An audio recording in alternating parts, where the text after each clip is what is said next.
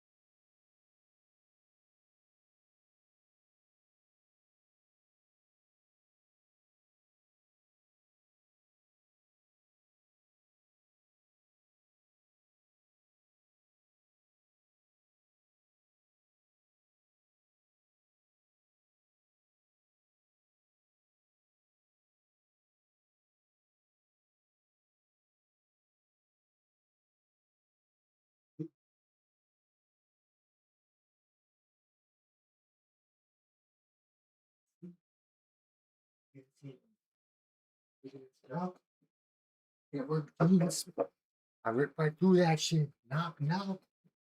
Tearing through my jeans. Damn. My stick is so long. Rips through my jeans. Damn. I'm calling Mr. Strong. What's strongest cock? Tearing through jeans. Damn. What's the cock I mean? Damn. I'm blowing the monster in the pants. Damn. My shit is stronger than France. Damn. My shit is so strong it could kill the army of France. Damn. Ripping through jeans. Damn. They call me Mr. Strong Cock. Strong cock. Cock so strong. Tears through jeans. Can't even wear pants. Gotta wear shorts every day. Damn.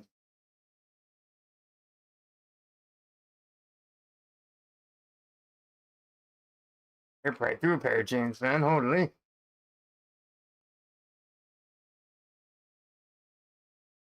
Call me Mr. Strong Cock. Woke up with a long glock. Billionaire lifestyle.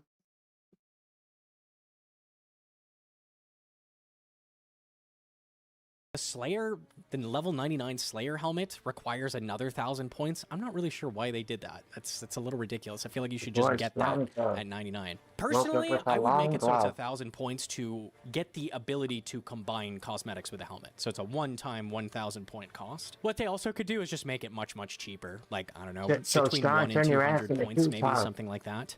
The main reward of the Slayer helmet cosmetic is not that you went and grinded a bunch of points to make it. It's that you got a cool drop from a boss and you put it in your helmet. So it seems like really, really silly to be sinking all of these Slayer points when there's really just no benefit to doing that whatsoever. Another Slayer point related change, make it so we can toggle extensions. So once you've unlocked it, if you don't want that for free, it should be all of these. It should be all of these. So they have the code in here to make it so that's possible to just toggle it on and off. A feature that I would really like to see added after they, you know, rebalance the amount of points that blocks take. last Doesn't matter what creators say, dude. They're nice, stupid, dude. They're so fucking gullible. What I would love to see They're added not even as on their well wavelength in at this all. They're category way is a fucking prefer lower. task option. Maybe make it cost 100 points, and I'm thinking of 3 total prefer slots. Let's say you really want to do that Zenite grind, you want black demons more than anything else, you are trying to get that grind done. Well, now you can hit the prefer button, cost some amount of points. You throw black demons into that prefer slot, now they have double weight at Slayer Masters. So you have double the chance at getting that task, and you're more likely to get those black demons to get your Zenites rolling. Just an example, but you could do this with any task that you like doing, and you could toggle through this depending on grinds you're going to do in an iron. On a main, you could toggle really good XP tasks or really good money tasks, stuff that you like doing. You could prefer it and get double the weight. Would really help with cutting down on the bulk amount of tasks that you hate doing and let you do more of what you like doing with Slayer, but not like just letting you pick the task. A lot of people just do a ton of Turiel just to get the exact task they want. This helps cut down on that. It also just helps Slayer be less of a slog in general. It's one of the longest grinds on an iron. It's just a tough skill to train in general. It's very, very slow. This would give it a much needed boost. This. Okay.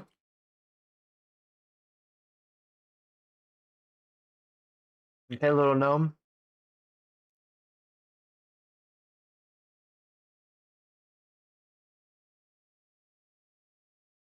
Sorry, Gino.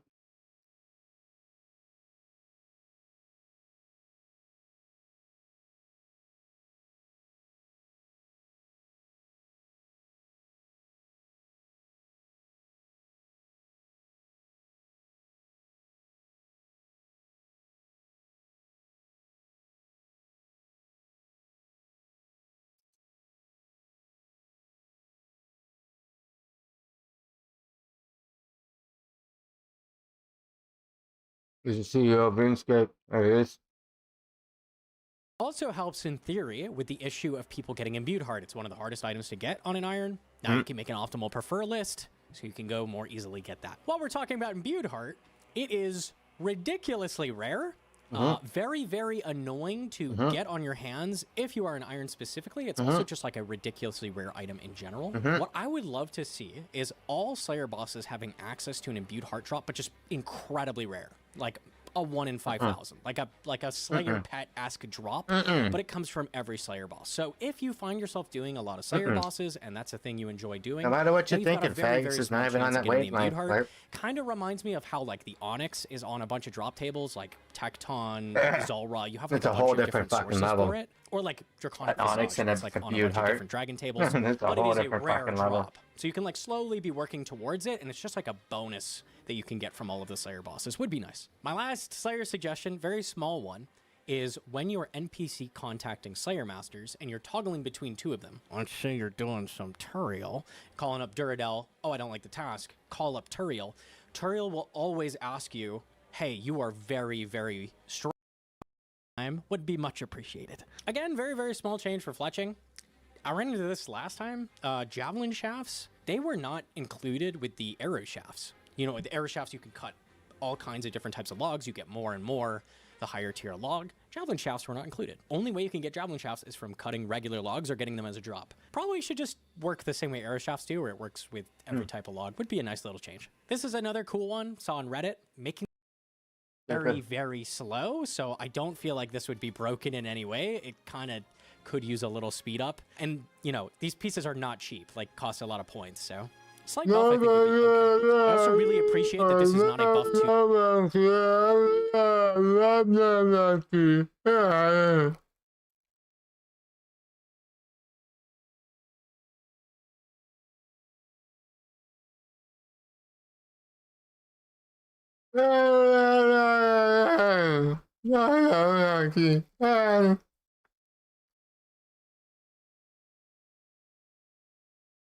They're not gonna give you anything close to definitely regen between kills and take it a little easy because I've got no food. Okay, got us to 3 HP again, unfortunately. Oh, bronze spear. Let's go. It's not better than what I have at all, actually. Yes, we got an easy clue, which is basically like a master clue for this account, let's be honest. All right. Search the crates in the fruit store just east of the Hosidius town center. Wow, that might not sound difficult, but...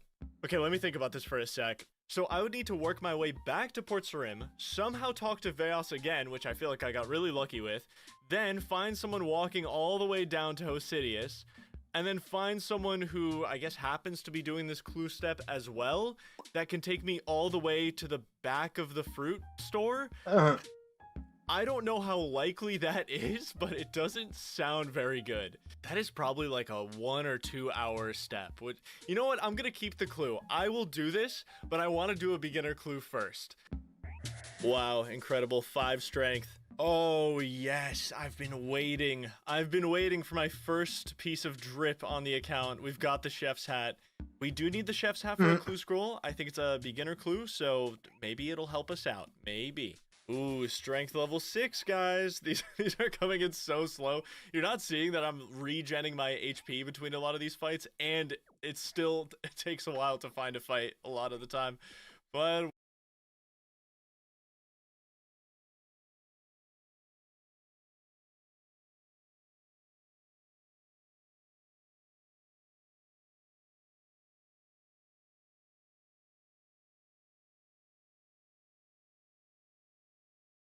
we're slowly getting up there. Oh, beginner clue. Yes. Yes. Okay, here we go.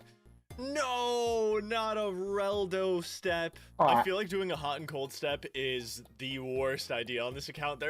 I don't think there's that many locations on the beginner clues, but I would need to find someone going to those exact locations, and they're pretty niche. I just feel like that might be a problem. And I don't mind doing a difficult step, like I said, if it's like the second or third step of the clue. But for now, I might as well grind out a good first step so that I don't have to come back here in case I can't do the clue. Update for you guys, 11 strength. That's right, we have been here quite a while. We've been collecting loot. I have not gotten a clue scroll in a while, but just wanted to update you guys on that amazing level. Yes, beginner. All right, what have we got? Oh, the apothecary in Varrock. That's so good. That's amazing. That's not too far. I am going to Varrock anyway. I want to turn in my frog token, so this works out so beautifully. Hopefully we can find someone going to the apothecary. Oh my god, there's a protest going on out here. This is amazing timing. I need something to get me out of here. Let's follow. Hell yeah, dude. Great time for a protest, guys.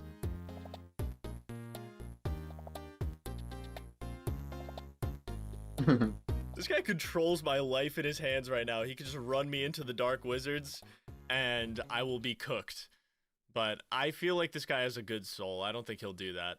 Okay, great news for me. He's going the safe side, which is actually closer to the apothecary anyway. This works out great for me. Let's see how far he goes. I'm assuming he's going to the bank, and we'll just emergency brake somewhere around like the guard tower. All right, now let's trail off this guy. And I guess now we wait. Just have to wait for someone walking over there.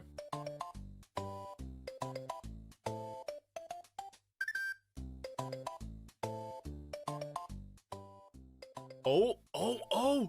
Is he headed to the apothecary? No way. Oh, this is beautiful. Never mind, he ran into a wall. What are we doing here? Is this a broken bot? What is happening right now? No, he's taking me back. What? This is a really awkward spot to be in. Now I'm committed. I really need someone to be going down this specific path now, because I can't render in anyone from the other side. This is might even be in a worse position than before. Maybe I should just get closer to see if I can have a line of... Oh, there's a guy in there! Dario Denby! Let's go, dude! Oh, and another guy coming in. Cario Solman. Let's go. Oh my god, there's tons of people. Is this like a money-making method on free-to-play? No way. Oh, but getting right next to the apothecary might be a little tough. This like always ends up being the problem. I can always get somewhere, but I can never get to the exact tile I need without some gymnastics. Okay, here we go. I think I just wait for him to walk up to me at this point.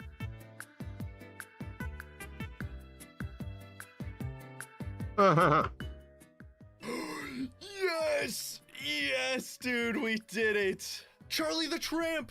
No way. Okay, wait, this is actually... Oh, like he's right there, but at the same time, he could give me a task that is really bad. He could give me a task that makes me have to drop the clue.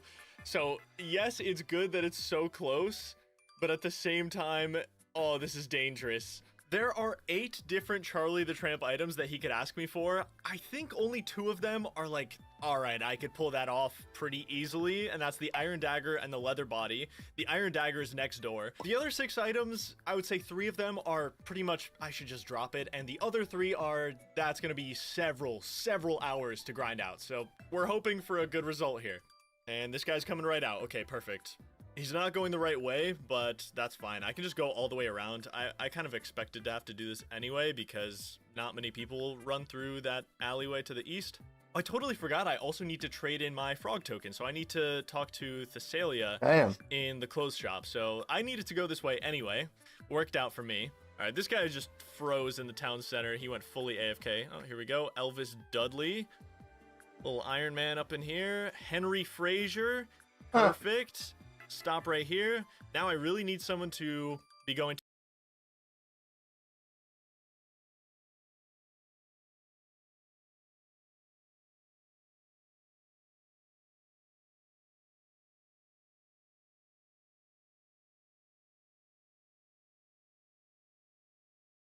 Oh, well.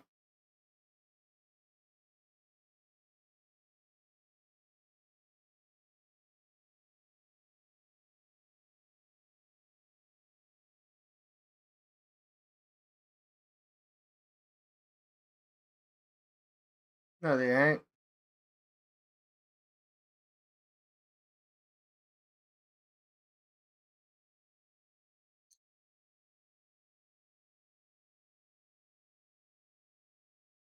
No monkey sharks have one. No monkey races soda. Chat, no monkey PM me on Discord, and he said he wants me to do a fight with him to see like where his skill level's at. Chat, I just want you guys to know from what I heard. Somebody could correct me if I'm wrong. No monkey defeated Alfie multiple times. I believe he defeated Skill Specs multiple times. He defeated Dino, and he's been beating a lot of people. So I don't know what kind of laboratory he's been in, but I'm kind of impressed right now. I challenge you, bro. I challenge you. I'm on redemption. Gino monkey. That is a very weird setup. Honestly, this is some booty ass setup, but we'll do it. Good luck, bro. Let's see how good you are, Mr. Gnome of the Monkeyer. Let's see how good you've gotten. The Gino monkey.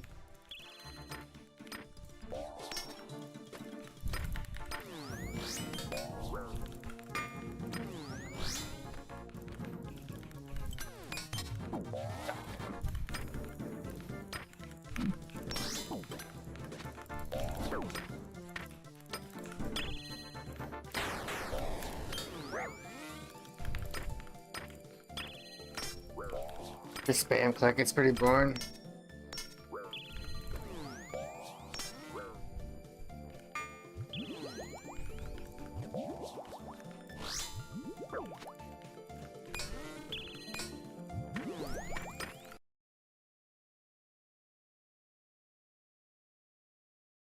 Pokey, it's easier to turn your money into thin air. Before we get into this video, I have a special announcement. I've started a gaming channel. There'll be a link to it in the description of this video, so make sure to check it out. Anyway. Some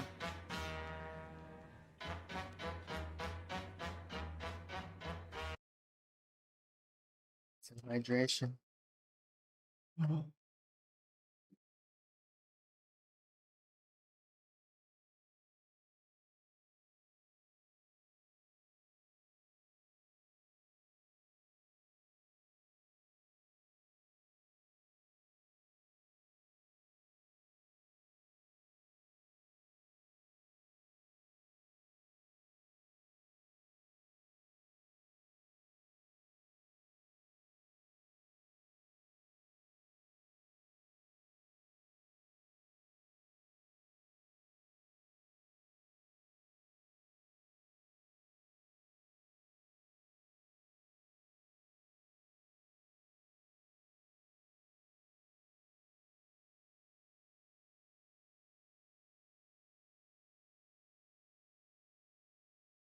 Hey.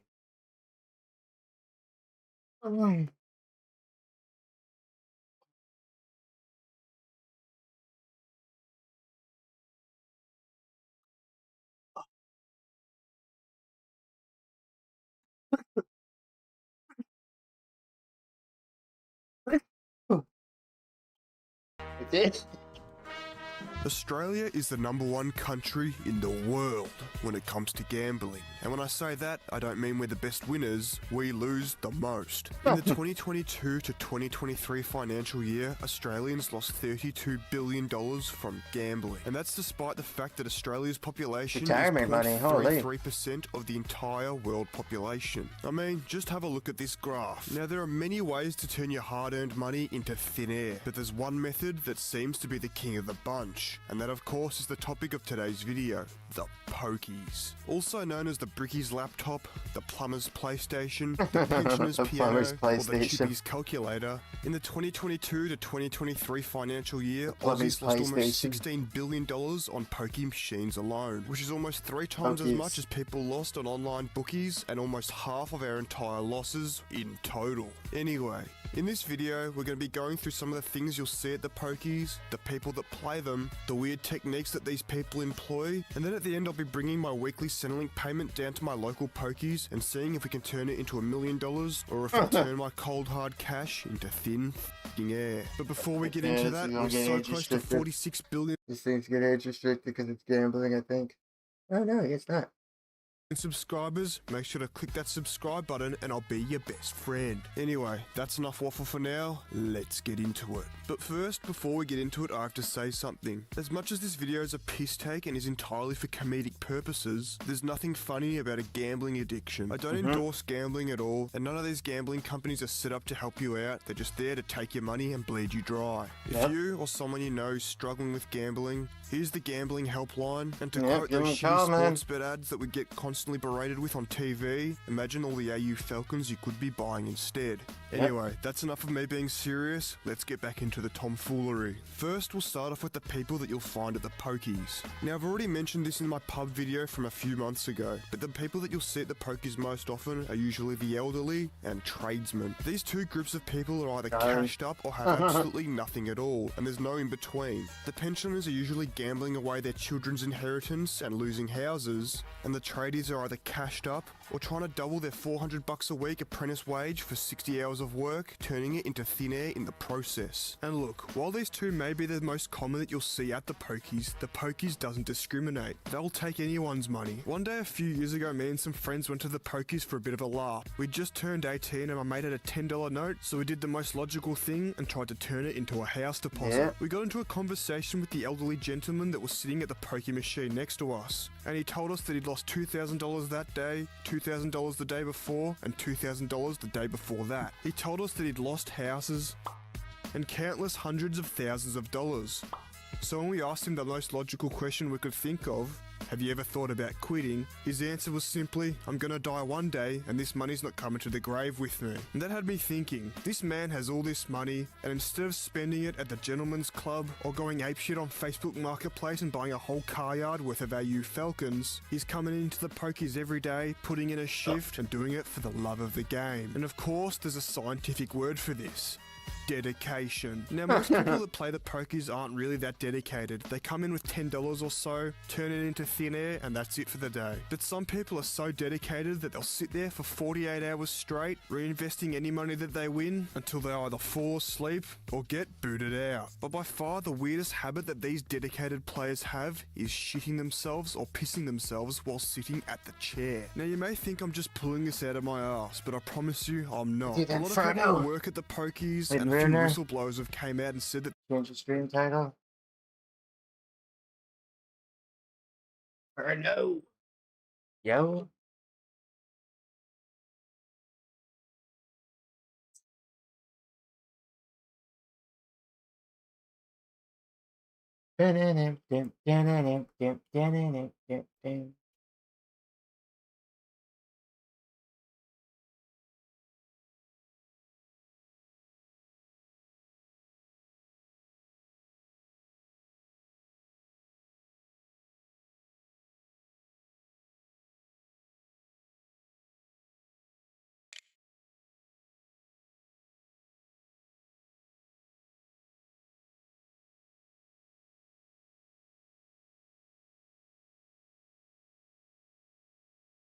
Gotta put some emotes.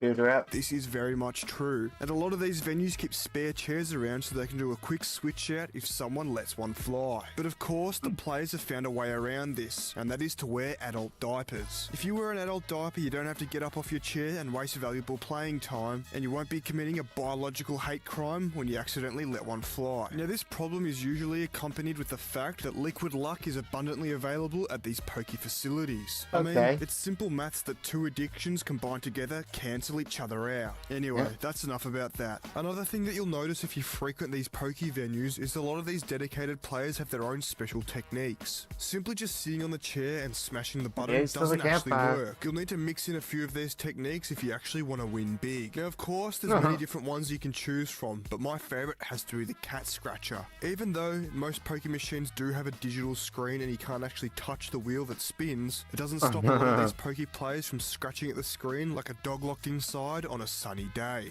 Anyway, one of the most entertaining parts about the pokies has to be the crash outs. This usually happens after someone sinks thousands of dollars into the bricky's laptop and in return they receive sweet all. Now here are some clips that I found. Watch and enjoy. Yeah, some days feel unfazed, like when I'm with my friends with a cup raised. On Monday, I got a gun raised. Suicidal to a dime till hump day. Then I go right back at like an automatic. More drinks, more songs, more beats to rap. I need a shrink, I'm gone. More time keeps passing. No watch, no thoughts at all. Just a hat, new era. Rep my P's and Holy. Oh no, what are you doing? Oh! Oh! Let's go hard, go hard.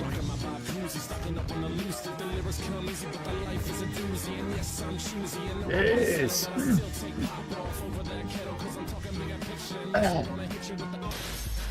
Anyway, I'm sure you get the point. Now at this point in the video, there's not really much else we can do except go to the pokies ourselves and see just how much money we can win. But unfortunately, you're not really allowed to film in there. Due to the fact that I have a few billion subscribers and everybody knows who I am, for legal reasons I had to sit this one out and send in my twin brother Mike. Now none of you guys would know who Mike is. He's worked for a few elite government agencies in his time, those being the UNSC and of course the Black Ops. So when it comes to getting in and out of a place undetected, Mike's the guy that we call. Anyway.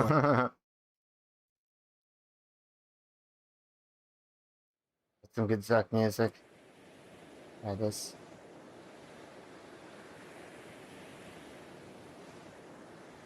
Professional stream lurker. Oh shit, nice, dude. I'm a professional streamer, dude. Nice, dude. I'm a professional streamer, dude. Fucking fellow professional streamer. Good to meet you, man. Good to catch you lurking. Alright, let's go hit some fucking Zucky. Zuckerberg.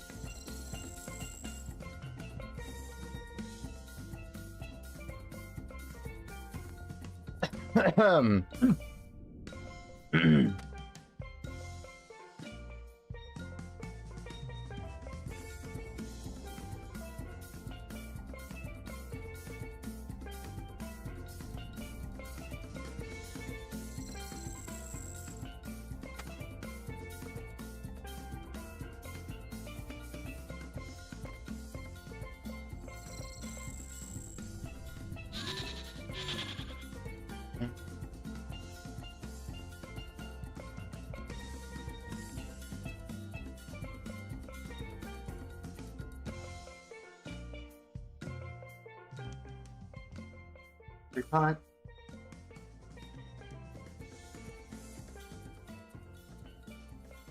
Hopefully this doesn't take longer than a fucking half hour or 40 minutes. It might.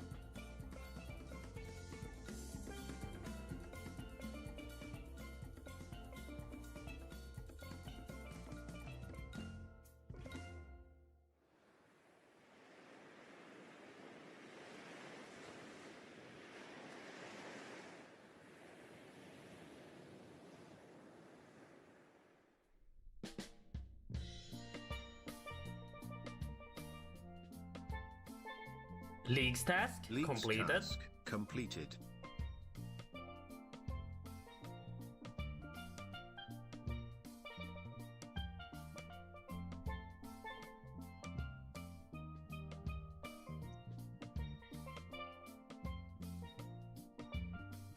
Let me in, bitch. No. Get in here. It's not that hard.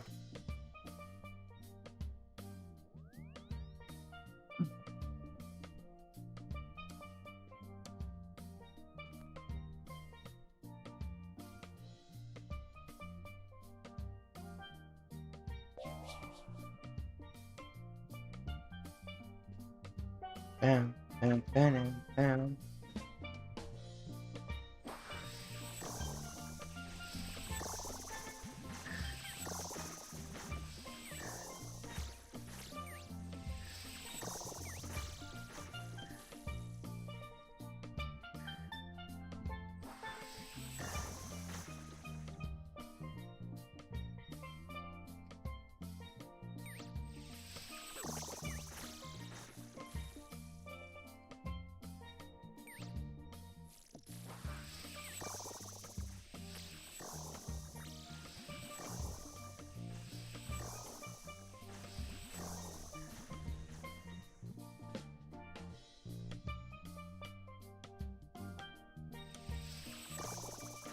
Oh, bitches.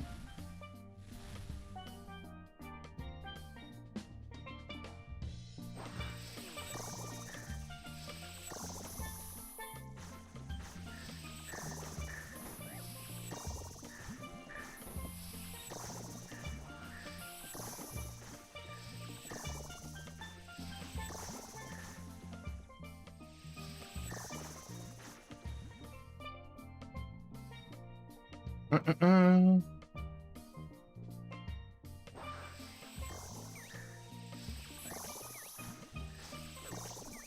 Gonna be easy, baby. Could have done this a while ago.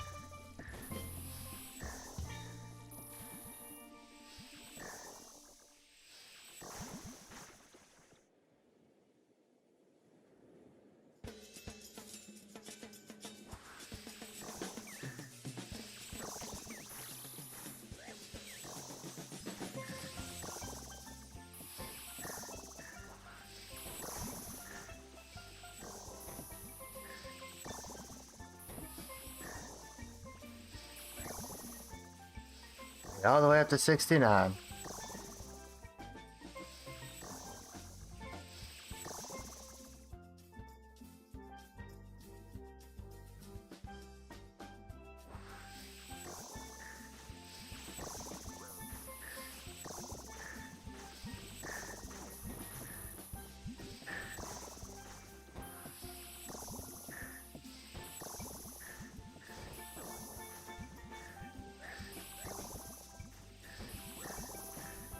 What up, Yuna?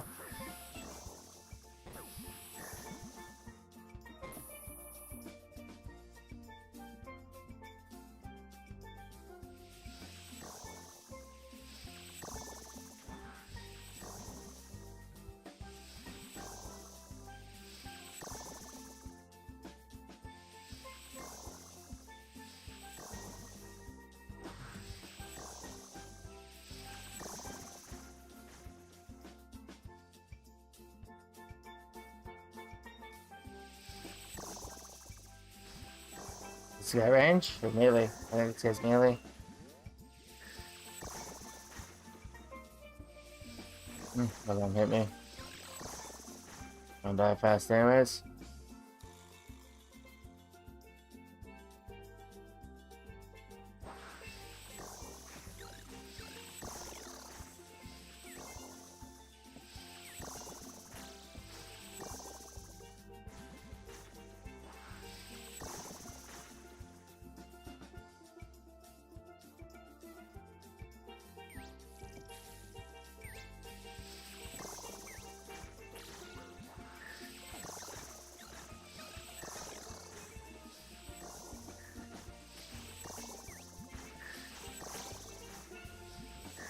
Fucking pass the next wave.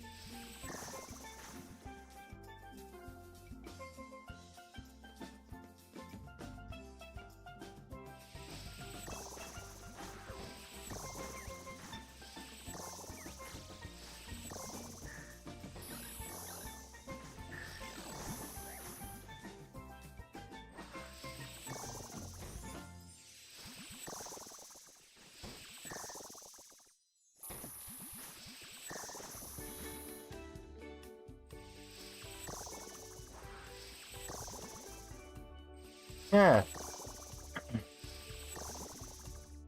Woke up this morning with only one bar.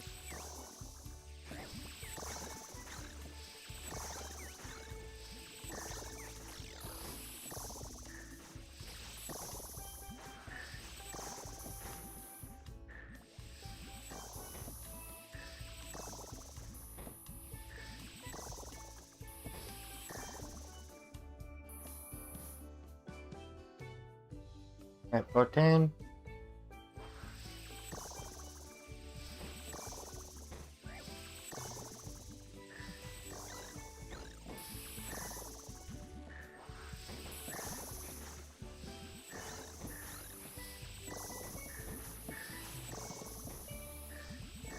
Oh, I only got 671. Oh, hopefully it's enough charges. Oh, fuck.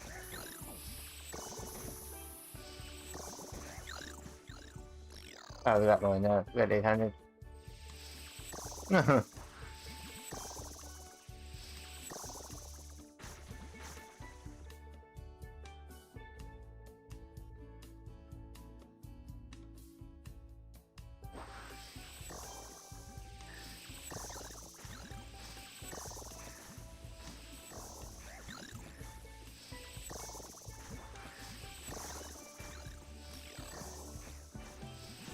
Plus the next wave.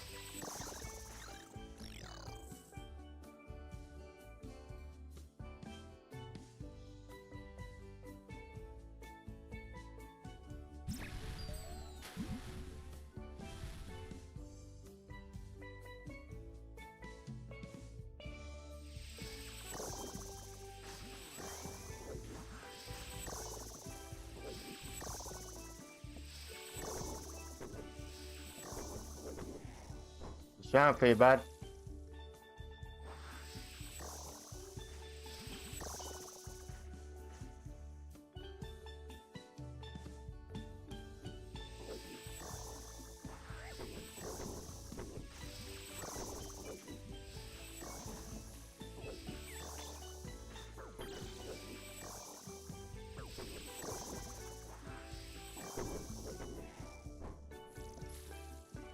Yeah.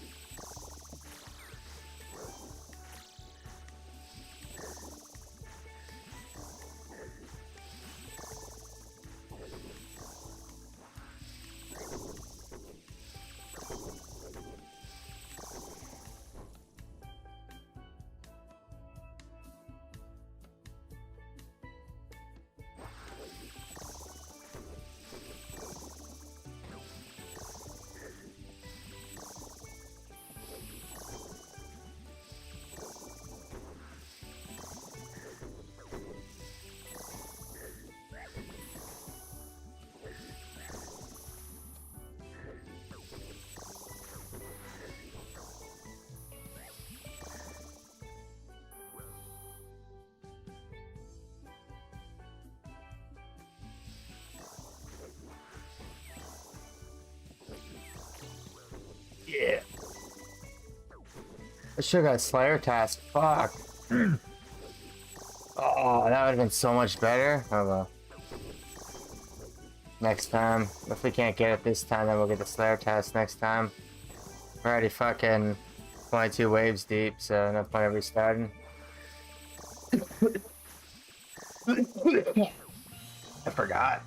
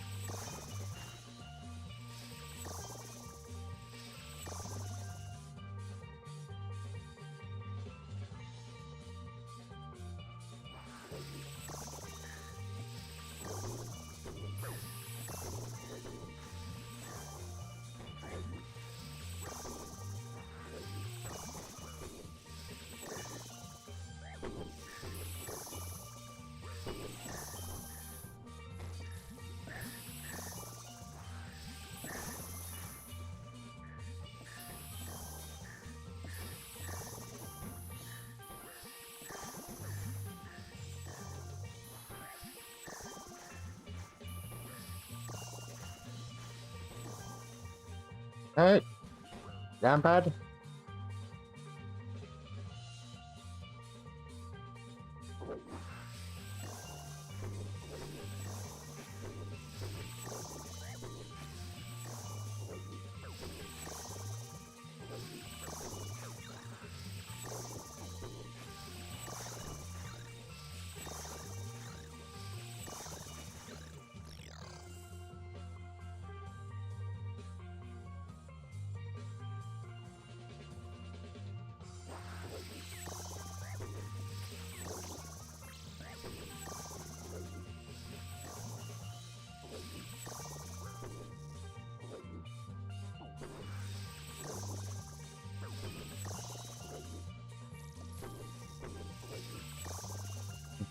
Okay, we're on fucking past the next wave.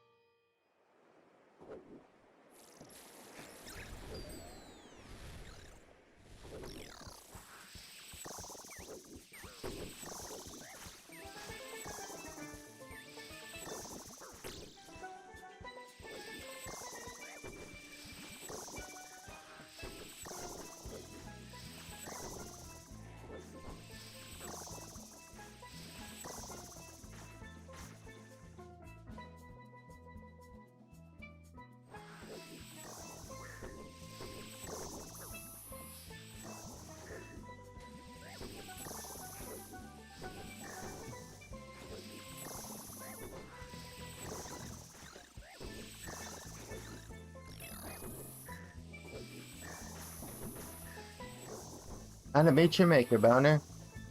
Boner boy.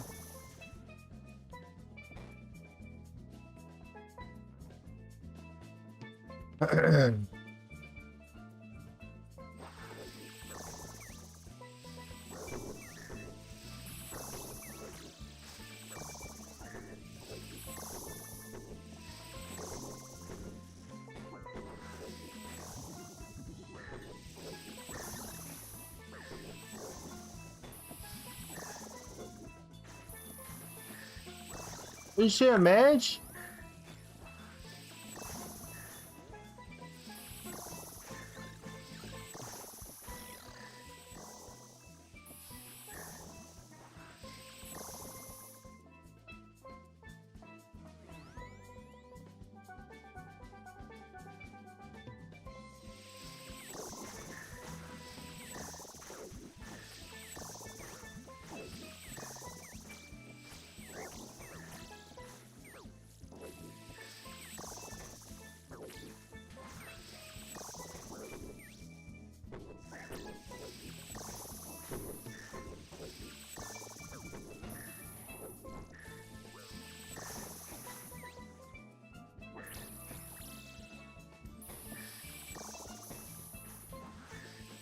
That's the next phase.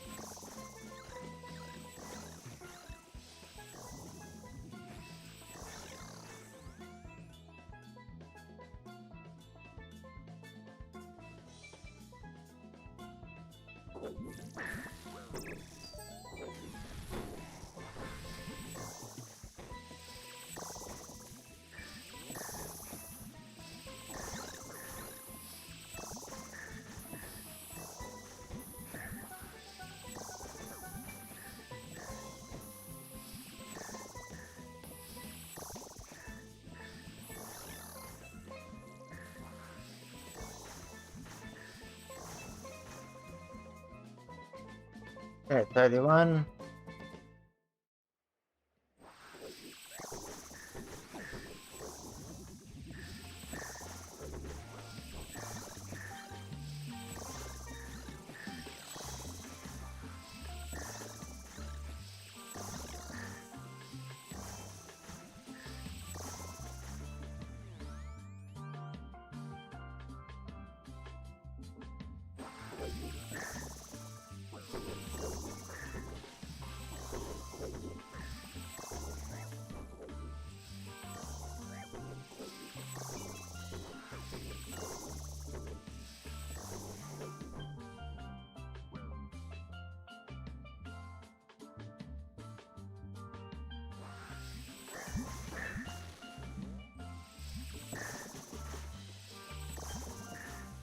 yeah.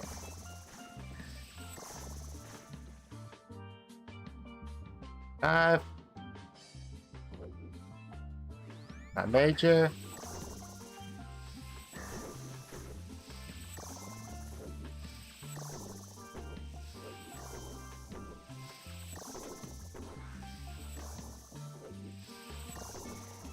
Combat task Combat completed. task completed.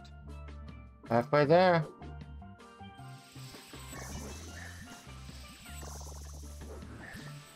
If this guy can hit on me.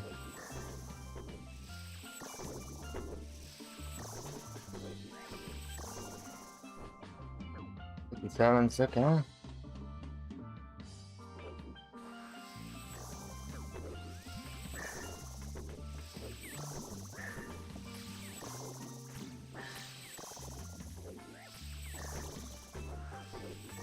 Blast the next wave.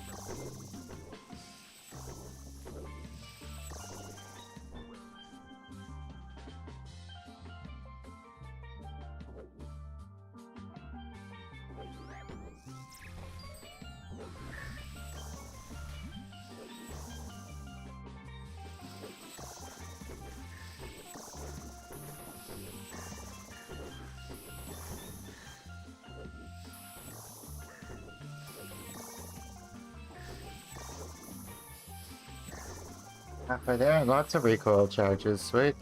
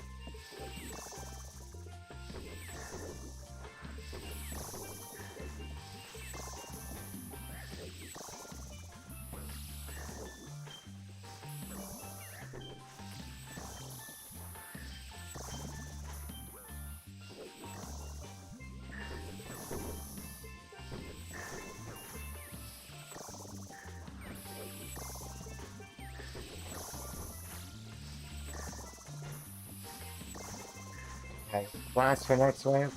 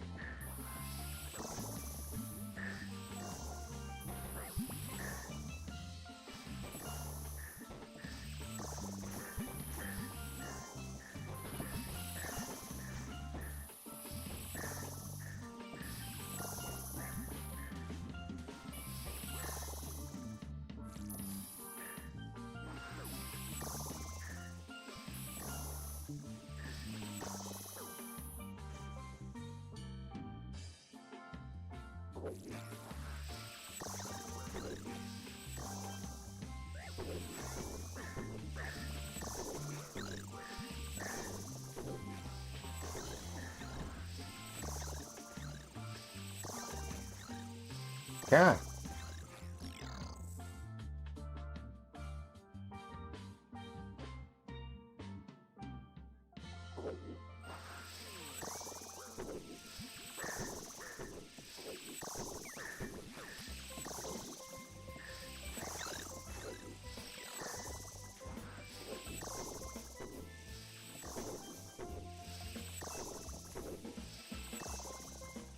F43.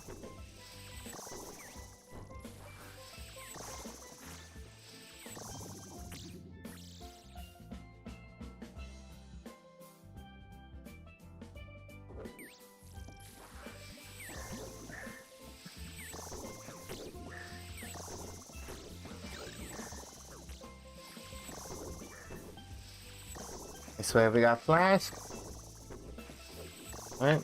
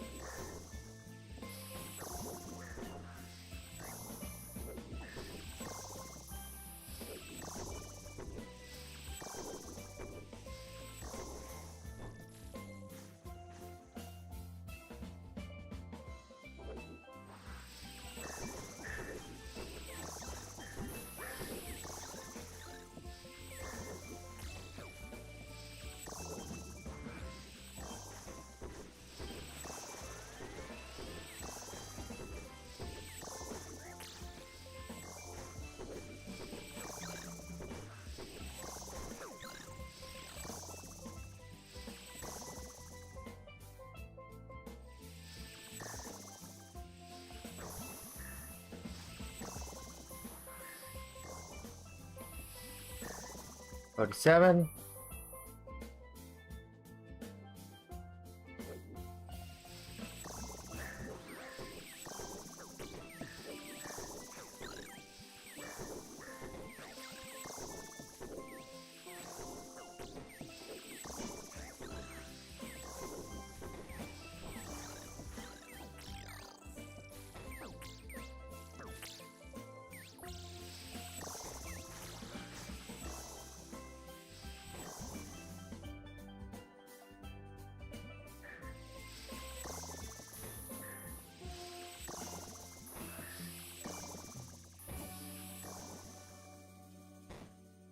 Yeah.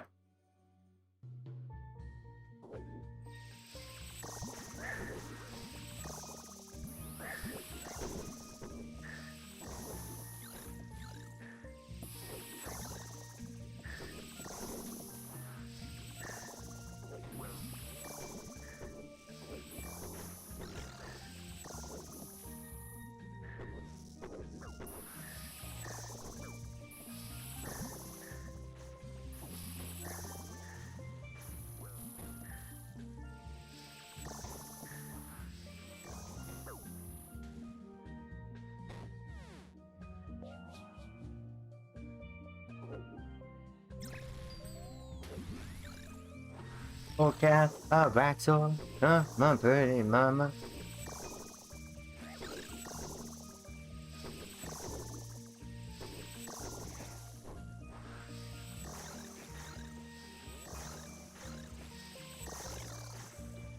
Hey, 49.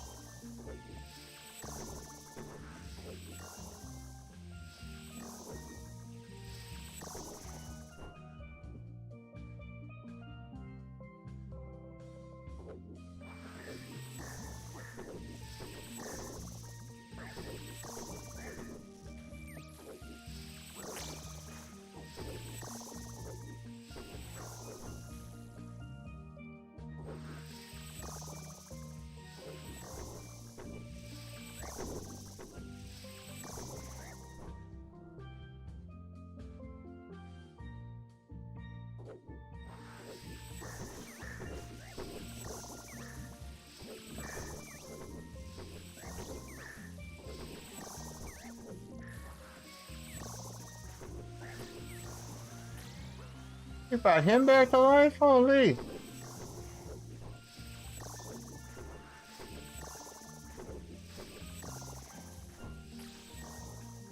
I'll pass the next wave.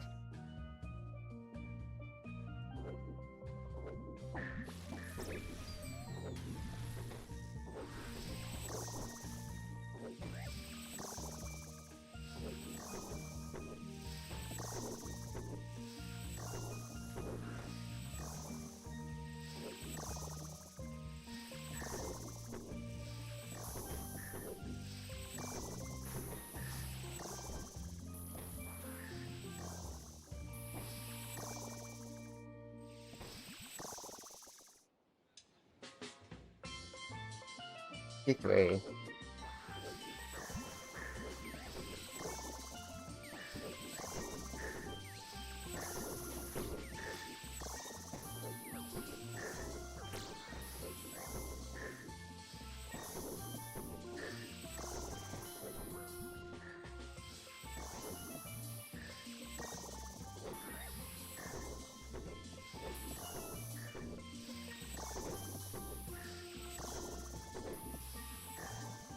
That's a fucking really annoying high-pitched fucking sound.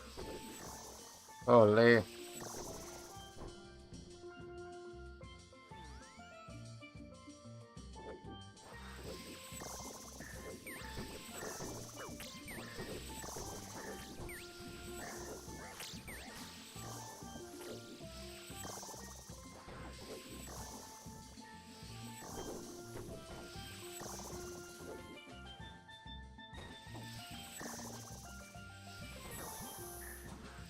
This fucker's gonna die right away.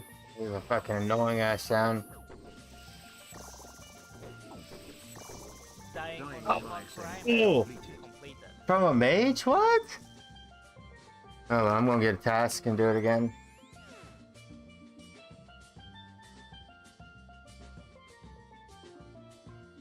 Nope, I need to go to the tortoise.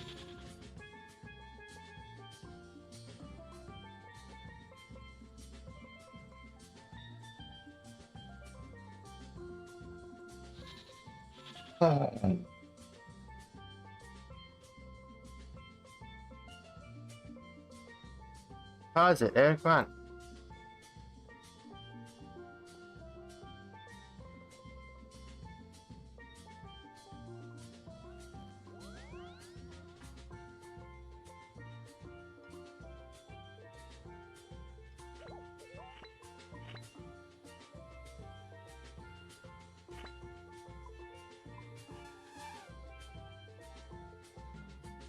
I canceled it.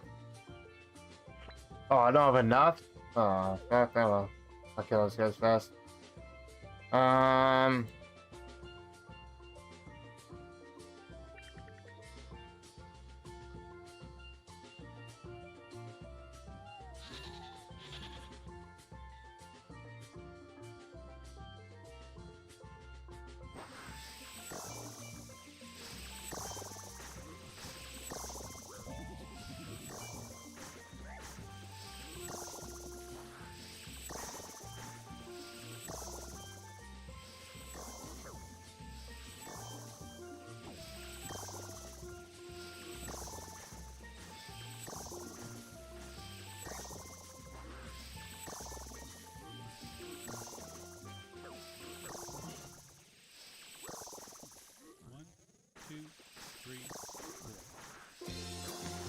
You're done, bud.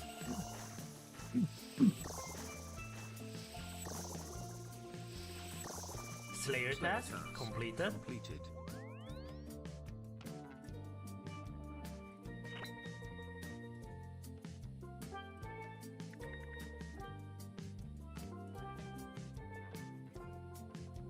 Is that the same thing?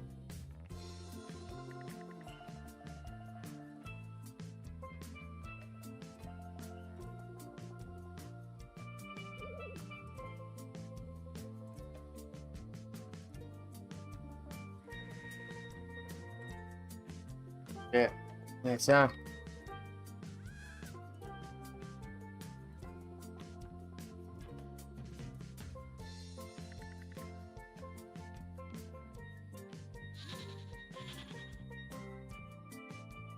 Bam.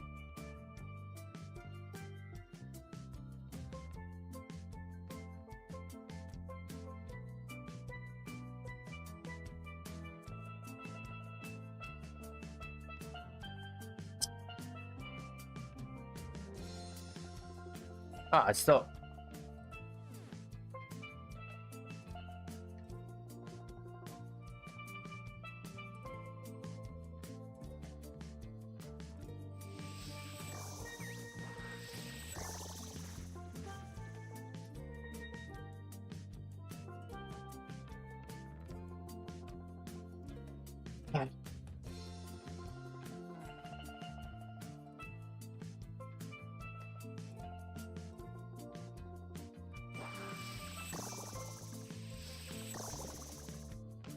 Oh, Slayer? Oh, it doesn't work. Oh, figures.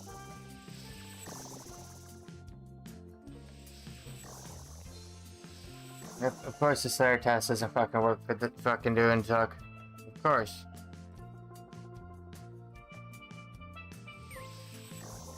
Why would it? Why the fuck would it? Actually, yeah, fuck it, dude. If it ain't gonna work, then fuck it, man. I'm just gonna do the normal one. Oh, it won't teleport you out? Huh. That's stupid.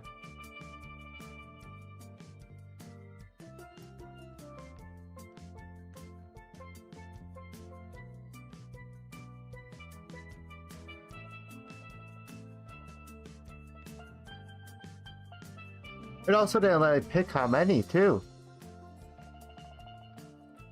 Exclamation mark task. It's supposed to let me pick 5 or 5 to 200, not 1. Huh. That's weird.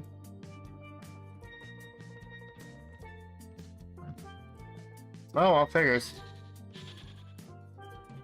So stupid.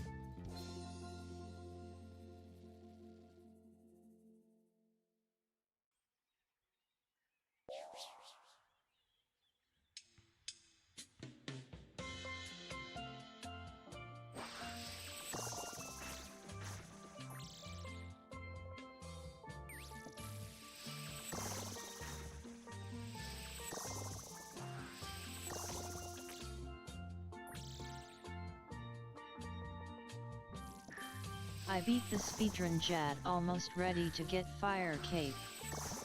Nice, dog. I was trying to get an Inferno test, but I guess it doesn't work anymore.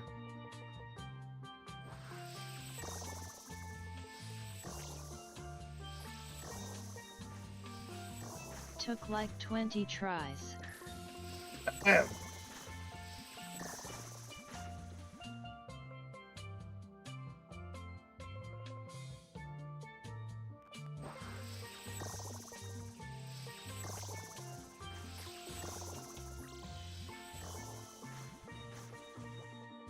I suck, lol.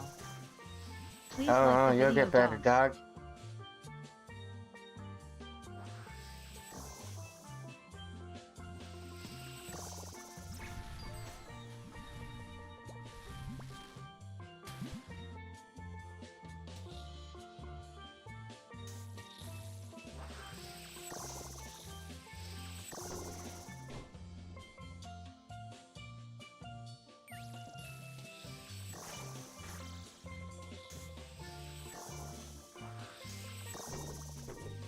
I get the speed run.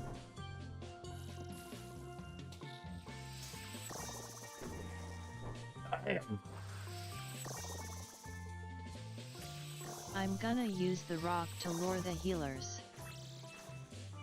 Oh, nice, damn, it's gonna zerg right through the healers. There's no rock in the speedrun.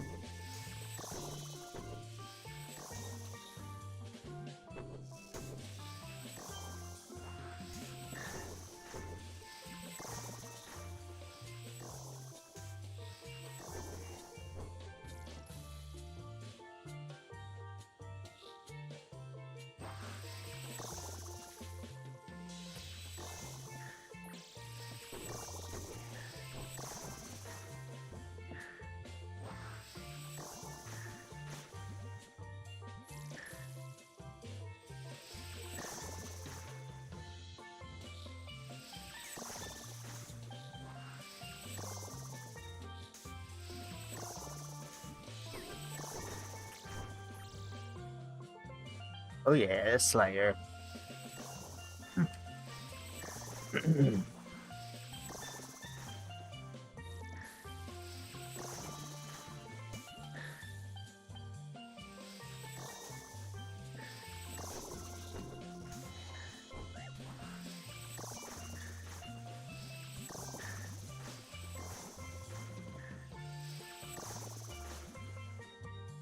Nice.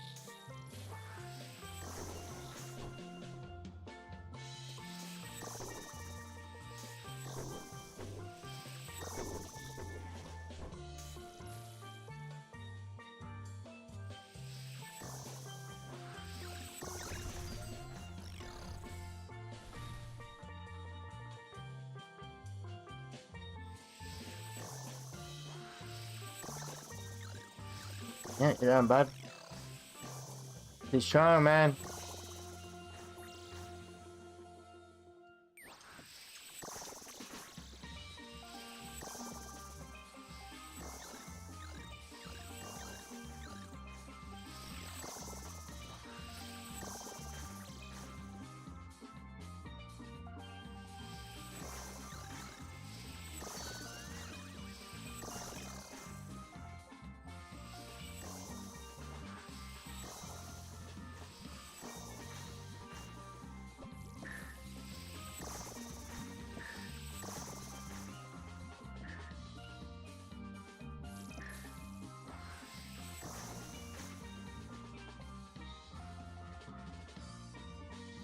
Go, go, go, go.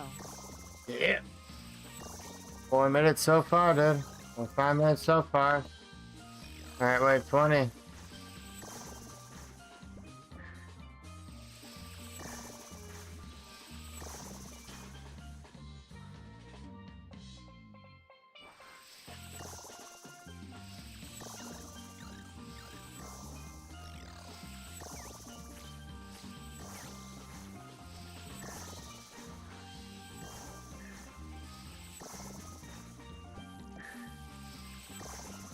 Go, go, go, go. Yeah. You hit that right.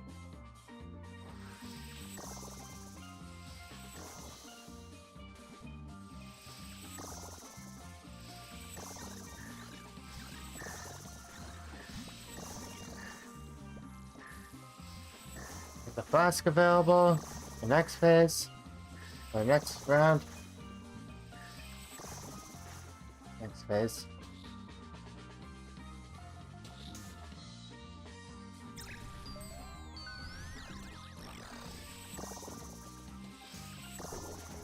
Down, bud.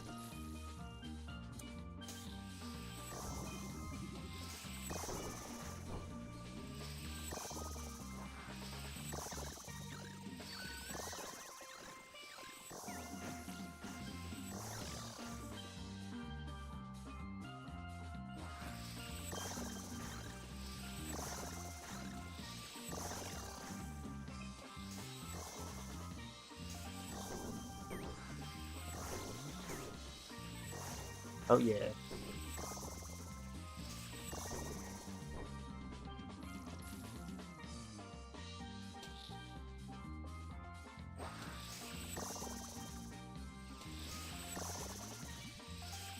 Don't forget to like the stream, you dirty jailbirds. Yeah, there's fucking jailbirds like the stream.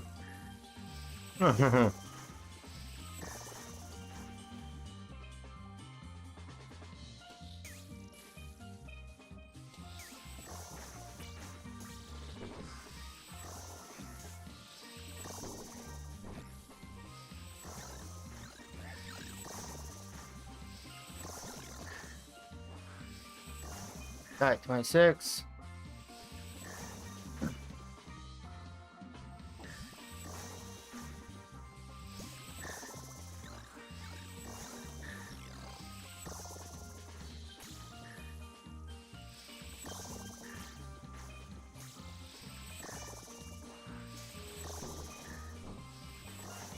And back-to-back bodies on him.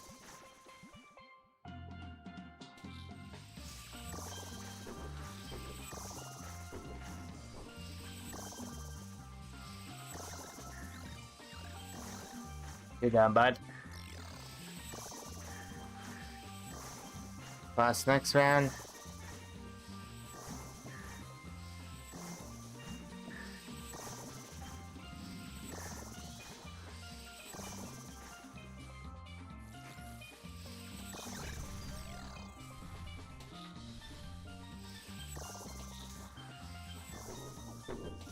You're down, bud. Down, bud.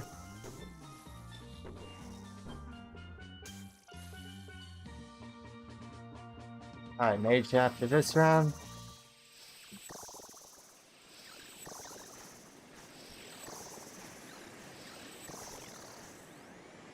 If you don't train defense with mage, you're a nitwit. Yep. Especially in leagues.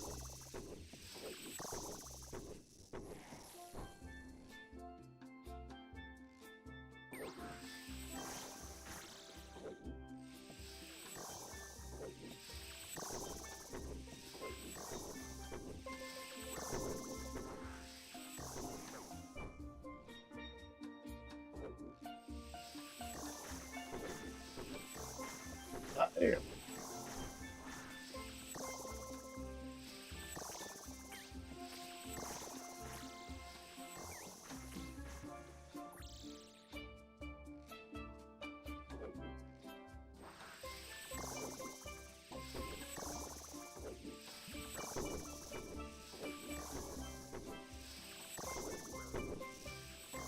Fuck, kid.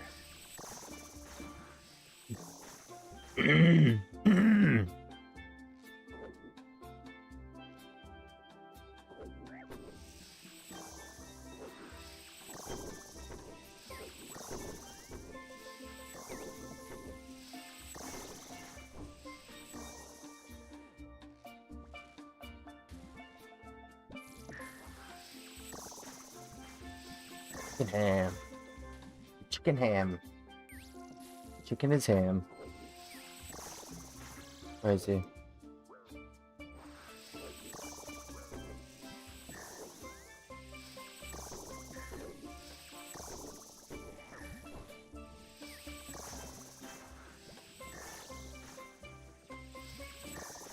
It's the chicken ham. Alright, that's the next one.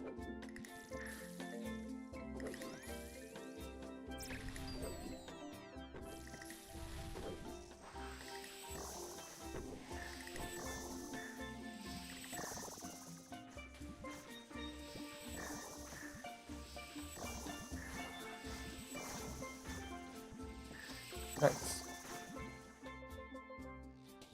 38.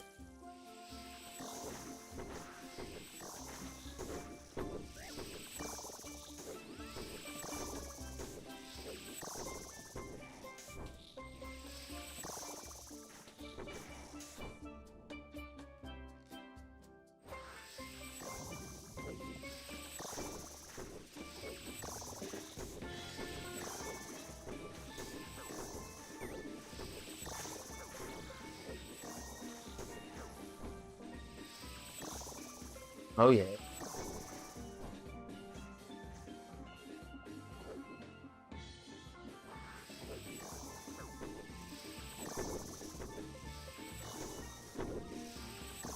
So Leagues is basically like an XP pump and dump. Yeah. Hey, you can try new things. Shit like that, yeah. Basically. Oh, my throat is full of gum.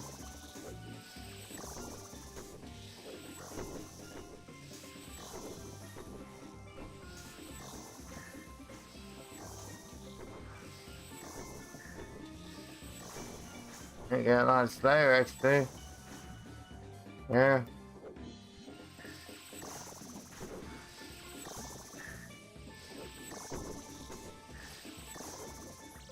Trade your league points in for fucking rewards and you sell them on the GE and you make some fucking money at the end of it.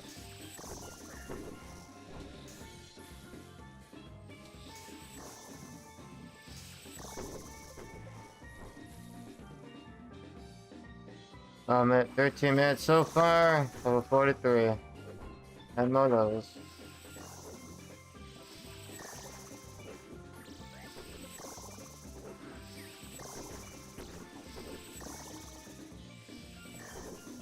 Last next round.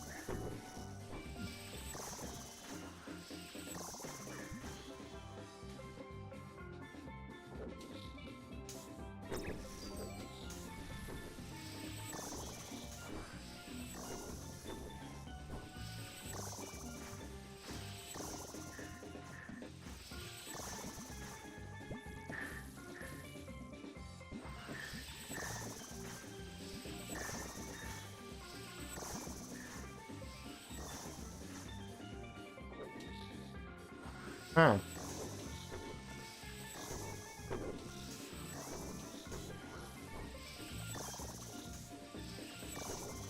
And the melee comes out after this with the mage. And we're almost there.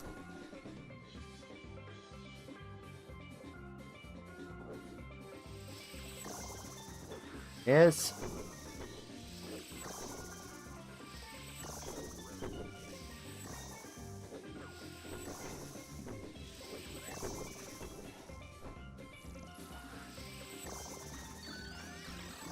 Down bad. Can't hear shit.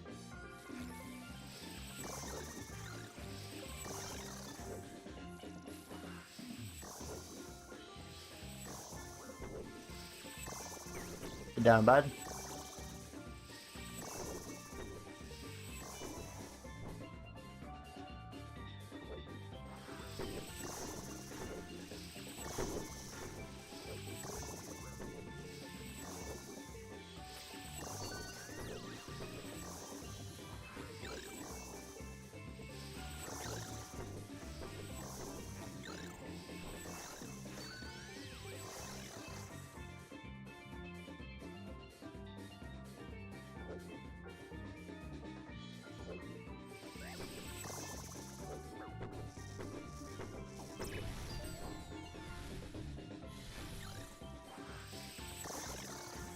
Got it.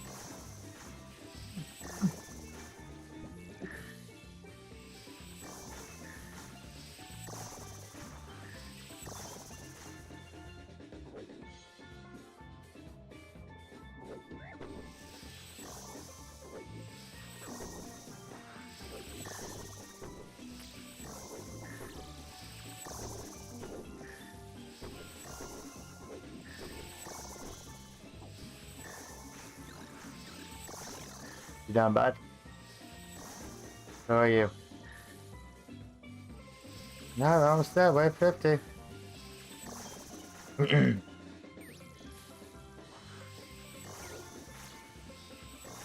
Down. On the rip.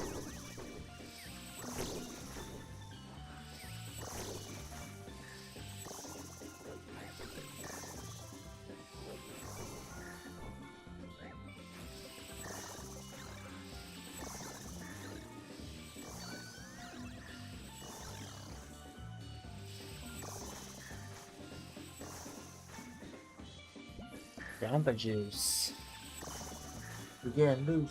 You can come and Jamba juice. We getting loose.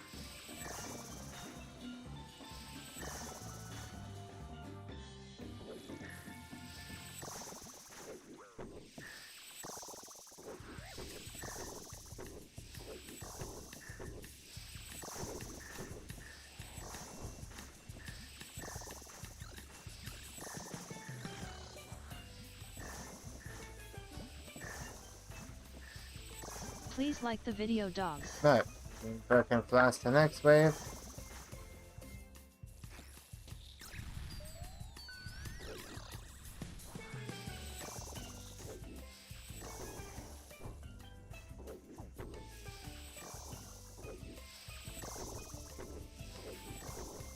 Alright. What you got for me?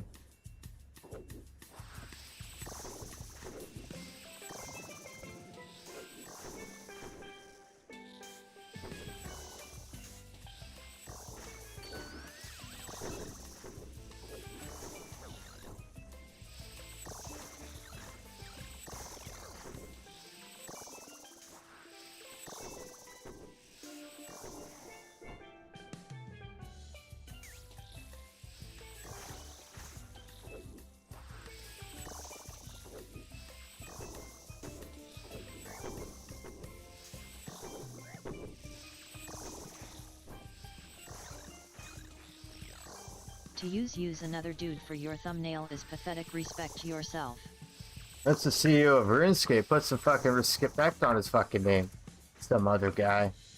Gives me, that's the CEO of fucking Runescape. He put some goddamn respect on his name. Some fucking people, man.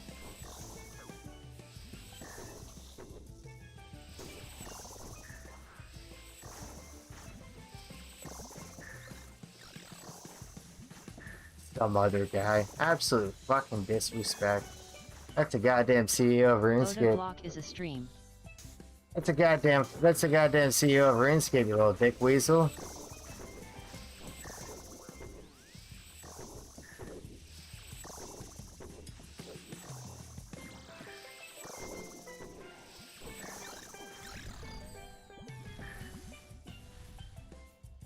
You're doing good at the game though.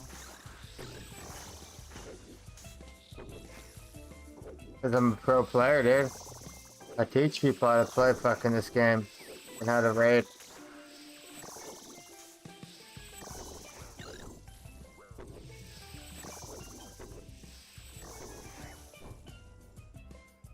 Gotta get my speed runner. Speed runner. 58, almost there.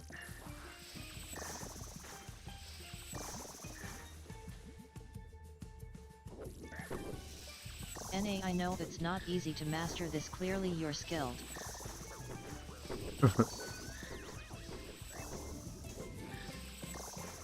And now this build is no brainer. Damn, 70 to 10? Holy.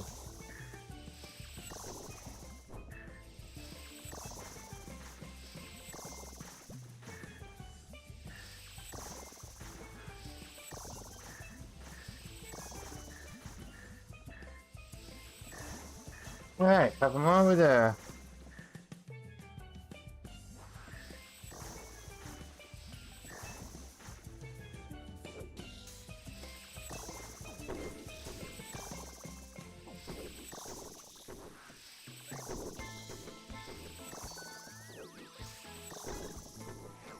Down, bud? You down, bud? Are you And in you're jail down, bud. right now? No, dude, I wouldn't be playing Runescape and streaming if I was, dog. Probably soon, but not right now, doggy. Alright, here we go. Last wave before double mage.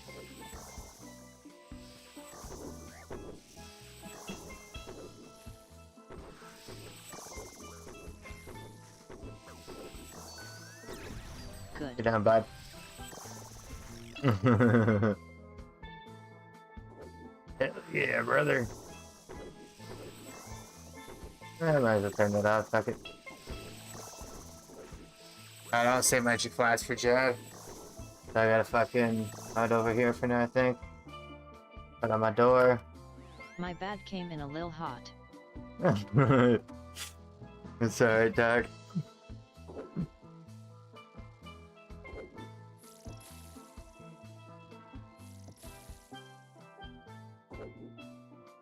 It's alright, dog. Sit here.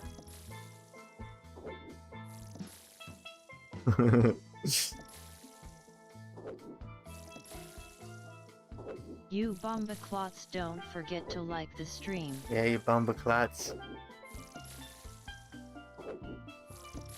I shouldn't do it if I'm trying to do the speed runner.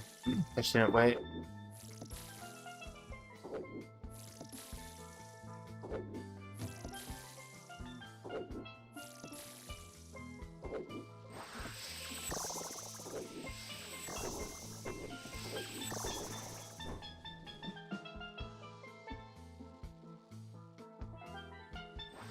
Rage.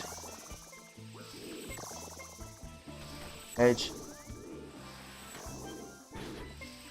You done, bud? Slayer task completed. Slayer task completed.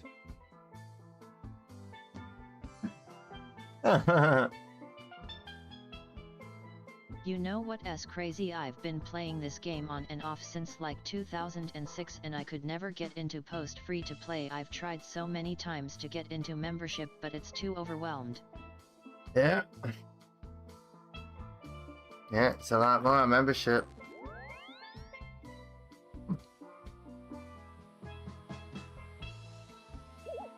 Bam, bam, bam, bam, bam.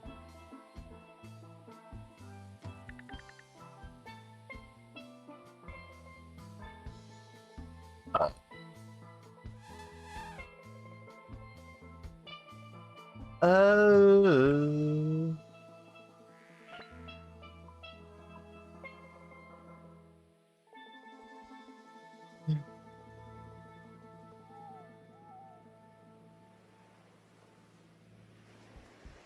Yeah, questing is make or break in membership. Yeah. Takes way too fucking long. Sucks dick. Where the fuck's Zuck?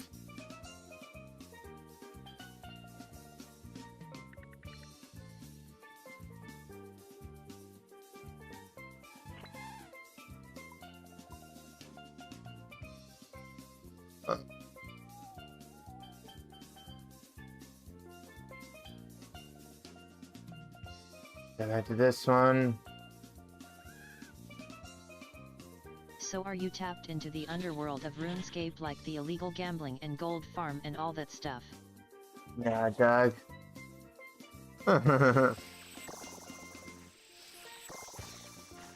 It's not going. Oh, that's everybody. The fuck, kid? Yeah, that's why he's in jail.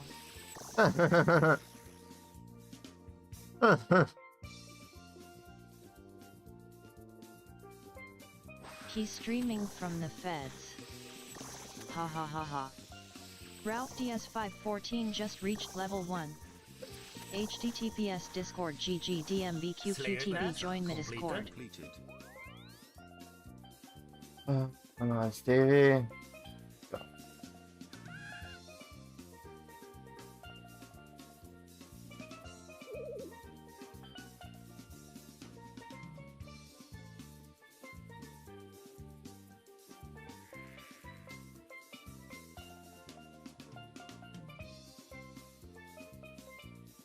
Do I do Tatar? If I want to do Zuck, do I do Tatar? Because Jad doesn't fucking work. I think it's Tazar, right? How did I get the Zuck task? I think it's Tazar. Because it ain't Jad.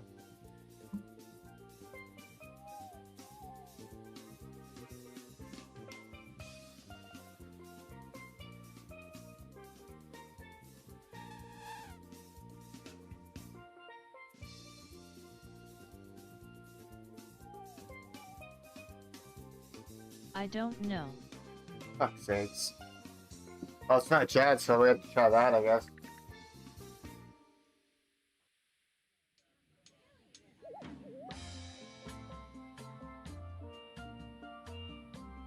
I just joined your Discord. Oh, sure, I got it. Yeah, I want to stream the new Scary Movie when it comes out on fucking... Well, I'm not sure if I'll get it June 5th, but the new... Remember Scary Movie, the funny ones? Those are fucking... There's a new one coming out on June 5th. Ah, fuck that. Click. I guess we'll have to fucking wait and find out. Okay.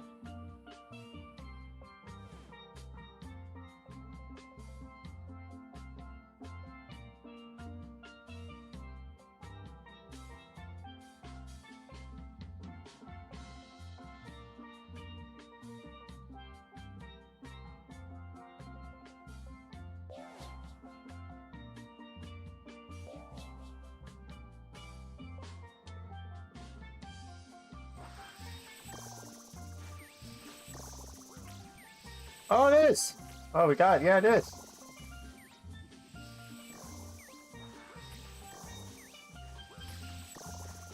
Right.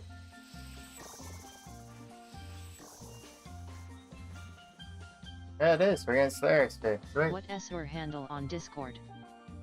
No foreplay.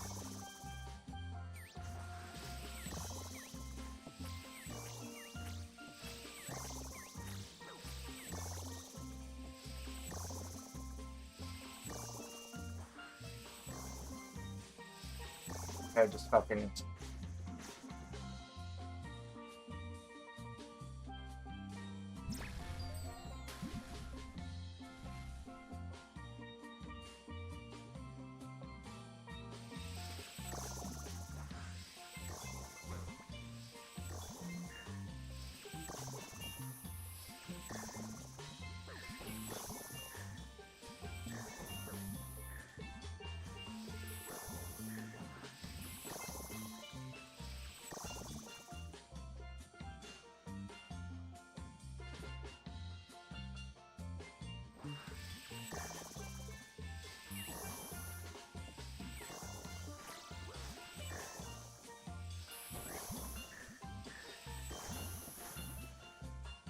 Let these guys put his tower.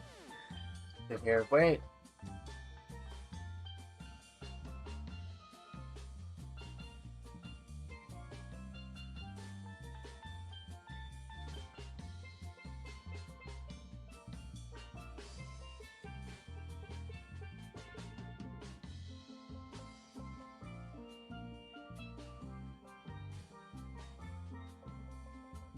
Dun, dun, dun, dun, dun, dun, dun.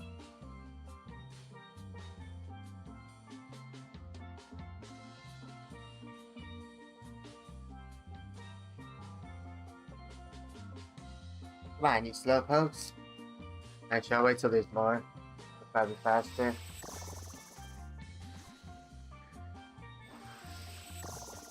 That'll.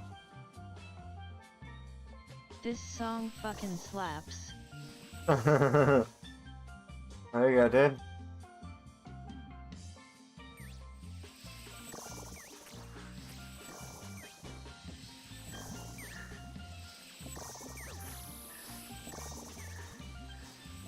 Yeah.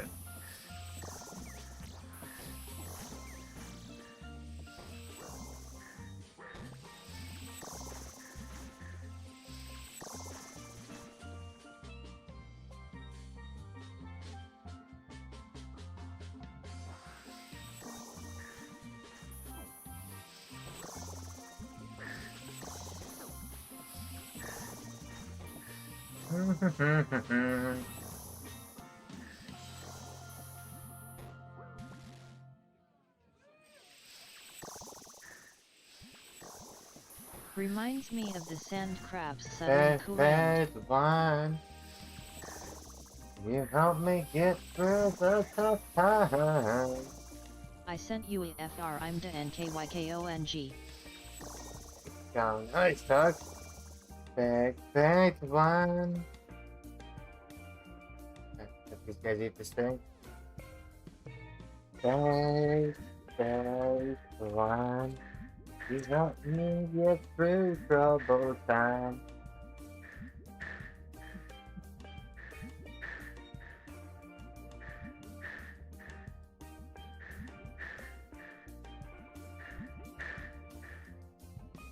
Big one.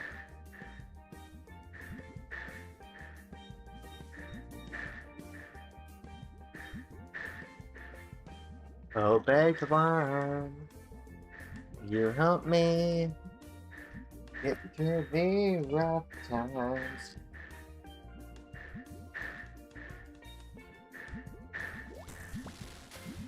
Okay, nice.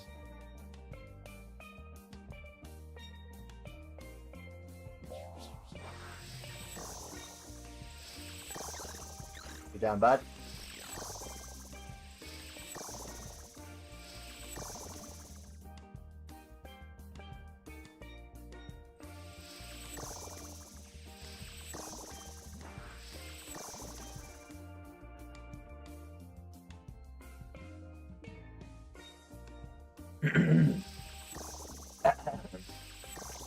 Holy shit.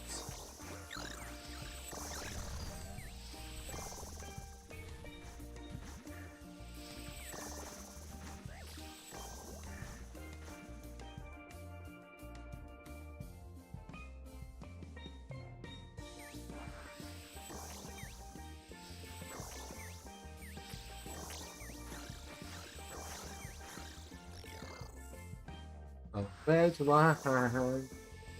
You help me get through all the troubled times. Oh, big one. Yeah, I love you like the summer shine. Baked one. My remix of Red Wine.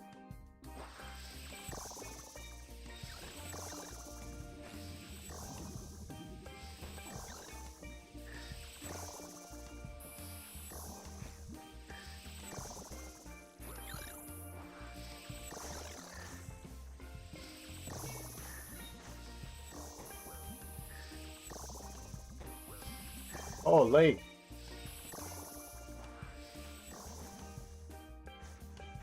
Let's get it. Beat the turn, baby. Beat the fucking ball, whatever the fuck it is. Turned.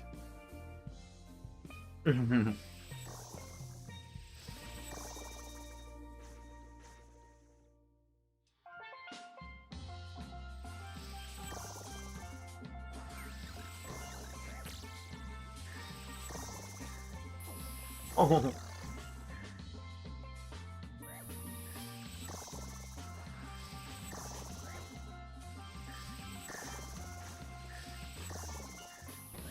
Ketamine. Cat. How's this cat?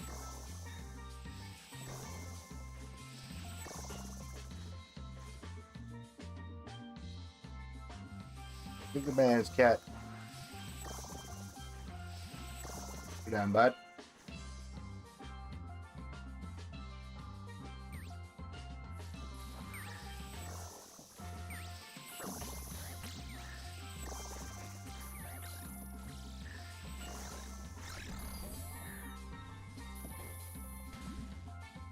Oh, nice. That's how you cat him.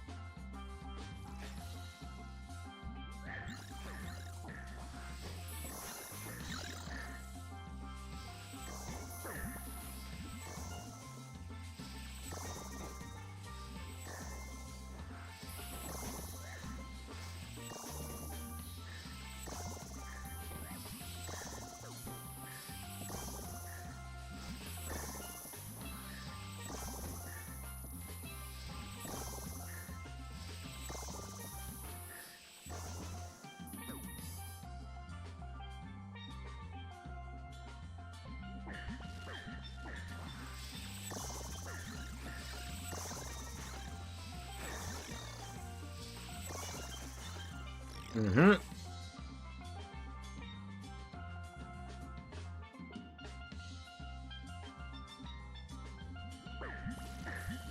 Thank you, come again.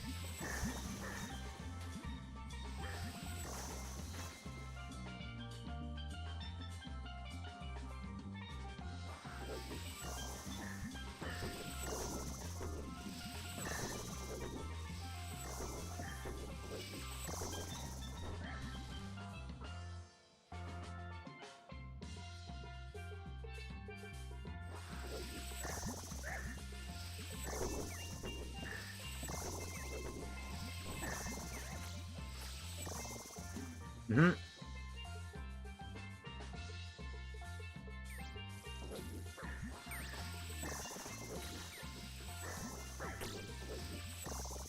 Hi, partner. 10 seconds of flies. Nice.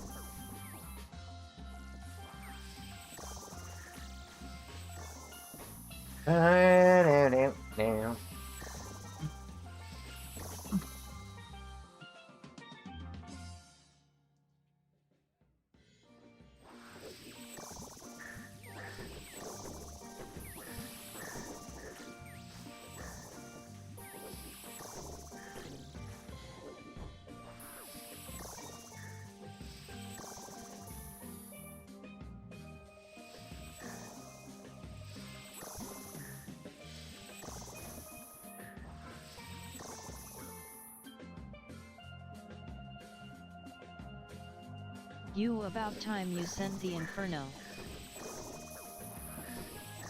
Yeah.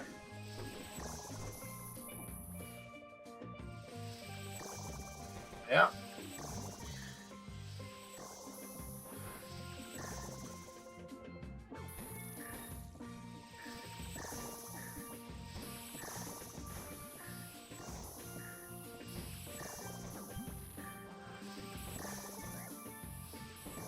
Hit the sound. Down, down.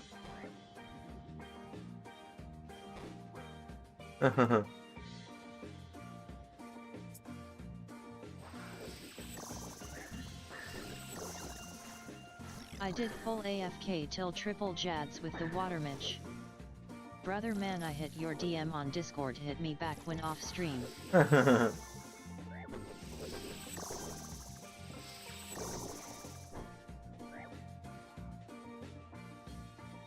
but dude, I'm not sure if I can host gambling on fucking as a Runescape streamer unless, as long as it's not fucking another place contacted me, but you're able to trade gold and gamble gold, so it's real world trading. So if it is that, then I can't do it.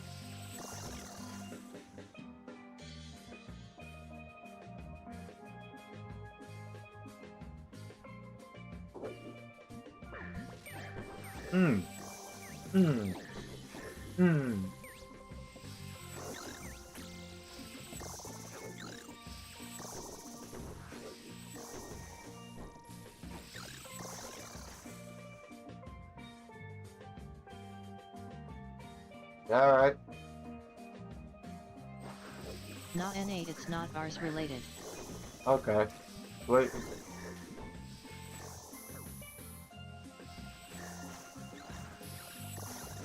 Wait, Doc.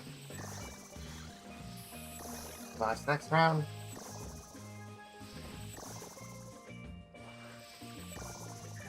Wait, man. Okay.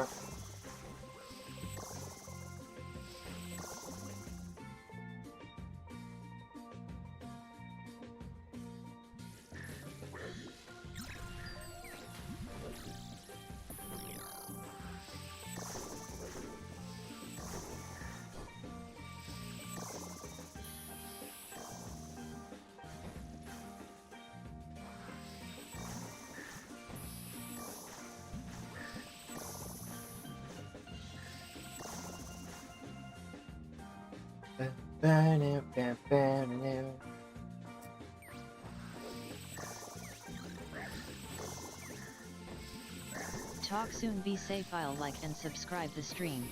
Alright, thanks, Doc. Appreciate it.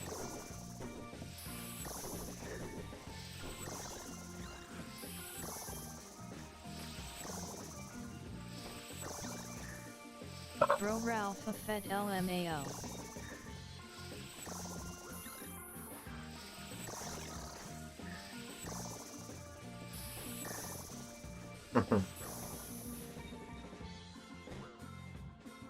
NA bro Ralph makes money.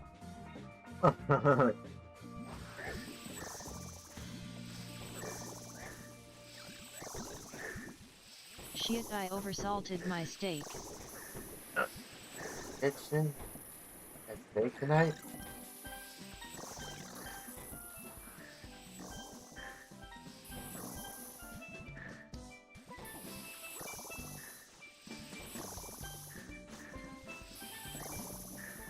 I hate the sound. Alright, fuckers.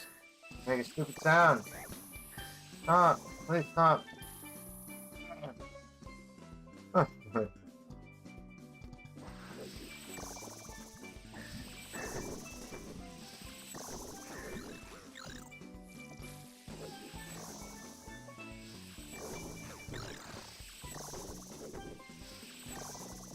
You not go to brother.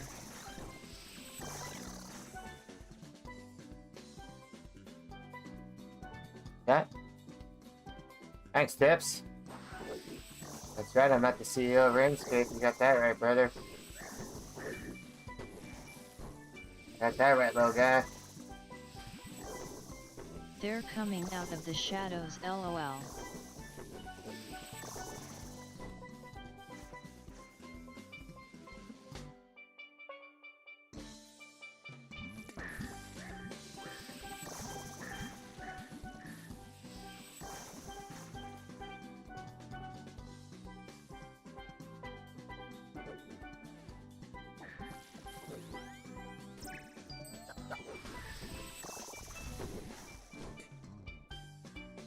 Abraham! My name is Abraham! My name is Abraham!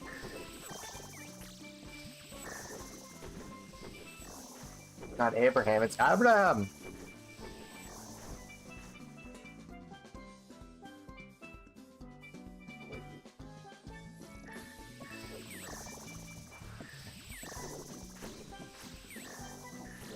Fucking knock off Abraham Lincoln over here.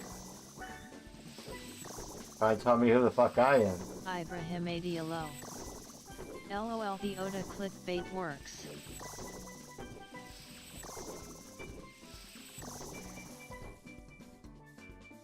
https discord ggdmbqqtb join my discord.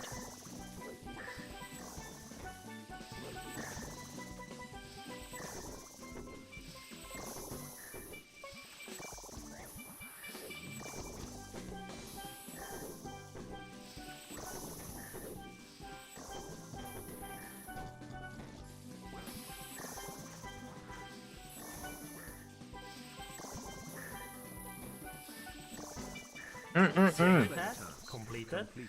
Oh no, that's 200? Oh no, my Slayer What a task beautiful is done. name, so majestic. Oh, How how's my... nice. Oh, my Slayer task is done. Goddamn fucking spammers. Oh, I'm like that on.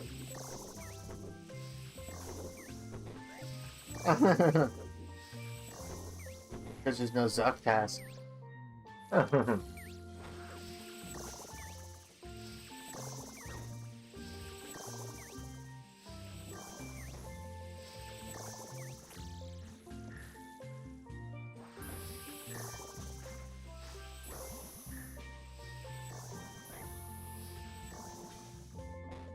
Oscar?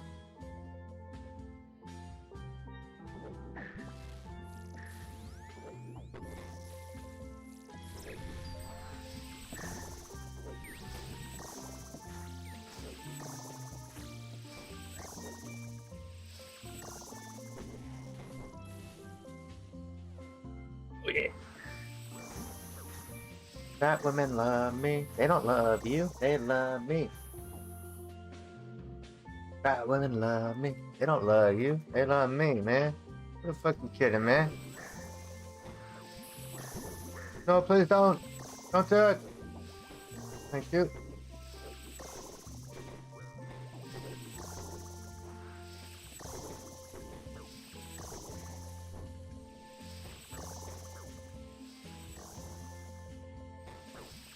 We have to start.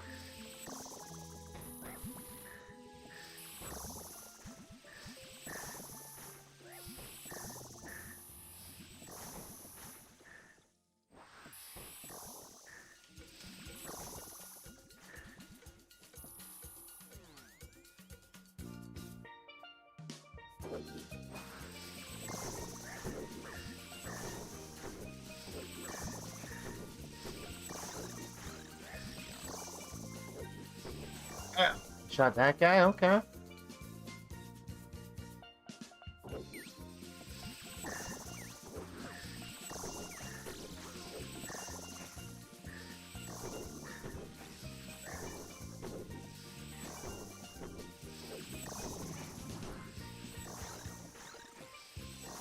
Done, bud. 5 seconds till flash.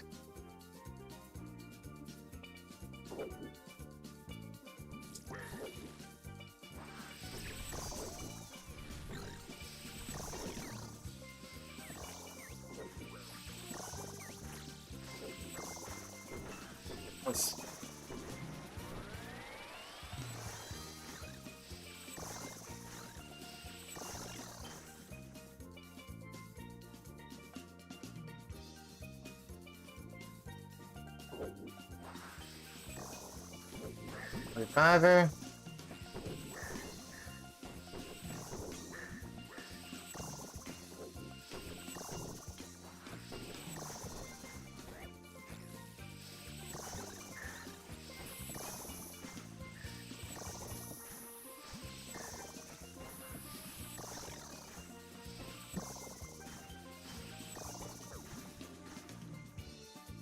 Yeah.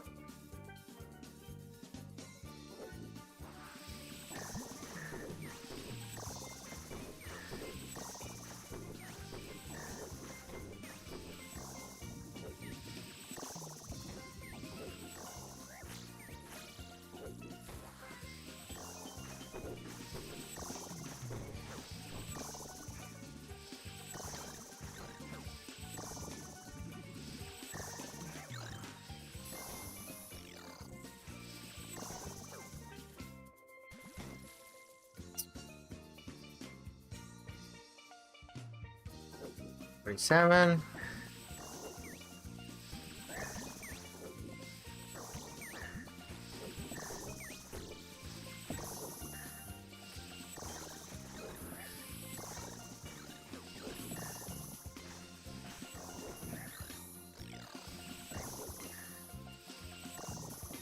Last next wave.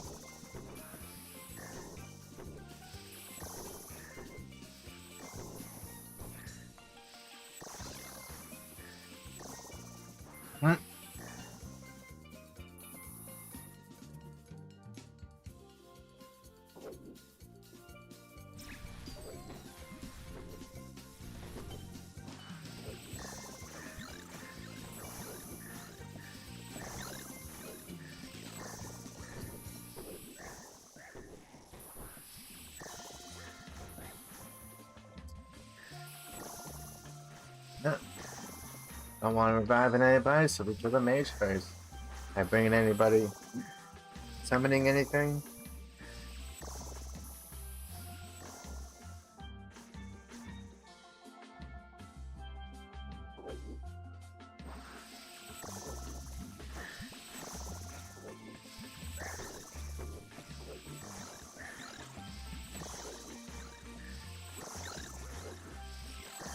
Hush.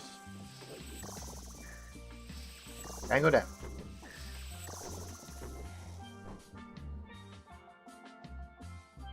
Oh!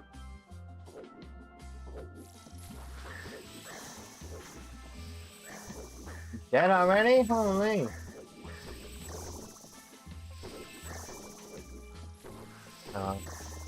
Guess it's still fucking tanky.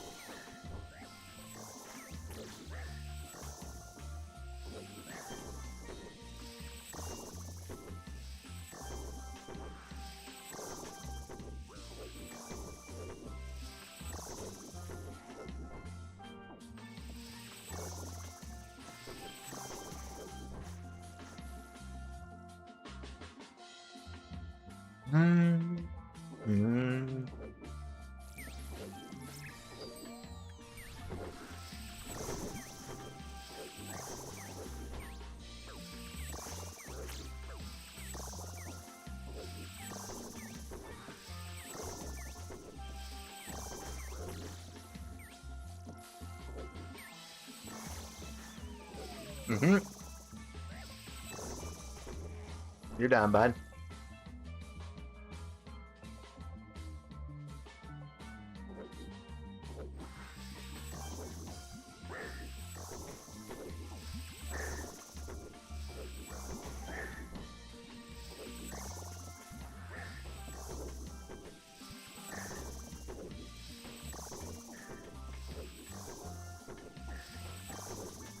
Gotta go after him first so he doesn't summon anything.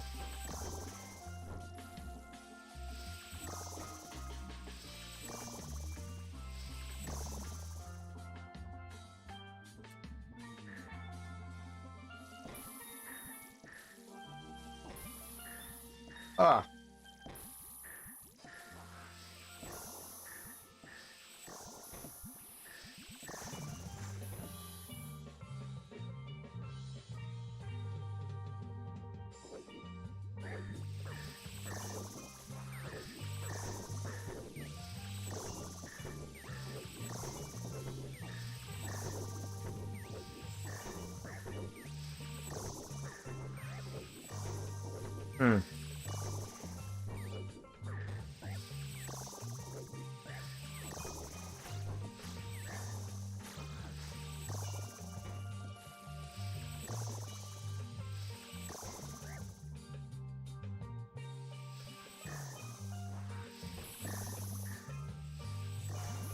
Headbox, next one. At 54.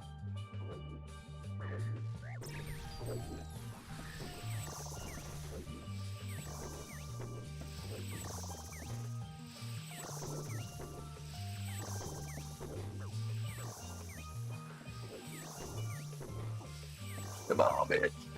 Yeah.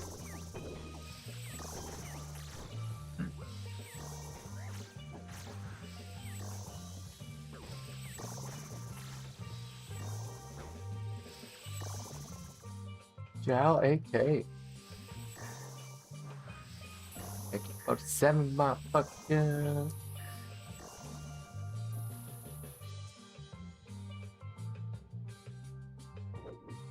Wait, how's my run not fucking infinite, dude? What kind of scam is that? This is fucking leaves.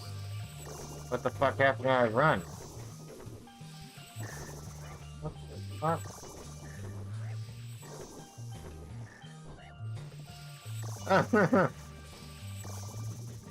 Maybe my flask if I can return it.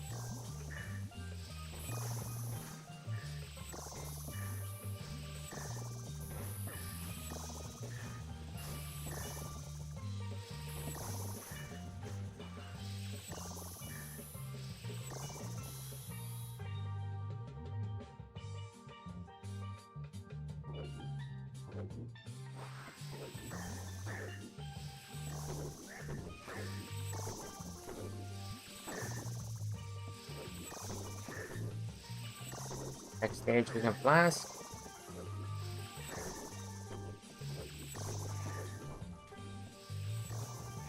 What did Ralph wanty?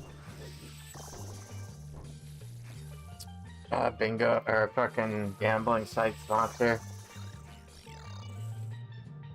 I'm pretty sure I didn't read the whole message yet.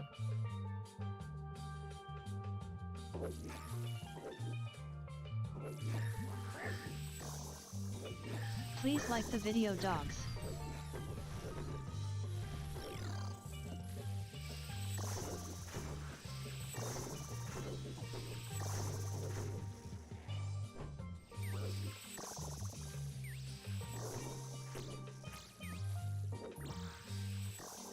Oh shit, she donated me some money to prove it. To prove it's legit.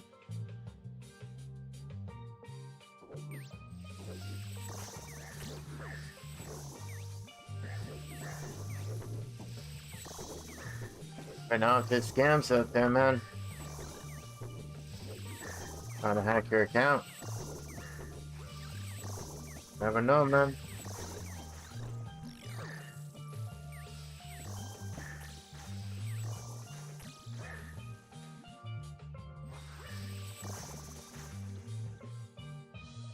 Oh, that's so low.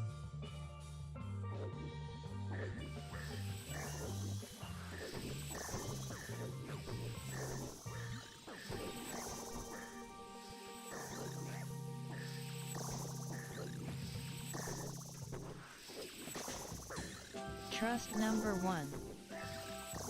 Yeah, that's no one. Yeah, you got that right.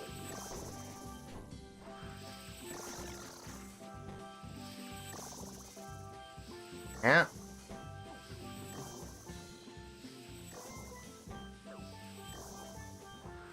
Big E, trust no one. Right, brother. Trust no one, brother.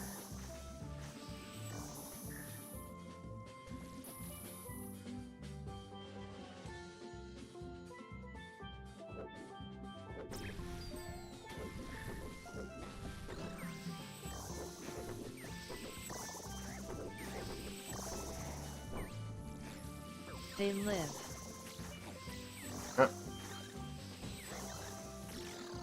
It's scamming.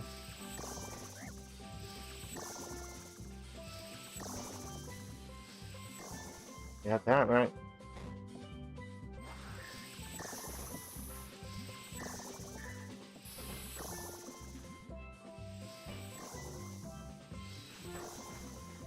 I'm scamming, live hacking. Right?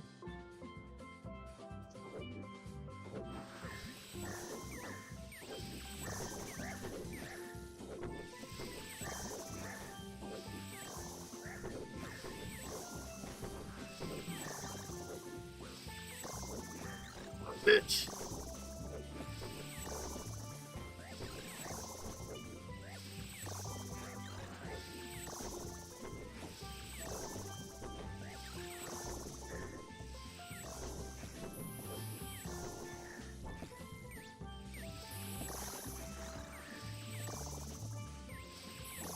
Maybe it's these things fucking draining it.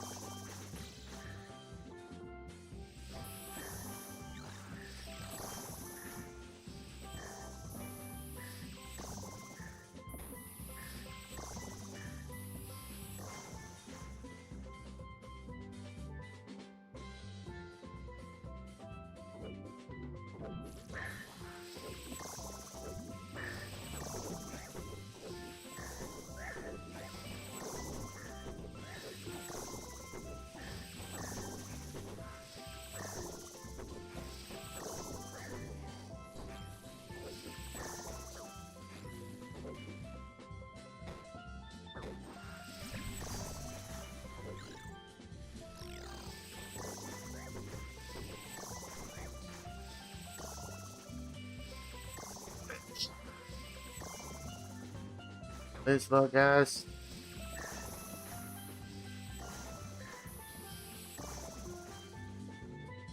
$63. What's there?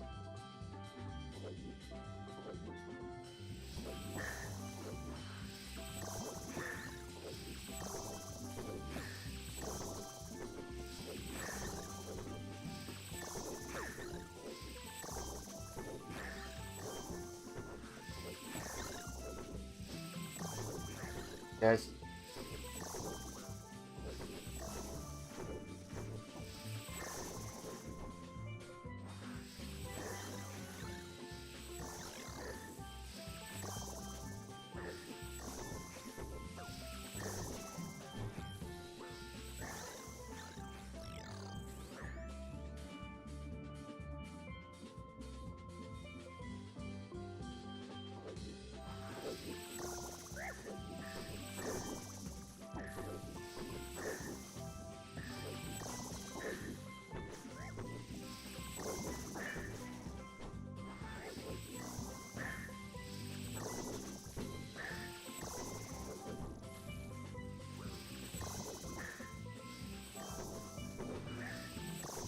Yeah. Goodbye.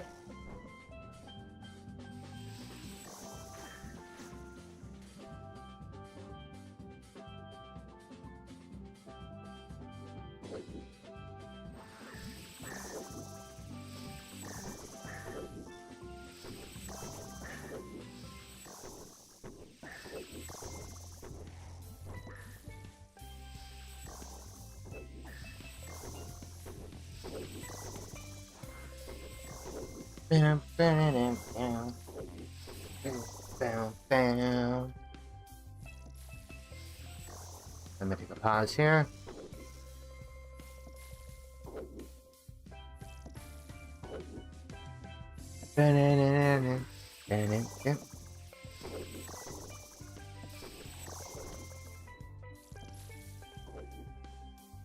Yeah, brother. Alright, we got flask for next round.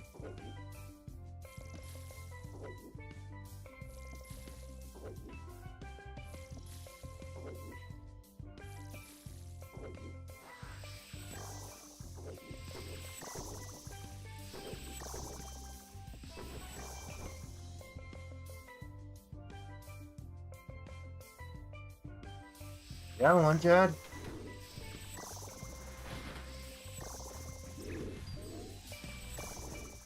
Quick weasel. This guy got the triple jam, but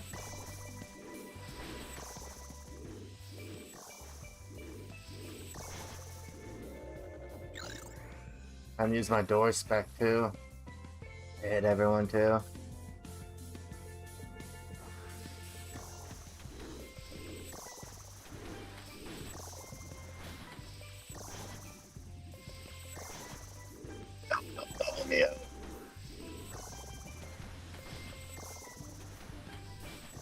Good.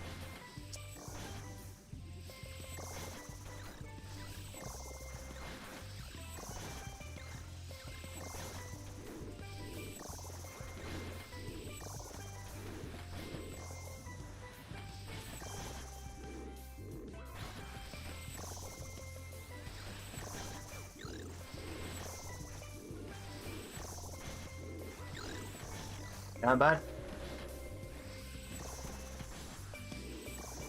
Got it.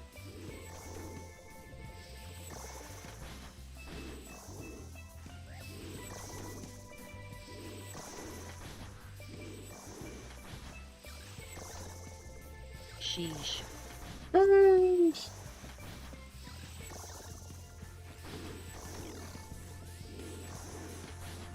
Not bad.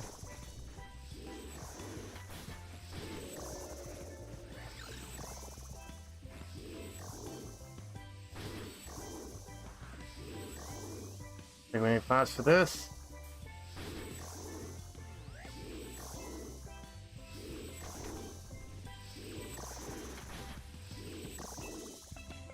Healers.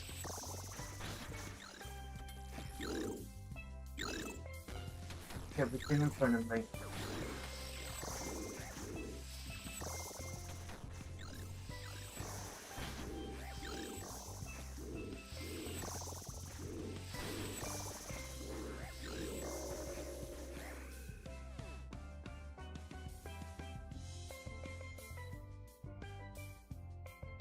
Okay, what is that?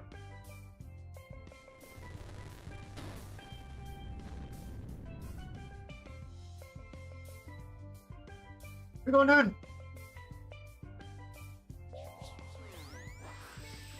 Nice clicking. Thanks, son.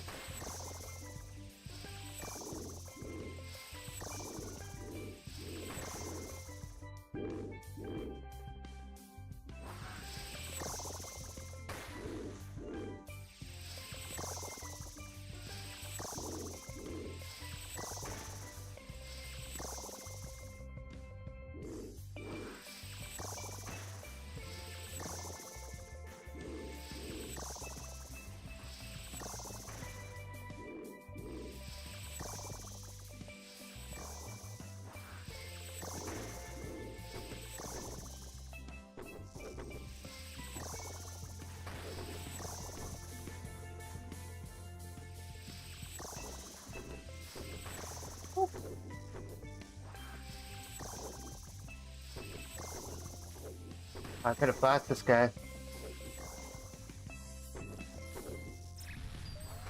Nope, you can't.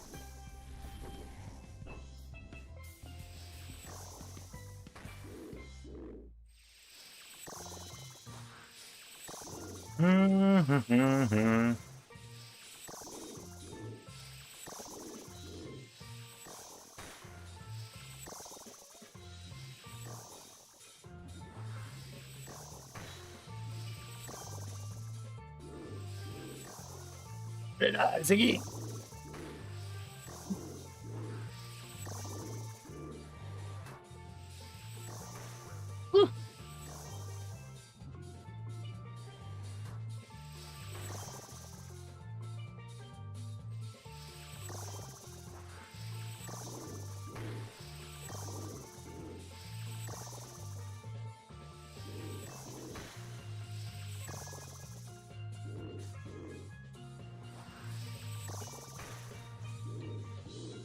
Got backed up. Oh, there's a guy here. I killed the Jatter.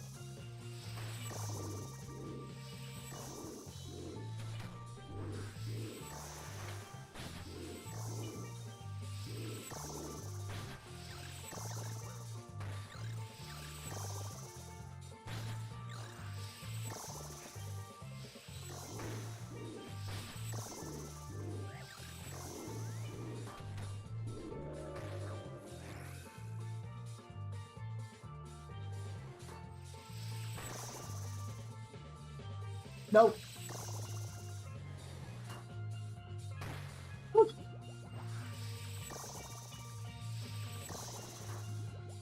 But how? But how? I was behind it.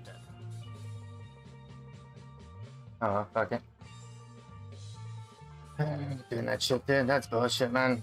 I knew he was gonna kill me for fucking bullshit, man. Ah, I should've known, man. That's so stupid, man. Fucking thing first. Bank first. Shit, that's hard.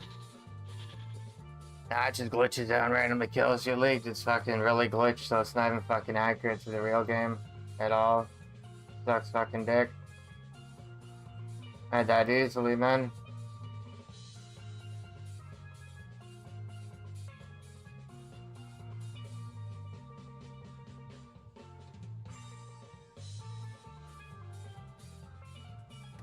Oh well. My task fucking runs out too. Like, what the fuck? I would try to get an exclusive task for that if I tried again. That's so stupid. It ran out at like wave 30. Like, what the fuck, dude? That's so stupid. You're lagging. Oh shit.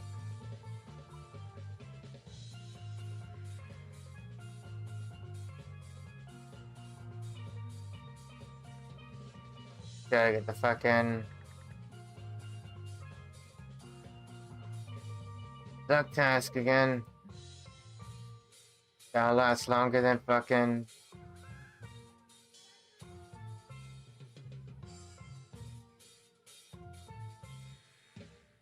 shit.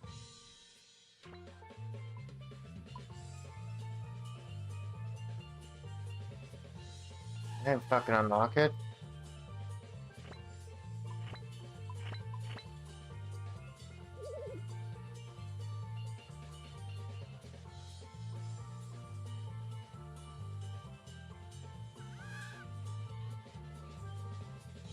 Oh, you may be able to say TikTok chat is stuck. Okay. So yeah, it's you have to get the chant thing. Okay.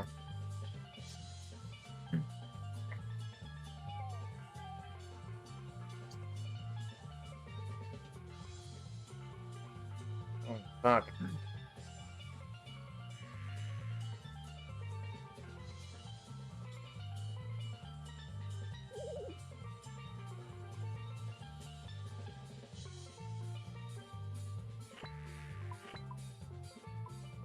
Oh.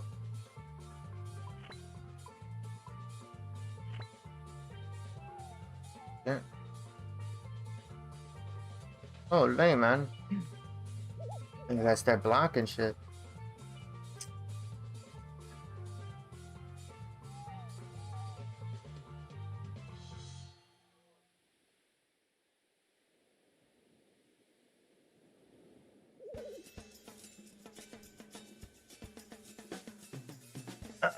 Alright, Chad. What's up?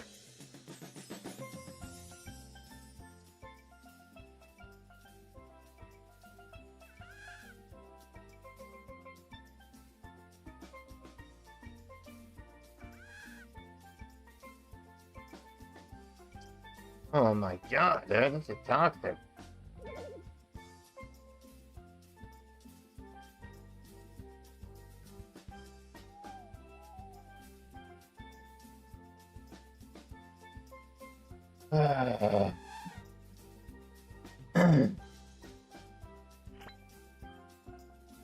Fuck this guy up quick.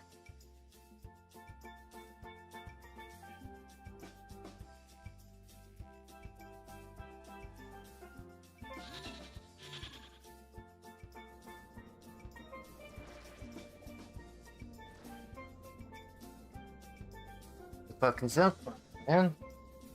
Stingy ass bastard. Ah.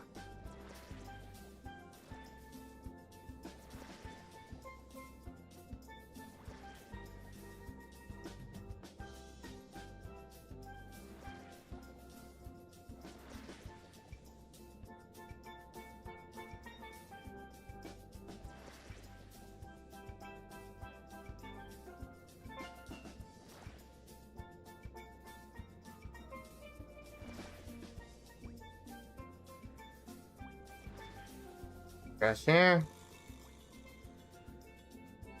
Yeah, there's probably an airplane flying across my Starlink satellite. Some bullshit like that, like it.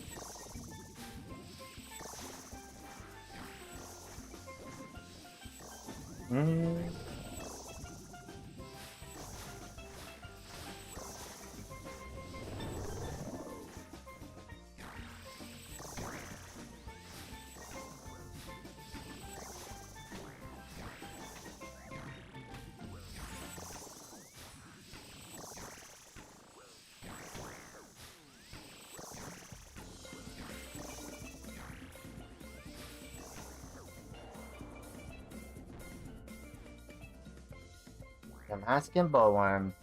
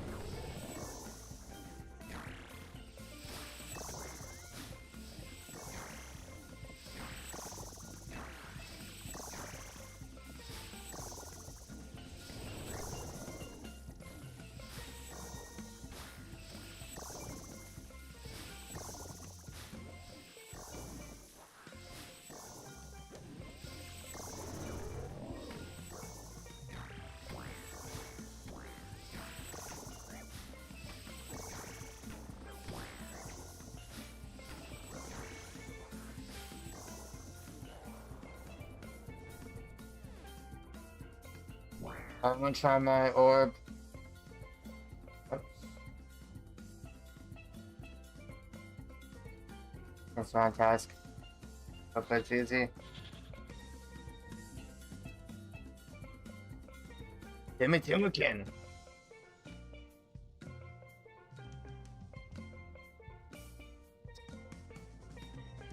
Hopefully we can do it.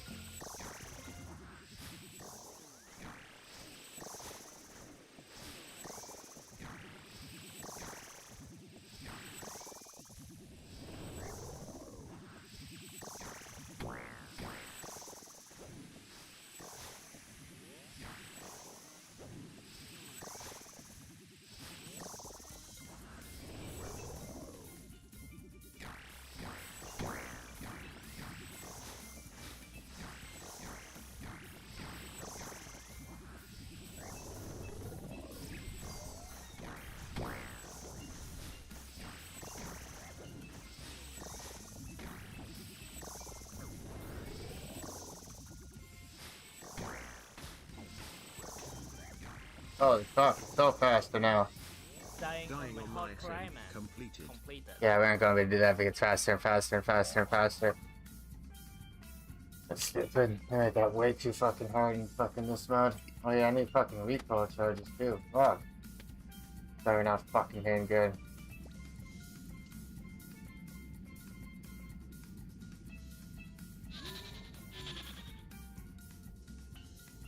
But fuck that guy up way more. God damn it. Wasted that shit. Fuck.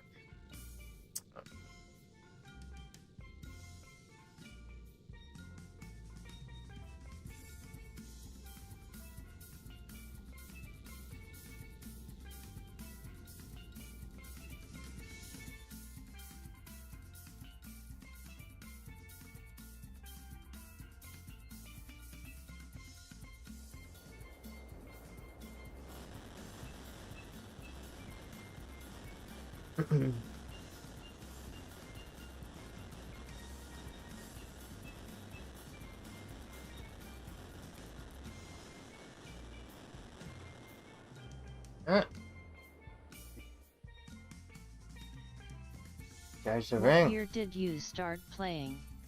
Like when it came out when I was a kid, back in fucking Classic. Back, round click. Back, round click. Back when Classic was out.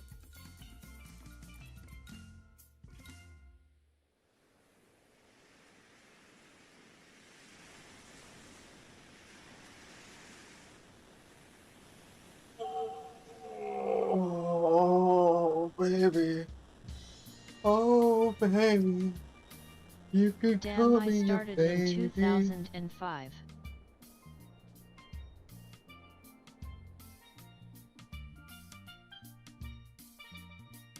Hey, here you go, dog.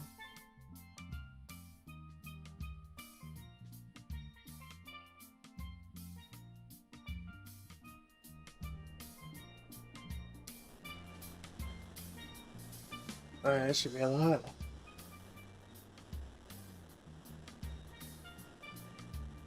Oh, Stardust for the ringer. Worst part enchanting them.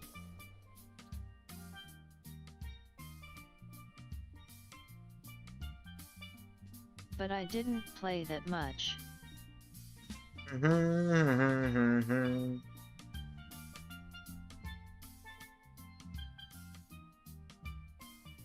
Play that much. Get back down.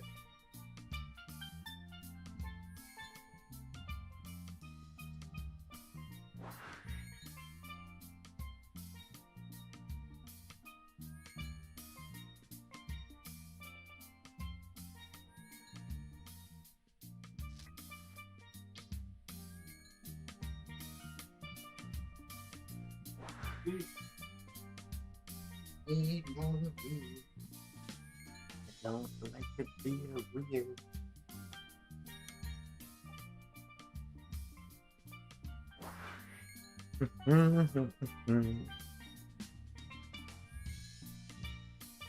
Strange, fuck you.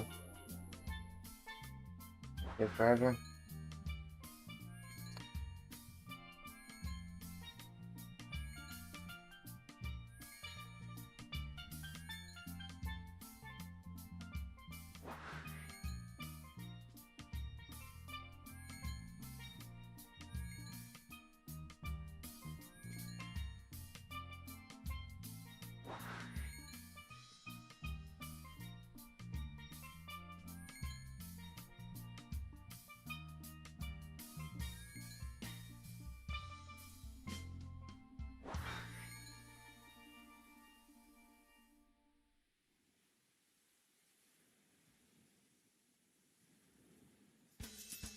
Done? Bye.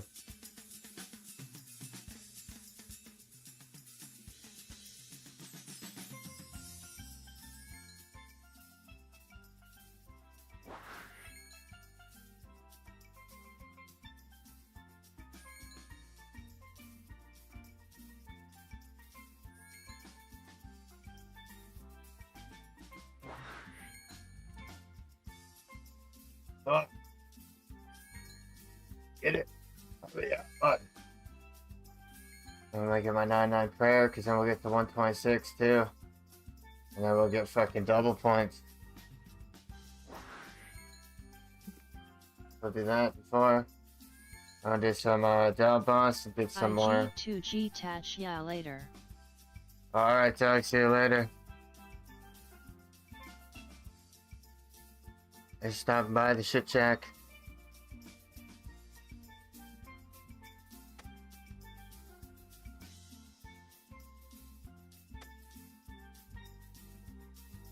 HTTPS Discord GGDMBQQTB join my Discord. Card. Fine. Yeah, got the ones.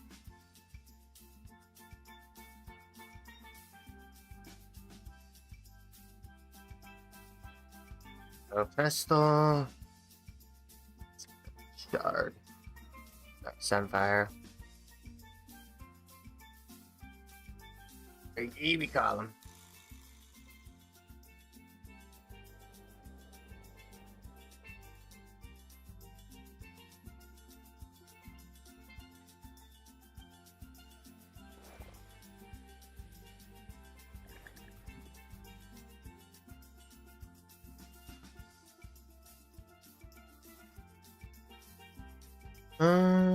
How much of us?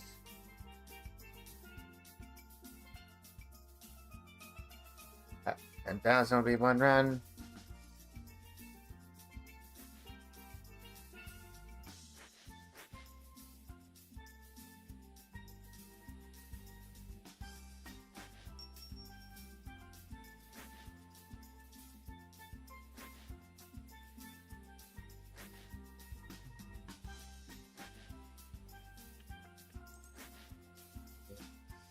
left with views. Like this. As we run.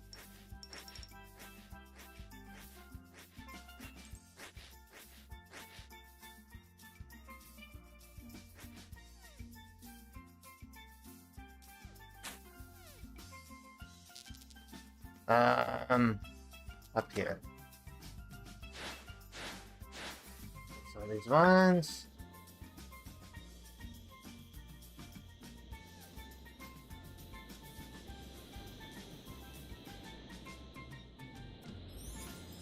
Let's see how much XP fucking 10,000 is.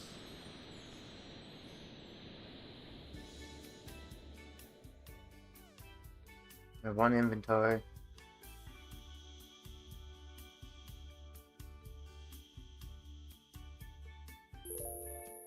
What a legend Big E is. What a fucking legend.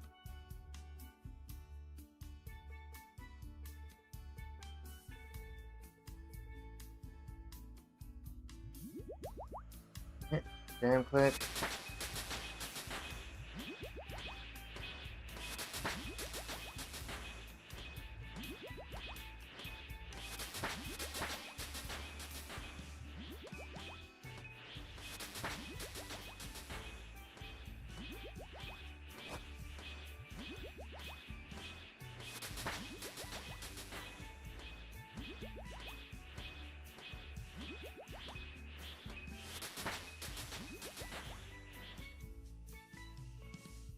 Oh, it's almost all the way there. Holy. And now it's 5,000 so far, so we're gonna get off this fucking one inventory, I think. No way.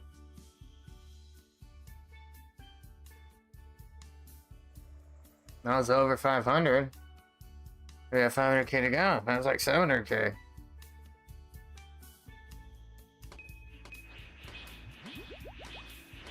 It's gonna be really close.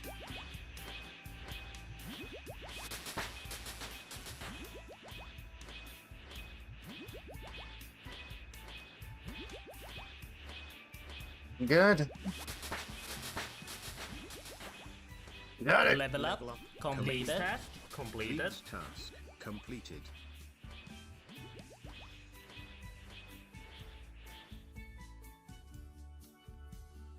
Oh yeah, we already got 126 combat because you only need fucking 125 or 98 per. Nice. Nice, Trats.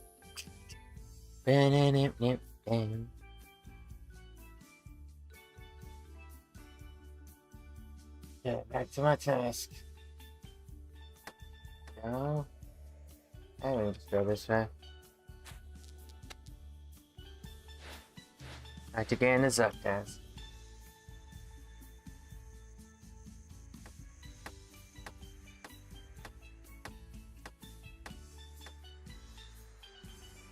Nice.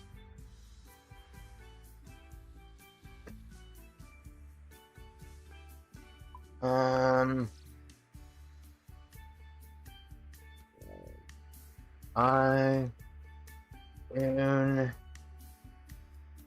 and glass.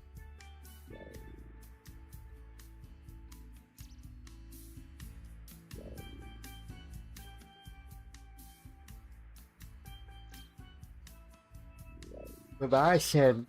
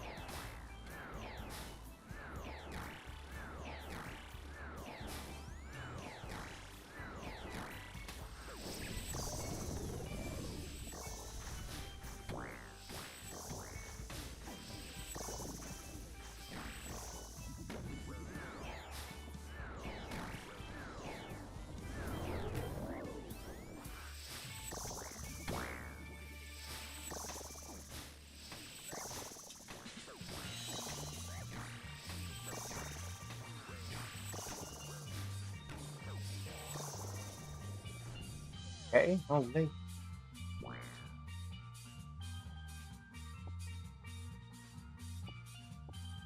Don't mind if I do. Let's save the 2 turtles. Don't mind if I do. I'll save them. I got y'all. You're safe now. You're safe from this bad worm. You're safe from this Alaskan bullworm.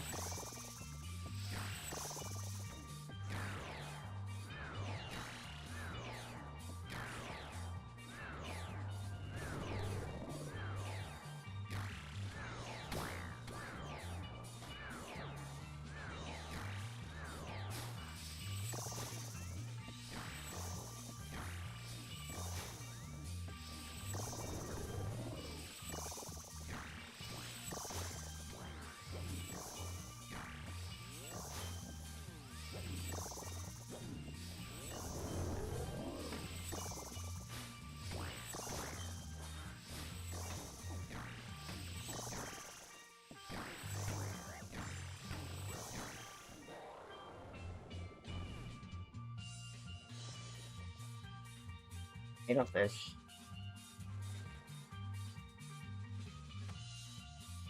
Not gonna go. Let's burn him down with a flask.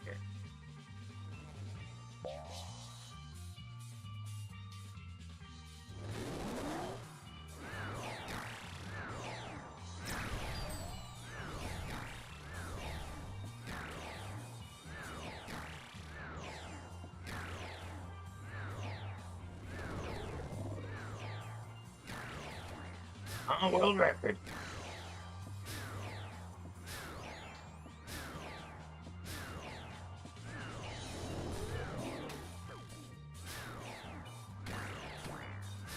Level up, Slayer task completed. Slayer task completed.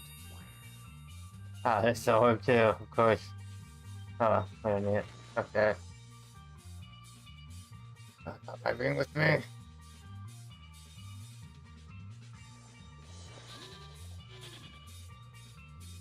"34 seconds.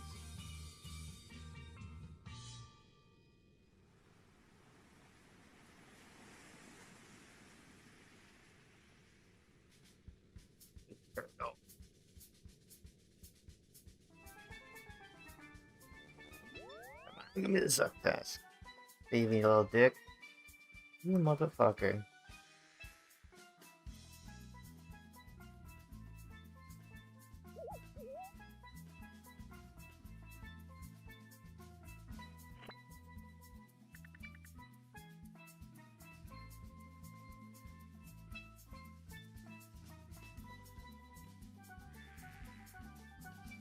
Oh man, Steve, come on, bud.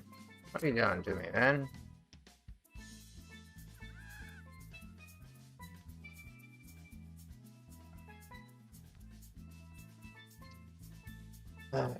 Steve, come on, bud.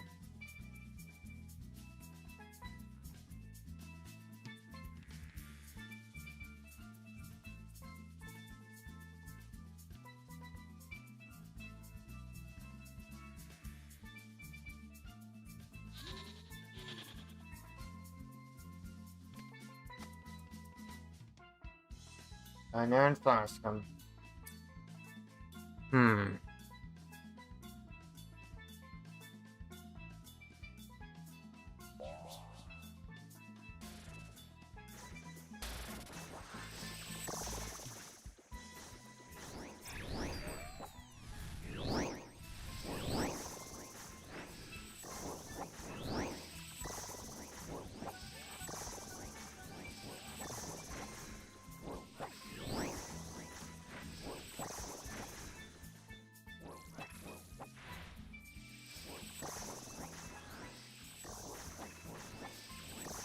Slayer task completed. Completed.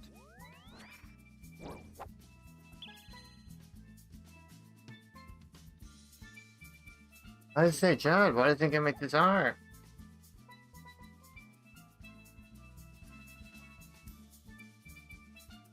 Got to kill him once first to get it as a task?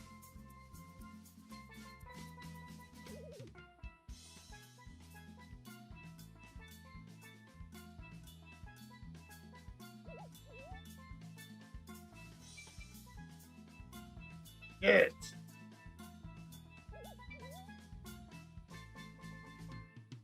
Man,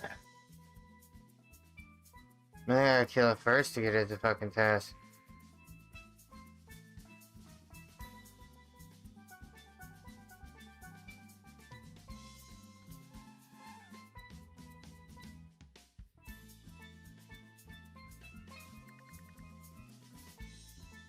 Please like the video, dogs. Get that fucking bullshit, man.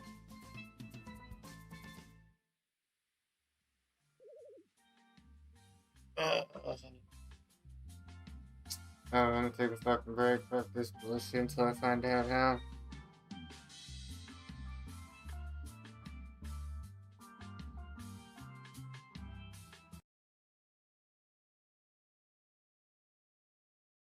Wait for the fucking Zuck Pack Flexer to come in here.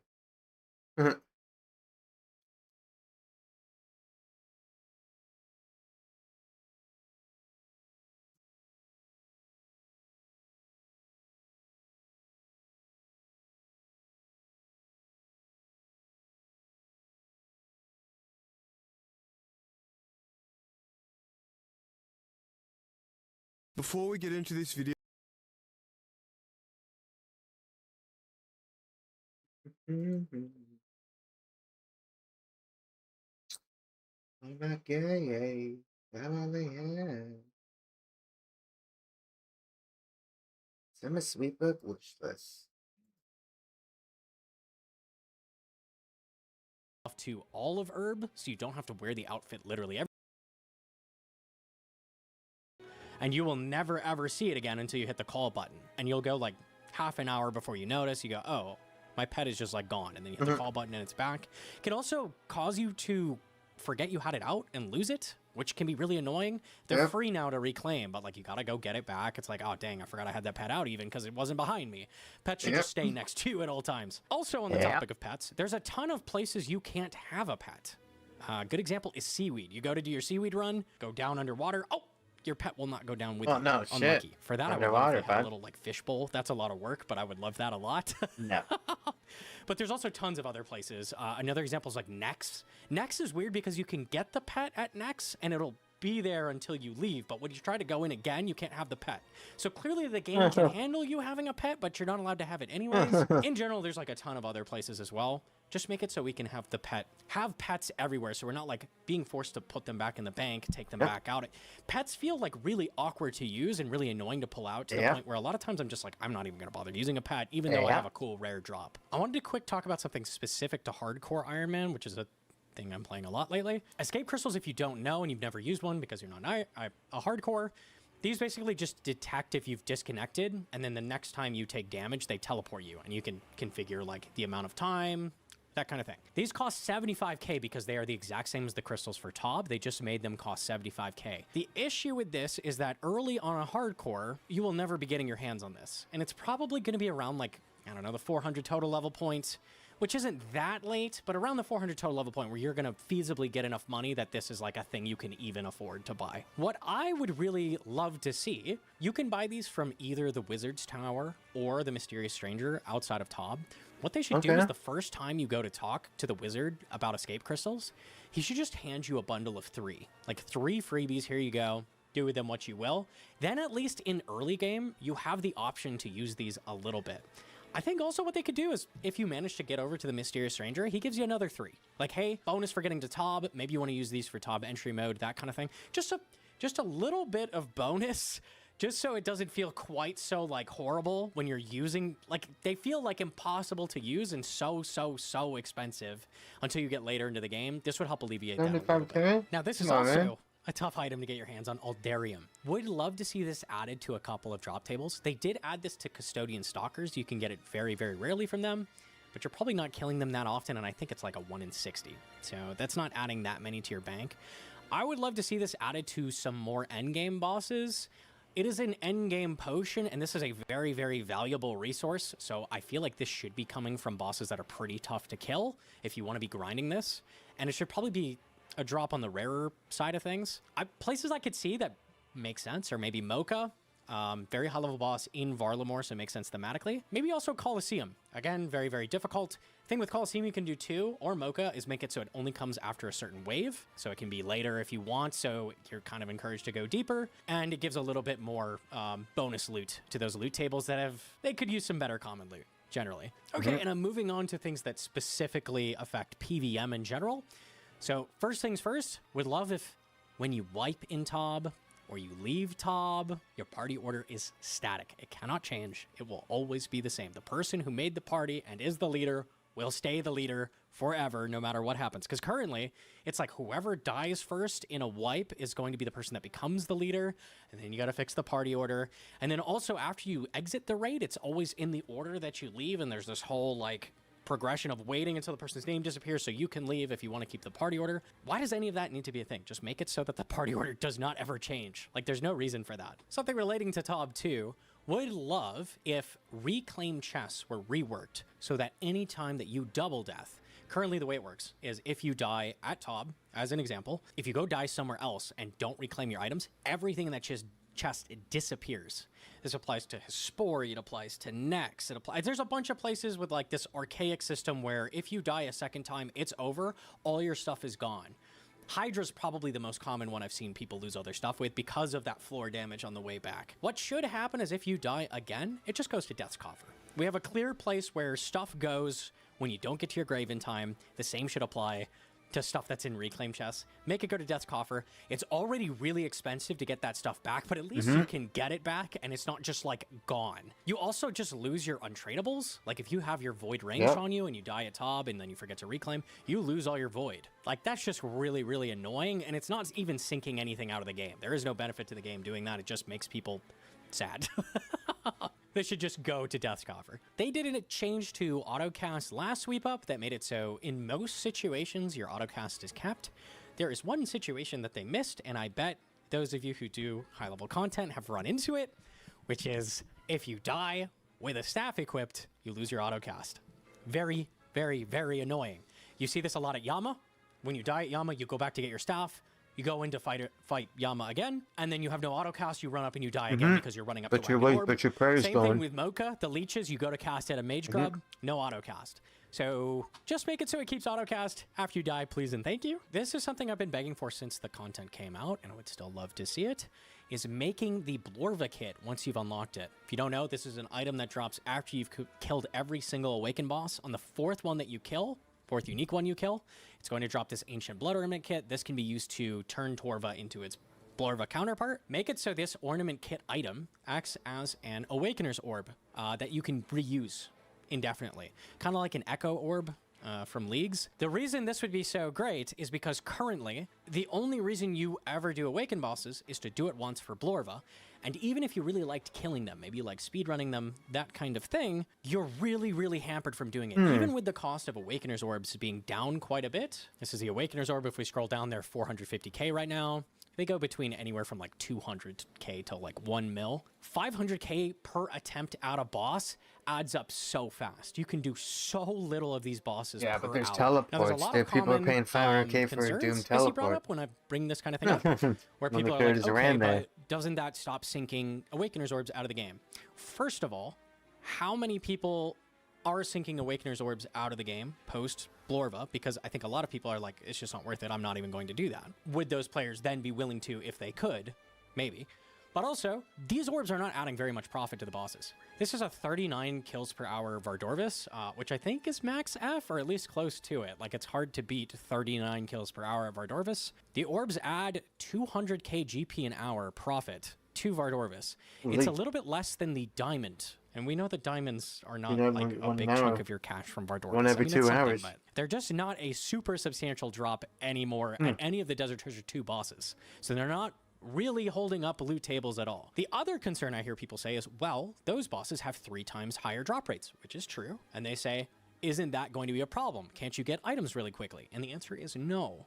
Because these bosses take sometimes more than 3 times as long to kill. I'm looking at you, Awakened Whisper, which takes about 4 times as long to kill. So these are already balanced by their kill time. We don't need to worry about that. It's totally fine. Let us repeat these bosses if we want to. A lot of these bosses are a ton of fun. Awakened Leviathan and Awakened Vardorvis are insanely good bosses. They're in my top 5 total in the game, and you are just completely prevented from killing them unless you are filthy rich as a player, which I don't think should be the case. You could also make this apply to Radiant in the same way, although that does already drop the contract if you complete it successfully, so it's a little bit less of an issue there. This is one I came up with. The Geno Monkey. Adding a chance to replace bolt racks in the Barrow's chest with a strange old lockpick, probably partially used and untradeable with a lower amount of charges, maybe like, I don't know, 10 to 25 charges, something like that. You could randomly give more or less charges. The reason I'm saying this is that you typically are not ever going to kill Barrows before you do Sepulchre. It requires Sins of the Father, and you're probably already doing some Barrows by that point.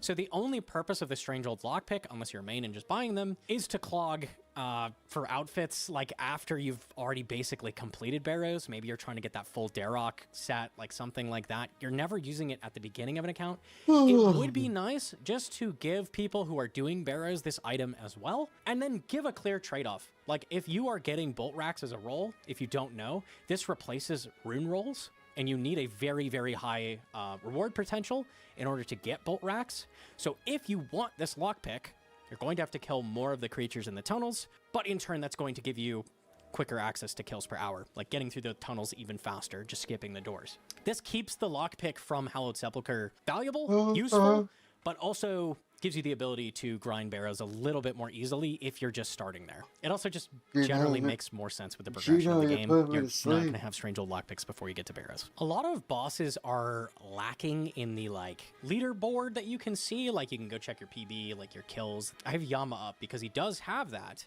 but he doesn't have it for solo scale. He only has it for duo scale. So I'd love to see this kind of leaderboard fleshed out more for bosses that are different scales, and a lot of older bosses as well are missing this as like I could see my fastest general Gardor kill or something like that actually in game versus just Runelight saving it. Would be cool. In the same vein, would love to see some of the more competitive speedruns in PVM given their own high score, stuff like Inferno speeds, challenge mode chambers speeds, Coliseum speeds, that kind of thing, given a high score leaderboard so you can actually see who the best players are in the world without going to like a sketchy Discord or a sketchy website. The speed times are kept all over the place, and a lot of times people don't even know what the records are. It'd be cool if that was actually kept somewhere. I want to talk about Cerberus. I mulled this one over a little bit because I'm kind of torn on it. The ghosts at Cerberus are dumb. Sucks, They're dumb. They take your prayer points. Even if you do the mechanic correctly, it takes a huge chunk of prayer points. Now, I actually like that mechanic, kind of. I think it's really cool that you can time the Sinister Offering spell to use the ashes you get as a drop to get a couple prayer points and just full negate a ghost at the cost of like 2 prayer points. That's a really cool mechanic, but frankly, this is just like super archaic design. It's purely there to make your trip shorter and waste more of your supplies. It doesn't make the boss harder or more interesting, except for that cool prayer ticket thing. In general, it's worse for the game to have this than to just ditch it and make it so they damage you. If you pray it, they don't damage you, like every other boss works in the entire game. Gomel's Penny. I tell you what, I'm not even going to get into it. I'm going to leave you with Past No Monkey, who explained this beautifully. Gomel's Lucky Pizza. God help us! Penny rant. Okay, hold on. This penny is in the top 5 dumbest items they've ever added to the game. This is what it applies to. If you don't know about this, this is a reward for master tier of combat achievements. Very, very. You know, remember the odds of. You remember the percent of the player base that has this? But when you do that incredibly hard challenge of master tier combat achievements, which is doing almost all of the content in the game, you get this penny. Goes in your ammo slot. Do you want to use ammo at a boss? Or do you want to use the penny? Maybe you need to shoot a bow at something. You can't fit it. You need a penny. But no monkey. But no monkey. Oh, wait a second. Doesn't he know there's a quiver that holds ammo? What if you want to shoot 2 ammos at a boss? What if you want a ZCB? The thing you might have by the time you're at this tier of gamer. You might have that. Maybe you want to use both a T-bow and a ZCB. I guess I don't get it. You want to not use too many charges? Well, you better go get the Master Tier Combat achievements done, buddy, because it affects your Crystal Pickaxe, Crystal Axe, Crystal Halberd, Crystal Harpoon, what? Games Necklace? Flame Tor Bracelet? What the hell is a Flame Tor Bracelet? Can someone please tell me? Oh, thank God. All I need is a Master Tier Combat achievements to get that. And in case that's not good enough for you, the thing that is required to equip in your ammo slot, which you can't use all the time, is only a 5% chance of proccing, doesn't work on the only thing in the game that would help with the Blood Fury. The only item that you use a massive amount of charges with. Nope, doesn't work with the Blood Fury. Sorry. This is not bad in concept. It saves you charges while you do stuff. Cool. Let's make it apply to just bossing stuff. Your scythe charges, crystal charges, your blowpipe charges, your Blood Fury charges even, maybe. I bet half of you didn't. I bet 99% of you didn't know it worked on an Ash Sanctifier because who is using it for that? Make it only apply bossing stuff. Make the chance 10%. I like 10%. I'm a master tier. I don't know if you know this. I'm in the top 1% of the player base, by the way. You could at least give me 10%. How about instead of a goddamn penny that goes in my goddamn ammo slot, you talk to Gommel. He goes, ooh, master tier combat achiever. Would you like to touch my penny? Is this appropriate? Yes, if you rub my penny, you'll have a 10% chance to save charges. Would you like that? Yes. Suddenly, this is an amazing reward. That is sick. Master level tier reward. That's huge. You save so much money. That would be massive. You don't want to know how many fucking Blood Fury charges I have used. You don't want to know. Sorry, we had to do a penny rant. If you're talking about CAs, you have to do the penny rant. Leave it right where it is. Make it not terrible. Okay? Can we do that? Well, that was interesting. Okay, we're going to move on to some weapon reworks that I would love to see.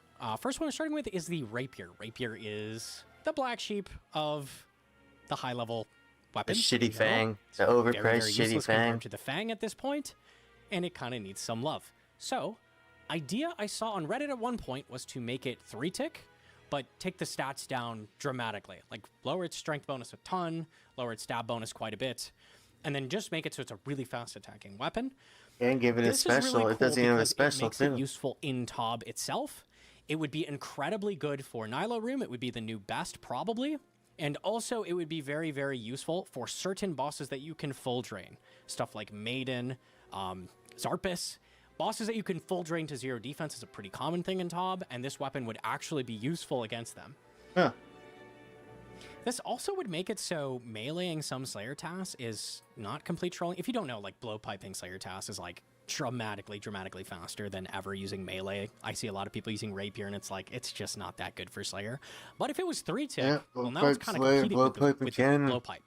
Like, if it's a, you know, it needs to be low defense targets, which Slayer mobs usually are, very quick stabbing, and then also it's going to have much higher bonus for your cannon's accuracy, because the cannon rolls off your main accuracy style, so it would help the cannon also. Could actually see people genuinely using this in Slayer more often, which I think would be cool. I also wanted to mention, I've seen Reddit suggest the Blood Rapier, which is like you add a blood shard to the rapier and it turns into the Blood Rapier, and then it like passively heals you when you use it. There's two sides to making stuff passively heal you. It is either completely, utterly useless, see Sang Staff, because it's lower DPS than everything else, and DPS is king. Or it's insanely broken because it heals you so much you don't even use the other options, right? It's never really balanced, no matter what you do, and it doesn't help balance things. So there's better ways, I think, to go about this than just make it passively heal you. Not a big fan of that one. Moving on to the Sang Staff, which passively heals you. How perfect is that? This is very, very useless after the Eye came out and has dropped in price dramatically. It's down to 20 mils. Oh boy. Yeah, I think that this should have its charge cost reduced quite dramatically. Instead of 3 blood runes, maybe 2, maybe even 1 blood rune per cast. Blood runes are expensive. Right now, 3 blood runes per cast puts it very, very close to the same cost as Shadow to cast per hour. Very, very, very expensive for its power level. Like, it's not great. I think it also could just use an extra base max hit. In certain cases, like if you manage to get like an insane boost like Salt in Toa, that could maybe get up to giving it an extra 2 max hits. I think that would go a long way to making this a little bit closer to the eye and a little bit more usable. I also want to talk about the tonal sticks of Ralos. Useless. Everybody knows the toenails are really, really weak and bad. And you probably don't own one because it's not very useful. If you don't know what this does, this is the rarest drop from Colosseum. It's incredibly rare. The special attack drains defense levels based on the opponent's mage level, which sounds pretty good because bosses are typically a high mage level. Unfortunately, it's such a small amount of their mage level that it's draining that they need to have a ridiculously high mage level. And the only thing that comes to mind really is Maiden that you're going to use this at. It's also used in like scaled chambers, like in team chambers. This can be somewhat useful, but in reality, that's about it. This has a 1 in 85 drop rate from the entire Colosseum. That's almost as rare as the pet. I checked, it's roughly a 42-hour grind if you're getting 30-minute clears, which is pretty average, kind of a slower run, more typical money run. That is a very, very, very long grind. That's almost twice as long as getting a Dragon Warhammer and a BGS. And pretty much across the board, it's going to be a worse spec than the two of those. Obviously, goes to mention, Colosseum's a little bit harder than killing a Lizardman Shaman or a General Grardor. One of these is harder than the others. There's a few ways to go about changing this. First thing you could do is make this an actually useful main hand weapon, and then you leave the spec the same. So the spec is not insanely useful, but make it a useful main hand weapon. Maybe make it like 3-tick even attack speed. This is a thrown weapon. So what you could do is make it equivalent DPS to like Bofa. So this is like an alternative option to Bofa, but also it works on things that have a dart weakness. Things I can think of are like shamans in chambers. There's quite a few enemies in the game that are weak to darts that this would actually be somewhat useful on. You also could just make it so this drains more defense, like maybe even double it. So it's actually, you know, closer to an Elder Maul at most locations. This thing is harder to get, I would argue, than an Elder Maul, so it should be similar in power if it's going to stay that rare. The final option is just make it not that rare. Just make it kind of a bonus gimmicky spec weapon and make it not 1 in 85, maybe like 1 in 30, something like that. So it's much faster to get your hands on, a little more usable. It'll be a lot cheaper. I'd be okay with that too. I want to mention PvP. This is a blind spot for me. It's something I've started learning recently, but I don't know much about it. There are probably some huge changes they could make for PvP that would make it a lot better. But I don't know exactly what would be a problem like within the meta structure. So I'm not even going to try to argue for stuff. What I would say is I would love for them to, in general, make stuff in PvP more similar to the main game, so there's less massive deviations between the two. If there is anything that is different in PvP from the main game that doesn't have to be, would love for them to just make them the same. The one thing I can think of is like how anglers don't overheal you when you're actively in combat. That's really annoying. There's probably more things than that that would be okay to change, but I don't know how that would affect the meta. For this next section, I'm going to be talking about a bunch of stuff that I would love to see them rework in the future, but is probably outside the scope of just a simple summer sweep up. So for this section, we will be going full scripted. Colosseum is incredibly RNG heavy in the run's difficulty. You could have very easy invocations the whole way through, or be offered bees, totemic, and red flag on wave 11 and have it be nearly impossible. The obvious solution is remove invocations entirely, but if Jagex did that, they would also need to make the enemies more engaging and difficult to balance the reduction in difficulty. Giving the invocations to the enemies themselves as bonus mechanics, increasing quantities of monsters, increasing their stats, etc. This would require a full core redesign of Colosseum. A better solution that uses assets that already exist would be a board system like TOA that lets you pick the invocations you will get on any given wave. This would let you customize difficulty that's suitable in the type of run you are doing. Myopia can either be completely free or completely untakeable depending on the gear. A customizable board lets you tailor the run based on gear, playstyle, maybe it's burst quiver, money runs, speed running, whatever you're doing, and it completely alleviates the RNG of failing a run to horrible choices. This also allows you to set up reinforcement CA to not need to get lucky to even attempt it. This benefits all players in all different game modes with all different types of gear while still upholding the difficulty and not requiring massive reworks to its core. Colosseum is difficult in an unfun way. Many people reset until they get the perfect spawn RNG and invo RNG so they can get their first quiver. It makes more sense to make it align with Inferno, being consistent but hard, while still being faster paced and mechanically punishing to be unique from Inferno. Now maybe a more contentious one. If that one's way off base, curious what you guys' thoughts are on the Colosseum rework with like a Toa board. Moving on to Nex. Nex is a boss that they touched in the last summer sweep up, and they changed a ton of things about how the boss fight works. And a lot of these are really, really cool. They made it so Blood Reavers heal you when you attack them for the full damage you deal, which just gives you a massive boost in health. They made it so you can actually damage her between phases.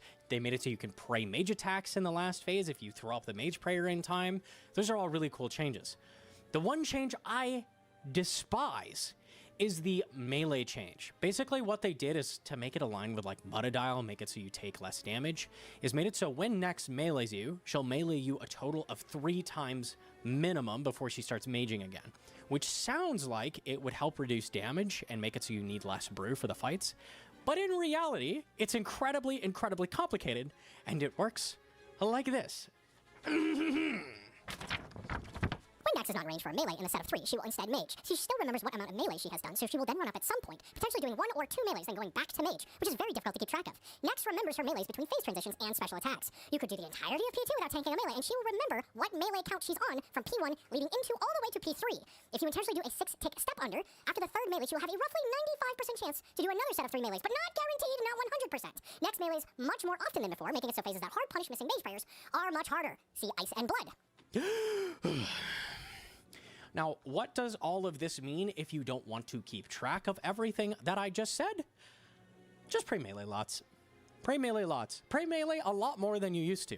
This change was intended to make it so you can reduce damage with a little bit of mechanical skill and cognition, like paying attention to the boss. Hey, I see how many melee she's done. I can avoid some damage. That's what it was intended to be.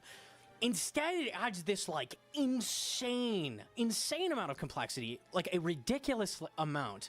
And it sounds weird coming from me as someone who always like wants bosses to be more mechanically interesting and challenging. But this is like complex to the point that it's not even worth bothering with in the boss fight, because what are you really getting out of it? Like a little bit less mage damage? It's almost not even worth bothering with. When you get to that last phase of Nex where she's just like hammering you with damage over and over and it's an all-out fight to the death, just pray melee like the whole time and, you know, catch those occasional mage prayers because she's just gonna melee you majority of the time. As one of the very, very, very, very few players in the game that actually enjoyed Nex before this update, even I don't ever do it anymore. I used to hop on and do some Nex just for fun. Don't do that anymore. Like no interest whatsoever in doing it.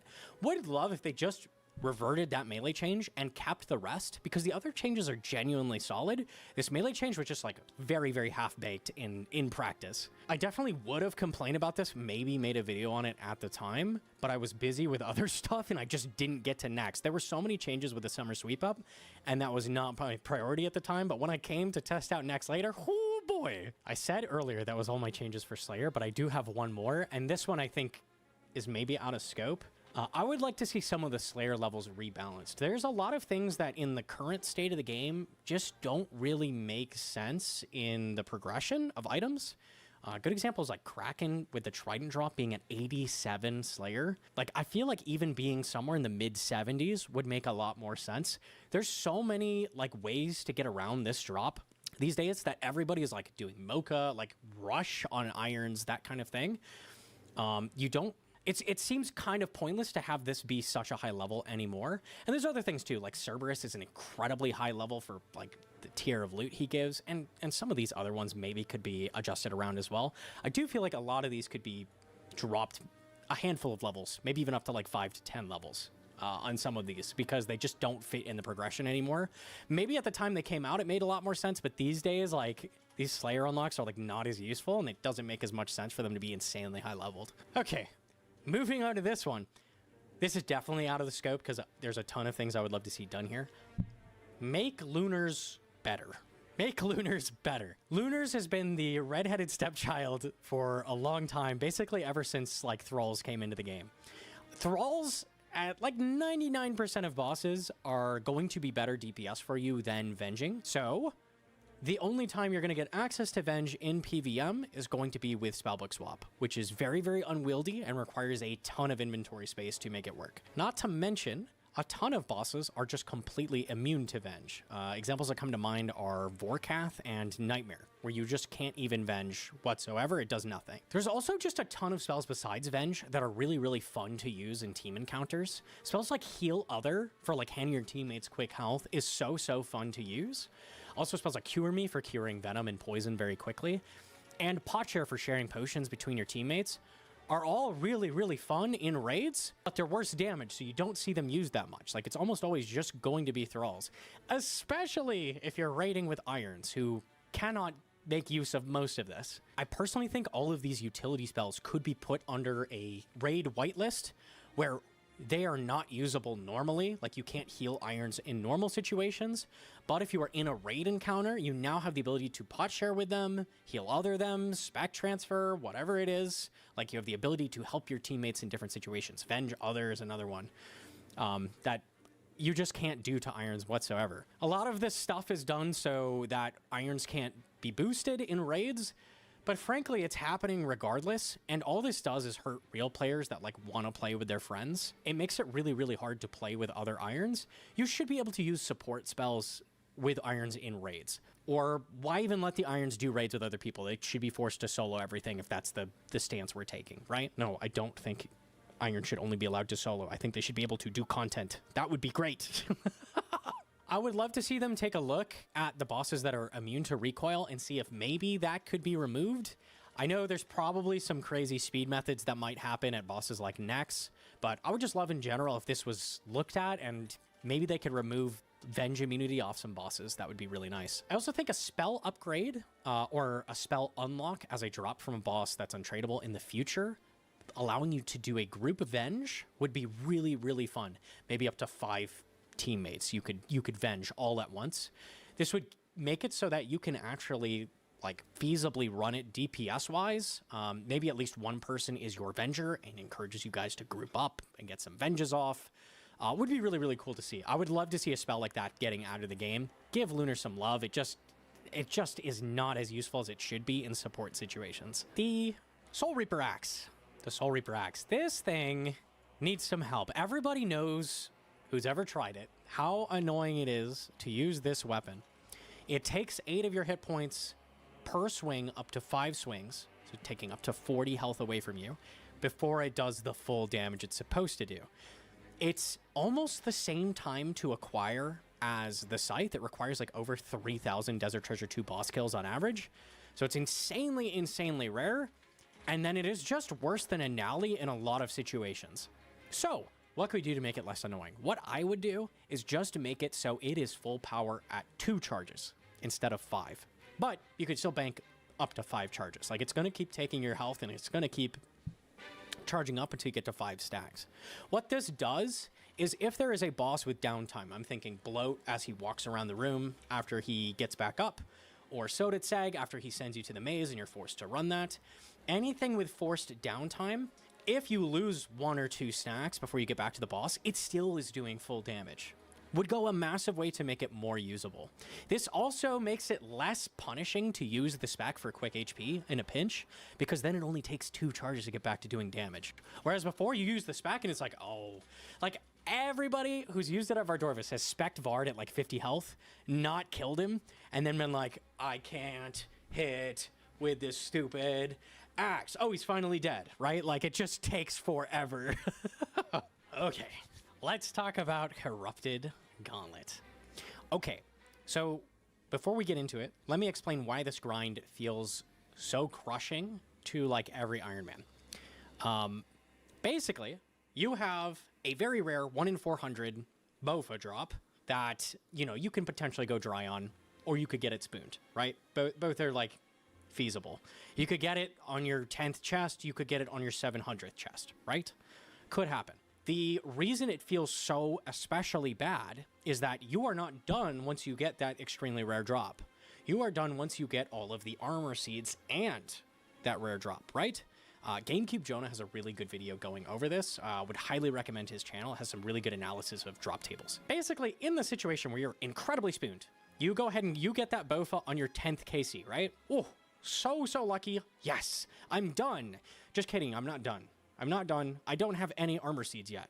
So now you're going to be there until you hit all of your armor seeds, which is going to be around like 300 KC on average. It's going to take a minute. It's going to take a minute.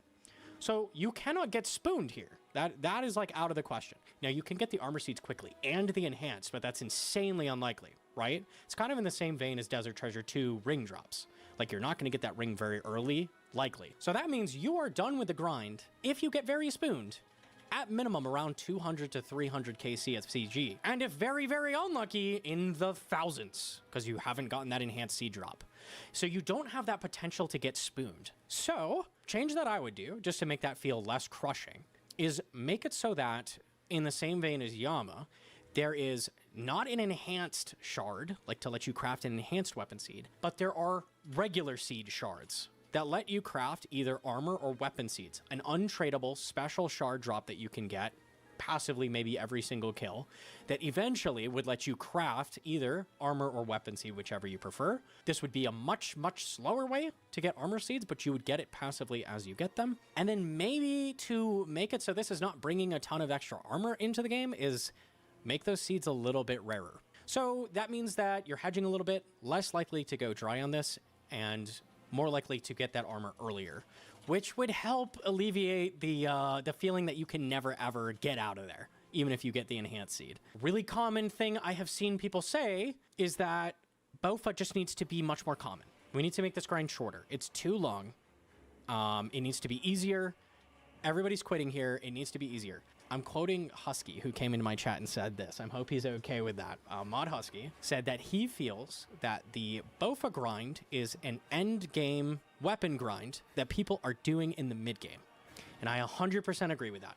BOFA is incredibly powerful, incredibly good. It comes from very, very difficult content, but it's very accessible. You have to do one difficult quest, requires absolutely no gear. There is no death cost whatsoever. You don't even really need stats because you can just use a staff at like 70 mage and it does the same damage, right? So the requirements to get in are very, very, very low, even though that's not really the intention when they made it. So if it's intended to be an endgame grind, is hard content, is high level content, Gauntlet is a tough boss. Like, it is not an easy thing to do well. It's one of the first hard things you'll probably do on an account. The play is not make a hard piece of content easy. It's not make a really powerful weapon quick to obtain, right? Because that's just throwing the balance out of whack.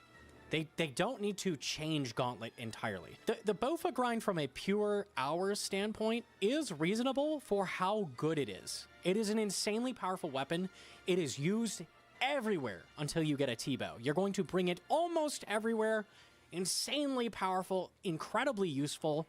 It does not need to be made more common. That's not the issue. Going a little bit off of CG, in general, I see this as an issue with the mentality Iron Men have in general. A lot of people see Iron Man as the game mode.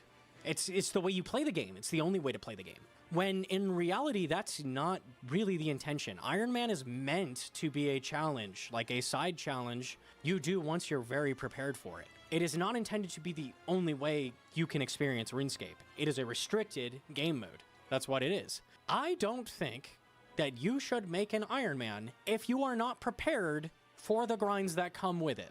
If you are going to get up to Gauntlet and realize, wow, it sucks getting everything yourself, it takes forever, then Iron Man is not for you. Iron Man is not for you. And that's okay.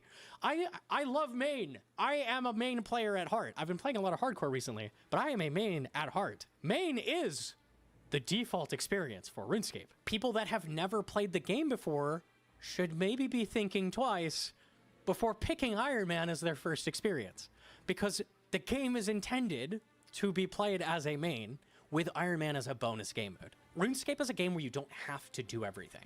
There are tons of different goals to go after, tons of different items. Maybe you're going for a max cape. Maybe you're going for a Zuck helmet. You love PVM and you're trying to get your hands on that. Maybe you're going for your first Infernal cape.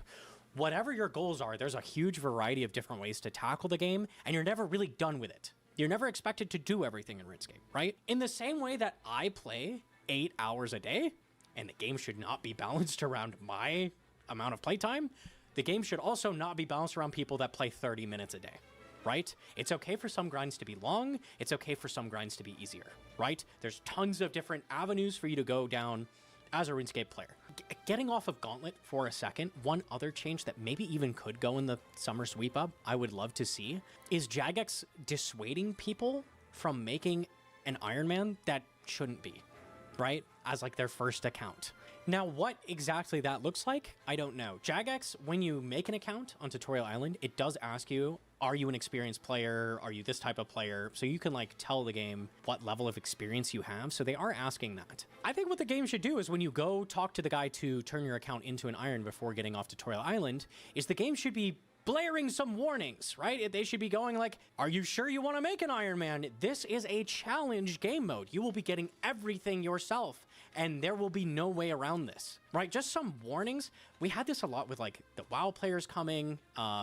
Almost all of them started as Iron Men, and a lot of them burned out just from hitting like super tough grinds.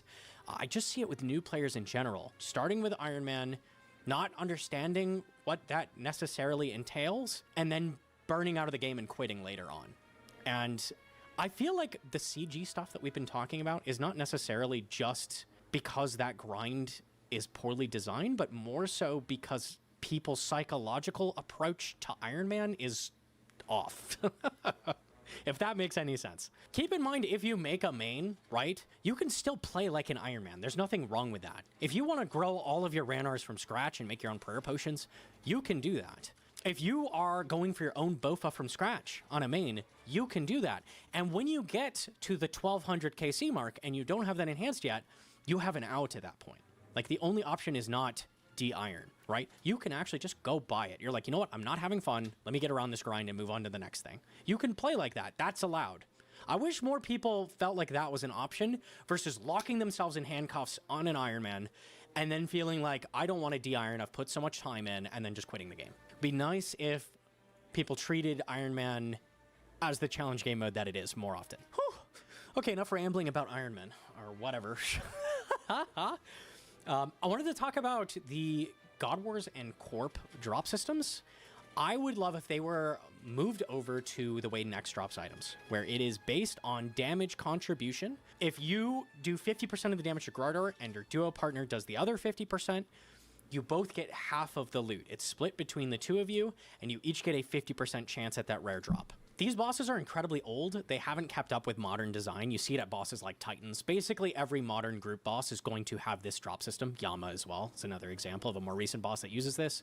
Almost everything is using the Next drop system at this point. It works better in almost every single way. At this point, they should be looking at those old pieces of group content and moving them over to that drop system so you can actually group up with people and still get drops. They should also make this apply to Iron Men. If you're an Iron Man fighting Grardor with a main, you should be able to get partial contribution for the damage that you deal, so you can also get drops. This group of bosses for Irons is the last set of bosses that were originally designed to be killed in groups, but now on Iron require that you solo them to get loot, and this often requires extremely specific gear like owning a Bofa or a Shadow or a Warhammer, specific stuff to make the boss even remotely killable. What this does is it makes some really, really tough points in progression where you feel like you have to get those specific items in order to grind these bosses, or otherwise they're just too difficult and your kill trips are going to be incredibly short. A large portion of the player base are Irons at this point, and they should be allowed to do group content with groups of people. It's weird that you are required to do these bosses solo. It should be the same as raids. It should have the same ethos. You should be able to do stuff in groups that are designed to be in groups. This would fit well into the game. It would be a much slower approach. Like killing bandos with a Bofa is going to be infinitely faster than doing it in a duo because of that super long respawn time. But this gives you a way to kill bosses versus just getting a very specific item that allows you to kill said boss. Like getting around needing a Bofa to kill Grardor is a great example where like you could now kill him with a zombie axe, right? But you'd have to do it in a team. Fits a lot better into the game than it does right now.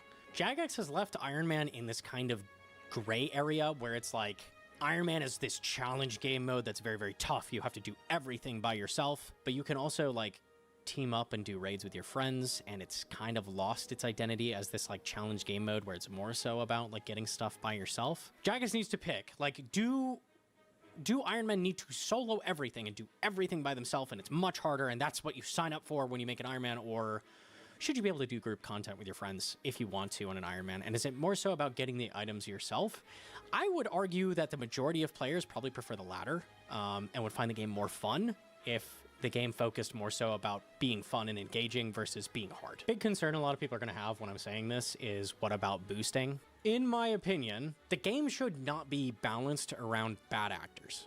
You can't make content worse because bots will be doing it. It just doesn't work. The game needs to be fun first and foremost, and then deal with bad actors after.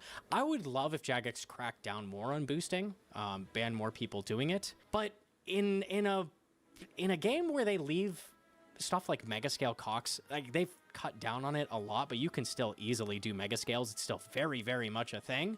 When stuff like that still exists, but you can't just go kill God Wars with your buddy because you could potentially be getting boosted. That would be cheating. I don't think that should be the primary concern. I think they should focus on making the game fun first, and then focus on punishing bad actors after, and then worry about like what is a priority like against the rules more. Like figuring out what actually is a problem. There's also stuff like not banning for people that buy Inferno capes anymore. Like clearly Jagex's priorities on like the rules have shifted a lot over time. I feel like killing God Wars with your buddies is not the biggest deal. Okay, with the same goal of alleviating the need for BOFA to be amazing, I want to talk about a potential crossbow rework. Now, crossbows are really weird weapons in the game balance-wise. The regular crossbows up to ZCB are propped up by ruby damage. Ruby bolts, if you don't know, obviously you know they're the bolts that hit 100, right? They're based on the boss's health. If the boss is 500 health or higher, they do max damage of 100 damage when they proc. The proc chance is 6.6%, and if it procs, even if you don't bypass defense, even if you don't roll an actual hit, even if it was going to be a 0, boom, that number is turned from a 0 into a 100. Doesn't matter what's happening. It doesn't matter if you brewed down to level 1 ranged when you fired. You always, anytime you have a ruby, have a 6.6% chance to hit a 100, which is really, really broken. Really broken. It makes it incredibly hard for Jagex to balance. Keep in mind that rubies, I think it was until Chambers of Xeric came out, weren't capped. They could hit any number. They just kept going up. The higher the enemy's health is, the more damage it does. Well, they found out real quick when people got to Olmhead in like a 100-man raid that having uncapped ruby bolts is a bit of a problem. But they just knee-jerk capped it at 100, and now we have the game balanced around these rubies that hit 100, which is still an incredibly large number. I think this is a really hard thing to balance. The way I would maybe tackle it is make it so bolt procs, instead of morphing the hit that you're doing, instead do a separate hit splat entirely from the shot you're doing. So when you're shooting a crossbow, it always does damage. When you get a bolt proc, you get some bonus damage, right? And depending on what the bolt is going to affect what that bonus damage looks like. Then, at that point, make it so rubies are much lower damage. I don't know, capped at like something like 50. So then, when you get a ruby bolt, you also are getting the damage of the crossbow. So that's making it so the tier of crossbow is scaling with that bolt, right? If you're using a better crossbow with a higher range level is going to do more damage with the rubies than a weaker crossbow at level 1 ranged, right? There'll be some separation there, is probably something I would look at. The way they've been doing it currently is adding new unique crossbows that have their own ammo. You see it with stuff like the Sunlight Hunter crossbow, Ballista's way back, having crossbows that have their own ammo type. I think they do need to, at some point, actually look at all the bolt effects and change them. There is also just a ton of bolt effects that do absolutely nothing. You ever used a pearl bolt? A mighty bolt of water splashes onto the target, dealing extra damage. This effect is negated by targets wearing water staves, but increased by fiery monsters such as dragons or targets wielding fire staves. It's like 5 damage, by the way. It's like no damage whatsoever. How about you take these like completely useless effects and make them all like a bonus splat, like the emerald bolts. Maybe you make this just a bonus poison splat of damage, and maybe you make it so it does a really high amount of poison. I don't know, maybe it poisons for 8 damage. Make it like actually a useful option if a boss can be poisoned. Might be kind of cool as a side grade option to rubies, just as an example. Like, more of these should be useful in different situations than just rubies. You could also make a lot of these do elemental weaknesses. We have jade bolts that drop rocks on things. That seems like an obvious earth weakness thing you could tap into. Pearl bolts are water. Something else could be air. You definitely could tie these into elemental weaknesses and make it so they're useful against bosses that are weak against something, besides just making it so you mage that boss. That'd be kind of cool. This would be an absolutely massive rework, probably a lot of work on Jagex's part. If they end up doing this at some point, what I would love to see is them add a beta. Actually add a beta for this, because it's too many changes all at once to not let us touch it and see how that would work in practice. They really haven't been doing betas very much. It would be nice if we kind of brought that back and maybe used it for a rework of this scale. Not to mention, making crossbows, you know, scale in power and making it more valuable to get better crossbows would give you a potential avenue to get around the Bofa once more. Like, you could go kill Zilly, maybe even in a team, and go get yourself an Armadillo crossbow, and now you have a powerful option that is a side grade to Bofa as well. So now you can maybe get around that grind in a different way. The big list of changes I've been talking about for like the last 10 minutes, I think are a lot better, more subtle way of fixing the CG grind than just make it easy to get, right?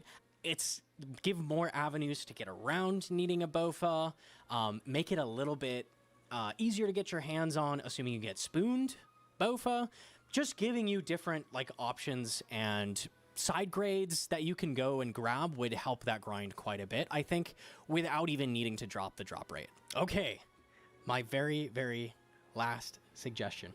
A lot of people have memed on me for letting my wife do grinds for me on the hardcores that I play. I let her do a lot of the like boring grinds off stream that I don't want to show, and then I get to the more dangerous, more risky stuff without that. And a lot of people memed on me like you're killing the integrity of hardcore or whatever. The reason I do that is because I don't like Iron Man. I do not like getting things myself. It feels like a huge waste of time, and it requires I do content that I don't particularly enjoy doing. So my pitch is hardcore main. Hardcore main means that players like me would not be forced to play an Iron Man, but could still enjoy the risk of PVMing on a hardcore. This is the game mode for the players that are constantly dying in crazy dangerous situations on hardcore, constantly throwing themselves at super, super hard grinds. People like the hardcore GMs, people that are just doing risky stuff but want that risk. This is an option for having that without the insane grinds that come with Iron Man. The people that have made hardcore Iron Man after hardcore Iron Man, Elfie, the people that are just constantly making hardcore after hardcore and constantly trying to push themselves to doing the dangerous and risky stuff, this is an opportunity to avoid the crazy grinds. Now, this is how I would add it. This is my pitch. What I would do is I would not just make it a separate game mode, I would make hardcore servers, where the entire game world, anyone that logs into that is going to be booted into a separate profile, and it will be dangerous. The whole world will be dangerous. This would have a separate economy from the main game, so it would be a fresh economy from scratch, but this would be interesting to see because a lot of the items that are extra dangerous to get, I'm thinking items like the Void Waker, where you have to go to really dangerous areas, would suddenly be really, really valuable. Then what I would do is make it so deaths wipe your inventory, they wipe all of your game progress, so skills, quests, diaries, all the typical stuff for the hardcore, puts you back in Lumbridge. The only thing that is kept is your bank, the items in your bank. Anything that was on you, anything you were wearing, and all of your skills, everything else will be gone. And the reason I'd keep this stuff in the bank is because muling is going to be a huge problem in servers like this. It's very easy anytime you do a dangerous grind, just trade everything out of your bank to a different account and then trade it all back. This would disincentivize that, or just make it completely pointless. Basically, everybody is muling by default. If you have items on you when you die, they're gone. Now, there are a couple downsides to making it its own world. I think I could see some problems. I'm curious to see what botting would look like in a server like this, and I'm curious to see what swapping would look like in a server like this. Like, how big of a racket would swapping and botting be? could be a bit of an issue. I'm also curious what PvP in a server like this would look like. If you can take other people's items and they're hardcore and they lose all their progress, are we going to see issues with bad actors, like cheating with AHK more, DDoSing people more? Could be an issue. What I would like to see is them try this out as a temp game mode. Maybe make it, you know, kind of the same way as Fresh Start Worlds. Make it like 6 months. See where people get to in 6 months. You could have a little competition for it. Make it a fun thing. See if there's a lot of hype for it, and then if there is, make it a permanent thing after. Would love to see this just like tried out, because it sounds really cool in my head. Okay, if you are still here after that very, very, very long video, I want to say I appreciate you for listening through that whole thing. It's really hard to put this kind of video together. It took me a really long time. I had to sift through a lot of really, really bad ideas and a lot of really interesting ones, and I tweak them to the point that I think they would be good additions to the game. Obviously, not everything I think is the right changes for the game either. So let me know down below if you maybe disagree with something I'm saying, or there's some changes that you wanted to see that you're like, you didn't bring this up. Let me know down below what you're thinking that I missed. There's so many like changes they could make to the game that would be amazing to see. I just tried to give like an hour's worth. We're pushing for 150k subs. If you could leave a like and or subscribe, it would be much appreciated, because I would love to hit that massive milestone. Also, Deadman mode is coming up very, very shortly. It's happening at the beginning of June, so be watching out for the streams. I am participating. I will be there. So be reading for me, be watching. Shout out to anybody showing up in Chicago. Maybe I'll meet some of you there. That's it for the video. Thank you very much. Bye.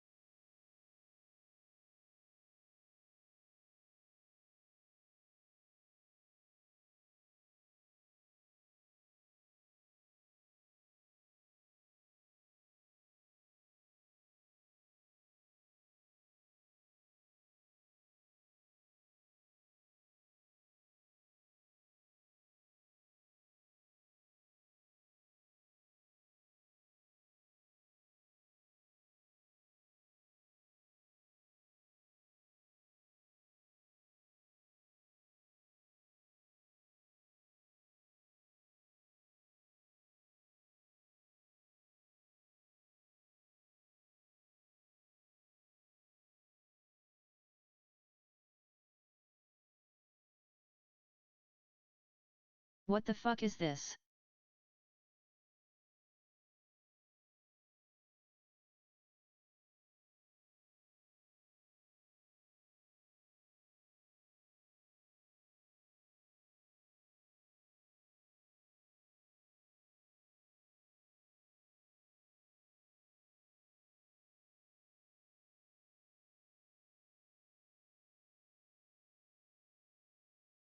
How high are you?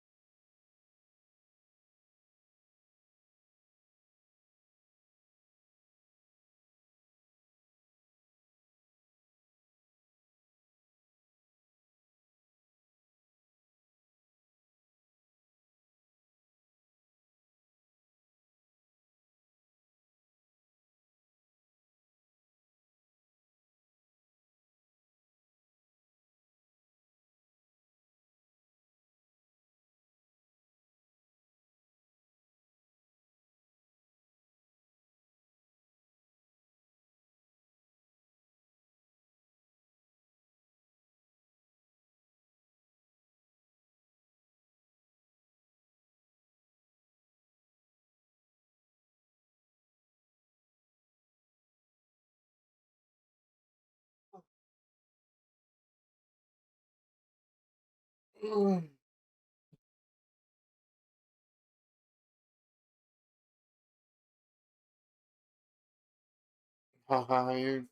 I'm tired, man. Oh, oh, man, I gotta move. Oh, I missed the number. Mm.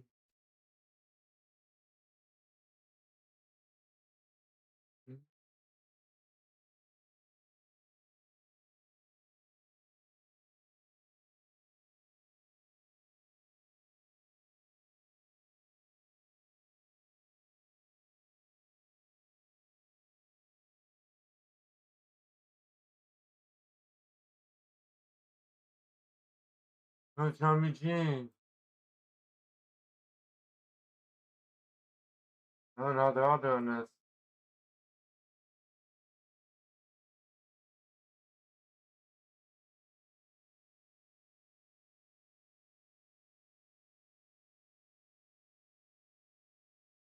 Come on, Tommy G.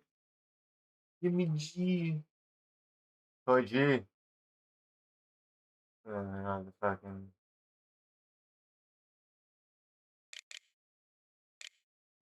What, Toby G?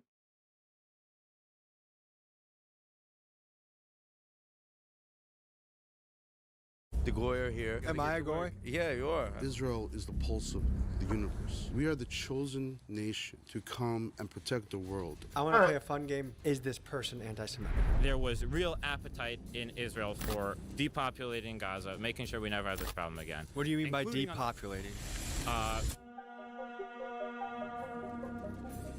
Let's say there's a Palestinian family there. Bulldoze the house, or just move in outright and say this is mine now. Doesn't exist. What do you mean?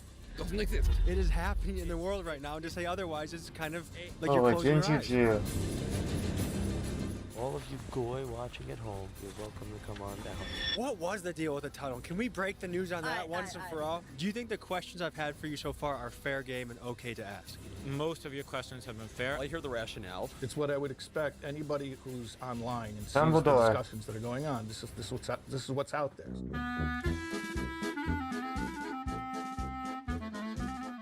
Never in my lifetime have I seen Jewish people under such intense scrutiny. Anti-Semitism rising on the home front. The Manhattan Institute poll showed an alarming increase in anti-Jewish, anti-Israel sentiment. People are looking to point the finger, and they point the finger at the Jewish people. And so now the propaganda is the Jews are the oppressors, they're committing genocide in Gaza. I believe that Jewish supremacy is the greatest threat to the world today. And with everything circulating the internet, I have so many questions I wanted to ask the Jewish community. So different, I think, Talmudic verses have been floating around the internet. One of them is that Jesus is reportedly burning an excrement in hell. Not excrement, in sperm.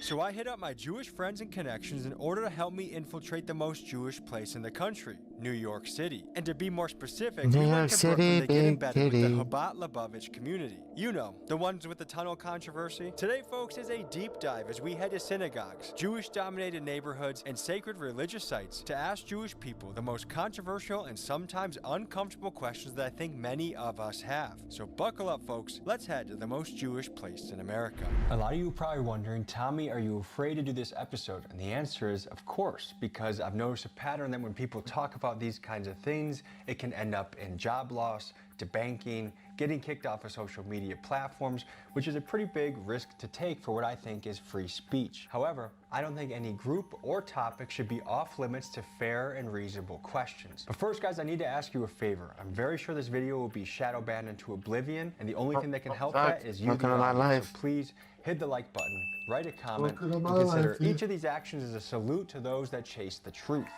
I love you guys. Well, shadow banned stream. Gonna be live, man. I do is strive, man.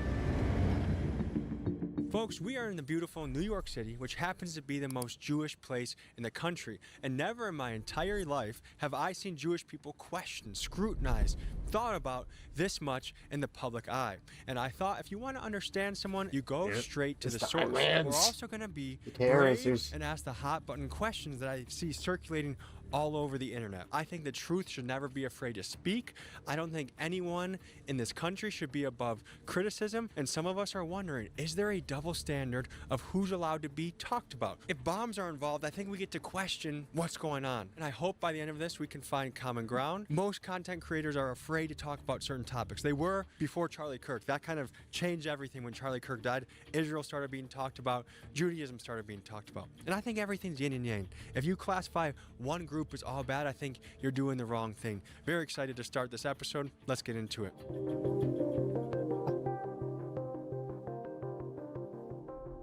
Folks, Tracks NYC. How are you? It's good to see you again. How are you doing? I know you're on a mission. Yeah, I'm all right, man. I'm trying to relax. Shabbat's over. The Goyer here. This is my friend Tracks NYC, who I met when I did a profile piece on him and his jewelry business back in 2023. He is the son of a Muslim father and a Jewish mother, and is a very proud, outspoken Jewish man. Let's see what he makes of my controversial questions. Am I a Goy? Yeah, you are. Goyim means just people of the nation if you read the Hebrew Bible, but, we'll talk all about it.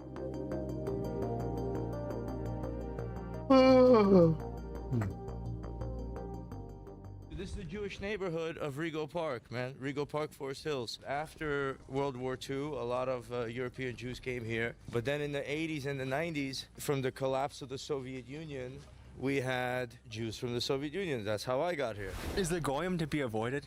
No, of course not. I mean, it's just a slang word for people from other nations, but it turned into describing, from some Jewish perspective, how some other people might seem. If I would use the word goyim, it'd be somebody watching TV, buying some shit from television. The television beams are going in their eyes, scrambling their brain. I want this, I want this. They don't even know, eating some factory farmed shit, not giving a fuck, That's really what it is. When we read online, like there's Talmudic verses, right. You can lie to the Goyim, steal from the Goyim, cheat the Goyim. Yeah. Is that scripture? Listen, no, well, this is a religion that's been around for over 3,000 years, okay? So a lot's been written, a lot's been said. No? Folks, you are hearing me ask a lot of questions about quotes from the Talmud, and for those not familiar, the easiest way to picture the book is this. Imagine if debating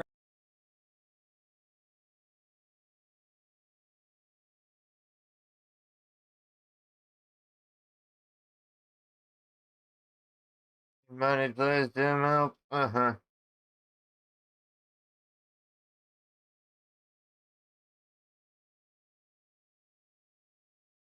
it turned to Sweden for new Arctic surveillance jets. Good, because we gave all that money to fucking Ukraine. And I know, spy natural gas in Germany. Oh shit.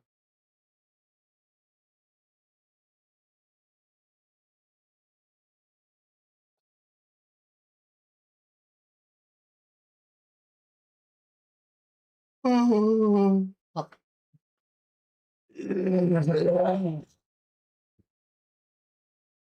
Yeah. Damn, little mama.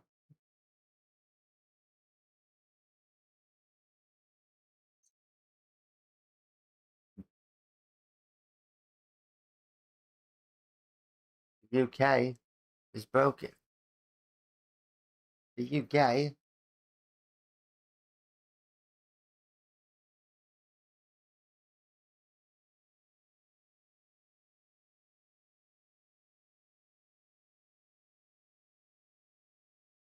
what the fuck? I know, Zach.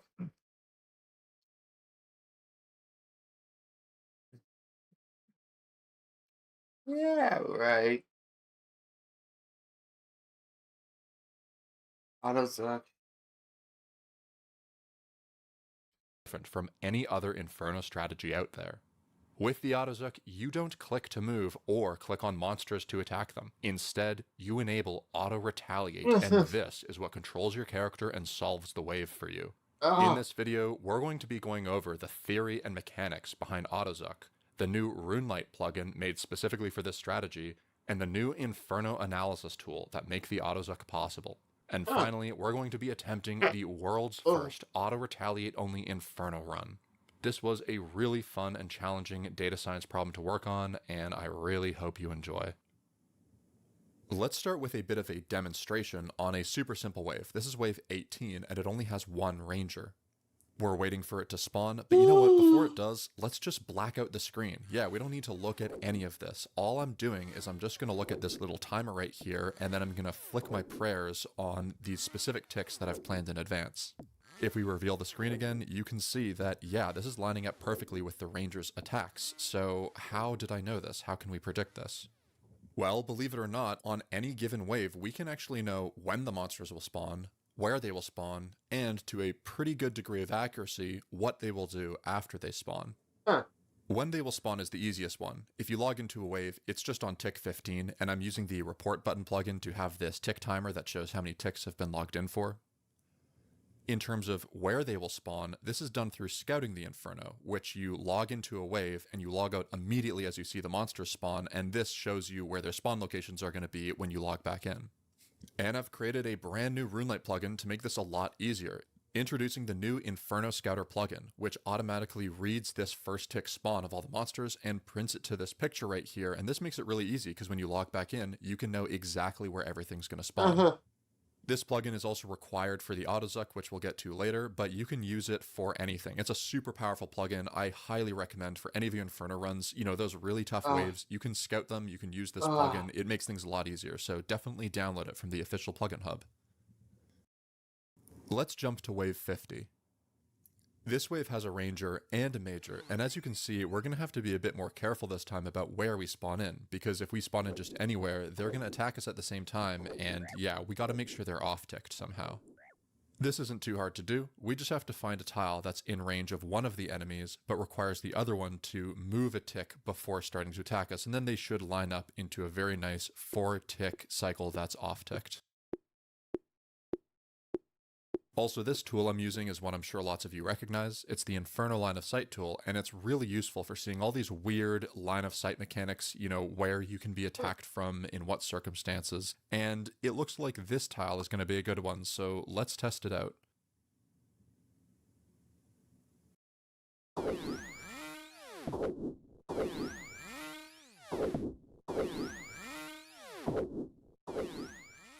Alright, this is looking pretty good, but how far can we take this concept? Let's take it up a notch and go to wave 57, which has a ranger, major, and meteor. The meteor is yet another 4-tick enemy, so this really shouldn't be all that different. We'll scout the wave like before, and we'll find another tile that off-ticks all 3 of them, but it is a little trickier this time, so because the line of sight tool is open source, we can actually modify it and add some basic movement and attacking logic for the enemies. We'll add some buttons to control the ticks, and let's also add a grid that keeps track of all the attacks and when they happen, which can show us that, hey, this tile we're testing, this looks pretty good. All the monsters are off-ticked, so let's try it in game. It's a skip. It's a load of Runescape lures it to my family. Luring in RuneScape has always been a part of the game we play. Whether it's JoJo 3000 dropping items in the wilderness to bait players into dangerous areas with all of their valuable items, or having players drop all their items on the bridge during Temple of Ikov, and then forcing them to fall away from their valuable items on the floor to where they can't get them, and then they just pick them up. Or baiting players into the old Clan Wars Red portal only to betray them. Luring in RuneScape has always existed, and it is constantly evolving. New lures are always popping up, and it's been a while since I've done a video about luring, and I'm curious to see how it's changed. So I decided to set up an account with a twisted bow at the Grand Exchange and just see if someone would try to lure me. And believe it or not, luring still exists. Except in the current day, it looks very different. It's a lot more manipulative and tricky. You might think, who would ever fall for a lure in today's day and age? And some of the lures I uncovered were pretty stupid, and I don't know how anyone falls for them, but there were a couple that were really tricky, and I can totally see how they work. This video is part 1 of my adventure into the dark world of RuneScape luring, and I want to make a quick disclaimer that you, the viewer, should not mess with lures. Do not try to anti-lure, do not try to do any of the things I'm doing in this video, because you could get burned and lose your whole bank. If some guy just starts talking to you at the Grand Exchange, just ignore him. Anyways, let's find out how exactly these lures work. After about 2 hours of standing at the Grand Exchange with my twisted bow, someone finally traded me. Oh, finally. What does this guy want? Oh, full gilded. Here, if you wear this outfit, I will give you 50 mil cash. How are people still doing this lure? This is by far the most common lure. You've probably already heard of it, but just in case you haven't, here's a brief summary of what they do. They'll usually isolate you and bring you to some random bank and tell you to hop to a PvP world. If you think this lure is incredibly...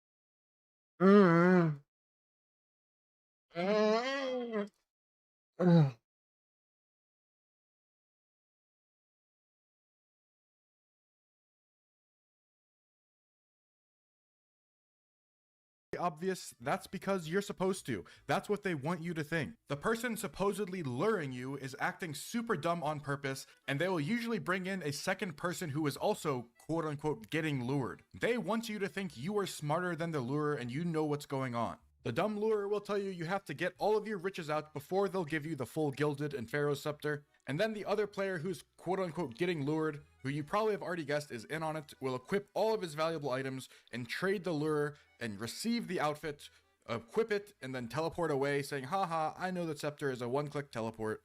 And then you think, wow, I can do that too. I'll just not equip the scepter and I'll get a free 20 mil. But this time when you go to trade them with all of your items, you will be flung out into the danger zone, and since you drank those Zamorak brews, you're 1 defense and like 10 HP, and you'll get 1 hit. I've said it before and I'll say it again, never take your items out on a dangerous world. Do not mess with any lures. There are other stalls. I use the Venge stall for that B-roll, but there are other stalls that don't have an animation. You don't know if when you trade them, you could get launched into the safe zone, so never, ever take your items out of the bank. After seeing how the lure worked, I decided I wanted to waste as much of these guys' time as possible, so I booted up CSGO, said, I gotta go to the bathroom, I'll be right back, and let the timer just go. How long can I waste these guys' time?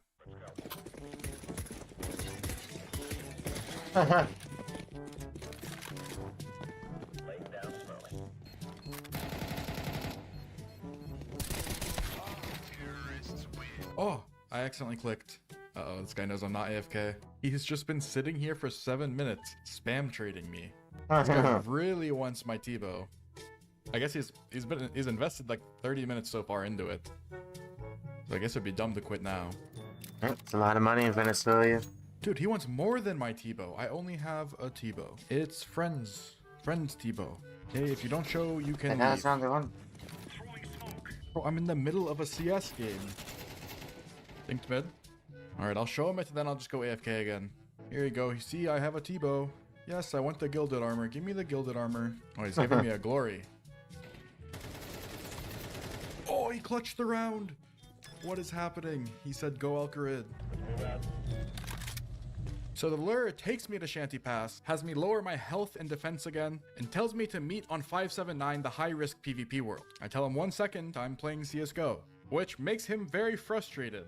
What the heck? This guy just said fuck your mother. What? So mean. So to keep him on the line, I hop to the PvP world, and I take out my twisted bow, equip it, and I just stand there. And then he starts frothing at the mouth, spam trading me. The guy who's going to kill me if I step into the safe zone logs in, and I just go back to my Counter-Strike game.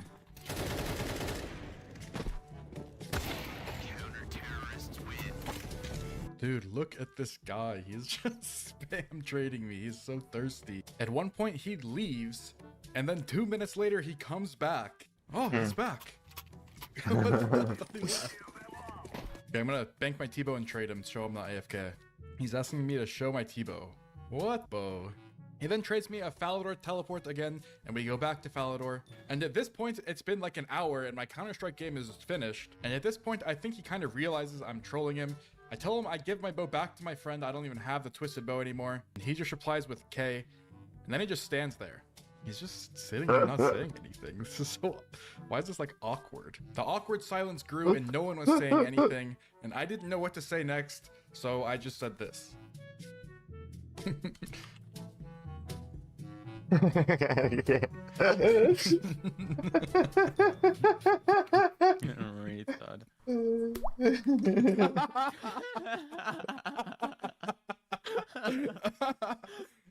just love God.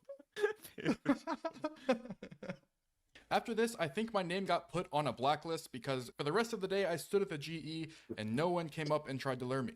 But thankfully, I have multiple accounts, and I hopped on a different one, and almost instantly, people started trading me and trying to scam and lure me again. And over the next couple days, I saw a bunch of different scams, some new ones, some old, and some I didn't really understand. As I sat at the Grand Exchange, I kept my eyes peeled for anyone looking suspicious. This guy's a scammer. Oh, it's mugged. Looking around. Oh, shit. I have no idea why he was dressed like that, but I decided it would be twice as effective to have 2 accounts going at once, so I geared another account, and I saw some random noob asking for Wrath runes, and I thought he was a cute noob. I didn't even think he was a lurer, so I gave him some Wrath runes and asked him why he needed them. He said he's going to Kraken with a C, and then he said, here, have this, and gave me a Falador teleport tab and told me to go to Falador. Wait, is this actually a lure? He's taking me somewhere private. He was just like begging to the for garden. Wrath runes. He led me into the Falador garden and asked why I helped him out with the Wrath runes, thanked me for being so kind and made some small talk, and then he mentioned his friend is doing a podcast and he wanted me to come on his podcast. And at this point I was like, okay, maybe this isn't a lure, but this is so confusing. I had no idea what was going on or what to expect. So I asked who his friend was, and he said he will be referred to as Coin. Who the hell is Coin, and why is that so mysterious? Oh my god, this just got so interesting. He then listed some other podcasts in case I didn't know what a podcast was, I guess. And then we were rudely interrupted. Okay. Getting interrupted by Hard Cum Sock. You should get that guy. Hard Cum Sock. He's the lifeblood of this game. Never mind, he left. I'll do it. He then asked if I had Discord, and it all started to make sense. This guy wasn't trying to lure me. I think he was trying to fish or hack me. I told him I didn't have Discord, and he asked me to download the mobile app. This wasn't an in-game lure, so I wasn't very interested in it. I'm pretty sure he would have just sent me a virus or something over Discord. So I told him I didn't want to be on his podcast. I asked more about the podcast. He said it's not even out yet, and he said I can add you and tell you when it comes out. So I decided to add him and see what happens if the podcast was real. So I went back to the Grand Exchange, and I never heard from Flame Ember ever again. So back at the Grand Exchange, it was a lot of the same bots, not even real people, who were trying to trade me and do the most obvious scams ever. But sometimes something weird would happen. People would come up to me and trade me in fully max like PVM gear, and they would just give me free stuff. Like, they would actually accept the trade, and this happened somewhat frequently. And sometimes it was like expensive stuff. This guy gave me an arcane prayer scroll, actually went through with the trade. I was pretty sure this was a lure because every time it happened, it went down the exact same way. A very impressive account. In this case, it was a maxed account with Blood Torva, a raids pet with a transmog on it. I actually didn't even think it was a lure because this guy had such a crazy account. Dude, there's no way. 12 Zuck kills. Is this a hacked account? This can't... Or is this just not a lure and he's trying to be my friend? This guy's account is insane. There's no way this is a lure. But it is a lure. It's one of the scummiest, sneakiest, smartest, manipulative lures I've ever seen. The reason they give you money at the start is to get on their friends list where they can talk to you privately. After a cool 30 minutes so they're not suspicious, he DM'd me again and asked if I was busy. Oh my god, it's these guys again. Dude, I'm being lured by like 3 people at once right now.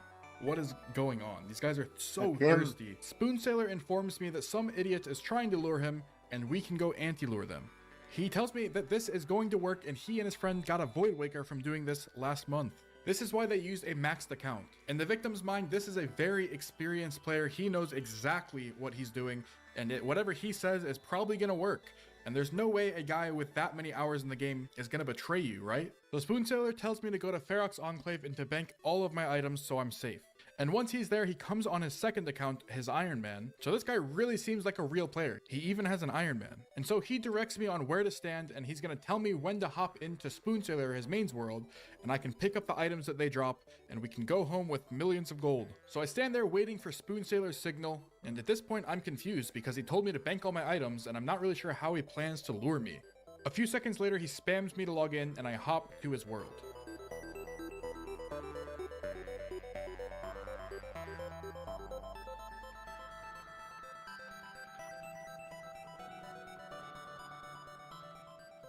Wait, I actually got the items. 8 mil cash. What the fuck? There was an arcane on the ground, but I don't think I could have gotten it. Since that all happened so fast, let me run you through it again. When I log in, Spoonsailor is talking to the guy that's luring him, and then the lure immediately starts dropping items. I managed to pick up 8 mil cash and 2 whips, but for a few seconds, he actually drops an arcane spirit shield right next to me. But before I can try to grab it, he picks it up the next tick. Because he moved before dropping it, it was never possible for me to get the shield, and it's not supposed to be possible. This is where the lure actually starts. Now that he's gained my trust, Spoonsailor starts to make me feel bad.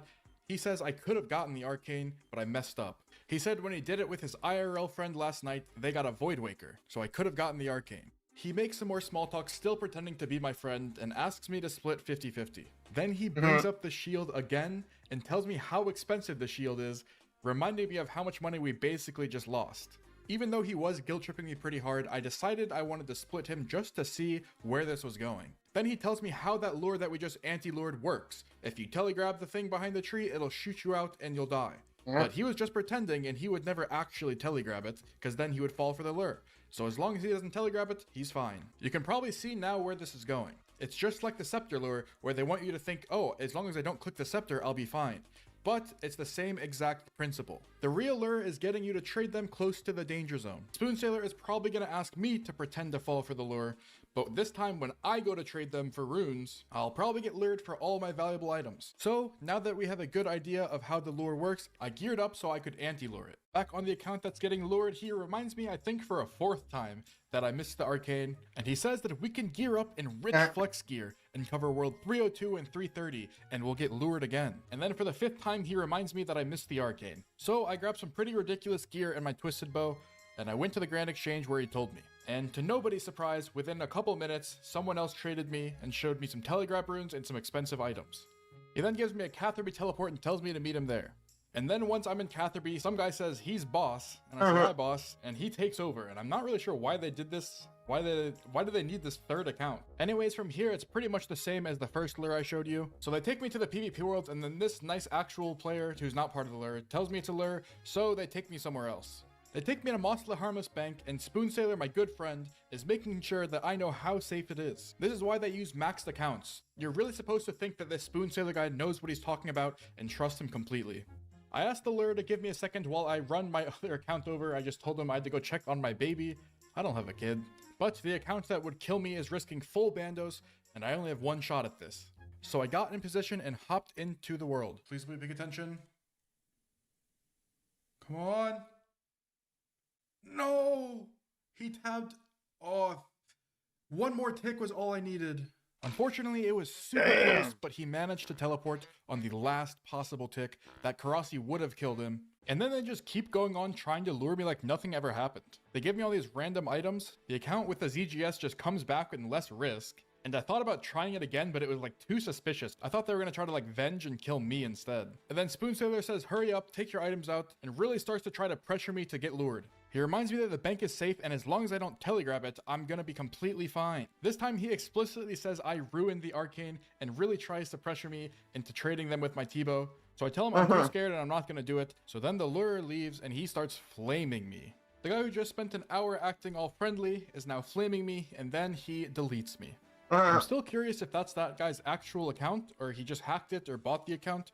It's crazy to see a Max Cape account just luring people. That happened about 2 weeks ago, and at the time of recording this, he's not banned or anything. Is luring bannable on RuneScape? I don't even know. I'd assume it is. Maybe Part of the Jagex will see content. this video and ban him. I did try to kill the lures, but I think this is a pretty long shot. Not only did I not have to be paying attention for like 5 seconds, I also have to hit really well with my claws and karate.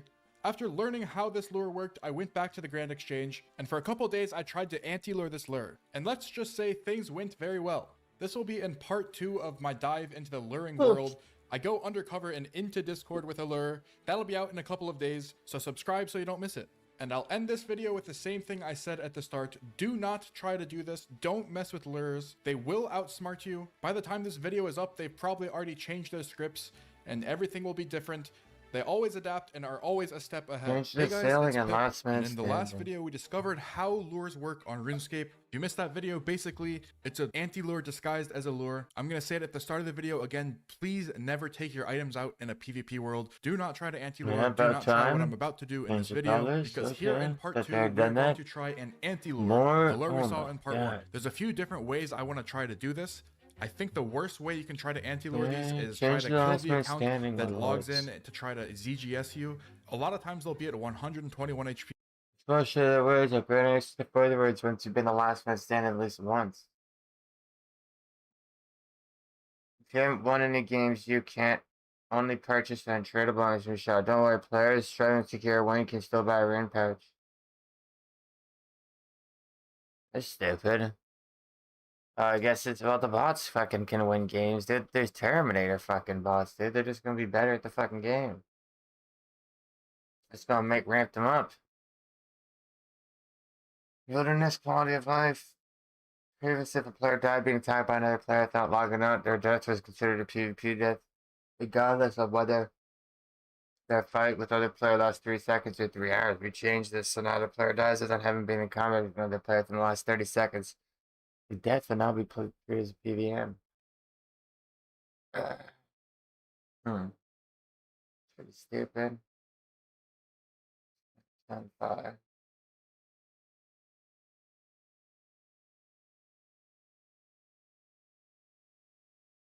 Crap.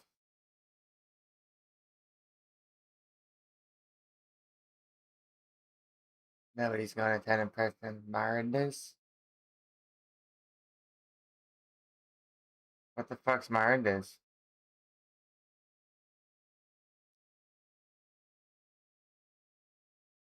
Delicious mango pineapple charge refresher. I didn't know it did. Huh. Oh, but.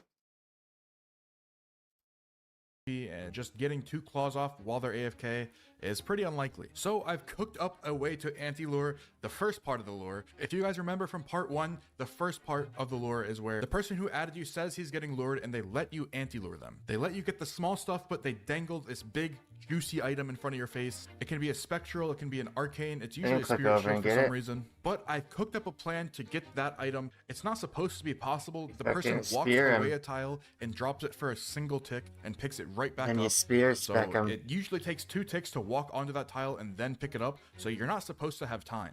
But I've got a trick up my sleeve. So I geared another account with a twisted bow and I waited at the Grand Exchange just like I did last video, and it didn't take long for another lure to approach me. And just like last time, he gave me some PVM item, got me to add him to his friends list, and then left for a day or 2. 2 days later, he finally PM'd me and did the same exact script as last time. These guys really just stick to their scripts. And after 15 minutes of small talk that I'll spare you, he tried to add me on Discord, and I was afraid he would recognize me, so I said I didn't want to give him my Discord, and then he logged off and didn't try to lure me. And then 4 days later, it's been a week now, these guys are really playing the long con, he says the exact same script like he didn't just say it to me a couple days ago. These guys are actually like telemarketers, they just have a script and they don't stray from it, they say the same lines over and over again. He then once again asks for my Discord, and I say I don't want to add him, and then he stops talking to me again. But he was still online, and I could see what world he was going to, and he was hopping all around, so I decided to go look for him on another account. There he is. He's gonna lure someone. Okay, It's time to try the master plan to anti-lure this. I already know what's about to happen, and I have been planning this for a week. The goal is to get the huge item they think is impossible to get. The item they drop is only on the ground for a single tick. And if you click on the item to pick it up, your character will spend that one tick moving to the item, and you can never pick it up in time. But what if we spent that one tick doing something else? Like, say, I don't know, using the Dragon Spear special attack to stun the other person so they can't pick up the item, leaving you enough time to pick up the item this time and get out safely. So it was time to put this master plan in action. Whoever this guy was luring, I was gonna hijack it and get the item that was supposed to be impossible to get. But then it took a twist and made things a lot easier. Wait, it's me, I'm the lure bro, oh shit. So it was game time, and I called a friend to come do the spearing part because I didn't want them to suspect the Zilly account, because I had a plan B in mind. I'm running to the GE quickly to buy a spear. And some dinner, poo. We got some chicken.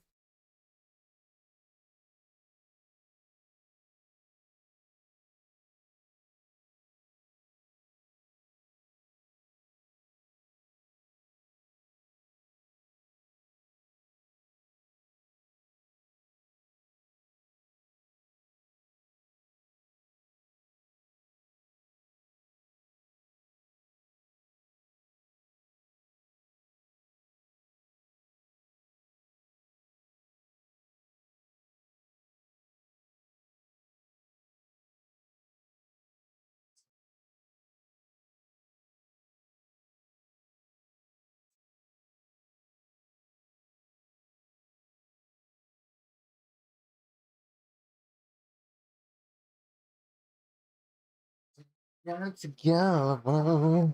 That's all I know. That's all I do. That's all I got to do. I fucked my cousin. My cousin fucked me. I have not slept. It's 8 a.m. What am I doing, bro? Trust me, bro, this is gonna work. As I explained the master plan to Eli, the lure shows me where he's gonna drop the items, and we get ready and in position. Dude, this is gonna be so funny. Alright, I'm gonna log out. Oh, he's like, they're feeling real cocky and they drop like Ellie or something. Log, okay, I'm going right now. Okay, I'm going now. The Arams guy is who you're gonna spear. My man, spear. Jump a bit. Picked it up. My cash took on me. Run! I can't log. Yeah, they knew. Yeah, they knew. There's another account. Okay, maybe someone's tried that on them before. Unfortunately, Plan A was a failure, and we came out empty-handed. I think they noticed there were 2 accounts standing there, which I had hoped they wouldn't notice, and they didn't end up dropping anything that valuable. And I think they were already a little suspicious because immediately after they unadded me and just logged out. And I don't think now that I've shown this plan, I don't think this will ever work. So it was time to go to Plan B. And this time, to really sell the anti-lure, I would make an alt Discord and even get in call with the lure. Unfortunately, the lure unadded me, so I had to swap to a new account, and I was out of accounts, so I had to ask my brother to use his, but thankfully he let me use it. I know you're watching this, Michael. Thanks for letting me use your account, and sorry again for what happens at the end of this video. But it didn't take long for a lure to find me, and to start the lure, they actually gave me the biggest item I'd gotten yet, an arcane prayer scroll. So that was a free 5 mil. And I've already been through this lure like 5 times, so let's speedrun it. The lure gets on my friends list and then leaves for a day or 2. And then they make a bunch of small talk from your friends list. I'm not kidding, this literally goes on for like 10 to 15 minutes. They act like a nice guy. They try to make themselves trustworthy. It's so strange to me. It's so gross. These guys just prey on newbie lonely players looking for a friend. And after some small talk, they ask to add you on Discord. And this time I was ready. I had an alt Discord account so I could go undercover and not get recognized. So he sent his username and I sent a request. I'm pretty sure this is a burner Discord account that went by the name Day. I don't think this is his regular Discord account. This is probably just one he uses for luring, but I'm still gonna censor his picture anyway. After adding him, we share a few messages. A lot of weird people in the RS industry. How ironic. And then I don't hear from him for a couple more hours until he tells me in game to check my Discord again. And he sends me a screenshot, and it's the first part of the lure we tried to anti-lure in part A. but I don't think that they would fall for it a second time, and this time I have a different plan to anti-lure them. Instead of anti-luring the first part of the lore, plan B is going to anti-lure the second part. This part of the lore takes place in PvP worlds, and usually involves 3 accounts. There's the account that's pretending to be your friend, usually it's a very high level, sometimes even maxed account. There's the account that is quote-unquote luring you, that you're supposed to think is a lure, and then there's the account that's going to kill you once you step outside the safe zone. I've already tried attacking the account that's supposed to kill you. I think this is possible, but the odds are very low because these accounts are always 99 HP or higher, and the odds of them being AFK is pretty low. And I don't think the account that's pretending to be your friend actually logs into a PvP world, so there's no chance to get that account. So that leaves one last account, which surprisingly I think risks the most. The lure that's acting stupid, who you're supposed to try to anti-lure, actually has a lot of items on them. They actually take the items that they're dangling in front of you and drop them out in the danger zone. They're only out there for a few ticks, but they're pretty low level and should be easy to kill. So the plan is to wait patiently as I'm getting lured, have a second account ready in the distance, wait for my time to strike, and then as soon as they run out of the safe zone with those big ticket items, hopefully I can catch a freeze and teleblock them. I'll only have one chance, but if I do catch them out, it should be a free kill. And with that plan in mind, I continued on with the lure in Discord. I continued on with the first part of the lure. It went down like it does every time. I think I've done this 4 or 5 times now. I ended up getting a whip and I missed the spectral. Of course I missed it, it's impossible to get. So everything went as planned.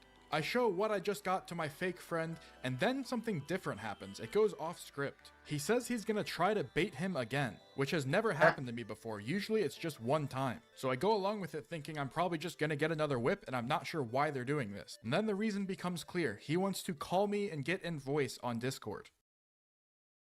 He wants to call me. Should I do it? Fuck it, I'm going in voice with this guy.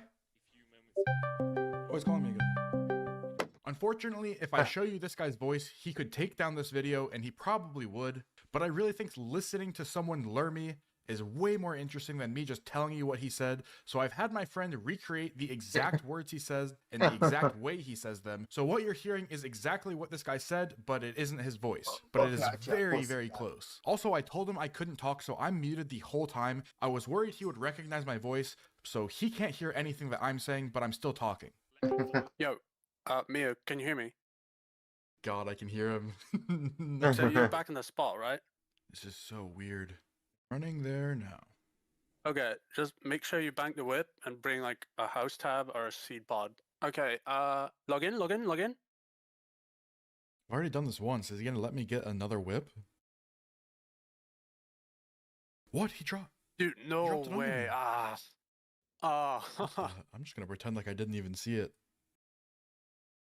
I'm not sure if you saw that, but yeah, he dropped it. He dropped it. Now he gets to guilt trip me for missing it twice. Surely he knows now. I want to go to the second part so we can try plan B and anti-lure. I mean, yeah, it's probably over. I think it was like the first time we could probably get him. But yeah, I didn't think he was going to be dumb enough to do it again. I'll hit him with a rip. Yeah, I mean, bro, that would have been huge. He had like claws and spectral. So basically how it works is when you first start looting the item, they like catch onto you and notice you. So you kind of wait until it's all on the ground and then click, click, click. Because once it's all on the ground, they can't really do much. Yeah, makes sense. This guy's just explaining. He's yapping, bro. Yeah, earlier this morning, I got a 3rd age plate from one of these same downies, and yeah. He called his own account a downy. Alright, I'm at Verk West Bank if you want to split the whip, and yeah. Dude, he wants to split a whip. That thing's like 1.5 mil. We're not even going to get a mil each. You got really like boss or anything at work? Just like semi-AFK skills? Nope, I mostly merch. I'm so bad at merching, that is a flat out lie. Oh, you merch? Okay. Yeah, because I was going to say we could fuck around at like Bandos or... Dude, why do these guys always mention Bandos? They have like a Bandos fetish or something. They always talk about Bandos. I guess we can just do that when you get back from work. Before you dip to the GE, can you come south real quick? I want to show you what it was doing. If I telegrab detail, like, pulls me in. But yeah, that was like his whole aim, was so he can pull me in and TB me and freeze me. Oh, he's telling me the wrong part of the lure. He's setting the seeds. This isn't the part that kills you. Yeah, that's why I kind of just needed you to log in and loot the items. Yeah, it's like from 2006 or some shit. Remember that the telegrab part is not the lure. The real lure is when you trade them for telegrab runes. Even though it looks like you're trading someone in the safe zone, your character will run to trade them out in the dangerous zone with all of your items. So the lure wants me to think as long as I don't telegrab, I'm safe, but that is not the case. Thankfully, I'm aware of this and I'm just waiting for part 2 of the lure so I can anti-lure it. Okay, I gotta move this to part 2. I'm gonna tell him I need to leave. Hopefully he stops all the small talk and actually tries to lure me. If they try scamming again, let me know. Yeah, I was gonna say if you're around for like 5 to 10 minutes, I don't mind putting my T-bow on and shit in 302 and see if I can find another one. Because I was basically just at the GE and he showed me like items and telegraph runes and said it was a giveaway. Perfect, he's gonna try to lure me. Yeah, that works. Wait, is my account geared? Okay, sweet. If I look for him in the GE, do you mind going to Verat West Bank? Hold on, I need to stall him for a sec so I can get ready. So I'd just stand there with like rich flex gear and they just show you some items and telegraph runes. And then just wait in World 302 and they'll come up to you. We can do this for like 10-15 minutes. If we get nothing, then oh well. And then when you get back from work, we can do like some bandos or something. Dude, why do they want to do bandos so bad? Okay, I'm just gonna AFK here while I set up my account to anti-lure this. Oh, no problem. Thanks for the help. See ya. Okay. It's so strange just being in a call that you know a guy's lying to you, but you're also lying to him, and he thinks he's getting the better of you, but you're gonna get the better of him. Yeah. It's a weird dynamic. Okay, I've got a bunch of expensive gear on. Let's hop over to 302 and wait for a lure, aka this guy, on another account. He has like 8 accounts. This is such a big operation. I think the account is probably going to be a low level, so I'm going to go gear my pure. Okay, I should be ready to go, and look at this. He's asking me questions so that when I respond, he knows when I'm not AFK. That's actually so smart. That is big brain. As soon as I answer this guy, a guy's going to come up and trade me, I bet. All right, I'm finished gearing. I think it'll be a low defense account, so I got dragon knives. Let's test this theory. Is he just seeing when I'm AFK so he knows when to trade me? If I respond, is someone going to trade me? Anyone? Dude, yes, signal them within seconds. That was like 3 seconds. And look, he's going to show me, oh my god, a harm. Is he going to carry that out into the danger zone, though? Oh my god, someone's trading me already. Wow. Okay, he's asking me what the magic level for telegraph is. What if I just get it wrong on purpose? It's level 33. So I'll say 34. Imagine he just says, nope, you're wrong, and then the lure ends. Do you have crystal teleport to meet East Prif? Okay, he does not care that I just got it wrong. He does not give a fuck. Okay, the account that's luring me is a maxed pure, which makes it a little harder, but it should be fine. And he wants me to go and call again. Oh, okay. We're gonna have to mute and listen to him again. I don't know why, but that just makes things... my heart just starts beating. Alright, I have to mentally prepare myself.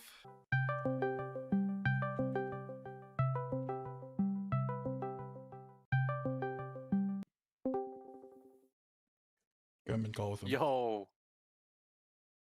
You actually got one? I'm still typing to him on Discord, but at the moment I'm recording the Runescape screen, not my desktop, so I can't show you what I'm typing, but it's pretty obvious what I'm typing from his responses. Sometimes I do it outside in a PK world, and sometimes I do it at Ferox. So this guy, probably, if he's taking you to Prif, he's doing it at PK world. What sort of items did he show you earlier?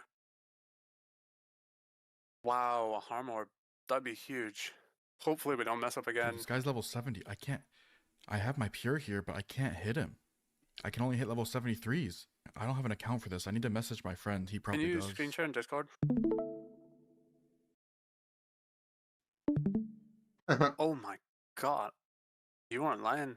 That's right, these guys are baiting their lure with a harm orb. If I managed to anti-lure them, I could PK over 400 mil. If I managed to pull it off, that would be my biggest PK ever, and I would take it from a scummy lure, which makes it even better. The only problem is I thought I would be attacking this level 88, but they've traded the harm orb over to a level 70. And unfortunately, a max pure like mine is can only attack down to level 73 in a PvP world. And I think this is why they feel so safe using a harm orb. There are so few accounts that can attack this low level 70 in Prif, but thankfully I know a friend who has an account that can hit this, so I asked him for his account. And in the aftermath in part 3, they say they really don't want me to use the Prif clip because I think they really like using Prif because it's a really good lure location. Lures love using banks that are really small like this because all it takes is one tick and you're out of the safe zone. You move 2 tiles and you're out. And having a level 70 that can bait the lure here means almost no one can mess with them. But thankfully, my friend's account can.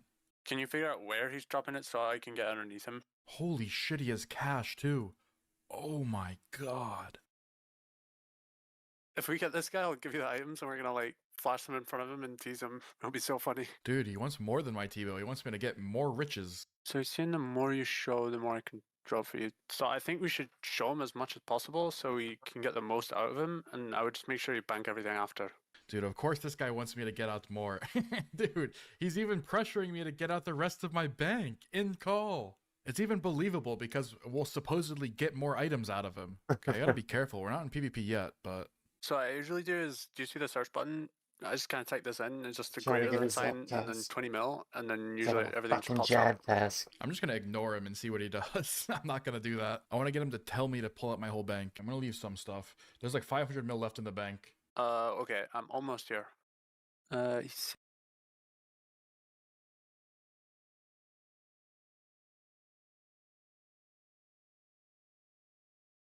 West side to the east side.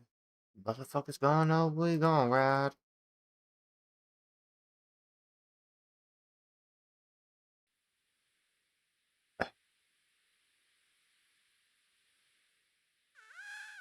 Alright. Good morning. Oh, what's up, Doug? Finally got my full Masery. I'm trying to get a fucking Zuck task though, so I can do fucking Inferno.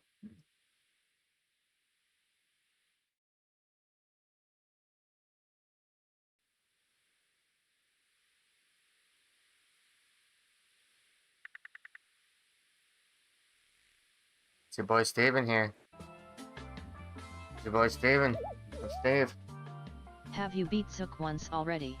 Oh, that's how you get it? Oh, shit, okay.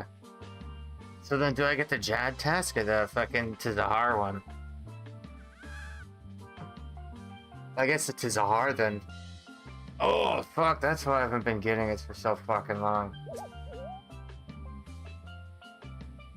Please like the video, The dogs. fuck are the Hellhounds? Are there Hellhounds in, Karen? Fucking hope so.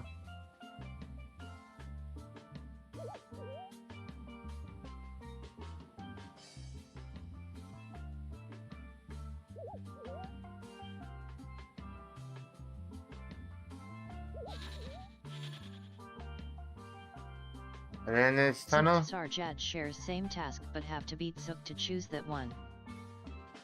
Oh yeah, Hellhound's right here. Okay, so I just use, no, but the Jad one doesn't give you, I tried Jad earlier, but it doesn't give you any kill credit for, like, the little guys, or any Slayer XP. But Tahar does. Or is that just for the big ones, the big Jads, does it give you?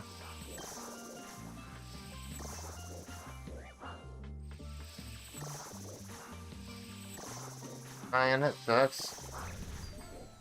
You said what the fuck? I was trying for so many times too. Completed. But you came in and told me, Doug. Useless have to do it off task. Oh, what you for, man? What you for? Oh, what you for, man? It's just you can only select 200 and you get finished at like wave like 25 or something like that.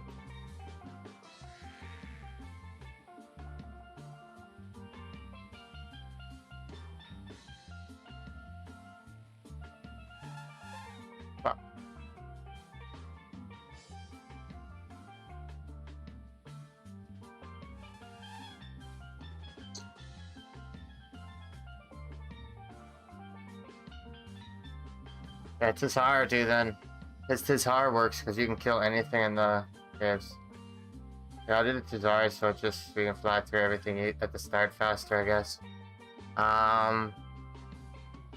Shotgun is blue mine. The Smoking Devil.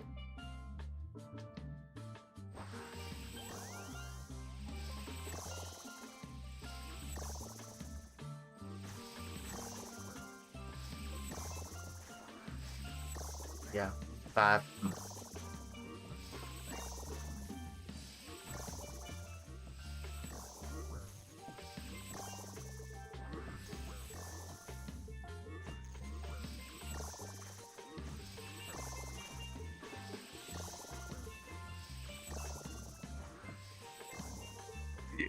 The cult.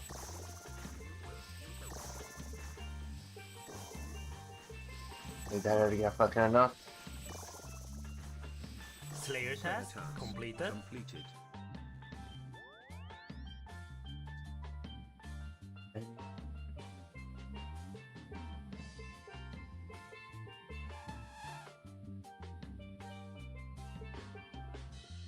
You, Steven.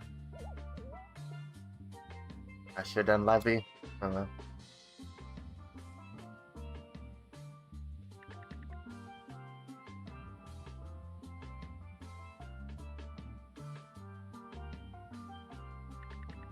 I'm gonna get another dragon pickaxe, I guess.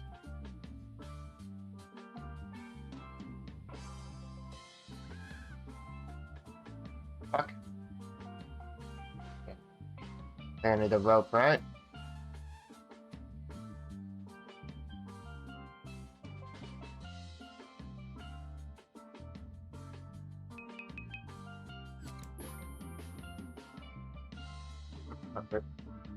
Oh, not the grip.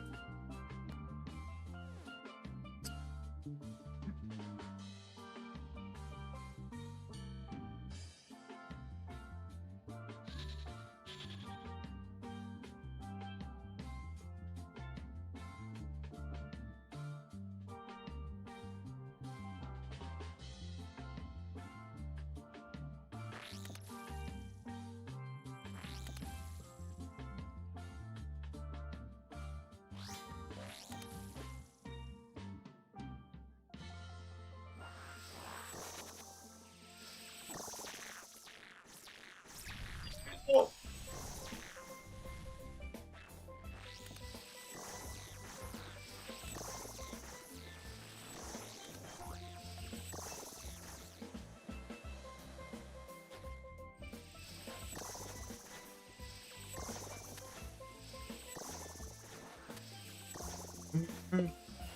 Oh yeah, Chemical Hydra. I shot there's anything good there I need from him. I get the lance. So I'll get some more prayer potions.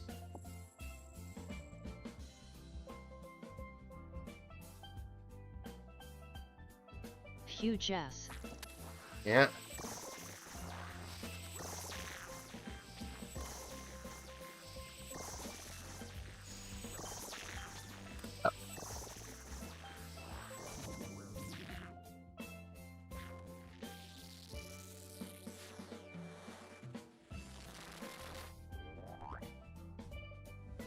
Body chest. Stop. Time to die. But more.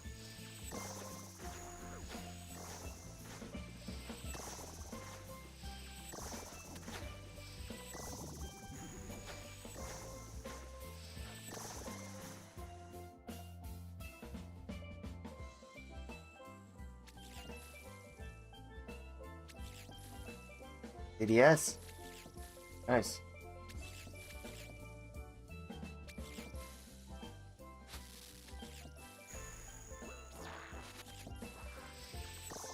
Wanna meet Jamaica Virgin?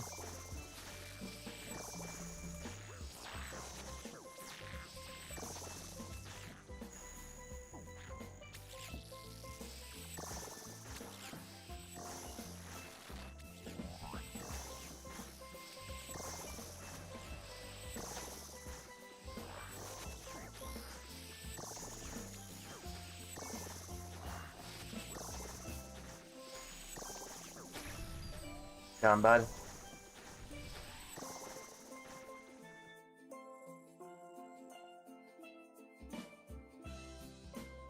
Yeah.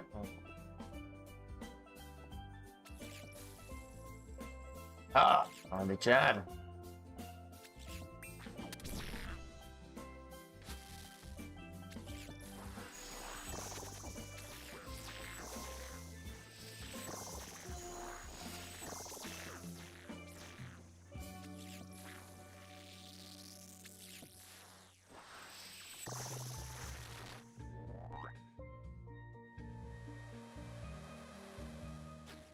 Come on, pretty mama.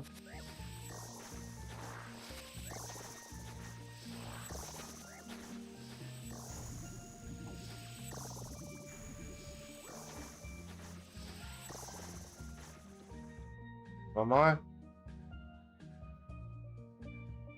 Restore.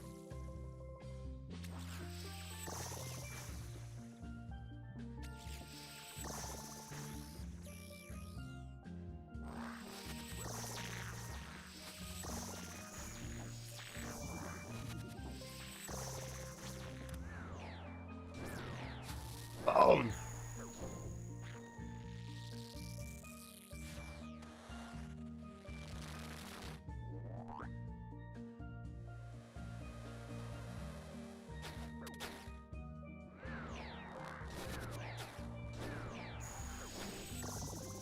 Done, bud.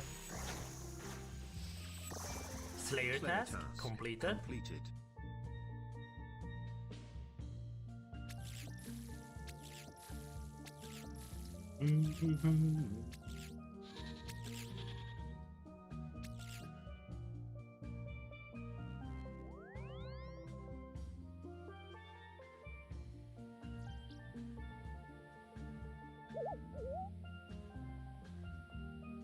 I should have 5 drakes.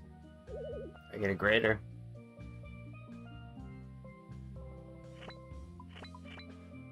Or cap. Oh, right, so. On. Here's this fucking Chad task.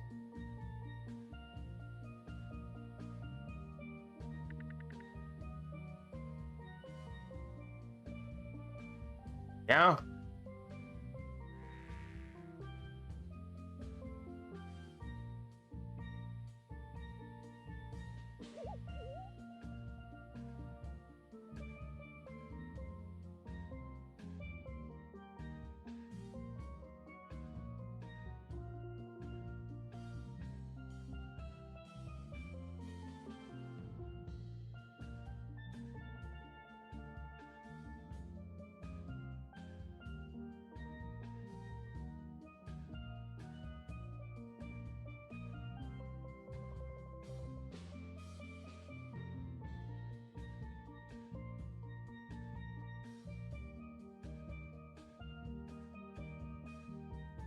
Uh-huh.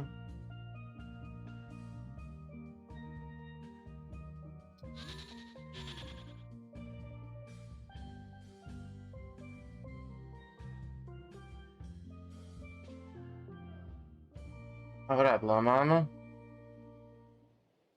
I'll try the other Chad thing first.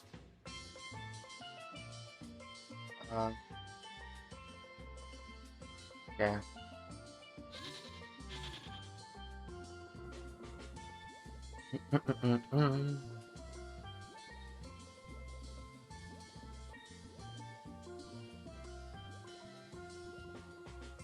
And green chili.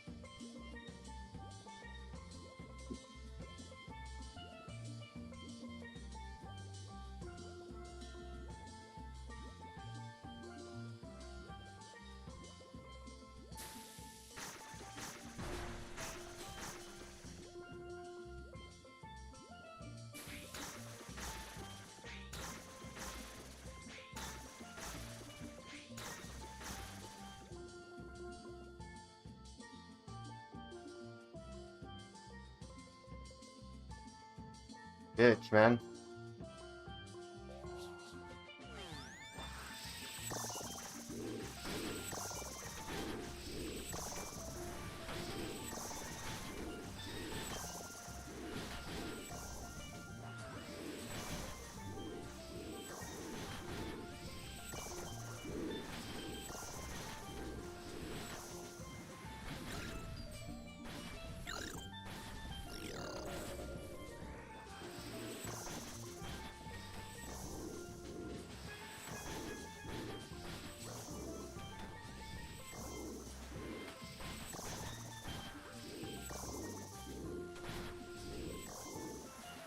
Look.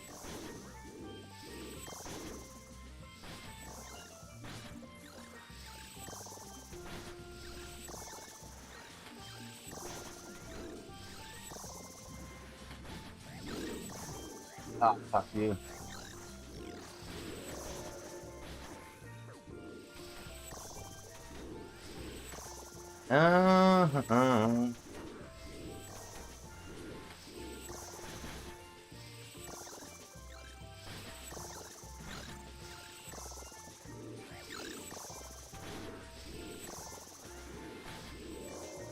Down by.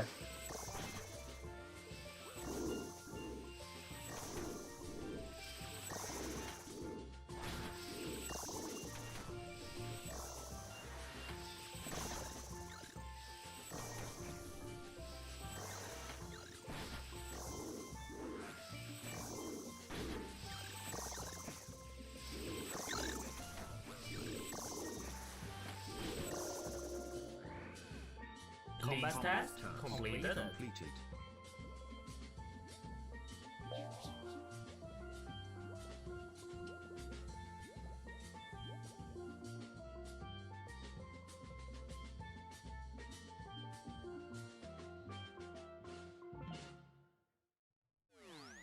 One, two, three, four.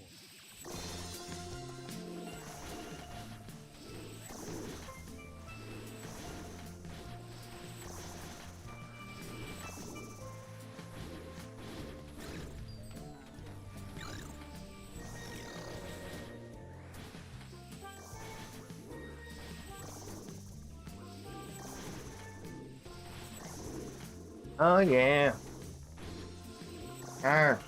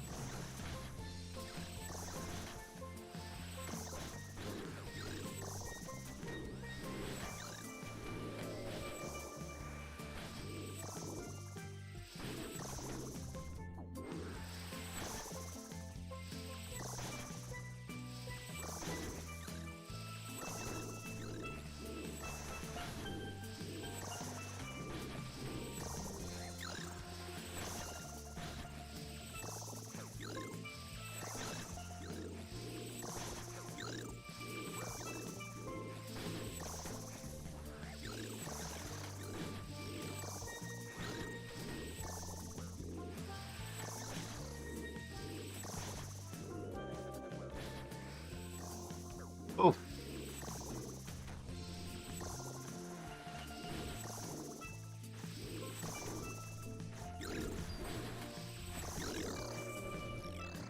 Alright, now we have to fast for the last one. Completed.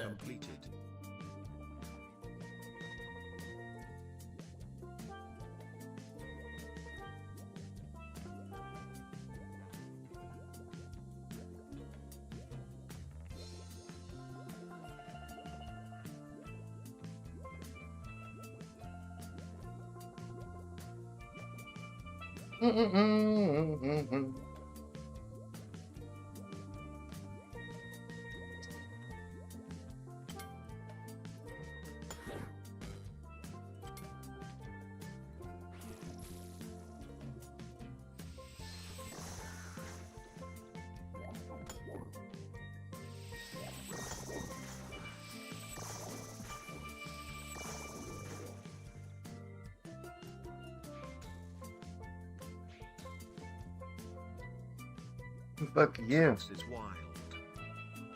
Yeah. Yeet.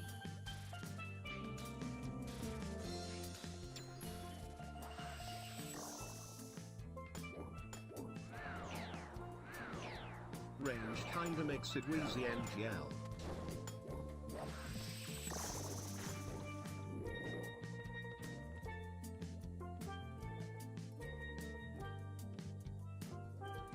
There you go. The door. Fuck did I get now?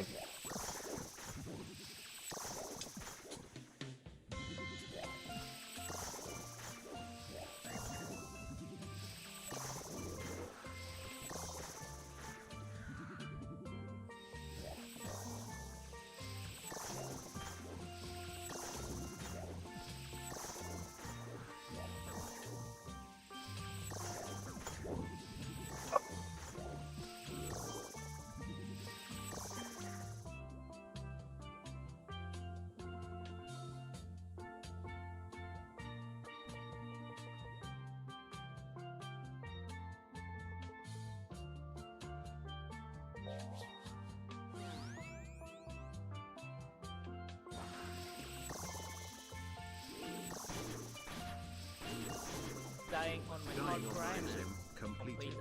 Oranges.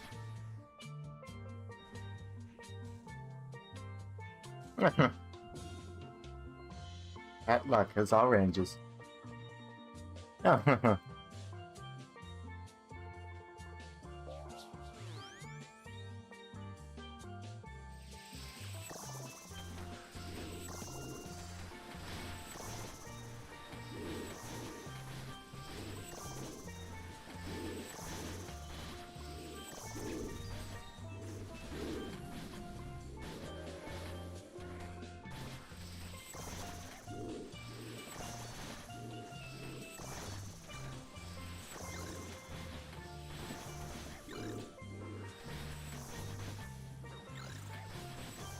Yeah.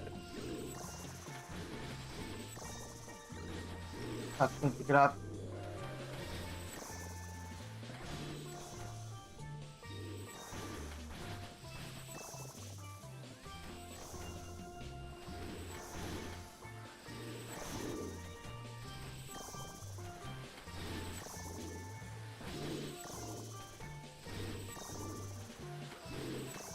Dying on my hard drive. Damn. Completed.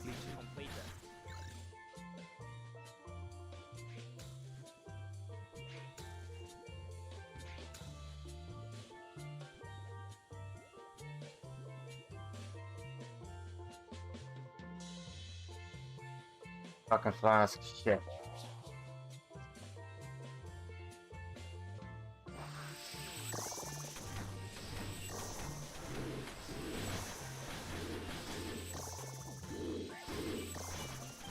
Dying on my hard Oh, drive. Lee, it's all the fucking range. Ugh. I need the flasker.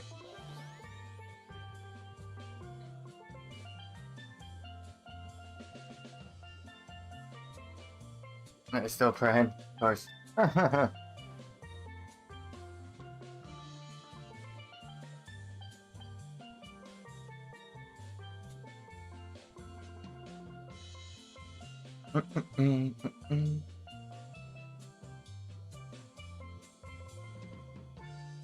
I wonder if in Slayer task, Jads. Oh, I should have tested that. Get into the Slayer task and do it.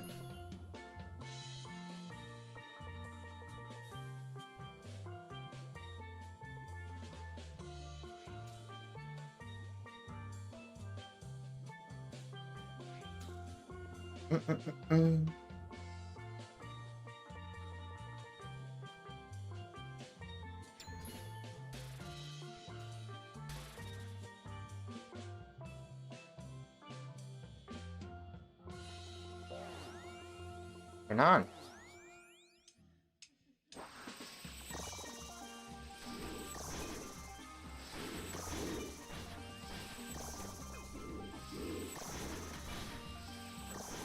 Dying on my hard drive. Oh. Damn, are we doing the Inferno? Going up into fucking more fucking hot. What up, dickweed? What's up with the fucking comments, dude? Holy. Oh, damn. Dickweed with the fucking comments in my stream. Yeah.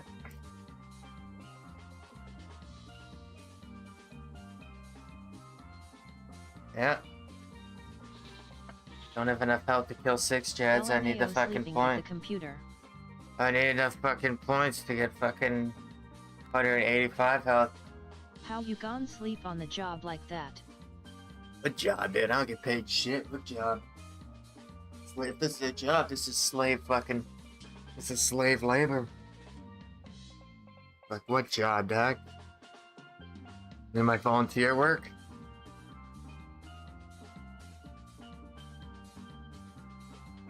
I was watching No Monkey, dude. Of course I fell asleep, dude. What the fuck do you think, dude? Think people watch No Monkey videos? No, they put them on before they go to sleep. So they can help them fall asleep.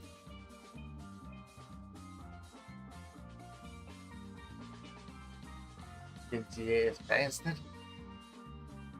This job pays more than on your regular job. Tell your boss to suck it. Yeah, right. You're fucking homeless and not fucking connected to the internet.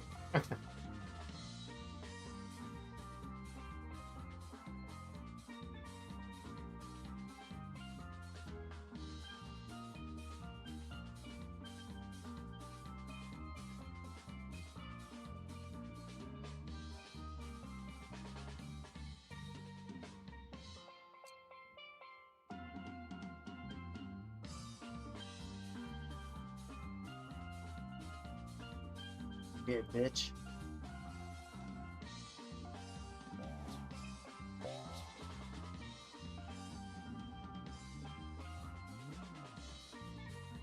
John up.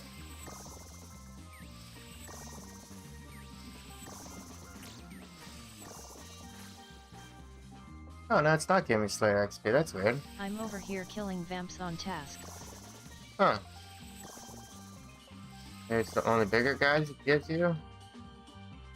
Exclamation mark task. Oh, don't tell me it's broken. Exclamation mark task. What the fuck? I guess you just disabled it. Hmm.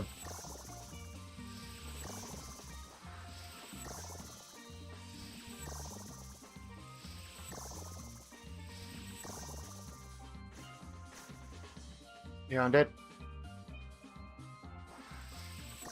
Fucking beam these fuckers quick.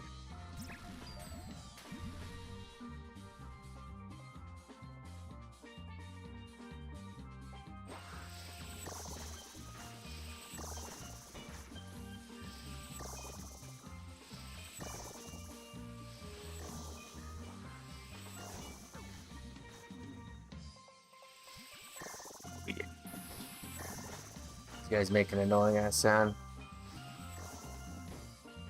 Annoying buzzing sound.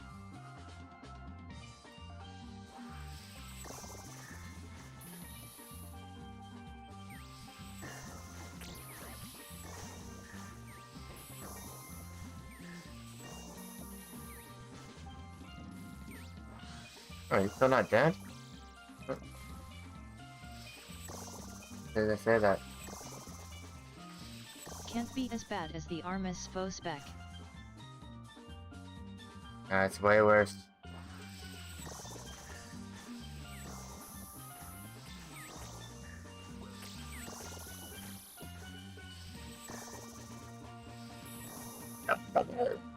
Going little fucker.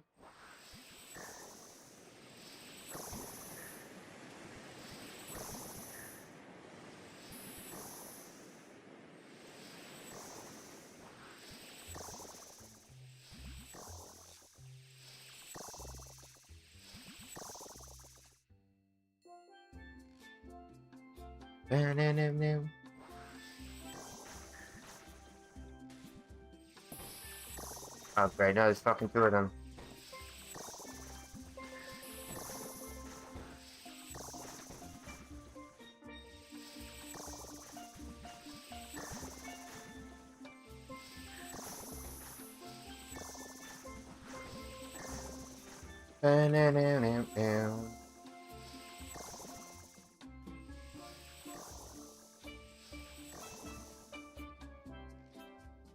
Okay.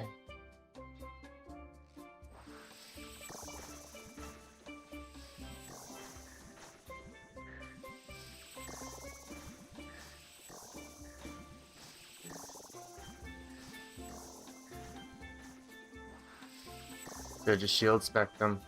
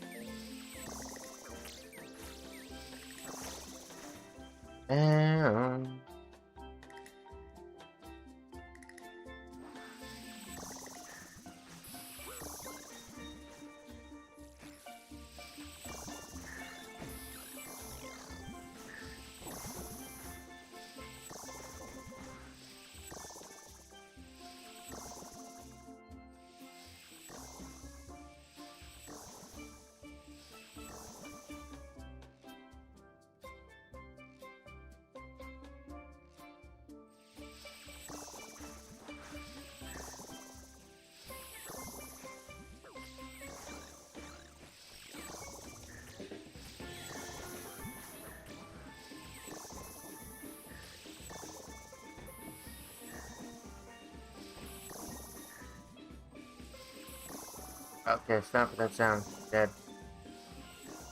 Hey.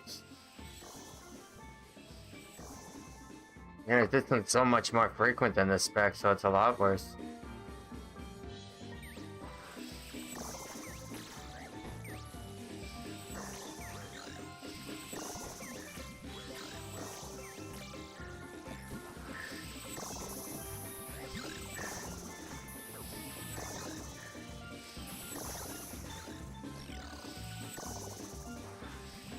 That boss next wave.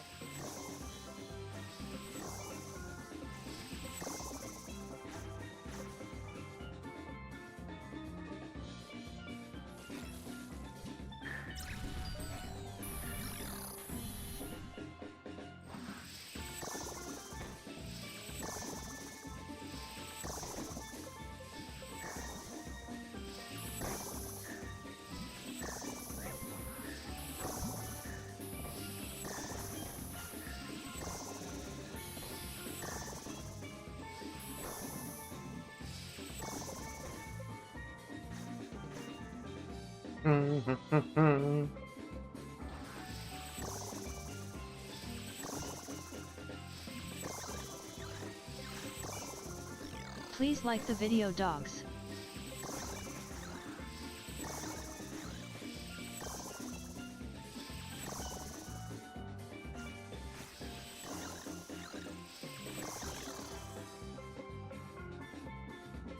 Okay.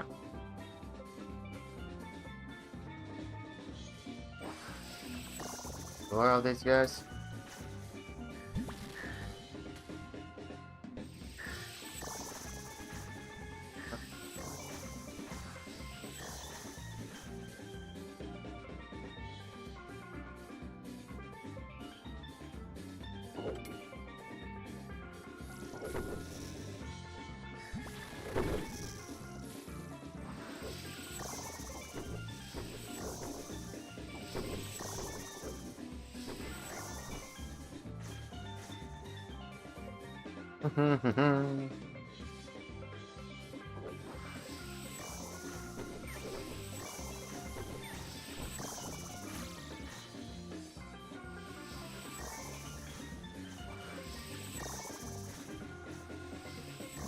Done, bud.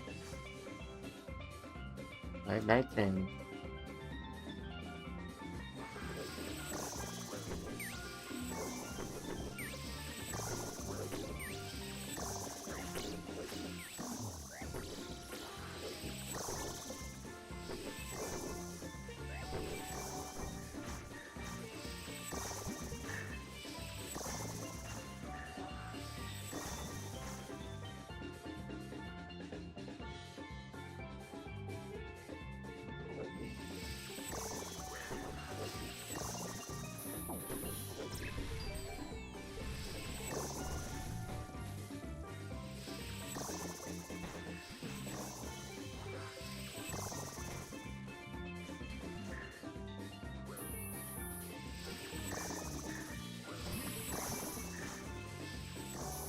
Yeah, is annoying things dead?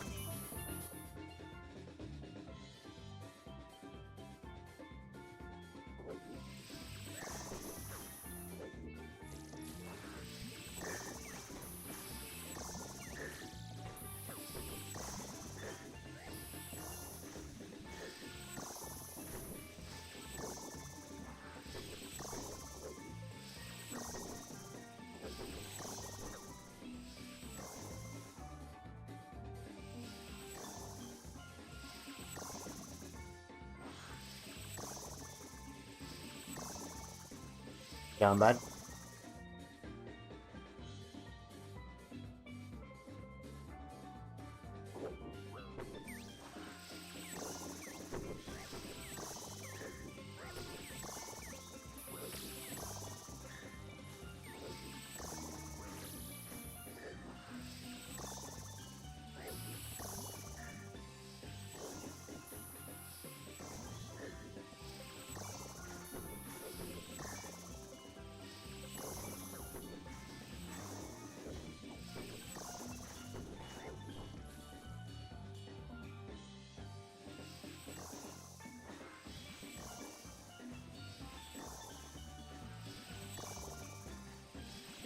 Alright.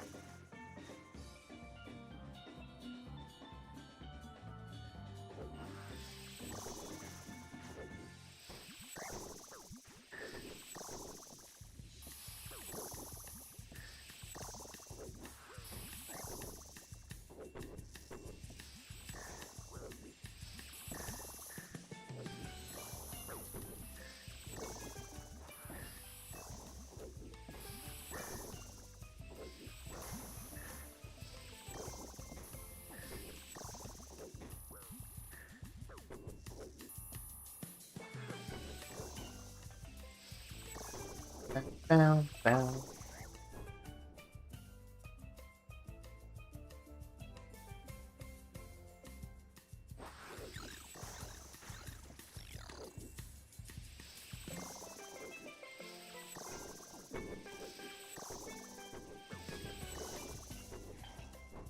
Everything's last next one.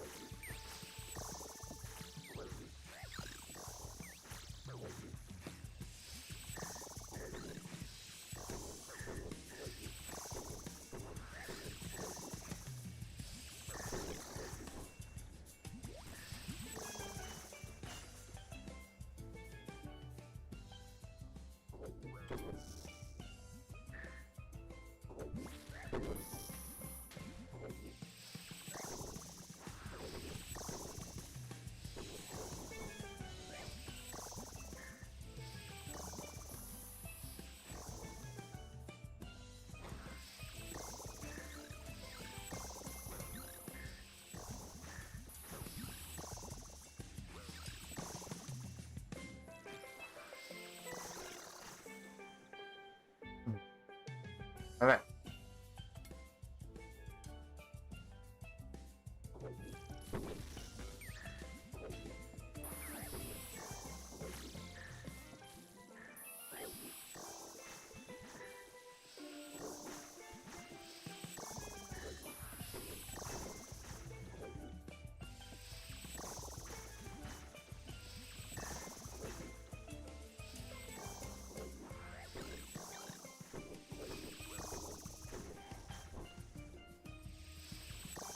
Seconds on flask.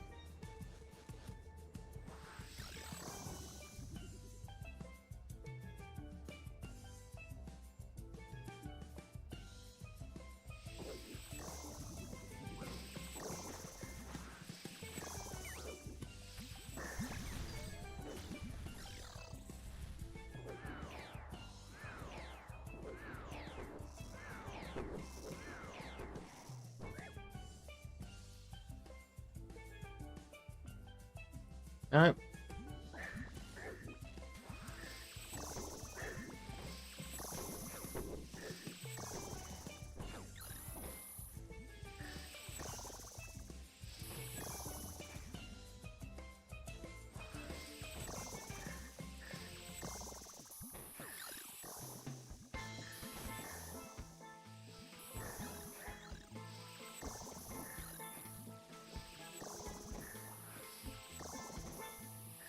You down bad?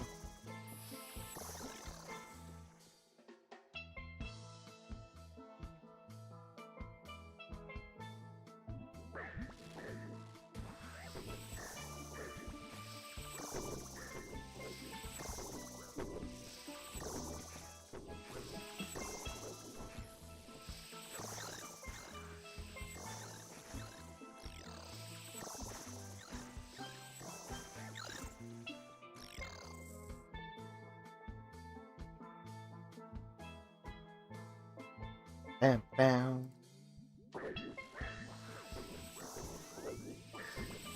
That's only 15 minutes so far. Wave 33. Halfway there almost.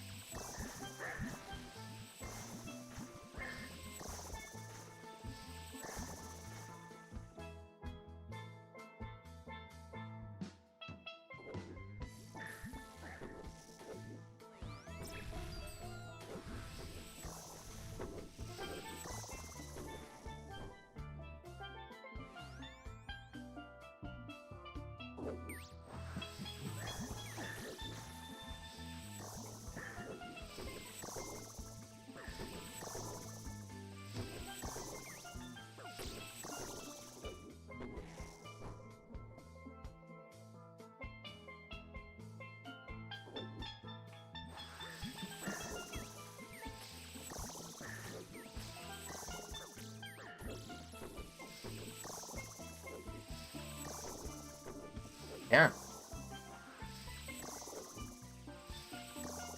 Yeah, Slayer task worked last time, but it's not this time. Sorry, because I did the Jad challenge. I broke it.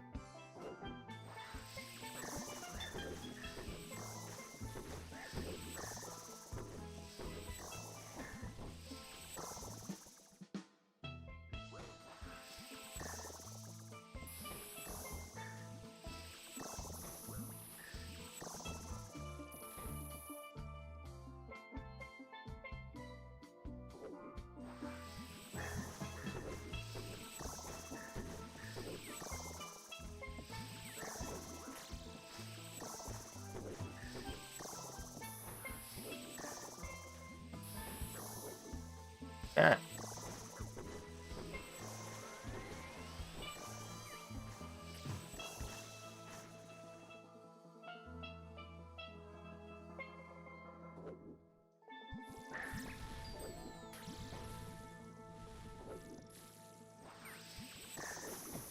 Fuckers too.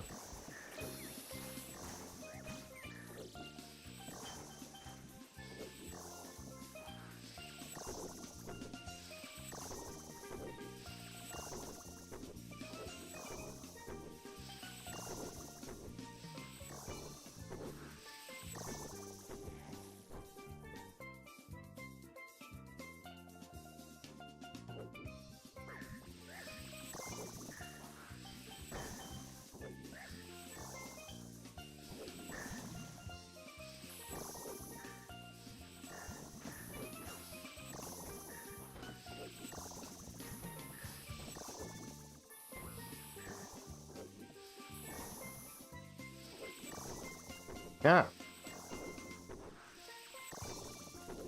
41.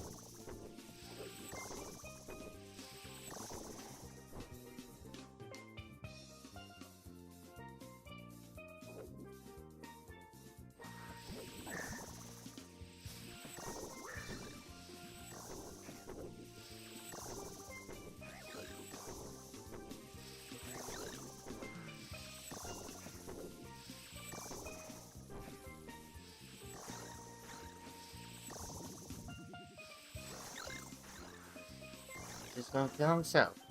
Yeah.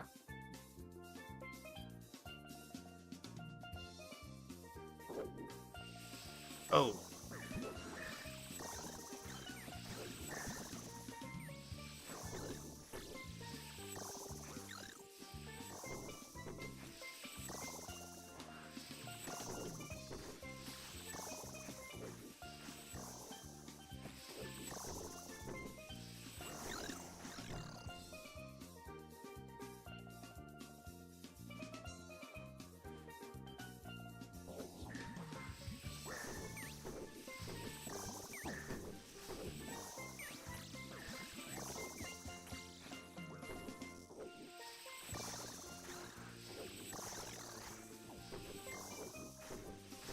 Next wave.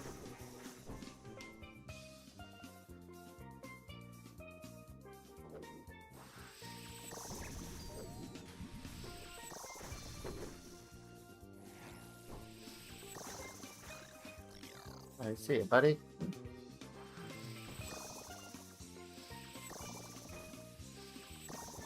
I should just stand down here.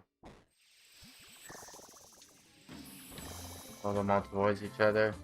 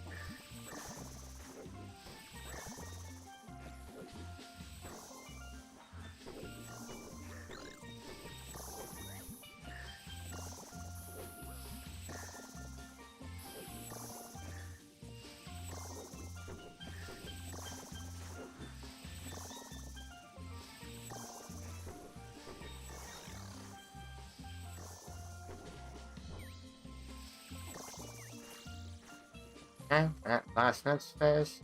Wave. Phase wave. Go tag him.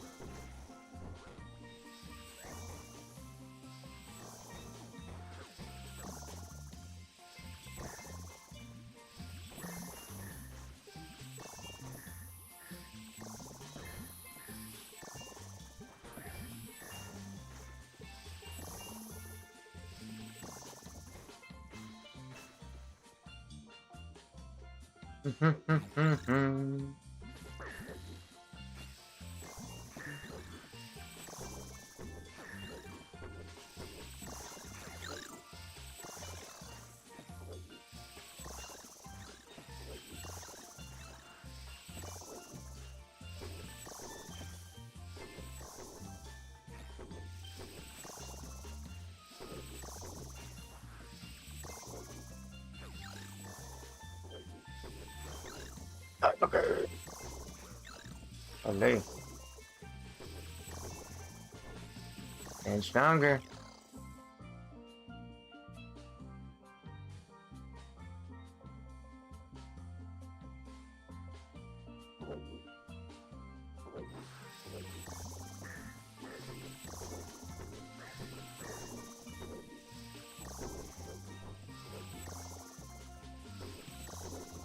So is it gonna be fast? 550.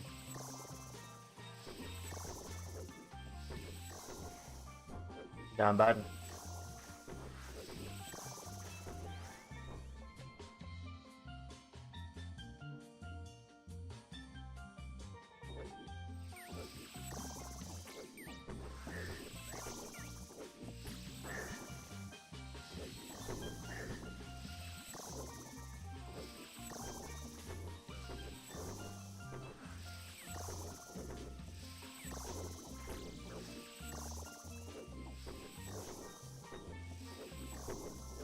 Chip.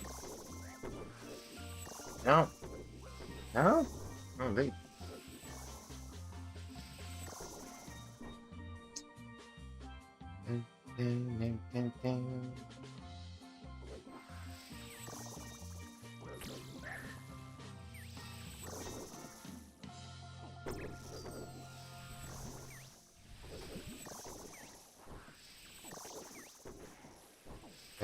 Back one.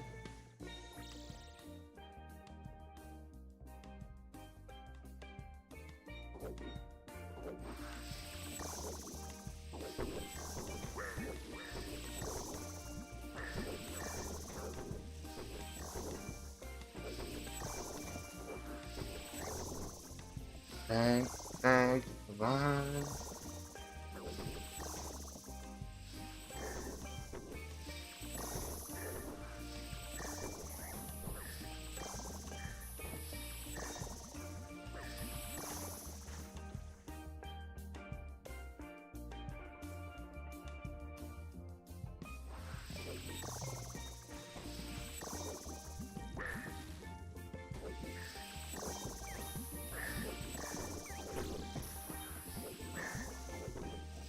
Back one.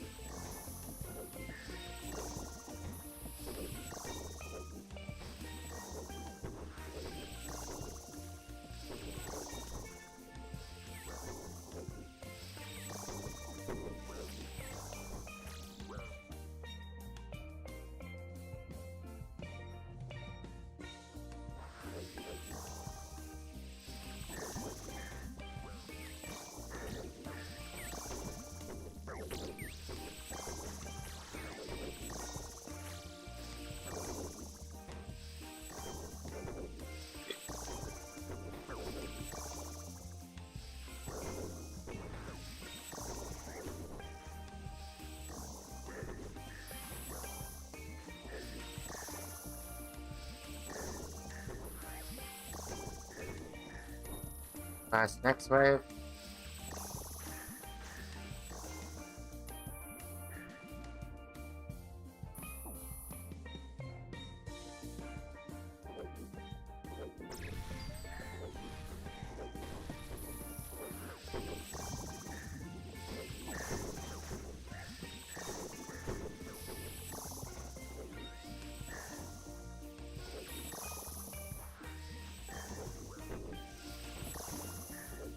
That one.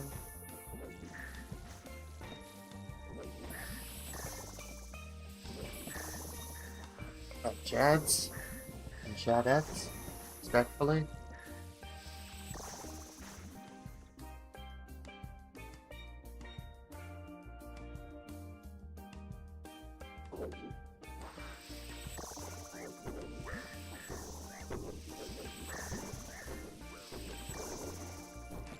Kumi. Dads and Shadettes. And cars. And automobiles.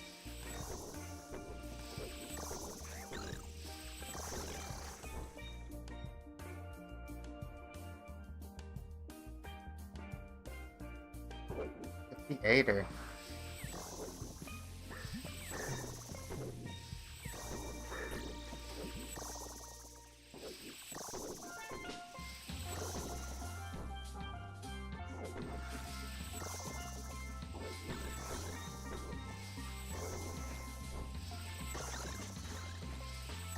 Kids.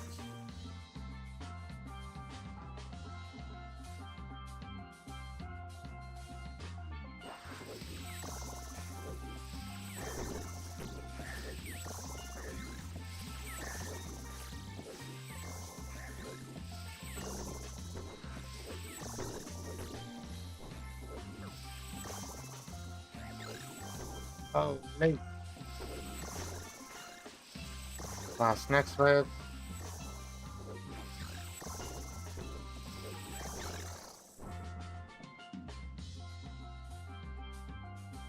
Yeah. Nice.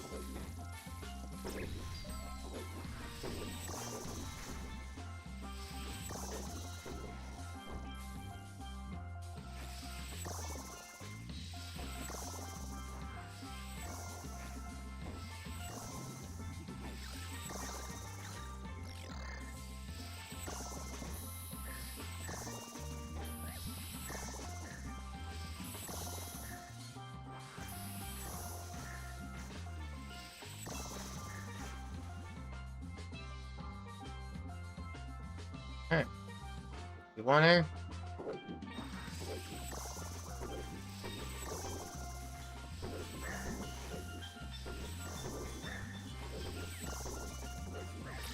And bud.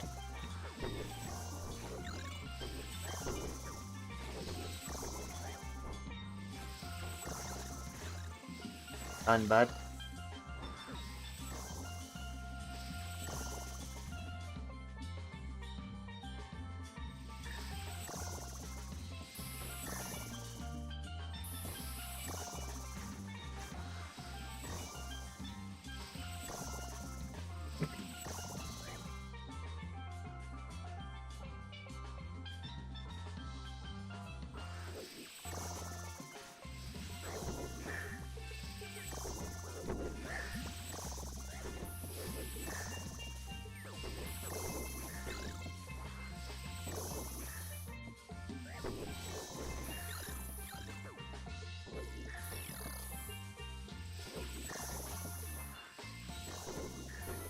These fucking idiots.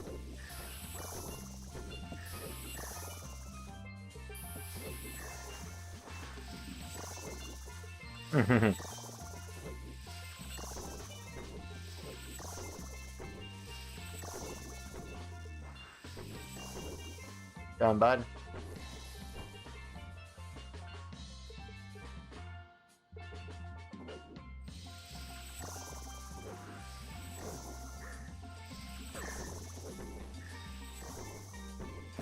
Kumi. You're done, bud. Yeah.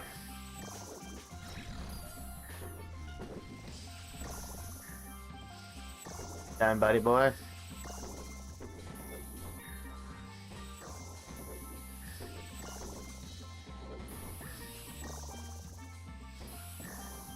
Slow Rex, slow Rex. I don't want that fast sex. I just want that slow Rex, slow Rex. I want that fast Rex. I want that slow Rex, slow Rex. Chicha mega Runescape today, bud. Yeah. Me too. Give me mod back, cunt. No, bitch.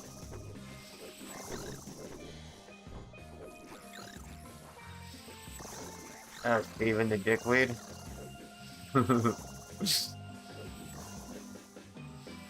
LOL. Hey, bad.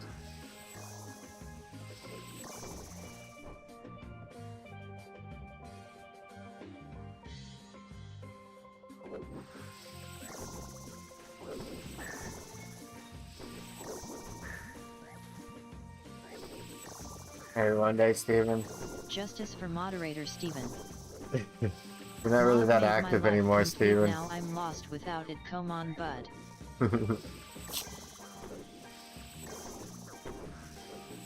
I had to time Steven's bitch ass out the other day. Being a punk ass bitch.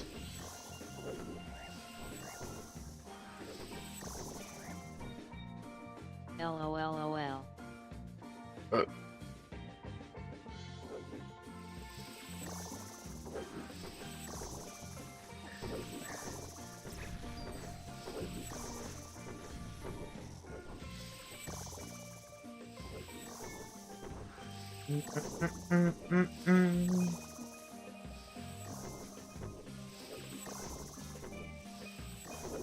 Fucking put Steven in line, dude. Thought he was high and mighty because he was a fucking monk. He thought he was all fucking high and mighty. But he put his ass in fucking line. Fucking guy, man.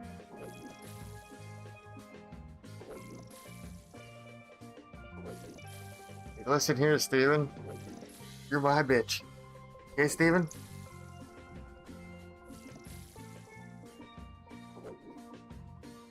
Oh, it's gonna keep some of them.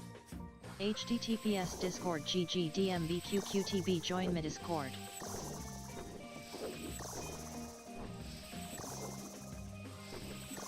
Ha ha ha, I'll be back later, back to work.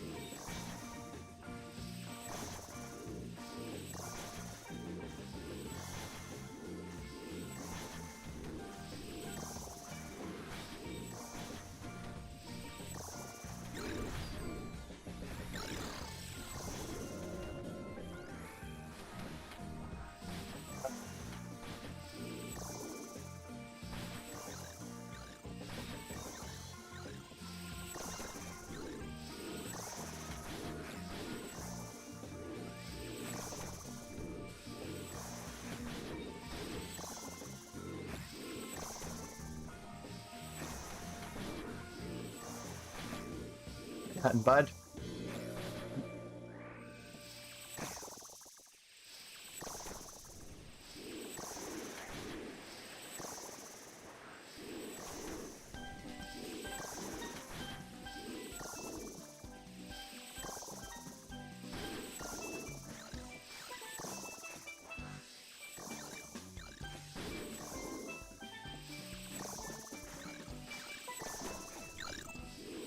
All right.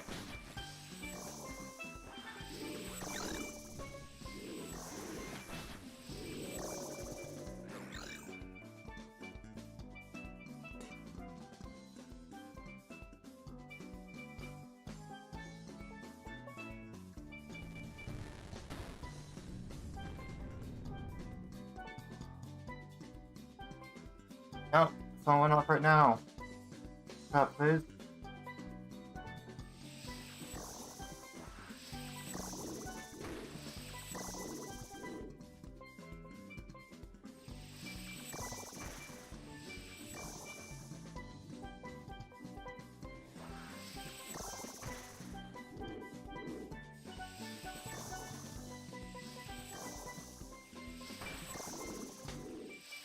Animation Maker, Chad.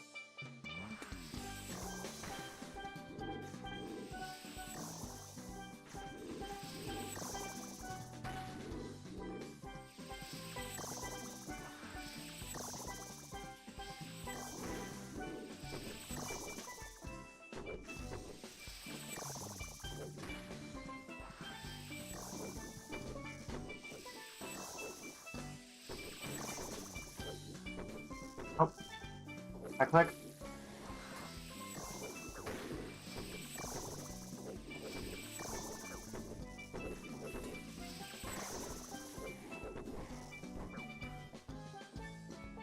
I click. Fuck.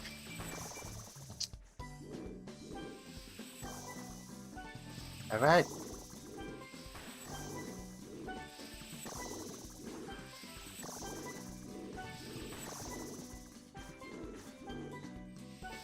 Dad.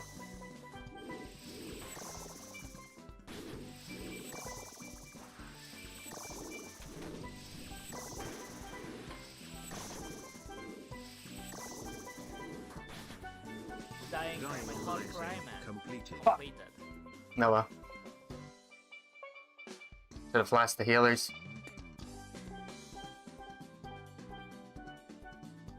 Oh.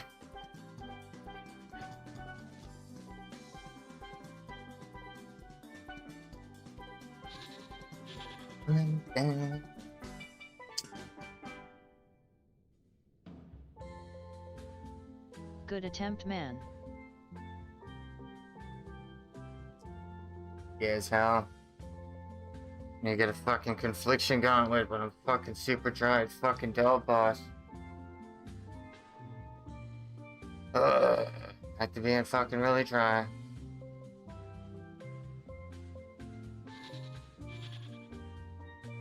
That Slayer task doesn't even fucking work anymore. Before it's working. But like wave 30 when I killed 200 of them. Oh, I need the fucking weapons too.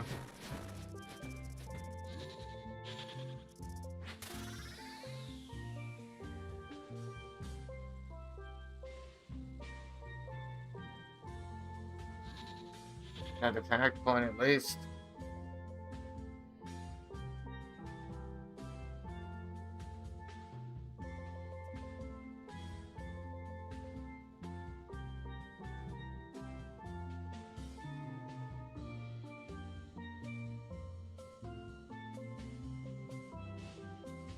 Yeah, driving it today. Cool. Hawk Hill girl.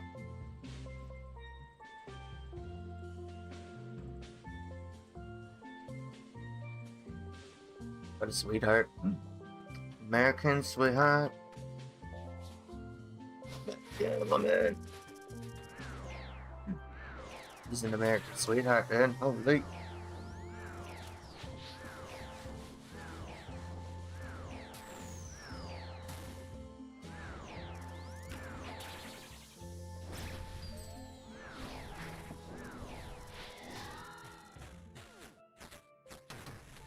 Oh yeah. Oh, Curse of the Gold Ore. Shit.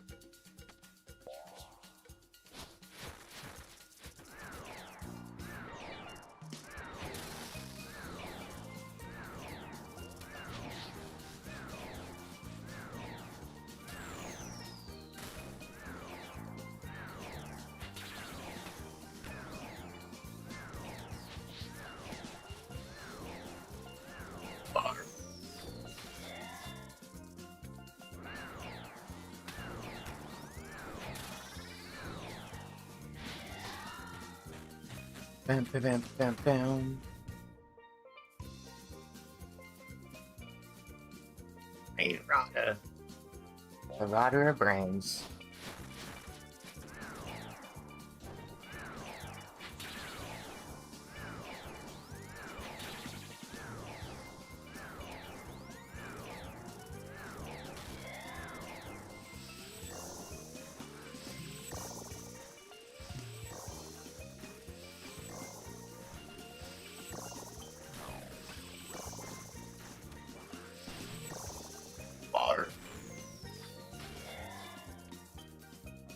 Angry ex-girlfriend.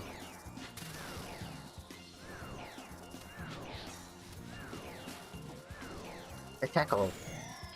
Attacker.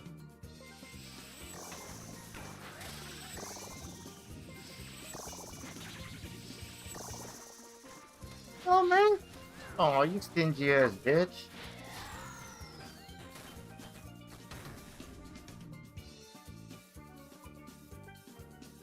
You stingy ass bitch.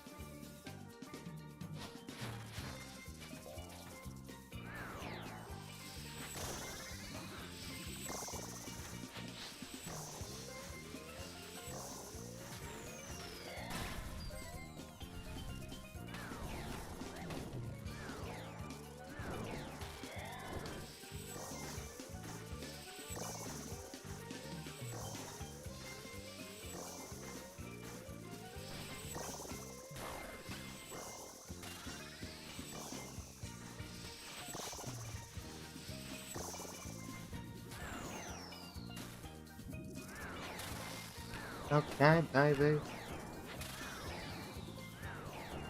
Secured now. Right penetration, nice try.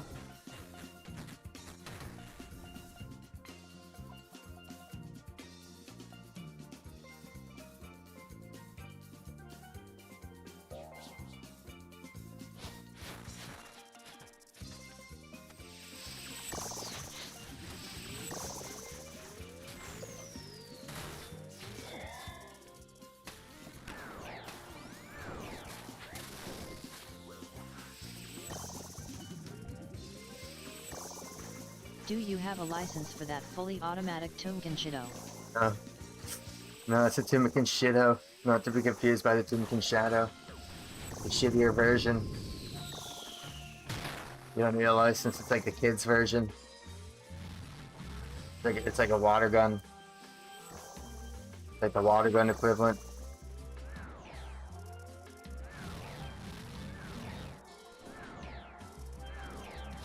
That's what I said.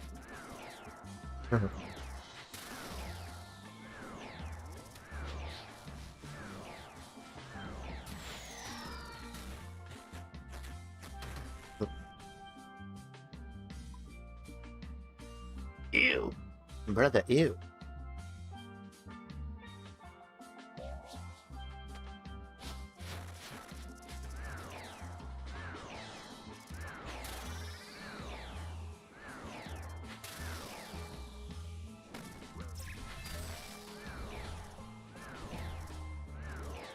Shakalaka. Boom shakalaka.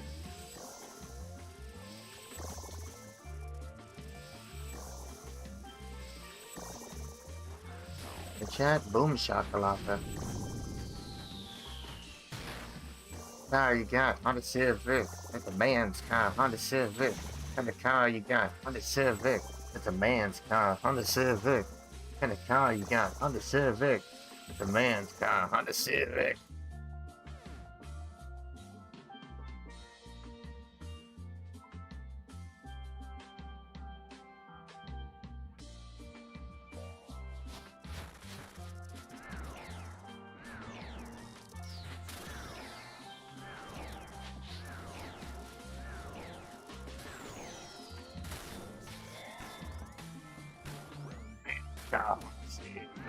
Car you got Honda Civic. It's a man's car, Honda Civic. Whipping through the interstate in my Honda Civic. Making the girl miss her period late in my Honda Civic.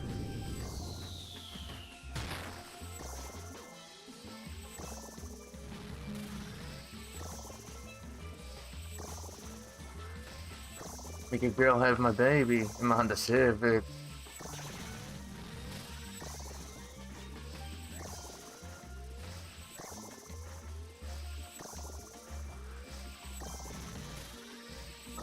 Honda Civic living.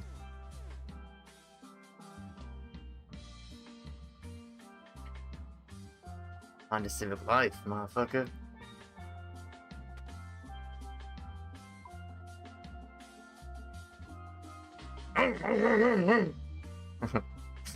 Honda Civic, man's car.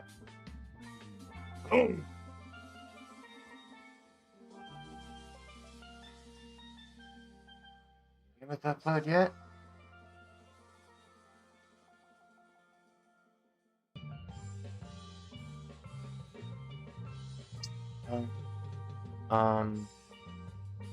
Okay, go.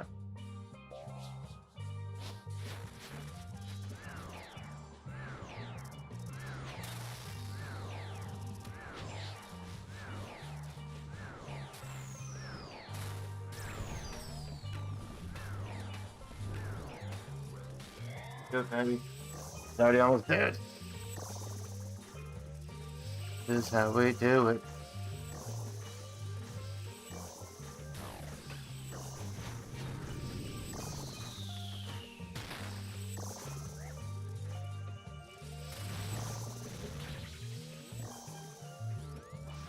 Done, bud. You're done, bud.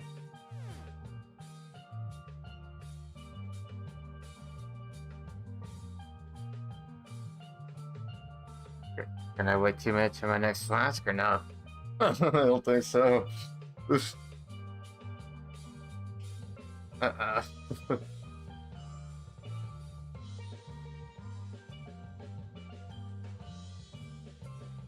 I think I can.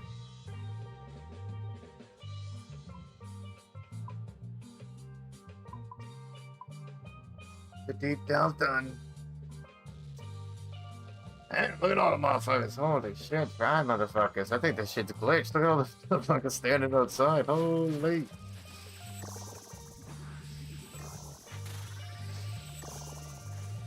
The dry motherfuckers standing outside.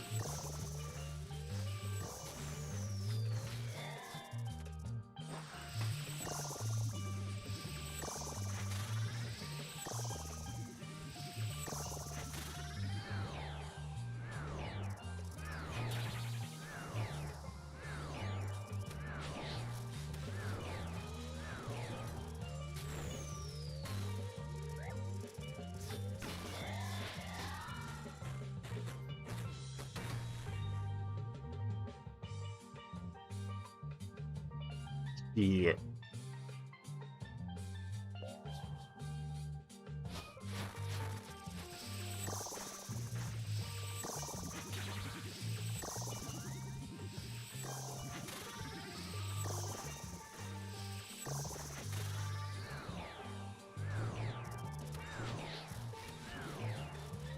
Ping pong.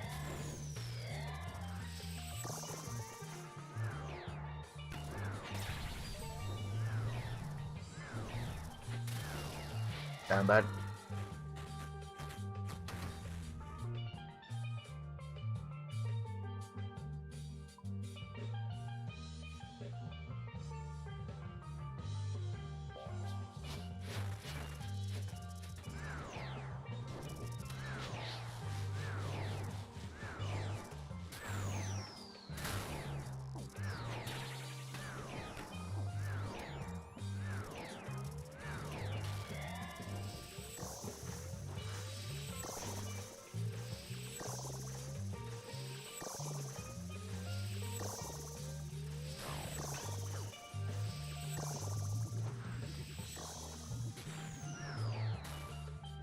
Oh yeah. Oh. Big ugly baby.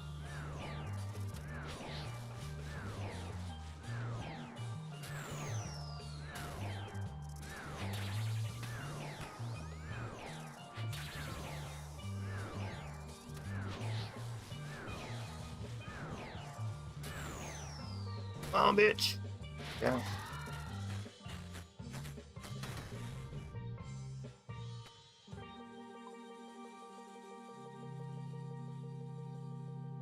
Please for collection on slots. The fireman later.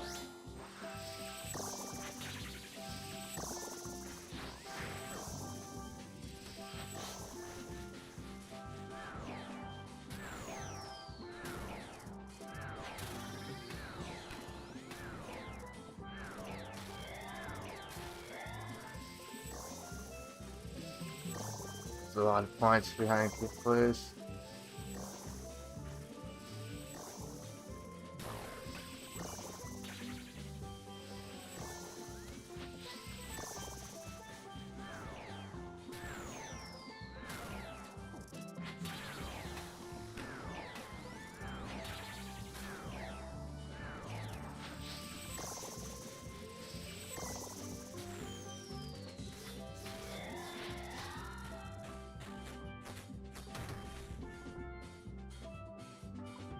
First to the gold ore.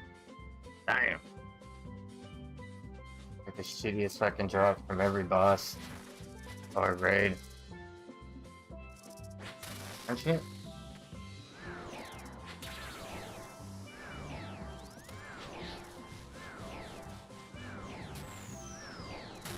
What?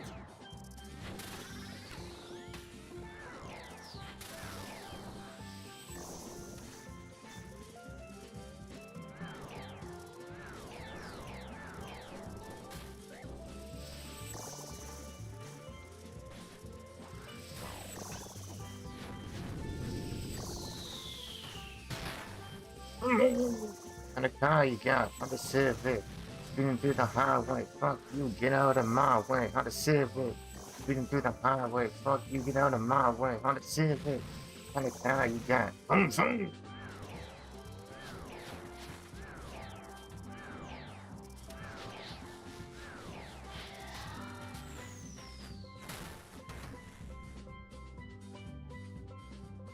Unearned pick? Come on, man. It's scammy. That is scammy, my friend.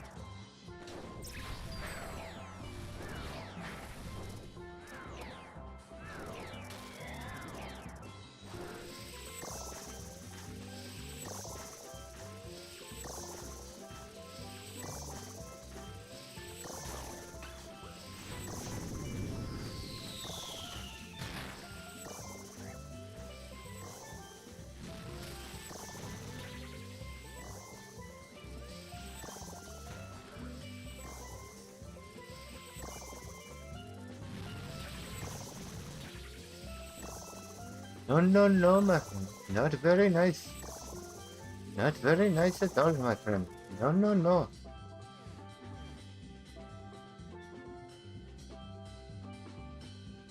Where's that? Where's my shit, man? Stingy, man. Stingy Mingy. Oop. There.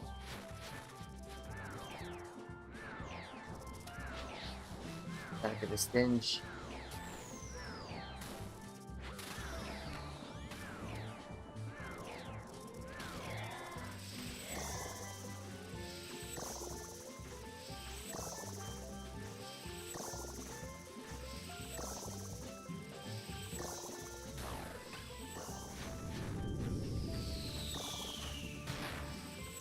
Shit.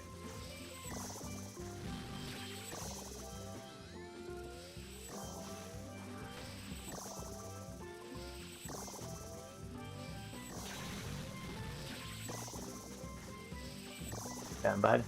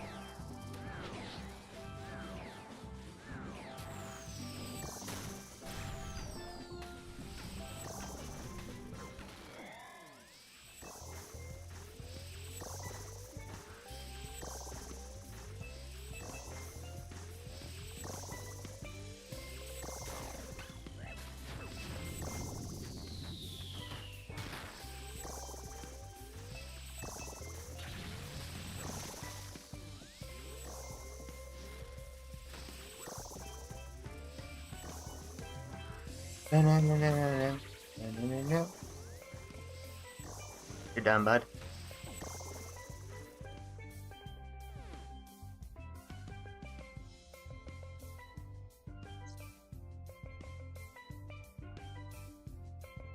And damn, man. A little farther. We'll wait till my flask get on. Yeah, damn, man. Oh, damn. Down in Alabama, we don't have to deal with problems like that.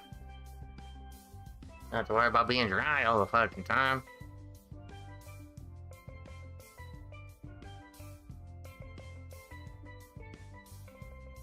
Down in Alabama, always wet. And we don't mean with the rain, we mean with our cousin, really.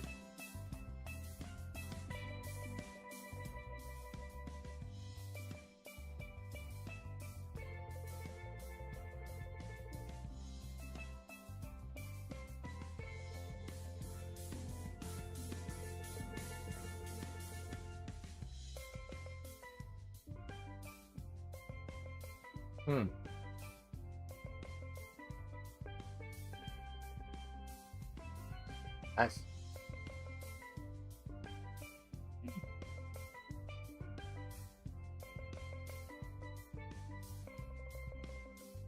Okay. 30 seconds and we're set. 30 seconds and we're set, Chads.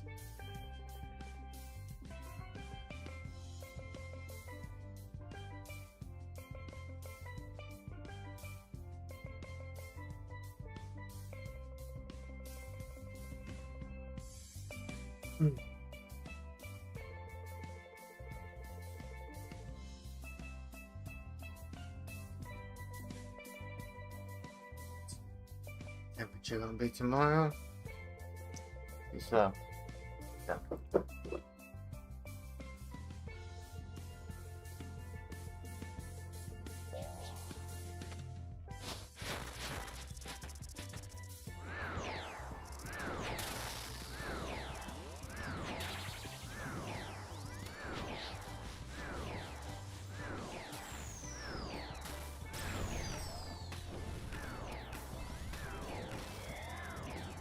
Nice.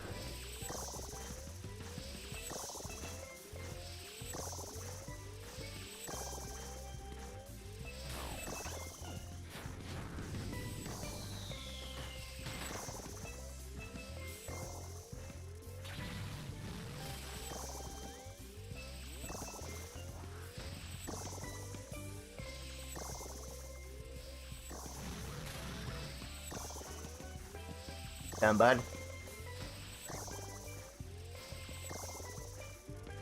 Thank you. Come again. Alright, wait for the next flask. Got a floor 10. Oh, we gotta keep doing, man. We gotta go double digits. Damn it, man.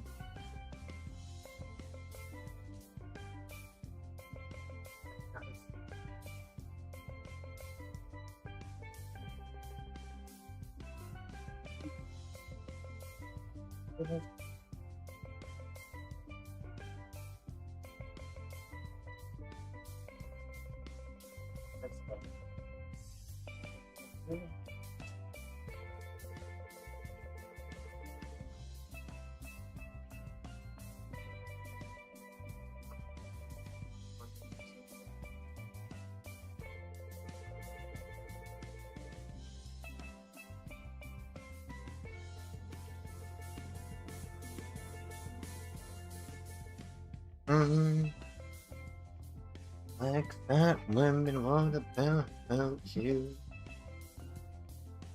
Do.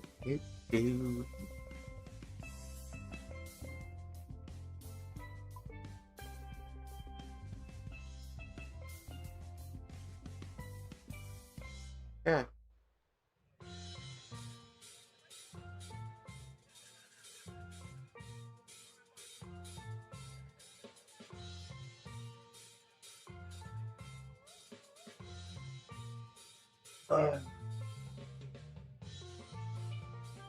Come on, man.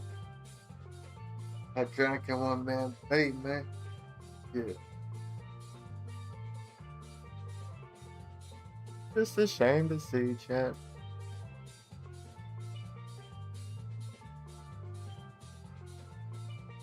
Safe now, starting.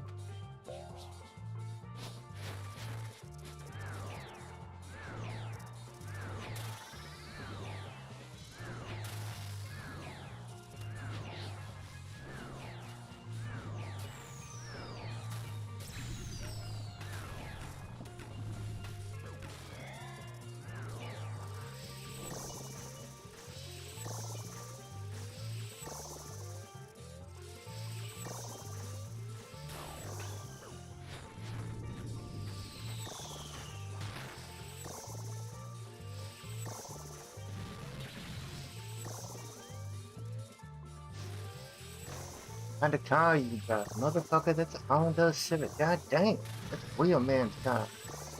You must feel like a star.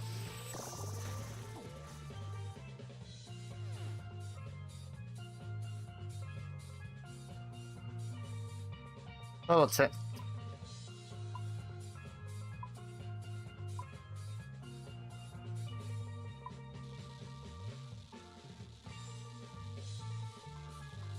34.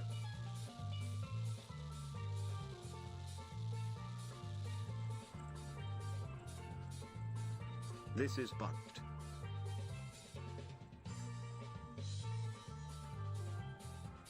What kind of bugs? 34 deep dives, no shiny. Uzzo dude. 49 for me. 49 and nothing? Oh yeah, fuck this, dude. Yeah, it is broken, I dude. just got confliction and it wasn't shiny. Oh, someone got it. So make sure you check it. Check. Gauntlets aren't shiny.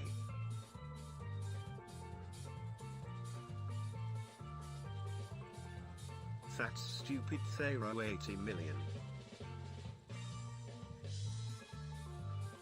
Oh yeah. My ball's in, it says.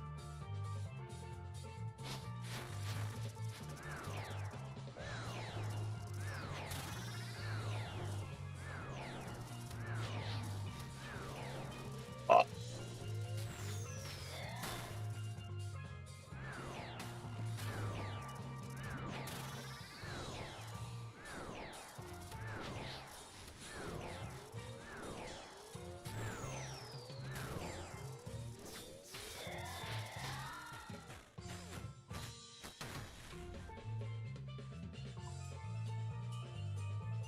Did I run? Haven't got trailing lights in a long time.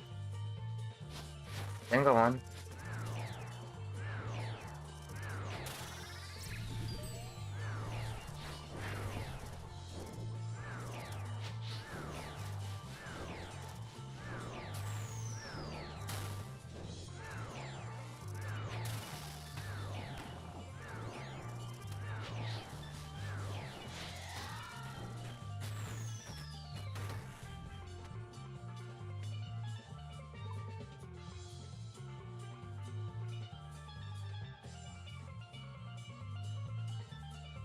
Just heart scratch.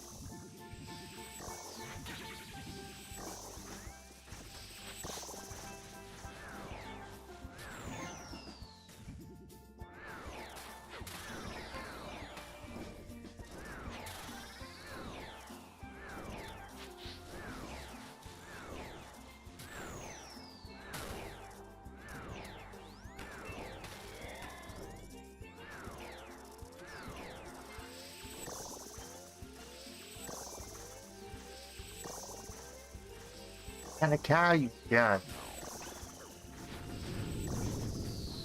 It's a Honda Civic. That's a real man's car. A Honda Civic. That's a real man's car.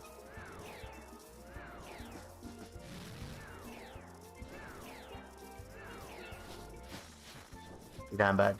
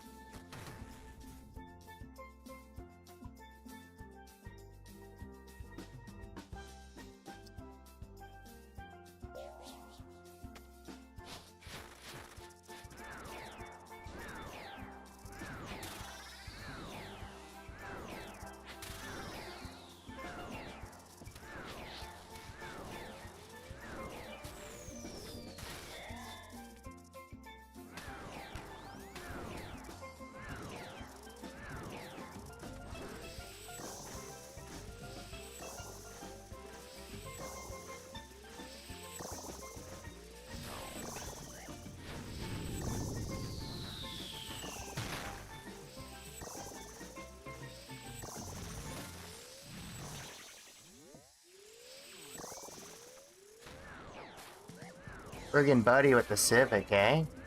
Friggin' buddy, eh?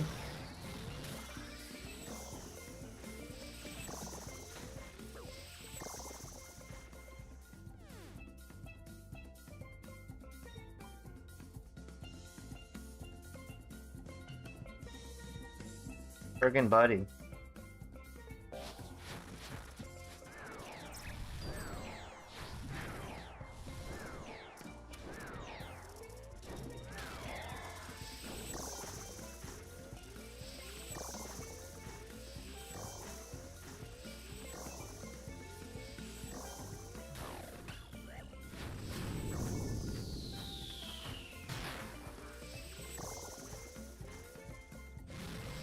Friggin' hoser, bud.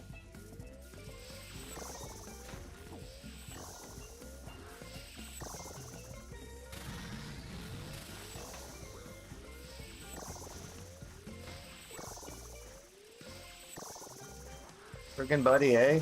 You're done, bud. You're done, bud.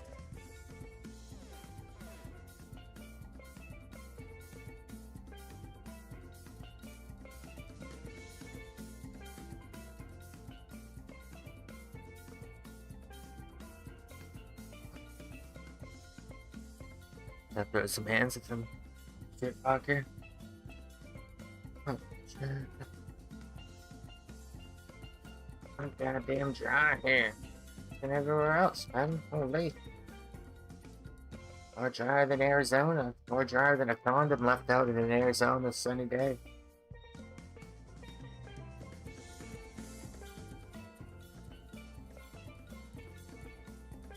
More cold-hearted than a fucking heart left out in Canada. Got a little bit of gasoline to crush up anyways. 30 seconds.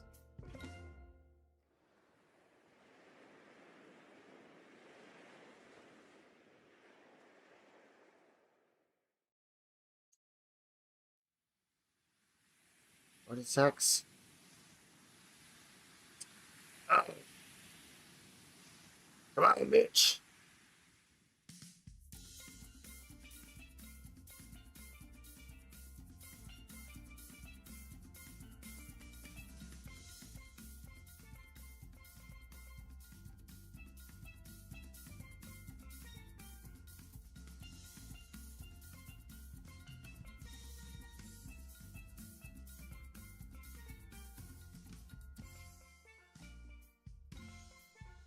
Seven sets. Get it on.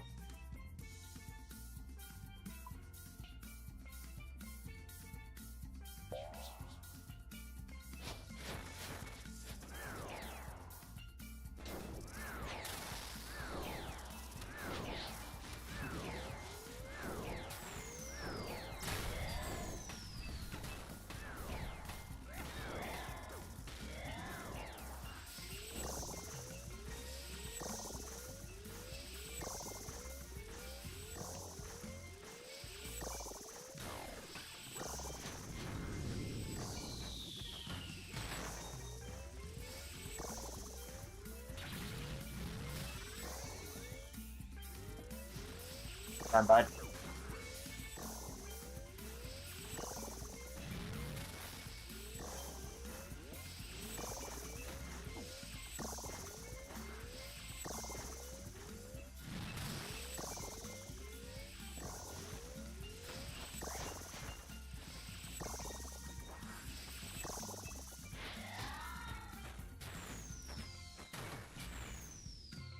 No!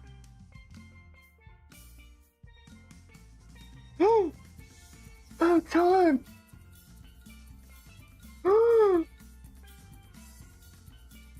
About time!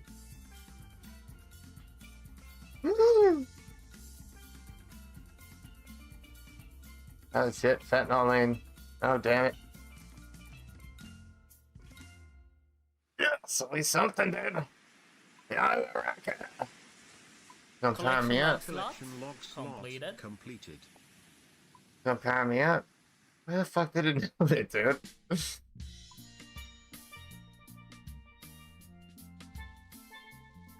Go power up my magic attacks. I want to see how fucking fast that. Why the fuck did it note it? Nope.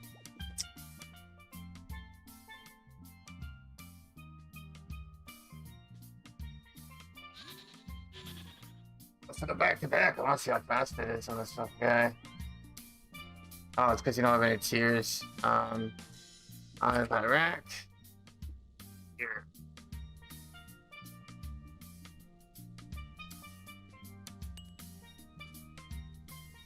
Ooh. League's tasks completed. Get you back. Get to a rack, motherfucker.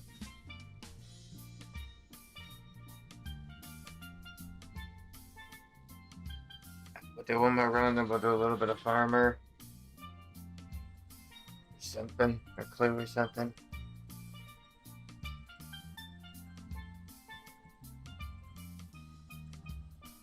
Just got Iori Rock.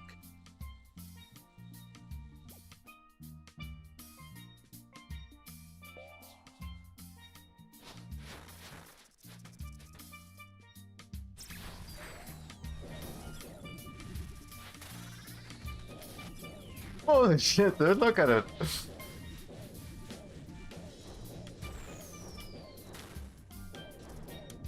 Telepath. It's not good here, but it's telepath.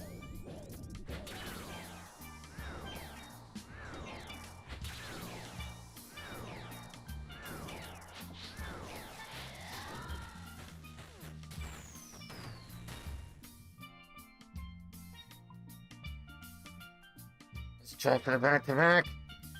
Making confliction gauntlets.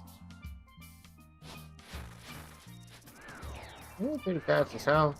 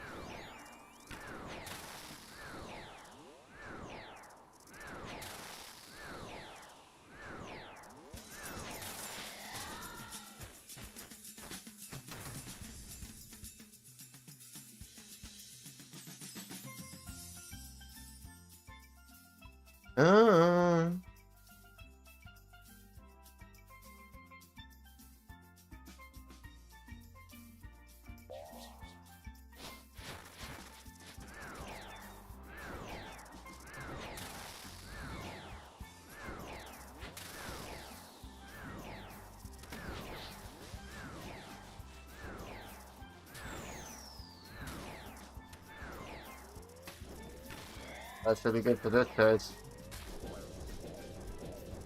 Why not? It's not being banned.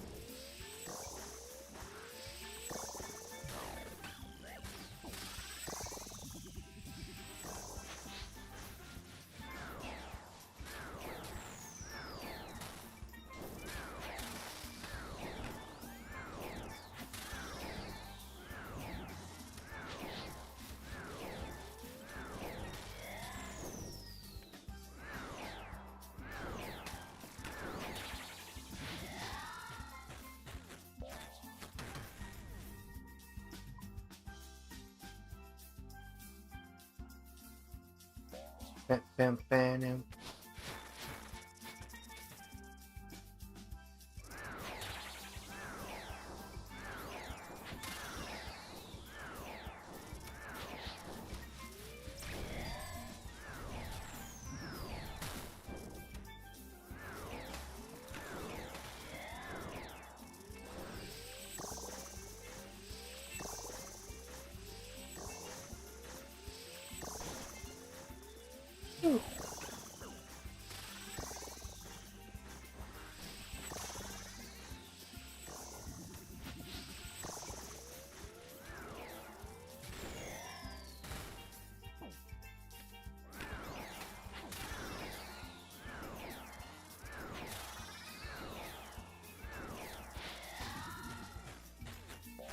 It's gonna be really good too.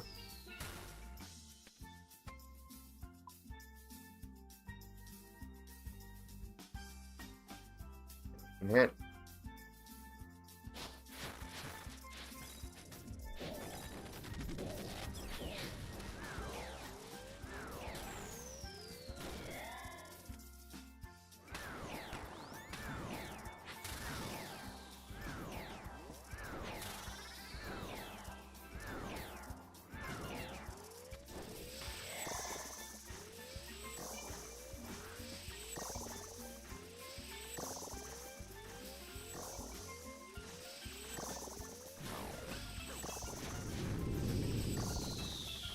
We're good.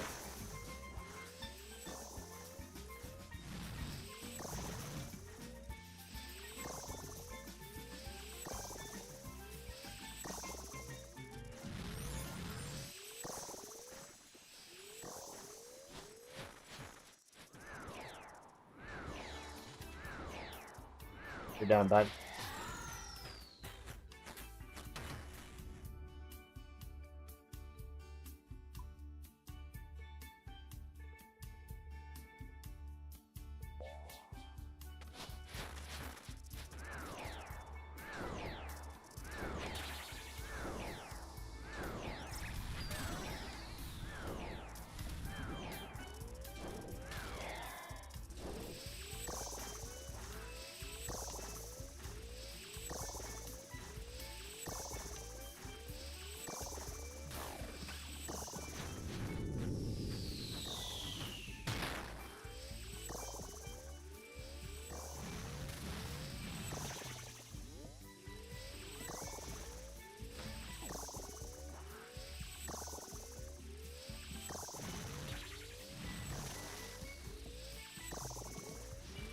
You're done, bud. You're done.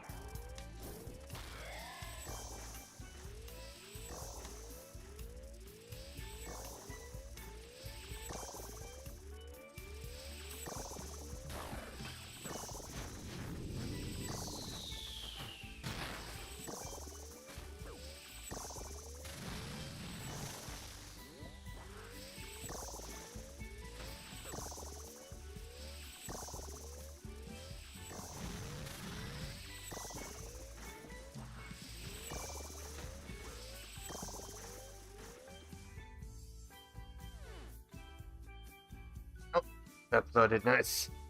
In time, baby. Alright, 20 seconds, we do 8. Don't have Iraq right out the gate.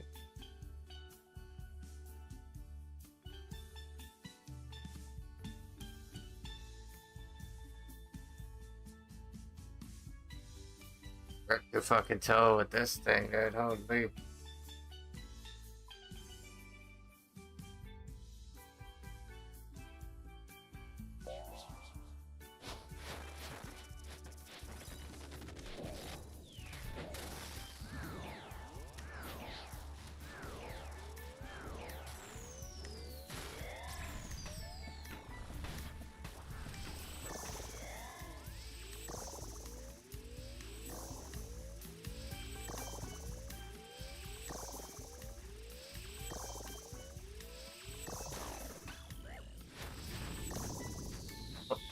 Oh.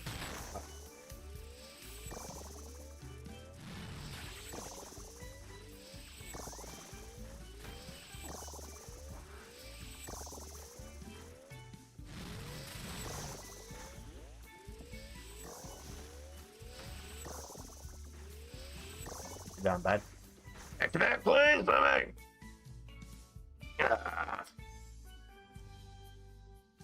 We'll go one more farther. One hill farther. We'll get an 8 and a 9. Yeah, one hill farther. And then we'll put on Behemoth.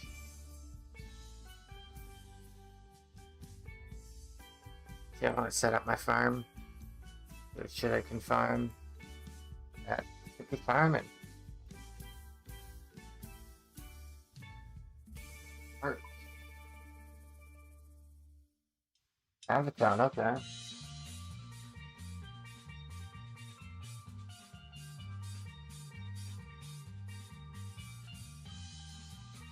The trees too.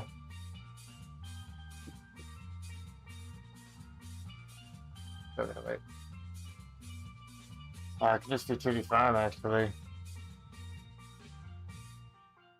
Just need to buy watering cans, I think. That's all I need for Titty Farm.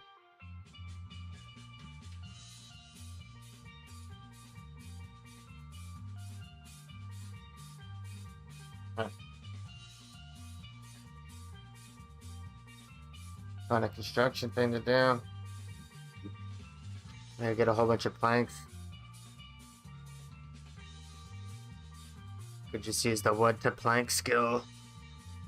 A whole bunch of misogyny planks.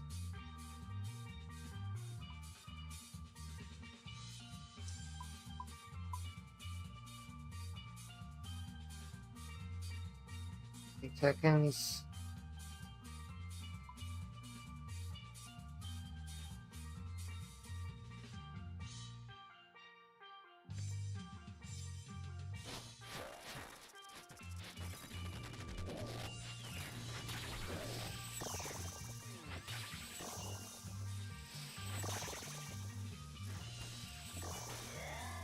Fucking do the thing. Okay.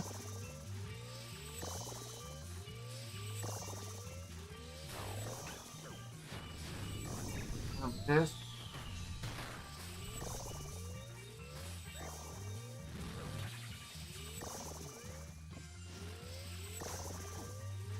Nothing.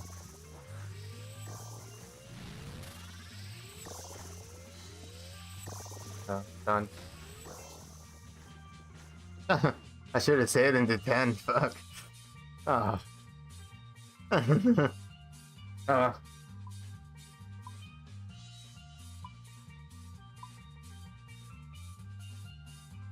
Oh. Yeah, kill grubs and attack him. That's pretty much the strat.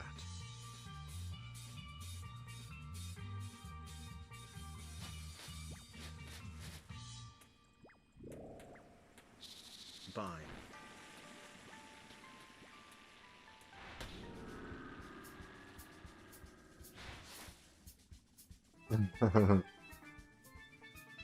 Bye. That'll be a free compost, be an upgraded awesome. Just gonna plant the herb and then just fucking watch Behemoth and see how fast it grows. Avatar. Dude.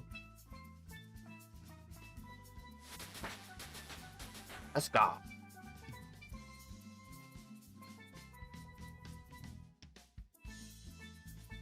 Great bitch.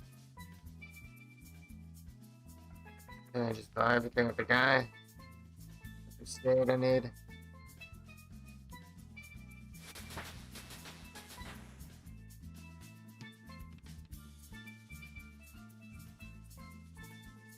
Up.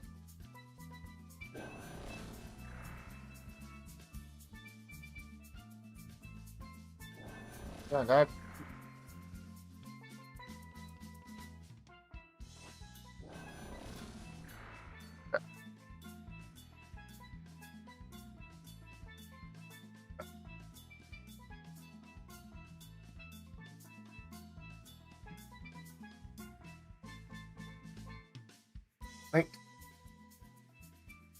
Yeah.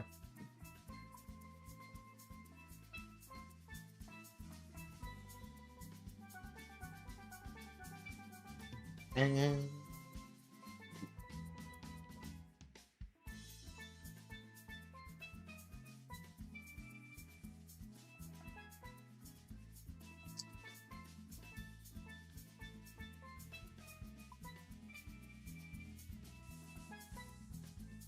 nice to one. Dingy ass bitches.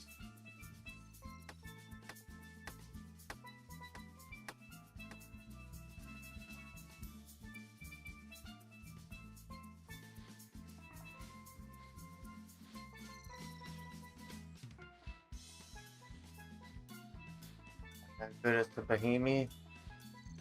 Bahimi Grouch.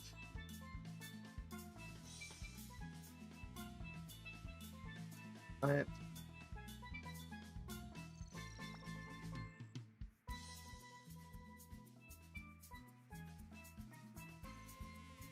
elements.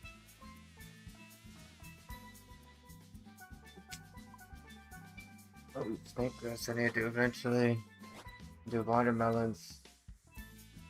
Oh yeah, I need fucking thing. Yep.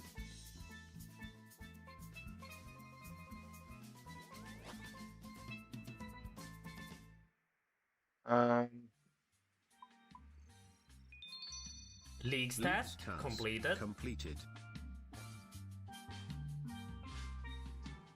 Any compost there, buddy? Go.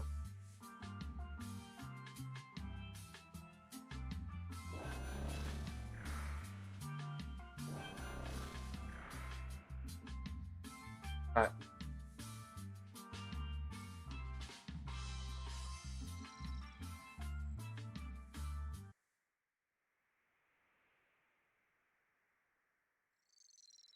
Take a while. Oh well. Got the game.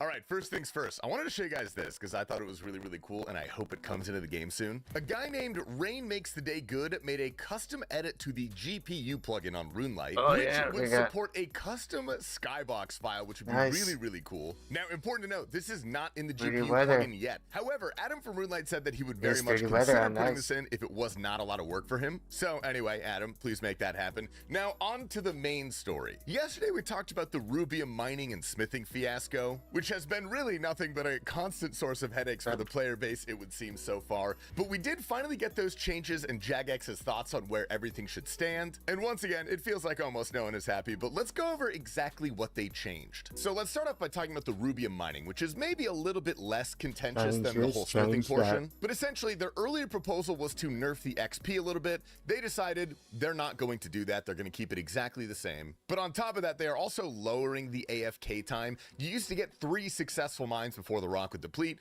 Now they are changing that to 2. And also on top of that, they are changing the amount of splinters you get. They are lowering it. It used to be 3 guaranteed splinters at 72 mining and 2 guaranteed at 48. They're changing that to 2 and 1. So basically it's just a flat out nerf, but I don't think people care about that as much as the most important change that they made, which was the fact that they are no longer going to allow us to use tick manipulation at Rubium. Now I have a lot that I could say about this, but just so you're aware of my own personal bias, I actually like tick manipulation being in the game. I think one of the coolest things and like the hallmark of RuneScape gameplay is that the devs are really, really supportive of emergent gameplay. So people finding out all of these methods to kind of push the limits. I think that's one of the things that makes RuneScape so RuneScape as compared to another MMO like World of Warcraft. But on the flip side, I very much understand why people don't really like this method that much, because it feels like the mining skill in general has just kind of been hard capped. Like there's this holy grail that is 3-tick mining, and the devs are just terrified of making anything better than that, which I actually don't like. I've never really been of the opinion that we should be balancing skilling rates around things like 3-tick granite, which a large majority of the RuneScape population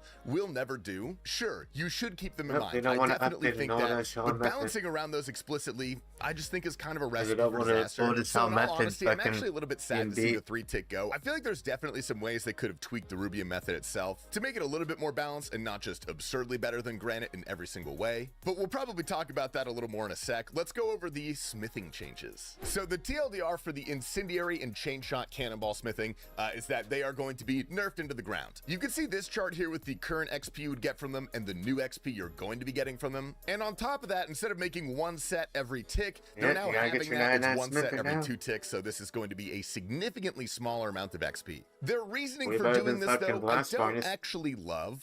They say that they want to avoid over-rewarding XP per bar twice. So essentially creating the cannonballs from the bars and then again converting them into the new cannonball types. However, this already kind of exists in the game already. If you take a look at Giant's Foundry, you can take those bars and you can turn them into plates, and then you could take those plates and you could turn them into Giant's Foundry swords. So I'm not exactly sure why this is the place that they're so dead set on enforcing this rule when, again, it already exists. Overall, I feel like these changes are not really making anybody happy. There's the 3-tick Giga Sweats out there that no longer can do that, excuse me while I speak, they're J-Mod. not that excited. And then there's the majority of the community that was excited to have kind of a new, decent, competitive method for smithing, and they're really just not getting that either at this point. So I don't necessarily know how to feel at this point. I'm probably never going to engage with this content, at least not for a very long time. So if you guys were excited to use this or try all this new stuff out, I would love to hear from you first down in the comments. What better person to pass it to than the opinion former for 99% of the game, dude? Here's No Monkey's thoughts on it. Reddit's fucking... Jagex is fucking based. Oh, you don't like it? Oh, you don't like it? Okay. No AFK. No splinters. Fuck you, bitch. Jeez, okay. Unlucky. Anyway, to end Gino up, we do have Monkey, an announcement for the Summer Gino, Campfire, which if you Gino missed legend. that, it's essentially like a very, very small summit, I guess. I think this is entirely a reaction to the lack of content we've had this year and the kind of growing discontent within the community because we just haven't heard that much. So that's taking place on Friday, May 29th. Mark your calendars. The J-Mods are essentially just using this opportunity to share new updates and information about the project that we already know about. I'm really hoping they give us something to chew on with us, but of course, when that comes out, we'll be sure to cover it. So yeah, Jagex, please. So it was my birthday the other day, and to celebrate, I did a fun little stream. We had some libations, great time all around. But at the end of that stream, I started hearing these whispers like the green goblin mask coming from a pack of cigarettes that sits in my background as decoration. Now, I did hold strong, just to clarify, but if anyone is out there really struggling to kick their bad habits like smoking or vaping, today's sponsor, Fume, could be a big help. No. Fume is a flavored Motherfucker selling air. testosterone You don't get filled addicted to fucking these flavored air packages. Actually, that's my next. purple. No way. Oh, it's my purple! Oh my god! Oh, alright, alright. Give me the scythe. Oh, Inferno kill! We'll take it. We'll take it. That's huge. That's huge. That's huge. I know Canadian RS is one happy Iron Man right now. That's my SRA. Polymore with the oldest trick in the book at TOB. Oh, I'm dead. Oh! Yeah, I'm dead. I'm dead. I'm dead, bro. I hate you, Paul. I hate you, Paul. What happened? I know it was Paul. I know it was Paul. What happened? I know it was Paul. You shit. I don't know what happened. I'm lagging. Hello? Bitch, I fell for it. I was like, that path doesn't make What an sense. ass. I clicked on it anyways. Let's go ahead and watch that from Sardako's POV. Oh, I'm dead. Oh! I'm dead. I'm dead. I'm dead, bro. I hate this game. I hate you, Paul. I hate you, Paul. What happened? You could have ran straight there and I ate. know it was Paul. I hate him so much. I'm muting him the rest of the raid. I don't want to hear that motherfucker talk. I don't want to hear one word. Yeah, anything these fucking guys do And is take fucking... a look at that KC. Quick. Of course, yeah. That did happen. Speaking of low KCs, let's check out Must Slay killing some Zulrah. Oh, what the fuck? I got magma mutagen! Oh my god, there's no way I just got that! And again, also still speaking about low KCs, here's Muscles. Bingo. Like when the main game comes back, I might just go pet hunting. It's all rare Vorkath or something. Let's go! I was not expecting that! Our very own T-Papa Slice got a scythe the other day, and here he is sending some hard modes. Hit. What is it? What is it? No one spammed the chat. He says bang. Scythe! No way! Let's go! Let's We got a little Grandmaster update for you guys. They're back on the accounts. Here's Vigan Lapu going for probably one of the scariest. Combat task completed. Oh, man. And finally, 2 factors after 3 sigils on the GIM. But I love you, King.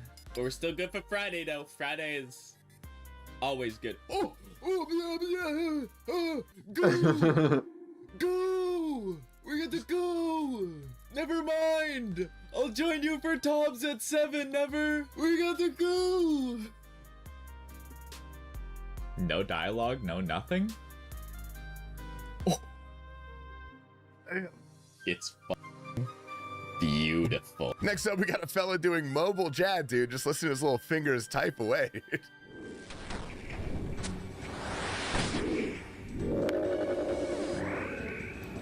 Oh, I actually got it. Yes. Dog 6, not a Grandmaster, but also a Jad, going for his first cape. Got this. That's a computer. Holy. Let's go! Let's go! What? Following that up, we have Gordon Ramsay at TOA. Dude, why is it always Gordon's? I'm not even trolling. That's crazy. Gordon, your account is rigged, bro. It's just for TOA, dude. I can't get it anywhere else. Do it. Grass, Gordon? We take those. We take those. Word helmet. Nice. All right, fellas, check out this insane That's view. Word helmet. 12 mil. Nice. All right, fellas, check out this insane 19 view. before league. Oh my god, look at this gorgeous view. Gorgeous view. Baby, are you RuneScaping? Are you RuneScaping? themselves. Are you RuneScaping? Triumphant getting himself a nice little upgrade for the iron. Collection log slot. Yo, speaking of, there it is. Let's go. We did not go dry. Big dub, fellas. Huge. We got it. The Trident is now online. Look at that, baby. And dual DUI getting an insane upgrade for the iron. I can't, there's no way. What the f, dude? There's no way. Oh my god, dude. Shadow gonna go so hard now. Wait, there's a fucking insane. The People's Champion Seaman Demon on 5KC. What the? He looks like a Seaman Demon, dude. Mister, bro, he's put me in the bottom of everything. I'm at the bottom of it. That's actually sick. That means that's salad. That's a salad skip. That was not enough for him, though. He had to get spooned in another raid. Oh. The duster. Man, guys. Gamers, that's all we got for you guys today. I hope you've enjoyed this episode of Behemoth. I love you all very much. I will see you tomorrow, and stay hydrated. Mister, bro, he's put me in the bottom of everything. I'm at the bottom of his contacts list. I'm at the bottom of his tier list. I'm not a bottom, bro. I'm not. I'm a tippy top. I'm a tippy top. All right, enjoy your song, boss. Okay, that's not a song. All fart sounds. That's lovely. Wet, dry, quick, and brat. Wow. Glad to have played that for you. Thank you. Thank you. Oh shit. What a weenie. Yep. Let's go test the IV rack at fucking Toa.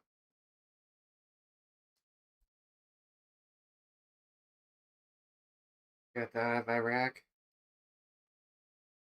Pakistanian.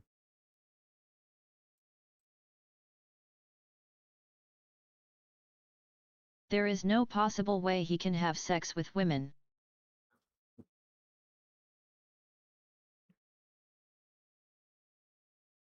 Did it taste your life? Yeah, probably not.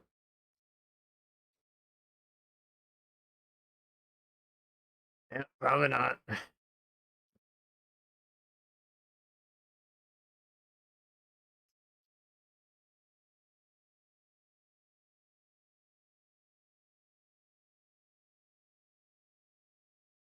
No, no monkey. Geno monkey? Yeah, a monkey. He's not a monkey. I'm calling him a monkey. He ain't no monkey.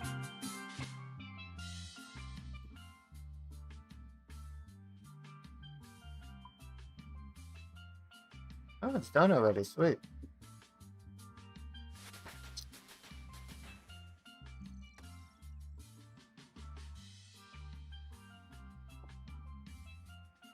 Fuck, why are you picking them up?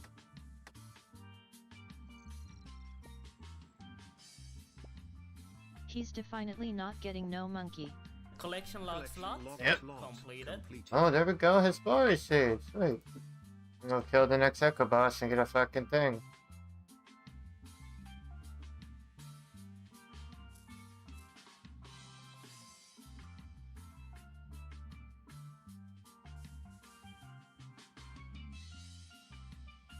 Yeah, this can't work. I used it on the other one. Level up completed. What do I need for the Farmer Guild? Get the Hespori. 65, yeah, that's right. Oh. Rest later. We're gonna go to Titty Farm. Do Titty Farm one. Yeah. And go to Tella.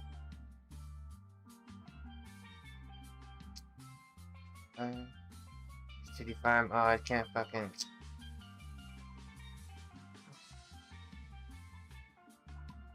Go to Farmer Guild. One. And I can't fuck it. I'll stay at this one. Do some, yeah,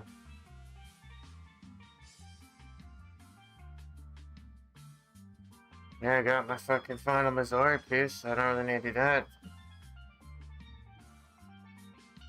I don't even need to tell it, but I just want to try with my,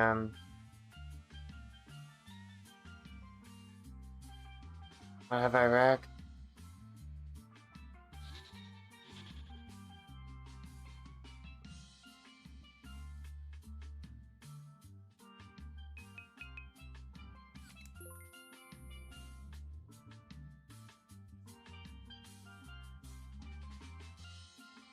I've done had 2 Vampire Slayer tasks so far today.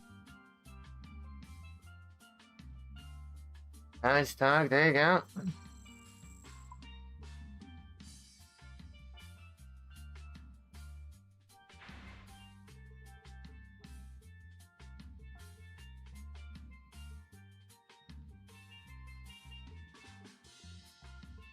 What's it all about?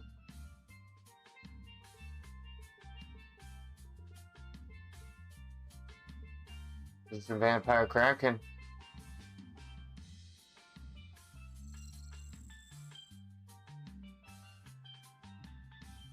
Some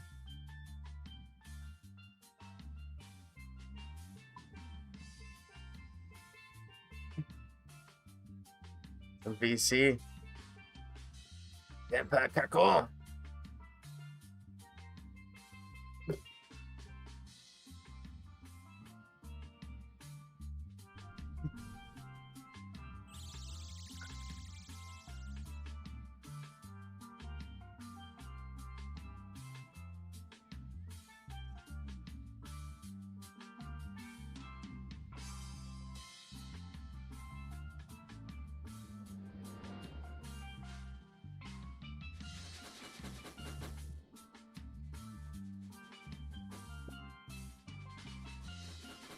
So I can have Iraq twice and then use my last and do it 2 more times. Oh yeah. It's gonna be a sick fight.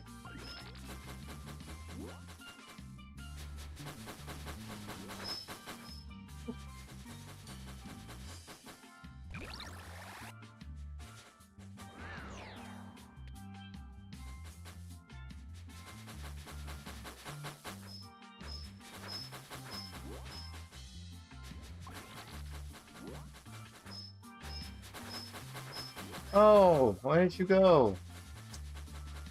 Oh man. Oh, that means you did it twice. What? Fuck? Good. What the fuck?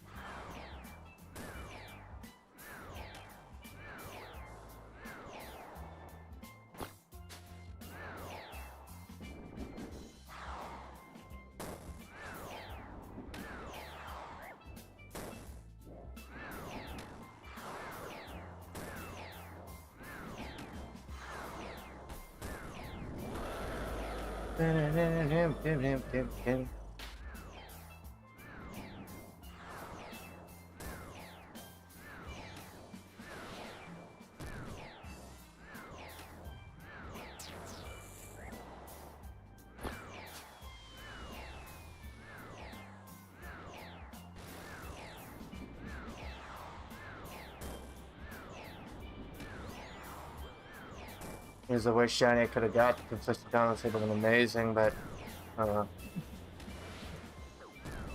trades would have been attacked on it. Oh, well, finally got one. Forever it takes.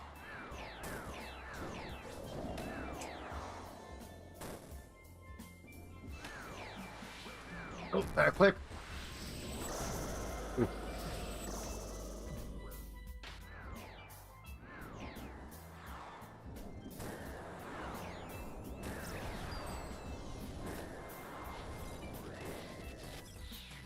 I need it.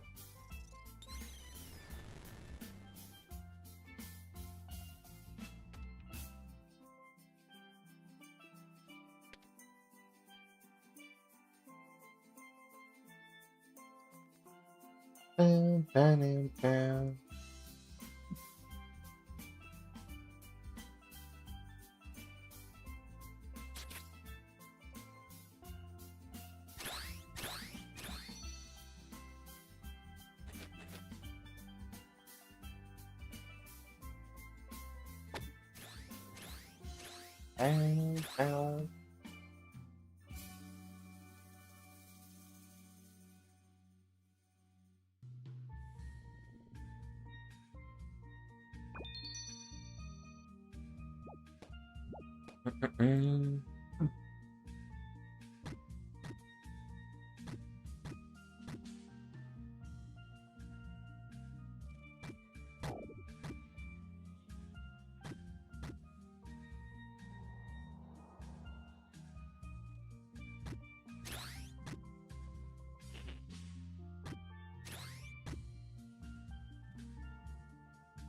Enemy.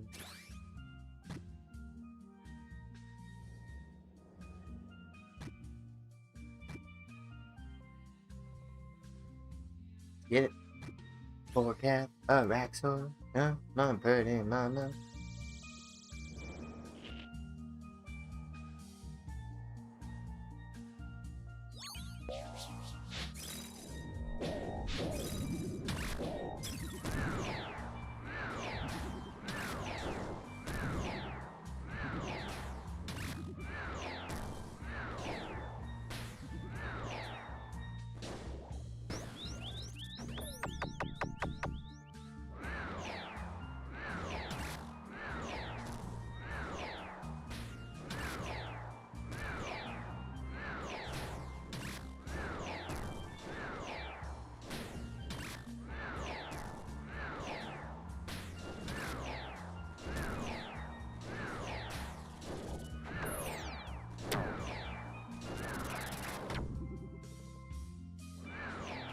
Oh, cat, a Raxor, my pretty mama.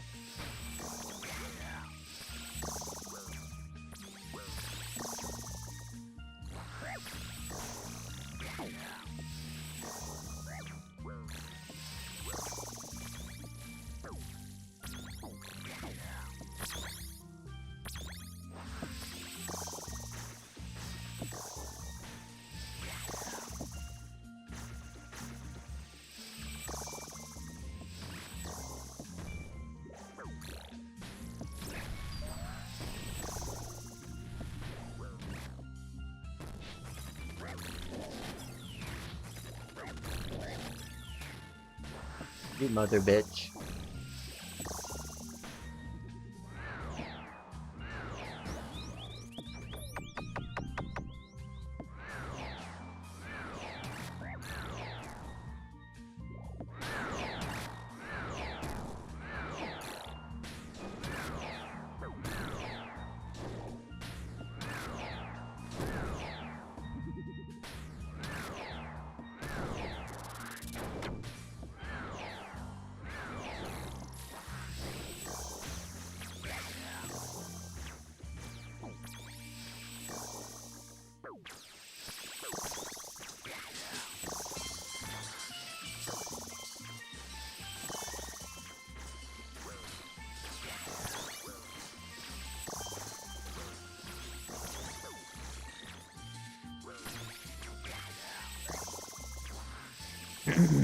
Yeah. You down bad?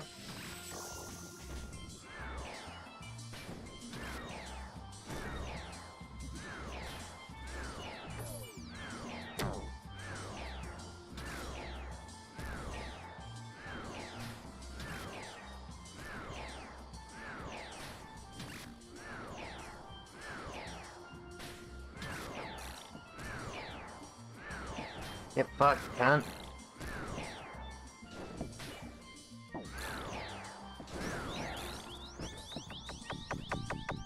Ouch.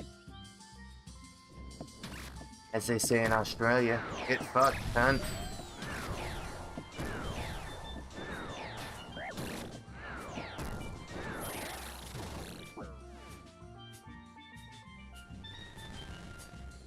This should be fun. I have Iraq on Haka.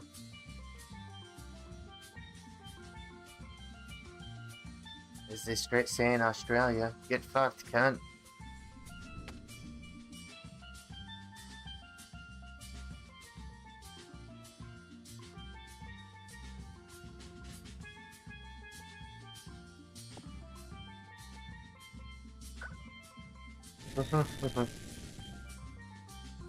That just changed. Oh, jizz filled throat. Boy, throat jizz.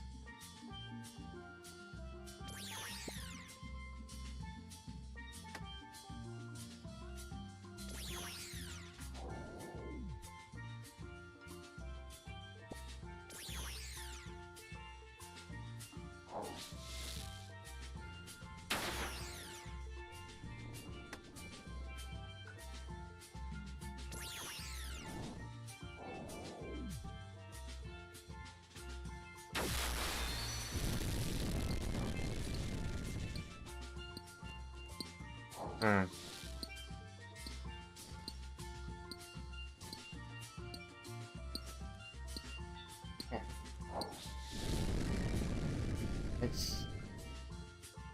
Don't forget your smelling salt. Ooh, smelling salt. Ooh. Ooh. It's kind of salt to the salt. You can smell smelling salt, smelling hell.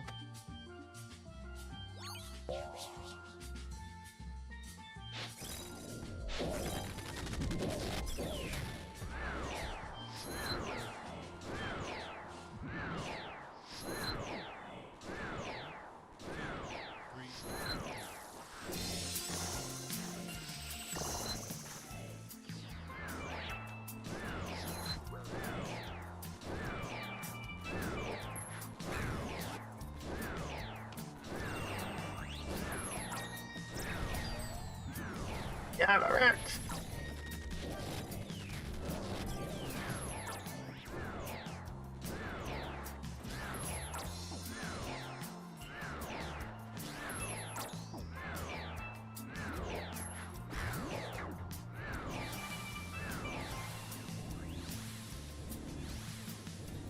Yeah. Black red. Black orange.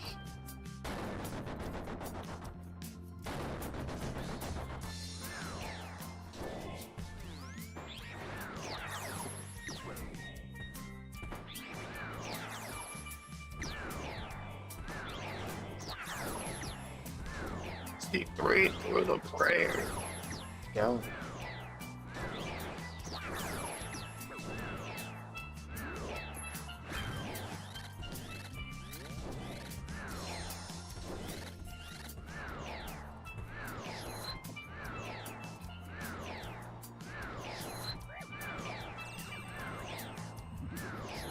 You done, bud?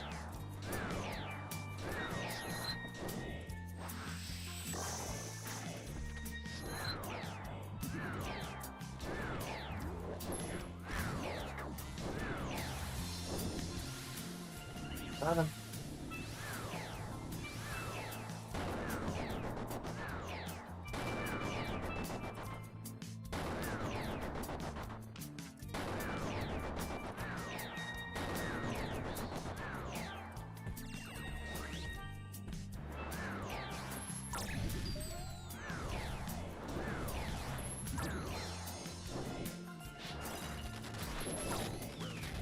Iraq, motherfucker. That's Iraq. Oh, motherfuckers up.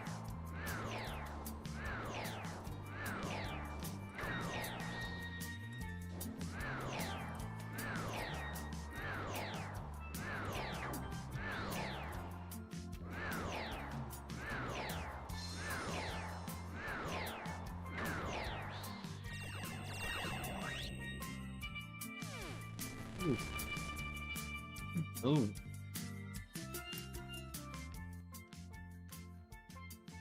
Yeah, like this. Oh, I forgot my backpack. Oh. I said I forgot.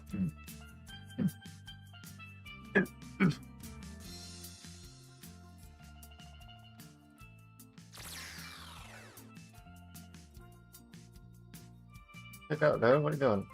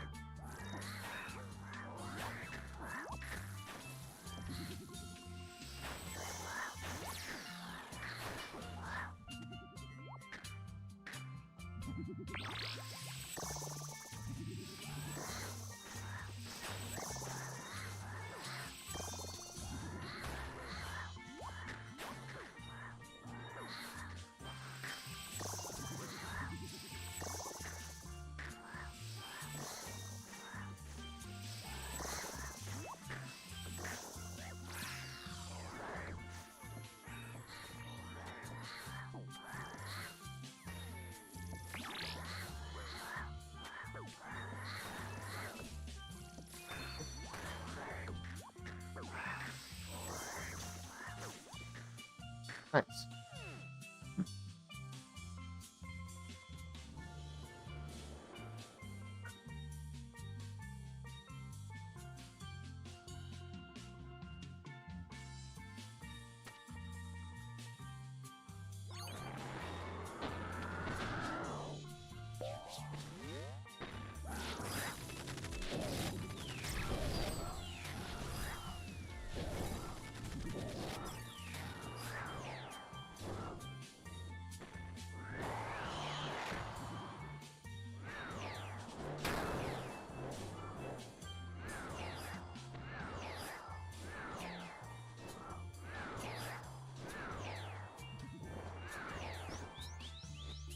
Fuck.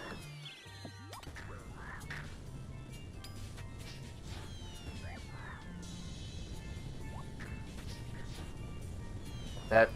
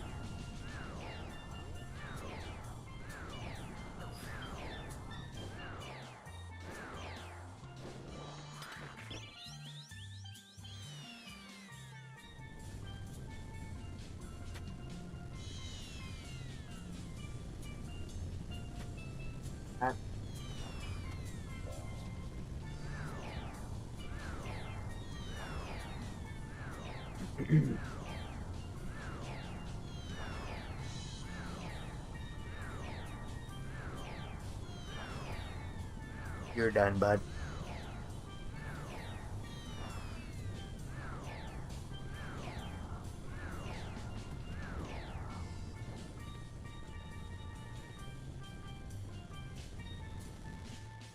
Yeah.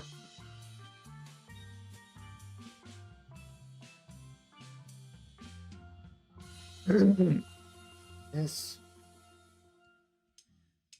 I need to put back up the pizza. I put back all the range gear, but okay.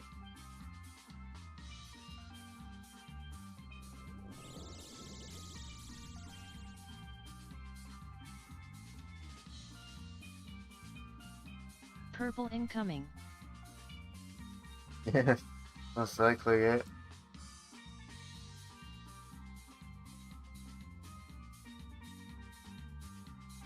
Yeah, tell him.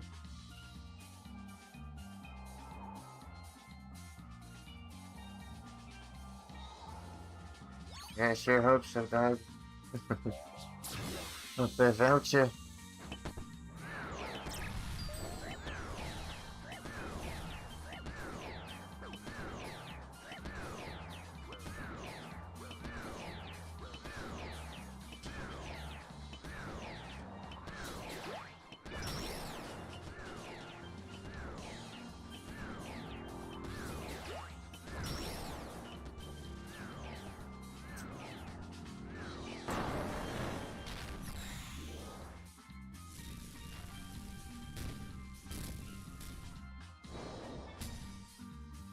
Go them.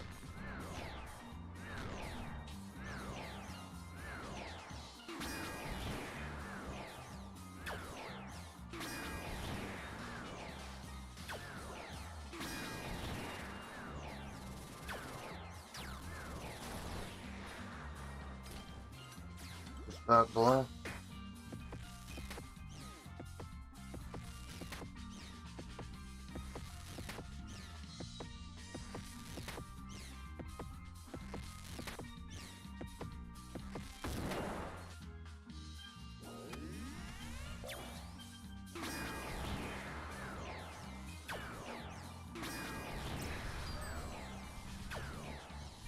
Yeah. Yes, we don't even need the range gear.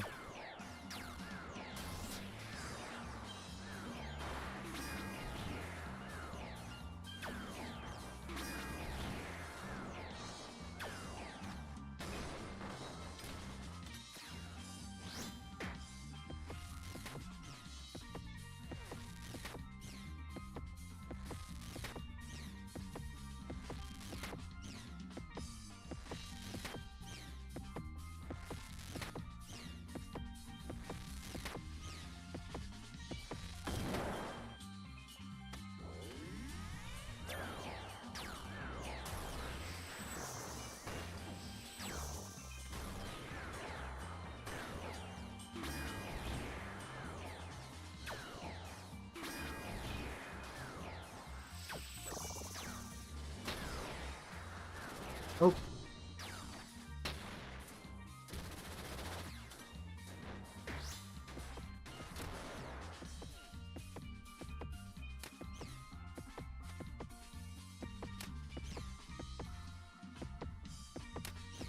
Every time you melee hit, it goes down.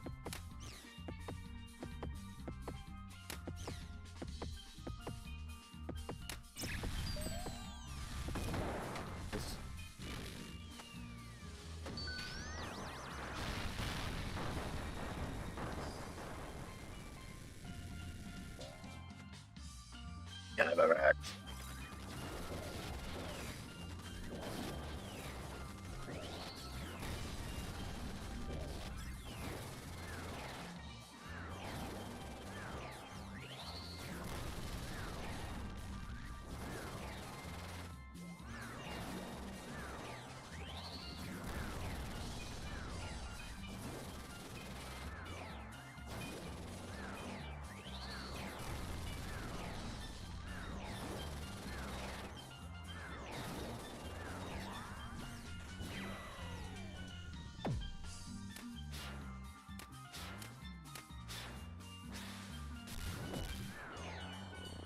Nice.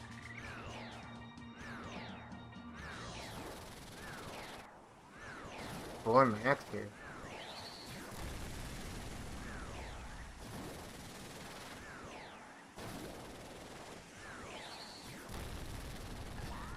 Turn, attack him.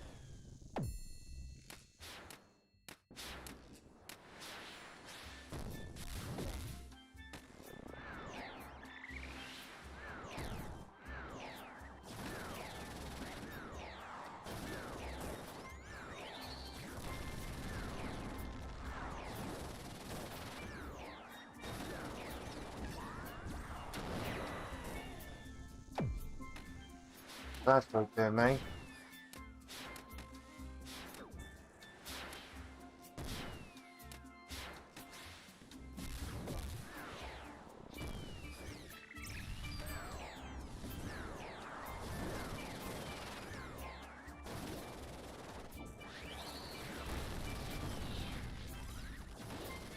Fucking thing.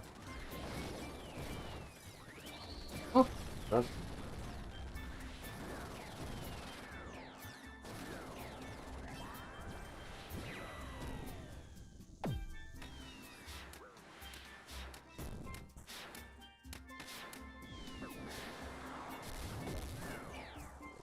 If it's purple MS spam you like Steven does. Yeah,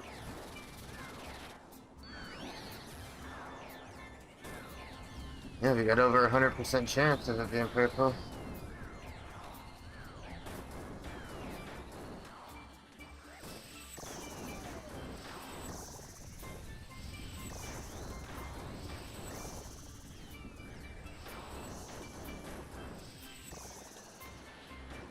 Chance, doggy.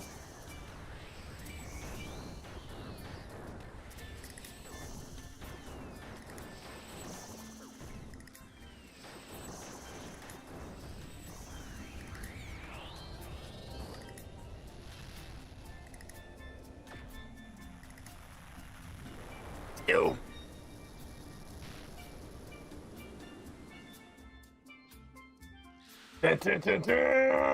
What's your time?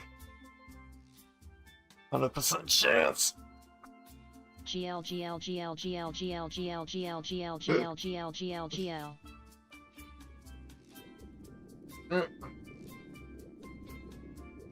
Oh shit, Fentling. Ah shit.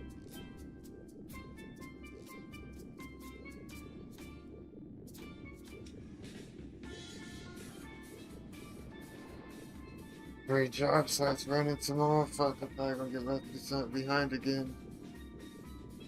Oh man.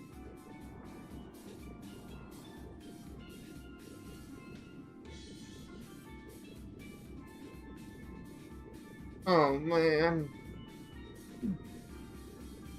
Motherfuckers.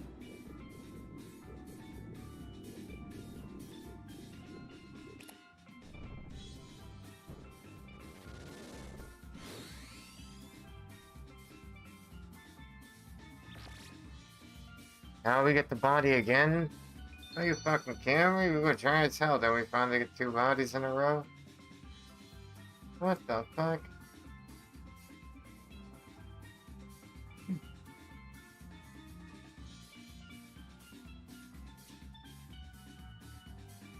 You bitch.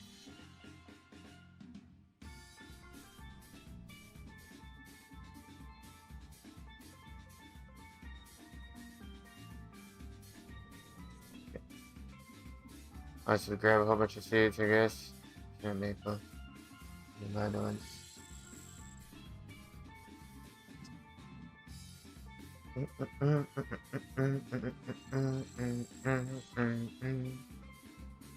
And Spader. I take my buckets to the humidity spell. That's I need my cape. Humidity spell after. Do some titty farm.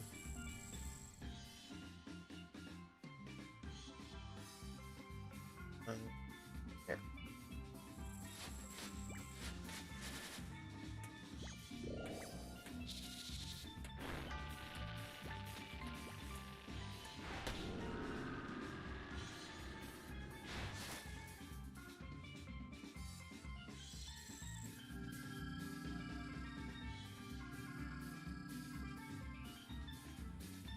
I also want my drama stick. Get the hostidious.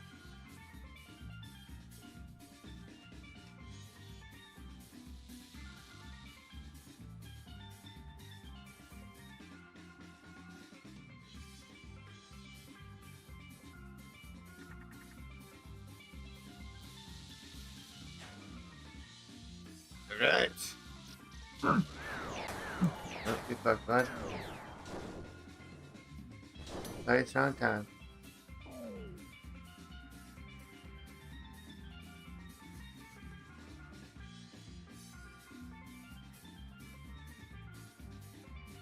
Fuck, no coins. Shit. Oh well.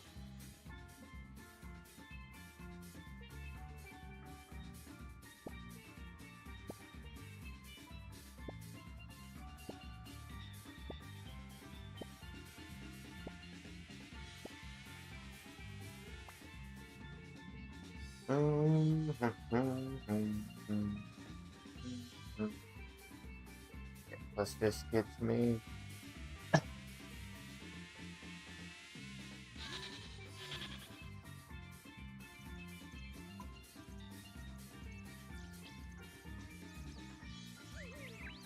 That's not that close at all. Fuck, got to go. Over here. Over here. 55. That's some shit minigame teleport.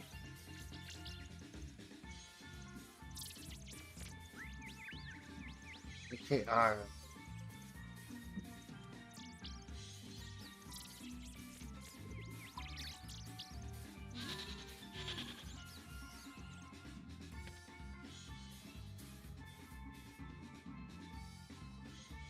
KR.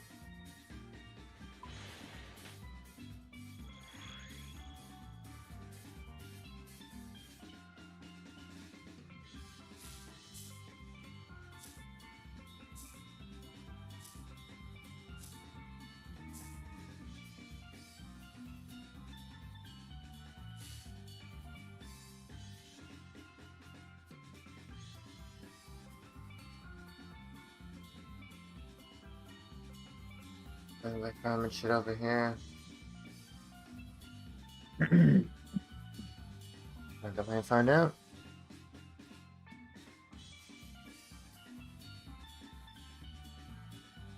Oh yeah, I'm here. It's me, dude. This is my house, dog. My name's Dale. The Daler.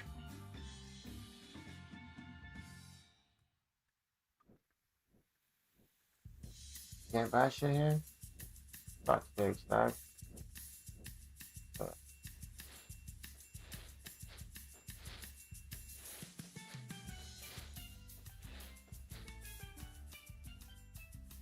Oh, you fucking bitch instantly? Come on, man.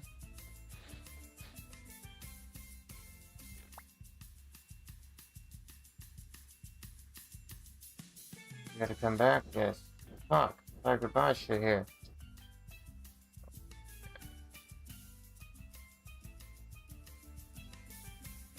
I go back to the other one and grab fucking, Where you going, dude? Fuck. Got watering pots, fill them with fucking... Which, I think it's lunar. Where's our case? Hydration spell, looking up.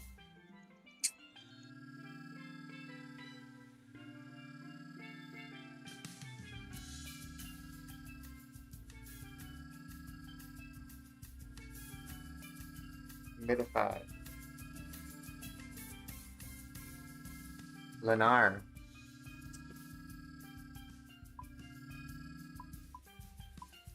Come on, dude. Don't do this.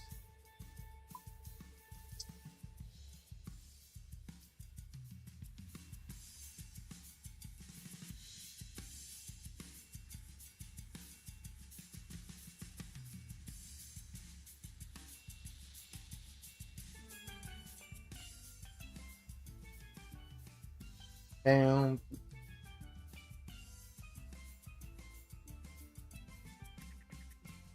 Fire, water, and astral.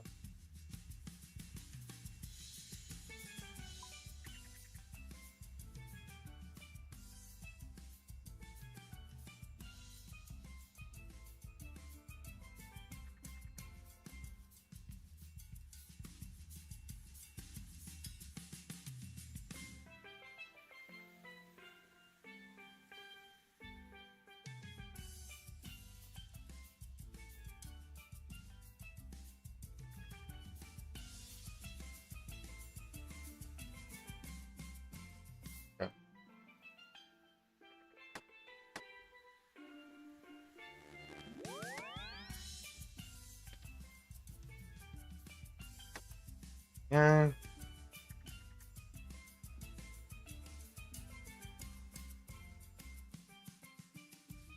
Go back. Ah, fucking need buy fucking water and cans. Alright, there's one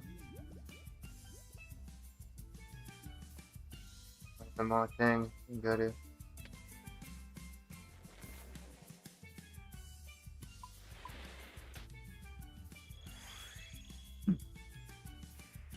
Ding, ding, ding, ding, ding, ding, ding, ding.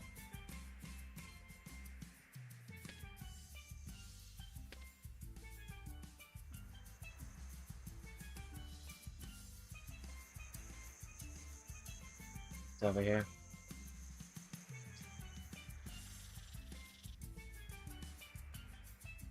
Come on, bitch. Mention music, I've been listening to this for way too long. Losing my mind.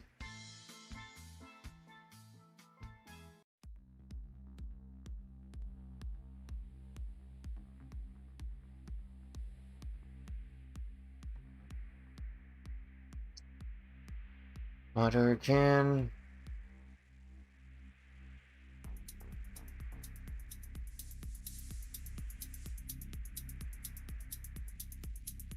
Alright, now we go fire.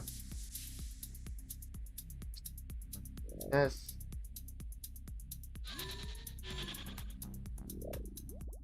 A DKI, I think it was, or something like that. Type it in. Obsidious. DKI, close. D. Of course, I got the D on my mind. Shit.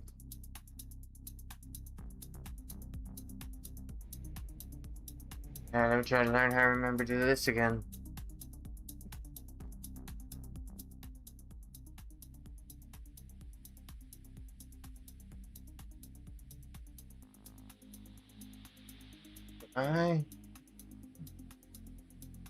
My humidifier.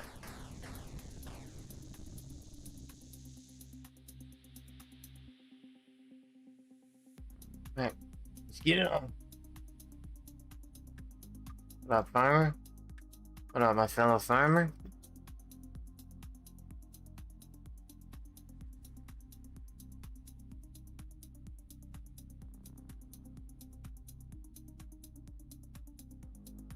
Alright, so we need seed table.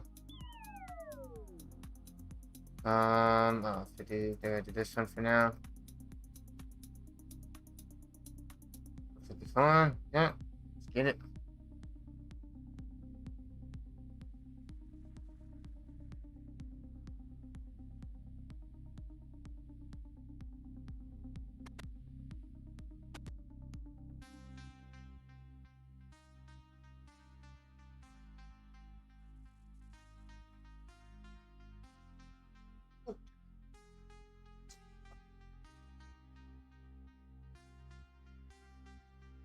That's it.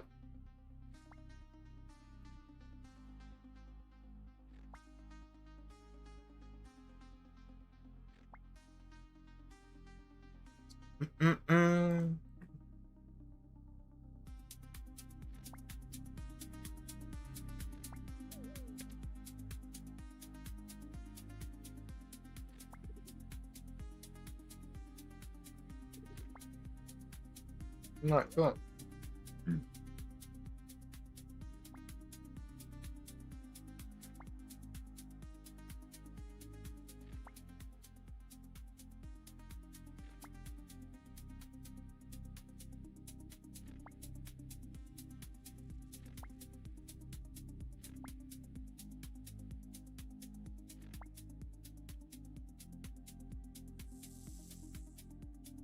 Big water.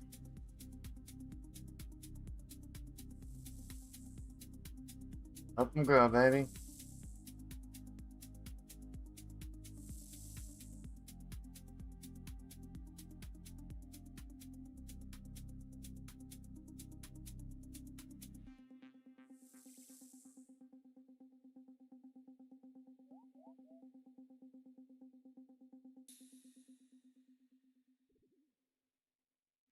Just wait, I guess.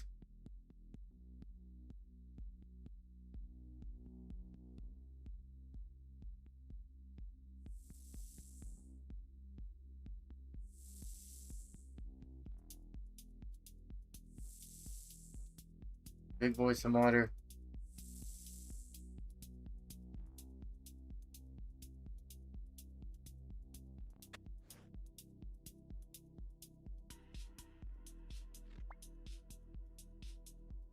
Oh, those all died. Any compost or some bullshit? That's probably because they got a low farmer level.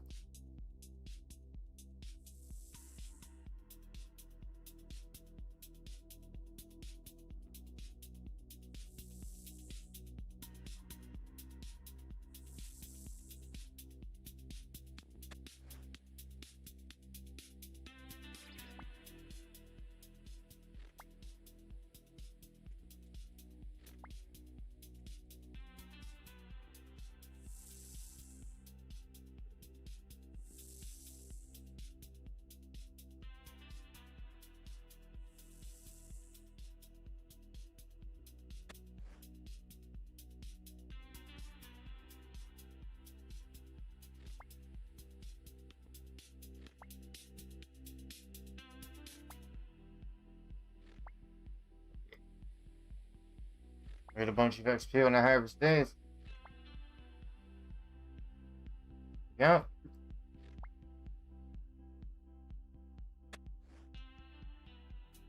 Fuck, that's it.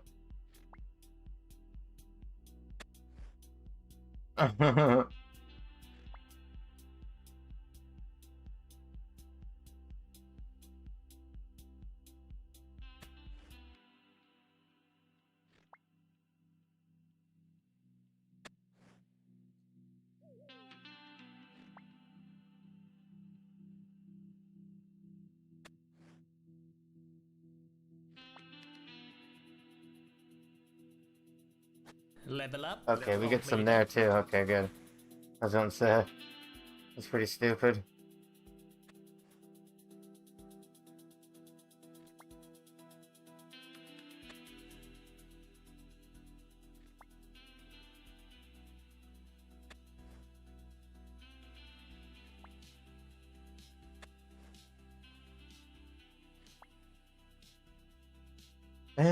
Down.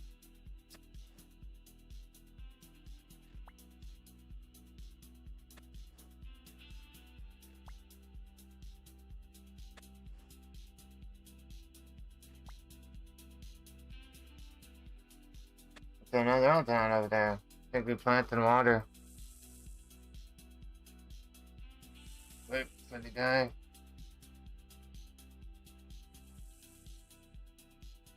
First.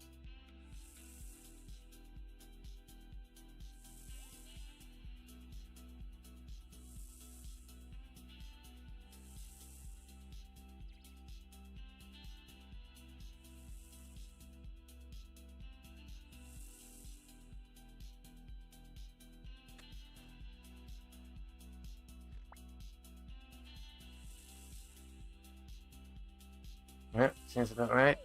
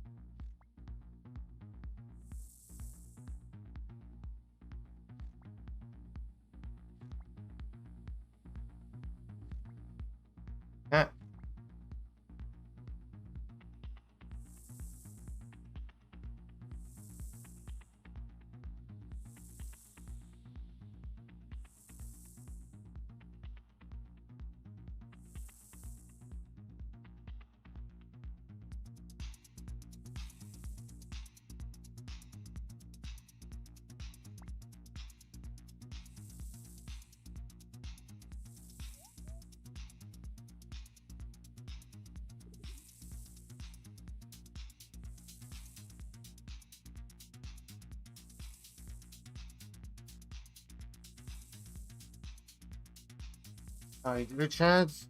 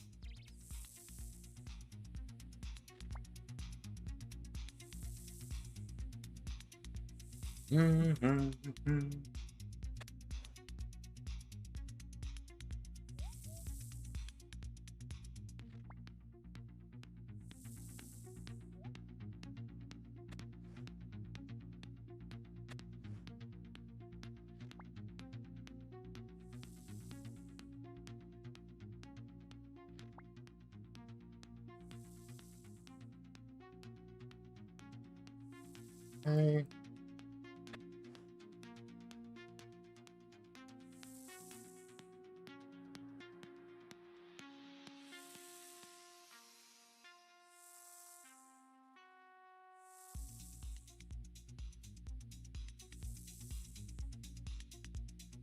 Best see better seeds after this, right? And this in.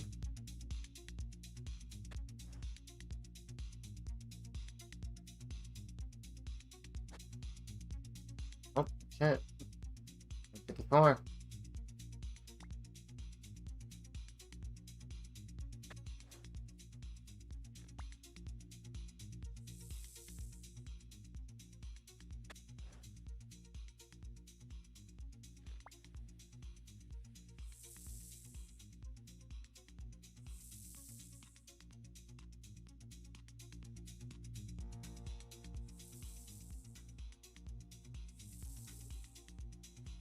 Yeah.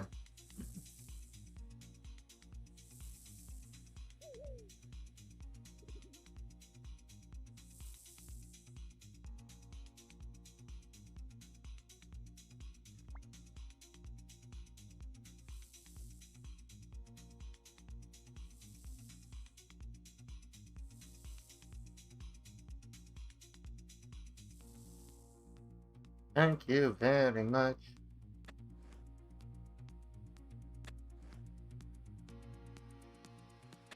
Level up completed. Yeah, then we tried Jason. And we just did 54. The next seed.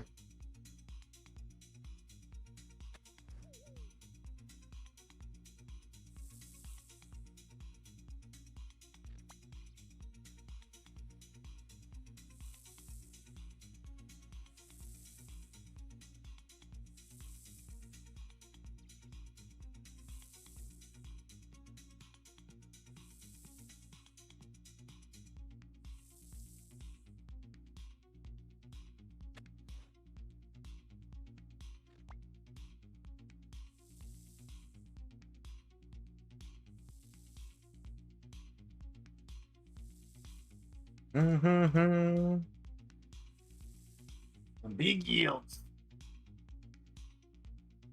Big yields down here, chat.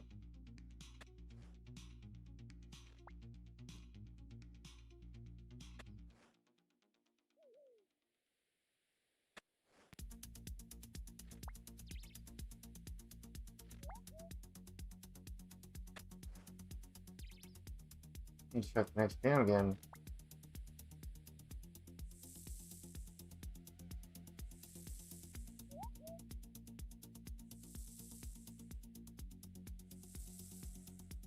Should be enough for the level, hopefully.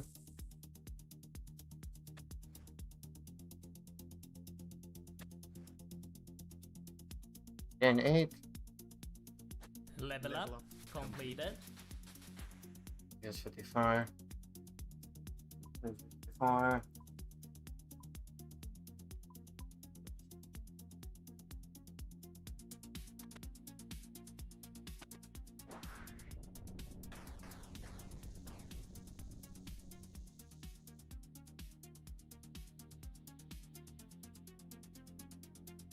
Get it.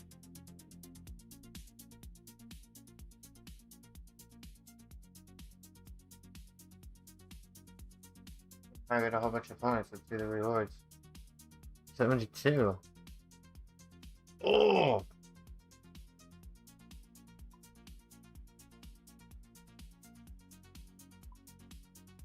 Let's get the fucking hand. That's cool as hell.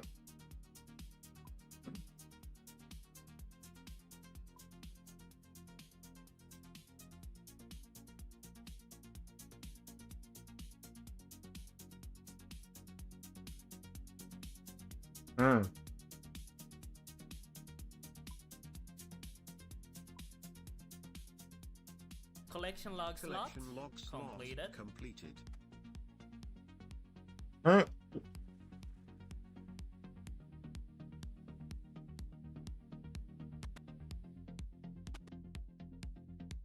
Ganja farmer, we got the ganja, we got the boot, we got the ganja, we got the boot.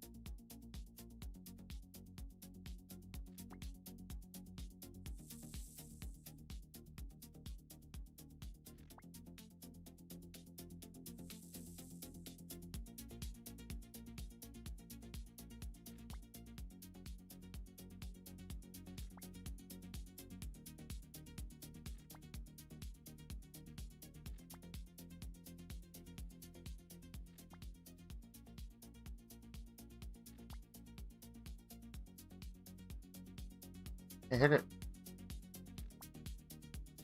Right.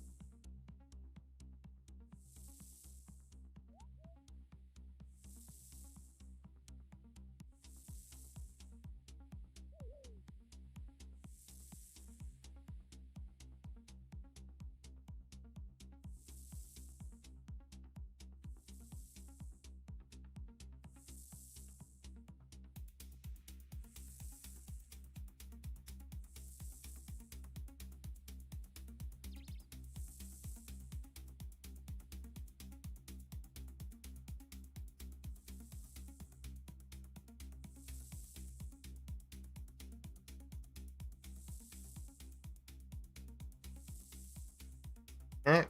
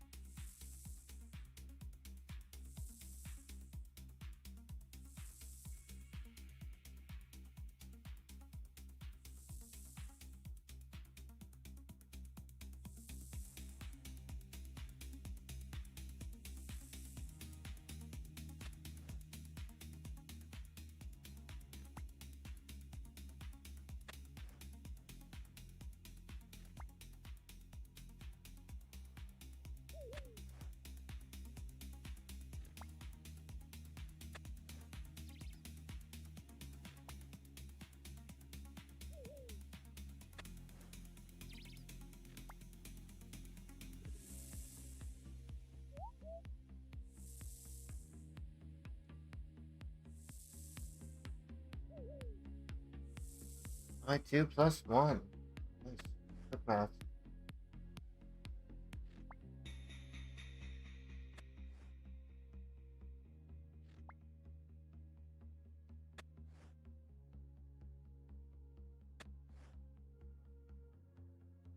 Oh shit, those are all going to go bad.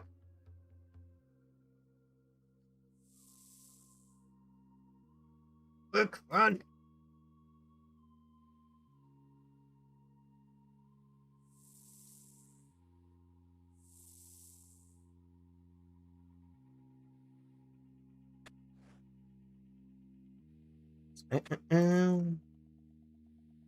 Way more XP, 224, holy.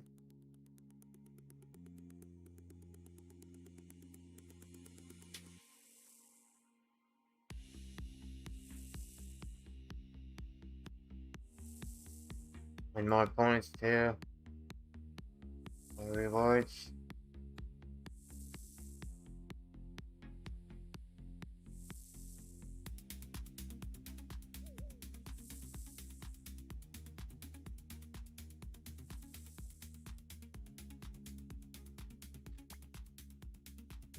Level up completed. Damn, 29K.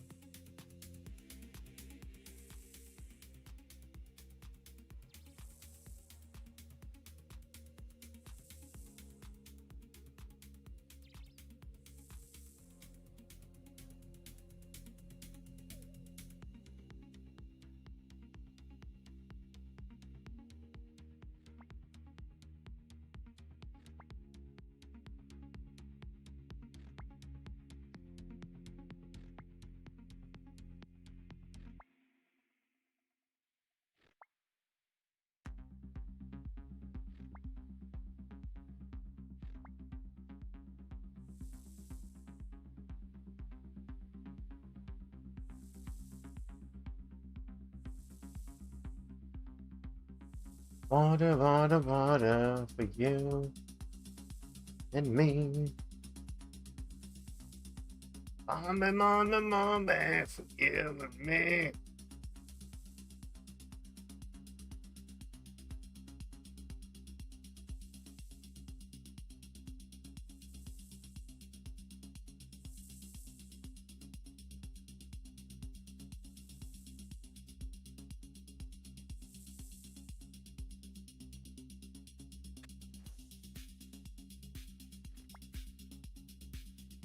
So rip our rewards.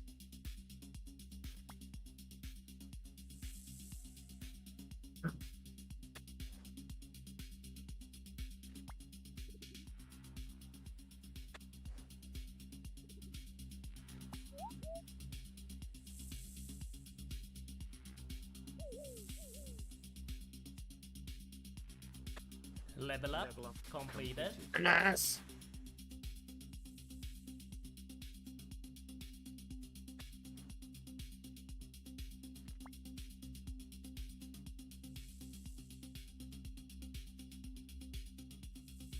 This is not less time than us.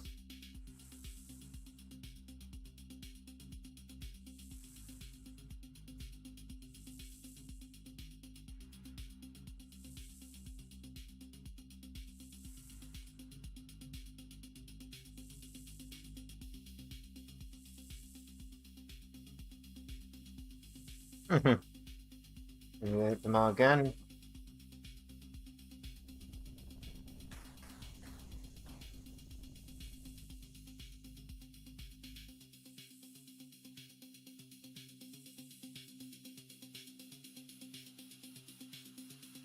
This guy.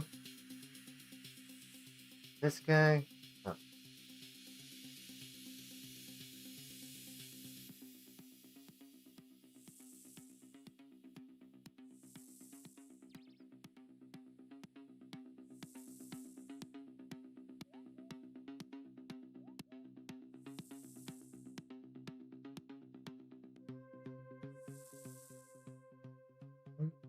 Mm.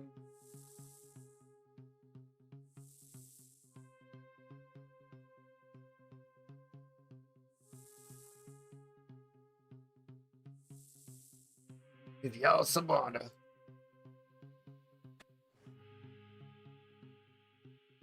You ain't gonna water yourselves.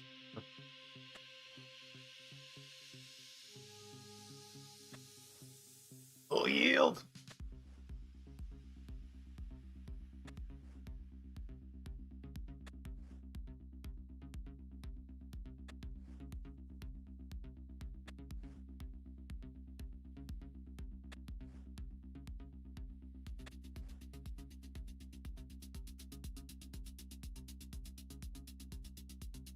Level up completed.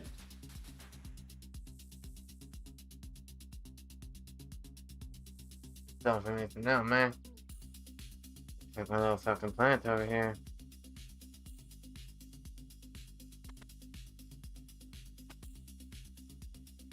How much we got now? Alright, I know with that, I think. Collection log slot completed. Huh? Huh? And now cost ancestral hat.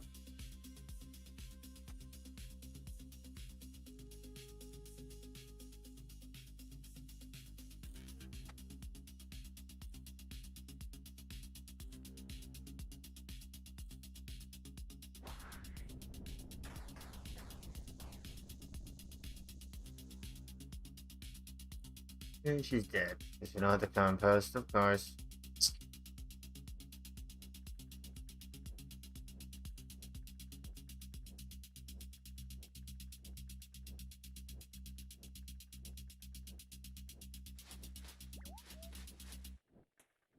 Hmm.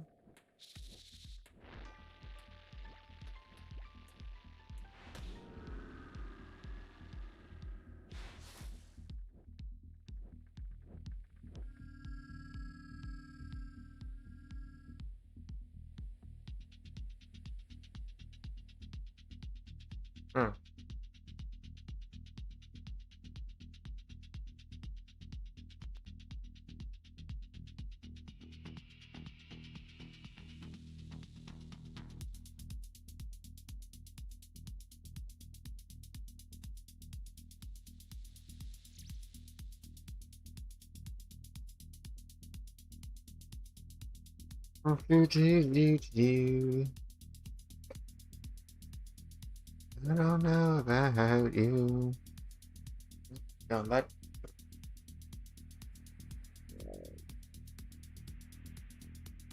Long stream, man.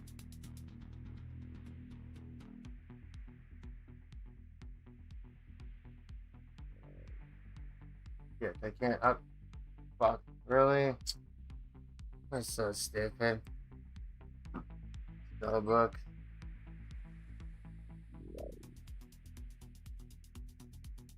Ganja farmer.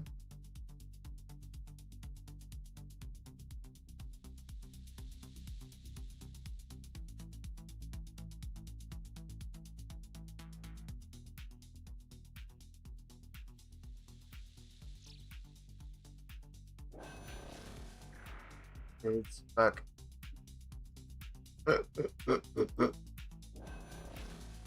I'm an ultra super compost. Oh.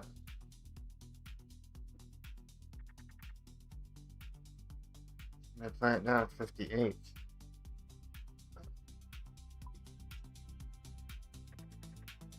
Six crimes. Can't.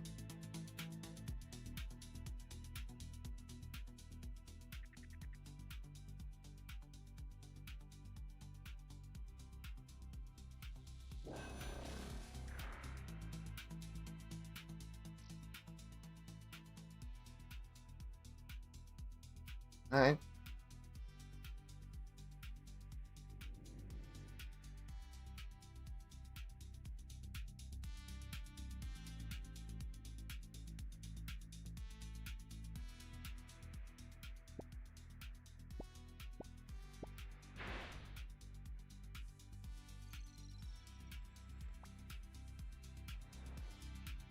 What, little mama?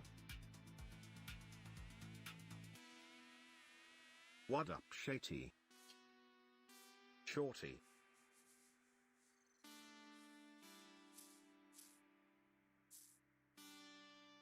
Try your bank pin. Her mind's probably blown away.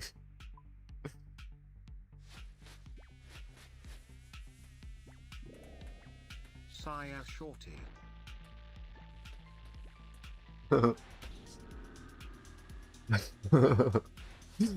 Try fucking ERP bot.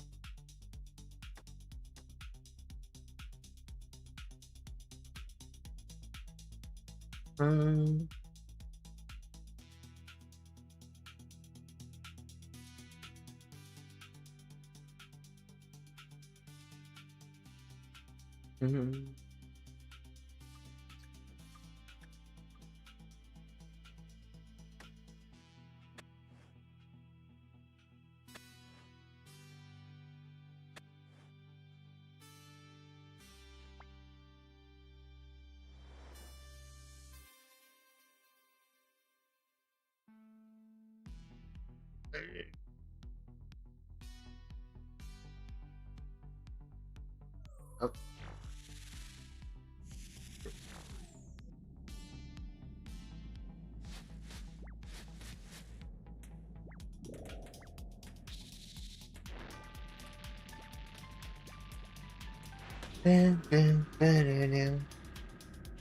If I get any other herd patches unlocked, are there any in Cox? In Cox area, are there any? Nice, yeah. 420 Toronto. Hell yeah, brother. 420 Toronto on the phone. On the TTC playing the RuneScape. Playing the RuneScape. TTC.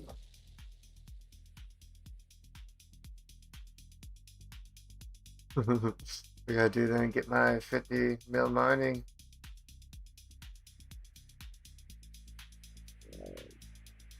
Sit here and wait for this to end.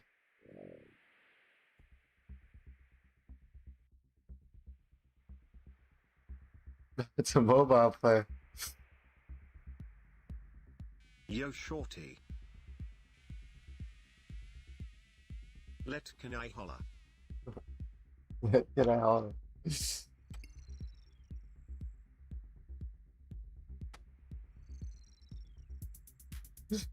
I wait for this shit to grow anyway, so it's probably a bot that doesn't even fucking run. Mr. Soul Games.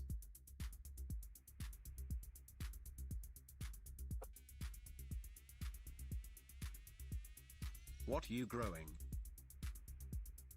Shorty.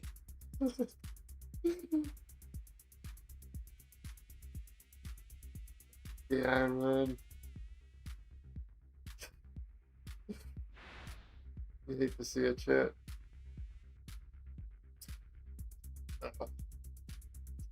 For me, 9 hours live. Good computer. Good lapper. Good lapper topper. Good lapper topper. Holy.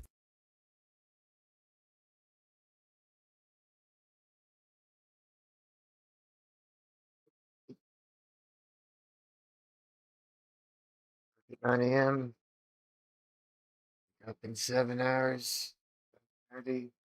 Already took an hour nap, so that's a fucking Geno Monkey. I watch a Geno Monkey that knocks me unconscious. It's usually what they do. Nobody really watches a Geno Monkey. They just put it on, just get knocked unconscious, and you get so much watch time from it.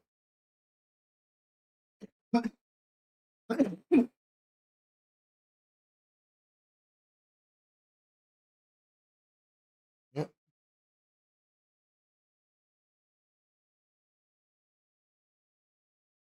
Told you once, I have to tell you about the chat.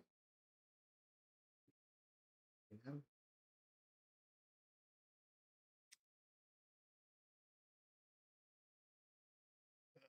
Watch the anti-Louis video.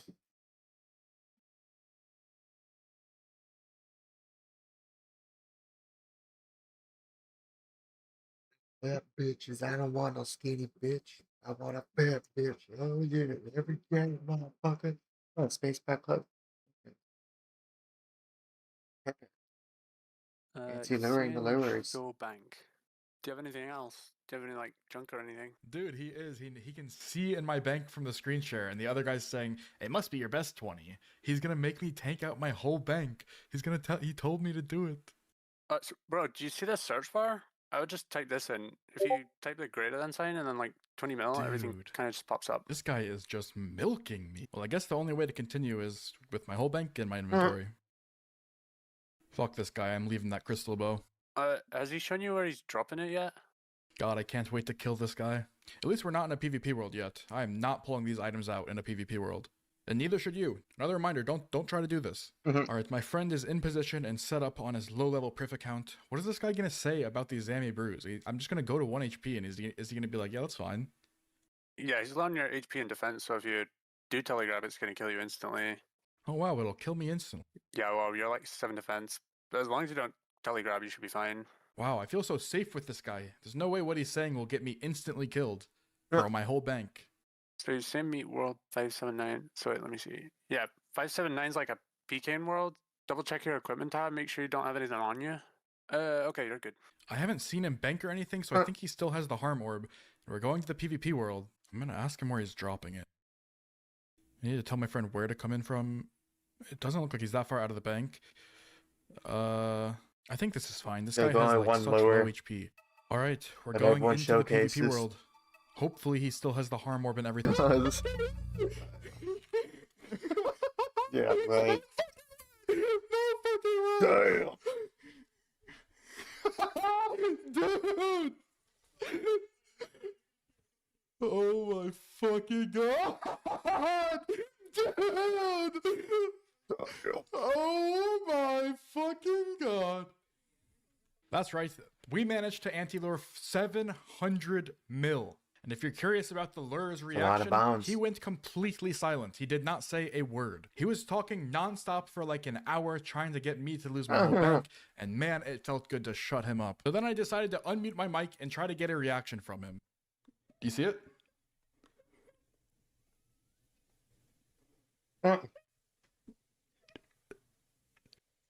Dude, he's not saying anything. Dude, okay, respect. That's funny. I'm not a crypto guy, so I have no idea what this was, but he showed me $1.4 million in some crypto thing. I don't know if it was actually his or not, but I guess that means he's luring for fun, not for a living, which somehow is even worse. And that's where I thought my anti-luring shenanigans was going to end. But then 20 minutes later, I got an interesting DM. Remember when I said it was my brother's account? Somehow from just my brother's login name, letter J, Day was able to get his full name and full email. And now he was threatening me. Because it paid JDX by. Yeah, that's. Somehow from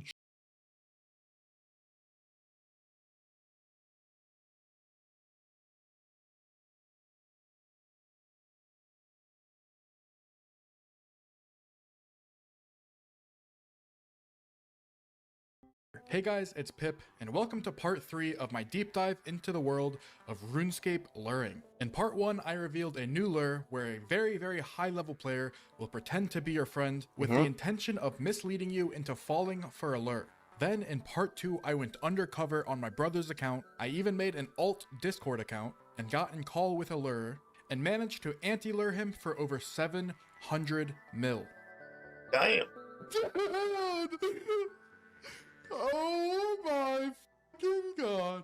I would go back and watch part 2 if you haven't seen it because you'll need the context for this video, because as it turns out, lures don't really like when you anti-lure them. Because 20 minutes after I left the call with a lure whose name was Day, I got this DM. I was using my brother's account and just from his RuneScape name, Day was able to find his full name and login email. And it looked like he was using it to blackmail me. Keep in mind, Day doesn't even know I'm gonna make a video about this. He is just this mad over losing about $100 or $200 worth of RuneScape gold. And when I got this DM, I was actually pretty scared. I had no idea how he got my brother's name and login email just from the RuneScape name. And then I thought, well, if I was trying to find information on this guy, I would just Google letter J Osrs, and I did that, and there was a comment from 8 years ago where my brother said his RuneScape name on his Reddit account. So I'm assuming they stalked my brother for like 10 or 15 minutes on Reddit and just found his real life name and email. Looking back at it now, it does seem a bit obvious, but when I first got this DM, I had no idea how they got his real name and email, and I had no idea what these guys were actually capable of. And unfortunately, I had stopped my recording, and I thought the interaction was over, so I don't have my reaction to the first bit of these DMs. I didn't think I would make a video on this, so I didn't really turn on my recorder until things start getting juicy. So I just have screenshots for the first bit. Also, you might notice I'm not blurring his profile picture anymore. That's because day after I uploaded my last video completely changed his Discord. Turns out it wasn't a burner. Bro was just using his Discord account to lure people. But enough context, let's get into the DMs. I had no idea how to respond, so I decided to just bluff and say that's not my account, which was true, which did not work at all. Said rip whoever owns the account, which is my brother. So I tried to calm him down and say it's really not that deep. He says he's worth 2 million, which I think we all know is a lie. And then he tells me he's just trying to let me know that you don't fuck with lures, because apparently they'll dox you and threaten you if you mess with them. And that lures and people that hack RuneScape accounts are in the same community. And as I'm talking today, trying to convince him that none of this is necessary, I get a friend request from a second Discord account. He went by the name Ghosty, and this is where I turned my recorder on because this guy was so unhinged, it was crazy. What is happening right now? Look, man, I was just having some fun in the sun. No hard feelings. Why am I being threatened over RuneScape gold? Whole lot else. I'm his friend who networks, whatever that means. Dude, he's just giving a bunch of vague threats. What is a script kitty? I don't. Why is the short with Jagex put out this morning with the captain's missing JPH? Old school RuneScape. Could you please start by telling us your name and if you've competed in All Stars before? Hi, my name is Framed, and I have never competed in a Deadman All Stars. This is going to be my first year. My name is Dino, and I've competed in every... You know what I just fucking realized? Kevin Framed has the fucking EVscape eye, bro. Look, see how this one droops? Kevin Framed has a fucking droopy eye as well, bro. We both got grazed by fucking Down syndrome. All Stars. This is going to be my... We both hella got grazed by Down syndrome, dude. My name is Dino, and I've competed in every season of All Stars. My name is West Ham, and I've competed twice in All Stars before. I'm Autoblock, and yes... When the fuck did West Ham get such beautiful eyes? What the fuck? Competed twice in All Stars before. I'm Autoblock, and yes, I have. My name is Reese, and yes, I have competed in All Stars twice before. Ooh, how very exciting! What would you say you're best known for in the world of old school? I would say I'm best known for PKing in the Edgeville dungeon in old school RuneScape. You definitely are. Warrior. That's true. Probably like risking max gear, go in the wilderness doing crazy challenges. No, Reese. No. There's no way they said, what are you best known for in old school RuneScape? And he didn't say being fat, bro. Or eating boogers. Or drinking Diet Cokes. Like, nobody knows him for PKing in max gear. Like, what are we talking about? Nobody knows him for that. That type of stuff. I am known for my PvP skill. No, you're not. You're known for being bald and short, bro. Stop. What are we doing? What are we doing? Oh my god! I think that I am best known for PKing. I'd say I'm mainly known for being a PKer. I can't, bro. I literally can't. Whether I want to be or not. That's just it. Hey, at least Kevin Framed was honest, bro. You know what I'm saying? At least Kevin Framed was honest, bro.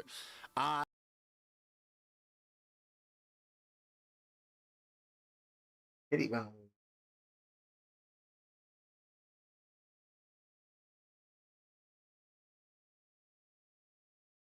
I can't. I'll get ready for work, man. Or sleep. I'll get ready, but, you know. See you guys later. Move to work. Kitty bone. Kitty bone, kitty bone. See you guys. This is